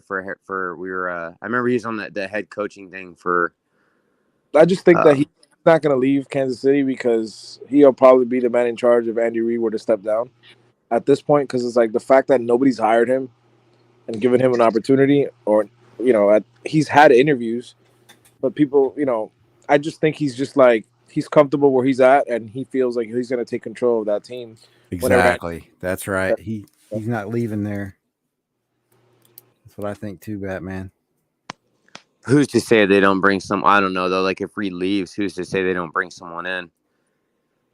It's true too. I mean, yeah, you never know. I mean, look what Tampa did. Yeah. Promoted within. And that happened out of nowhere. Like, I didn't expect that in Tampa. So we'll see, man. We'll see. I don't know like what I can other. show you guys the thing that Color was asking me, the uniforms. I just don't know how to do it from here. The color, it's like a palette of all the colors of the throwbacks that Dolphins could actually bring back. So you could see like the pants colors talking about the orange, and then you could do the white jersey. And yeah, you can share it just like you would if you had controls in your stream, Batman, and I'll pull it. I'll be the one that pulls it up, basically. How do I share it from my phone? That's the thing. Oh, from your phone. Well, I'm sure the function is in there. It's probably a little trickier, but we can't figure it out for like 5 minutes. I can't figure it out. I just meant that, you can share it to stream. If you were to be at your desktop, you could share it to StreamYard, and I just pull it up. You can only do that on my desktop. You have to be on a computer. You have to be on your computer, Batman, to do that, I believe, because when you're on your phone, you know how if you're on the computer, you can do like the whole like share screen option or I know how to do options. For the computer, I know how to do it. Just like it's in the other room. I'm not gonna get up. I'm tired. Yeah, I didn't realize you were on your phone. Hey, DTA, I was getting back to that. You're talking about we got like 1 or 2 years. I kind of think this dynasty can go on because I don't see Tua as being one of those that's going to break the bank. Plus, I can see, once you start winning, players seem to, want to play for you for less money, like they did with the Patriots. So I can kind of see this thing dragging on a little bit, maybe beyond 2-3 years. Yeah. A lot of people. I don't know, man, because the problem is I see the issue here is this team is functioning because of all the personnel that we have. How do you keep everybody? And I get you don't have to have everyone. I understand that. Like I get that there's interchangeable pieces in there. Chris Greer. Like Chris Greer. You know what I mean? I get that some of the players are interchangeable, but I don't know. You have to have the personnel to like a dynasty. I feel like the Patriots, they kept the same staff for the most part. You had the same, and then you had the same quarterback, and then you built the dynasty around the quarterback, but you had the same key positions, right? Like you had the Edelmans and the our wide receiver coach now.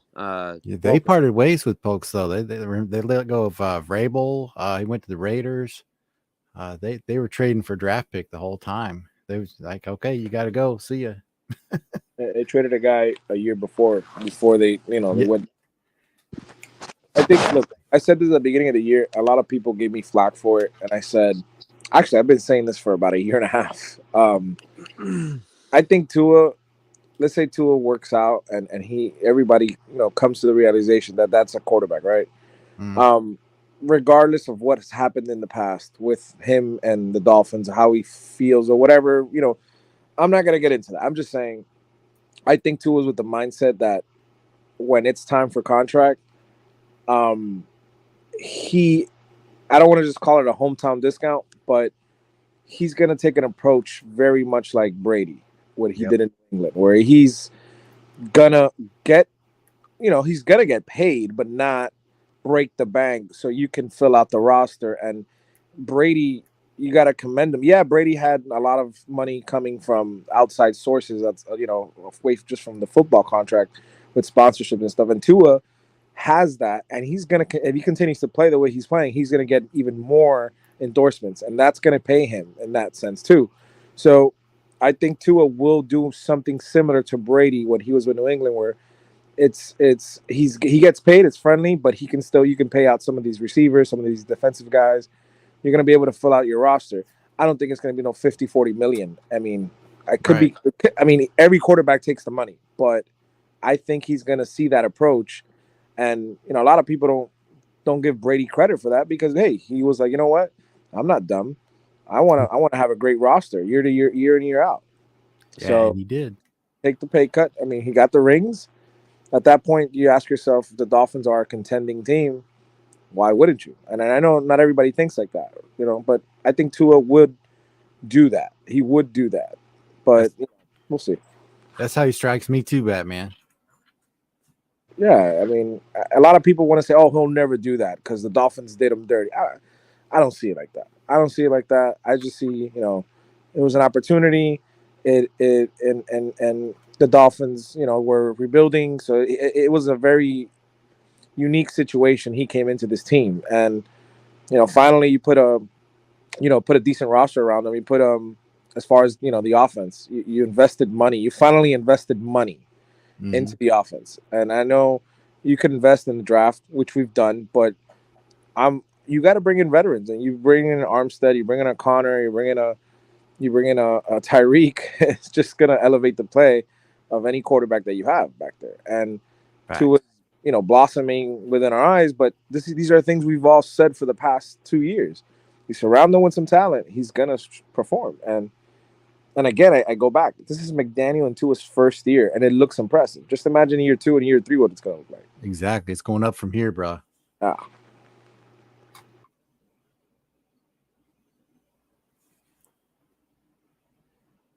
Well, hey, DTA, the color, Batman, everybody, Crypto, Louis. I've had an awesome time chatting it up with you guys, man, but I got to hit the sack. What time? Yeah, man. What time are you gonna be on tomorrow, Color? Go ahead. Long day. Yeah. See Crypto. What's going on, Crypto? All right, but pretty good. Yeah, Just Crypto. What's up, Man, guys? I wanted to say something, Crypto, man. I know we were scratching off there a little bit earlier, man, but it ain't nothing but love, man. You always out here representing, man. As far as I'm concerned, we're brothers. Same here. Yeah. I appreciate it. Color, Dolphin Don was asking what time we were going to come on tomorrow. Myself, I'm not sure yet because we've gone so long here tonight, and we got what I needed to do tomorrow accomplished for the lineup. But I know that Capitan's going to do some kind of pregame. I don't know how long, how long before the game he's going to fire it up. Right. But look for that, I guess, at least as early as 11, I would say, maybe earlier. Right on. Hit that notification bill. What time are you going? Are you talking about when you're going on, Color? I don't know if I am or not because we got what I needed to do done with the lineup. So that's right. I know Capitan's going to go before the game at some point. Okay. So I just don't know how early before the game he's going to start the pregame for himself. Yeah. You guys be blessed, man. I'll check you later, man. You too, buddy. Man. I'm gonna go ahead. I'll do the rundown real quick. Sure. Let's see where we're gonna start at now. All right, guys. I really appreciate you guys coming out tonight and showing all the love, man. Great show. We're 8.5 hours almost. Had a really great time with everybody. I really appreciate everybody that came out. Helping the channel. If you guys were coming over from any of the other social platforms, Facebook, Twitch, any of that, remember to head on over and give us a like and a sub. Remember to hit that notification bell, turn on the bell icon so that you get all notifications and don't miss any of the content. If you guys want to support us, I know that the memberships and the super chats are on hold at the moment, but we do have Cash App and Venmo, so you can support the channel, and we always appreciate any support to help the channel grow. Don't forget about a color commentary on Tuesdays. We have Saturday Night Exhale with Ali, and we've also got El Capitan every day or every other day of the week. Excuse me there. And we've got more shows coming. We've also got the Backroom Collections. Again, I want to give them a shout out. If you guys need any of your custom sport collectibles, go to the backroomcollections.com. Use hashtag TT or TFTG for 10% off. And you can head over to Fanatics for any of the officially licensed NFL gear or any other sports that you're into. Also, we've got the Fins Tailgate gear. You can hit the link in the description. There's sweatshirts, mugs, sandals, tank tops. We've got bathing suits, There's beanies, hats, bathing suits, flags, all sorts of cool stuff. The beanie I really like. You got caps, shirts, and there's stuff in there for everybody. You got stuff for the women, for the men, for the kids. So go on over and take a look and get you guys yourself something cool, especially with Christmas coming up, man. So a lot of cool gift ideas in there. Appreciate everybody coming out tonight and showing the love. And, it means a lot. And we're going to have a lot of good stuff coming in the future. So thank you. Appreciate it. Yeah, man. Thank you. You like this, Batman? It's like we give the guy a shot and he comes out and rolls out 8.5 hours the first go, man. Impressive. It's impressive. Very impressive. I mean, I didn't even know you guys were on, but then when I got home, are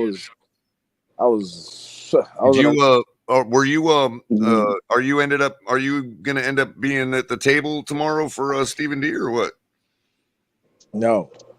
Did he end up getting somebody? Because he never reached out to me.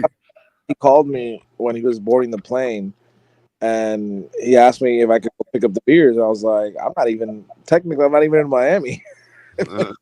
So, I was like, I'll pick him up, and I made a pit stop on the way back, and I don't even know how to take the beers to the game. I have no idea how that's gonna work. Maybe it'll be Miss Finn's, man. He'll sit Miss Finn's down there. She'll be there early. Yeah, because they're doing the tail greeter thing, right? The game, for the beginning, I didn't even know that you were on. I said I got home, showered, and knocked out, and I was like, "Oh man!" And you guys are on. I was like, "Wait a minute, what? You guys are still on?" I was like, "Jump on for a bit." Yeah, man, we've been. Appreciate you coming by anyway. Yeah, 100%. Always love you, man. But all right, guys, love y'all. Good night. So wait, did we get your score on today's game or what, bro? What did I say? 24-20. Oh, that's right. Gotcha. 24-20? Yeah. All right. I was almost close to my score bet, man. Yeah.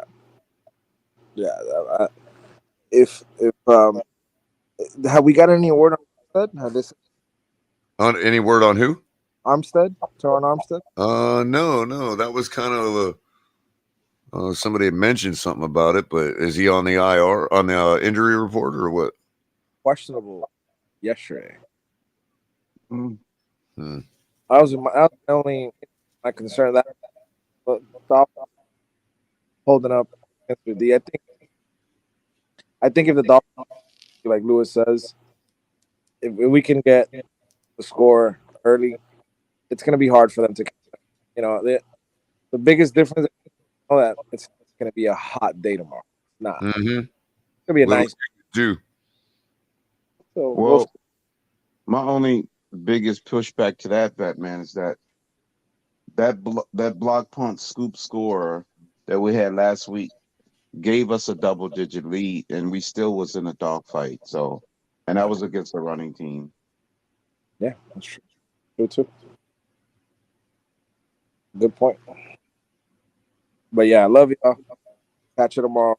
All right, Batman. Have a good one, buddy. Get back to sleep. Right. Yeah, man. Get back to sleep, bro. Thanks for coming by. I really appreciate it.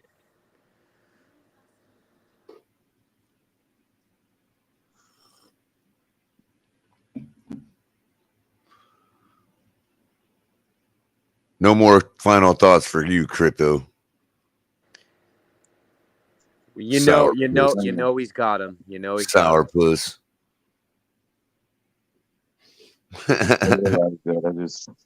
I'm a downer this week. I'm all about the Belichick. Now we on to Houston. On to the bye week.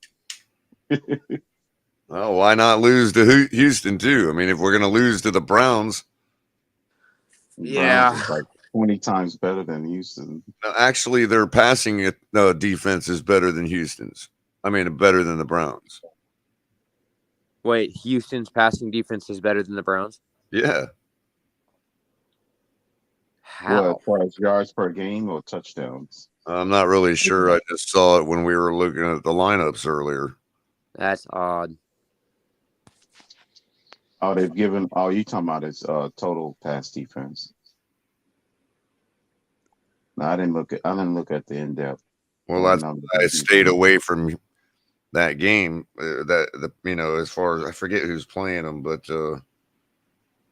I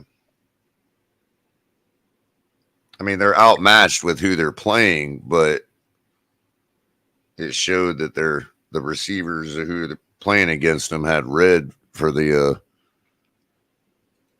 opponent. Let me look real quick. Yeah, on the fantasy part. Yeah. Let me just double check what I'm talking about. I don't want to talk off, out of pocket or nothing. Just throwing out all these things at us, and then we come to find out they're dog shit. I know, right?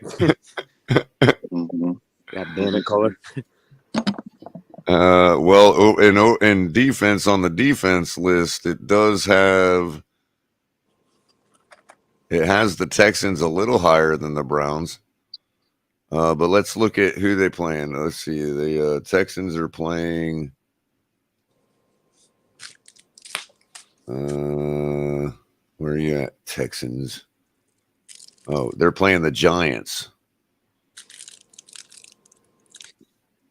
And it says opponent rank 5th for the Giants wide receivers, right? Did the Texans even have fans? Now, hold on. If I go to remember that number, it says Giants wide receivers opponent rank is 5th. So that's talking about the pass defense of the Texans. Now let's go to the Browns. Our wide receivers, our opponent ranked for our wide receivers is 16th. So the Houston Texans have a far better pass defense than the Cleveland Browns. I'm trying to think who they have. Anybody notable that I know who their head coach is. Isn't their head coach kind of defensive minded? The head coach is. Yeah, Lovie Smith is, because he led the Bears to the Super Bowl. He was their coach when they went to the Super Bowl. So yeah, he's pretty good, and plus he was with the Rams. He had them playing good defense when he was their defense coordinator. Well, I thought Lovie Smith was fired. What, when? This year? No, not that. No, the Texans just hired him this year, DTA, because they were trying to save face for not hiring Brian Flores. Right. Yeah, he was hired at the last minute move because they was going to pull a sneaky one with McCown. Yeah, that's what I'm saying. But where it wasn't, decided to put Lovie Smith in there because they didn't want the backlash. So wait, where did Lovie Smith come from then? Where was he before? The Bears. That's right. And the Bears fired him, right? Yeah. Okay. Now, yeah. Freaking I got my mixed up there. My shit was mixed up. Insane. Yeah. But yeah, he had some success with Chicago and the Rams. But yeah, he's known for defense though first. So that could be why they had some success. And tell you what though, the fact that the Browns show a 16th in that spot against our wide receivers on fantasy, given our wide receivers being top in the league, we should really torch them tomorrow, man. Because they playing against us, why they ranking them 16th? No, it says for our wide receivers, when you look at it, it shows their opponent rank is 16th. That would be the Browns pass defense. Pass defense against is it total pass defense or just how they play wide receivers? And if I'm correct, it would be that they are 16th in the amount of fantasy points that they allow to wide receivers. Right, that's what I was thinking. And on the Houston Texans end, when you look at the Giants wide receivers this week, their opponent rank which is the Texans, is 5th. Right. They shut down. They got the best performance against receivers in fantasy. Right. As far as not giving up a lot of fantasy numbers. 5th ranked, right. Now you could say that's just fantasy points, but again, that those fantasy points are awarded on performance of those players. So it suggests that the Texans are shutting down wide receivers.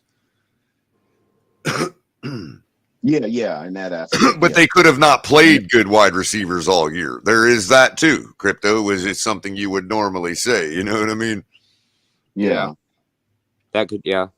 Right. I mean, again, because a lot of times you'll see people are on a certain player, and that player is going against somebody that's really high ranked, but it's like, okay, yeah, but that player is still a star, and they do what they do against the low ranked and the high ranked teams. You know what I mean? So you got to look at it that aspect too. Right, I did that with D. Hopkins when he was there again. The Browns are showing 16th, right? But they've never faced Tyreek Hill and Jalen Waddle either. Come Monday morning, are they going to show 28th after that? No, I'm not going to be that big of a drop. No, I just mean that it's more likely that they lower themselves even more rather than defeat Tyreek Hill and Jalen Waddle. I don't know. I guess it all depends on the success of the. It also depends on the game too. If you're talking about if it's a big game, playoff implications, Kansas City versus Buffalo or something. Well, Buffalo might have a great pass defense, but it's still Patrick Mahomes and his wide receivers. You know what I mean? Yeah. Yeah. So people still play them, even though they're going against somebody that's high ranked, Oh yeah. Like I would still play Waddle or Tyreek. Yeah, and that sports music thing, that's my lineup. Mahomes and Waddle. So you got Mahomes and Waddle? Yeah, my thing. That's and I managed still not to win a single game in that freaking fantasy league. What's funny is who's leading the league in passing yardage and receiving yardage, right? Patrick Mahomes and Tyreek Hill. And Tyreek Hill, right? Isn't that amazing? It's like, what the hell? They're not even they're still teammates or something. Exactly. They on different teams and they still lead the league. Go figure. Right. And in the off season, we were sitting here trying to argue who would be better without the other. Apparently, they both proven everybody wrong. Yeah, no shit. I commend him for adapting the way he has without Tyreek Hill. And I commend Tyreek Hill. Wow. I mean, I already kind of expected that Tyreek Hill was going to do Tyreek Hill things, but I commend. He's just a pure football player. Yeah, but you definitely, regardless of that, it's not saying that Patrick Mahomes is struggling at all, but we can't all sit here and act like we don't see it, because you watch the games, you can definitely see that he's kind of like relearning how to spread the ball out more, because he really didn't have to do that when you had Hill and you had McCole Hardman and you had the Tyreek Hills and you know what I mean? He had his main targets. Yeah, let's check it out, guys. Passing leader and receiving leader. Mm-hmm. Wow. It's so ironic, Like, and of course you got if nobody knew that Tyreek was traded, it would be like, oh, Kansas City's having a good year. Right. And Derrick Henry, didn't he miss some games? He's still leading the league in freaking rushing. I believe so. 870 yards, it says. Wow, that's a quiet year for him, and he's still leading. I know. Wow. That guy's nuts, man. He never had like the big bruisey 270-yard game yet, too. And you know what, Crypto? He took his Atwater hit too, bro, and he's still cranking, man. It didn't end his Yeah. career like it did Christian Okoye.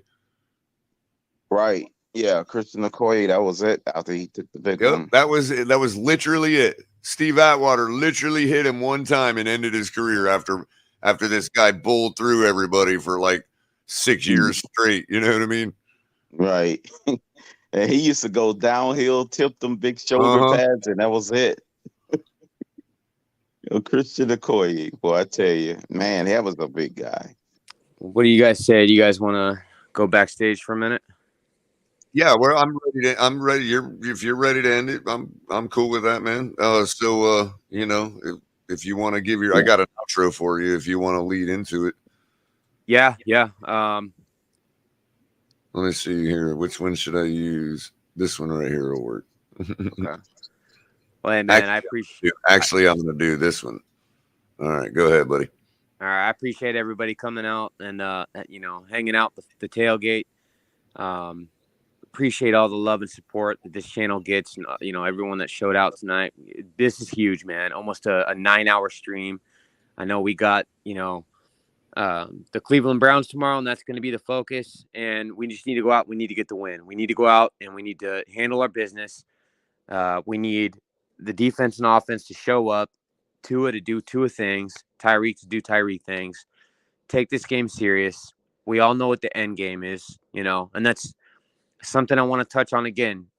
Our end game has got to be the championship. It's not to make it into the postseason and make it to the divisional. The Lombardi coming back to South Beach, that is the end game.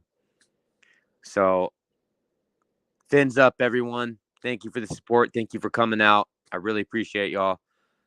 You're definitely going to see me again. And I think there's a lot of good things to come from the Fins tailgate, and a lot of good things to come in the future for our Miami Dolphins. So fins up, everybody. Thank you for coming out.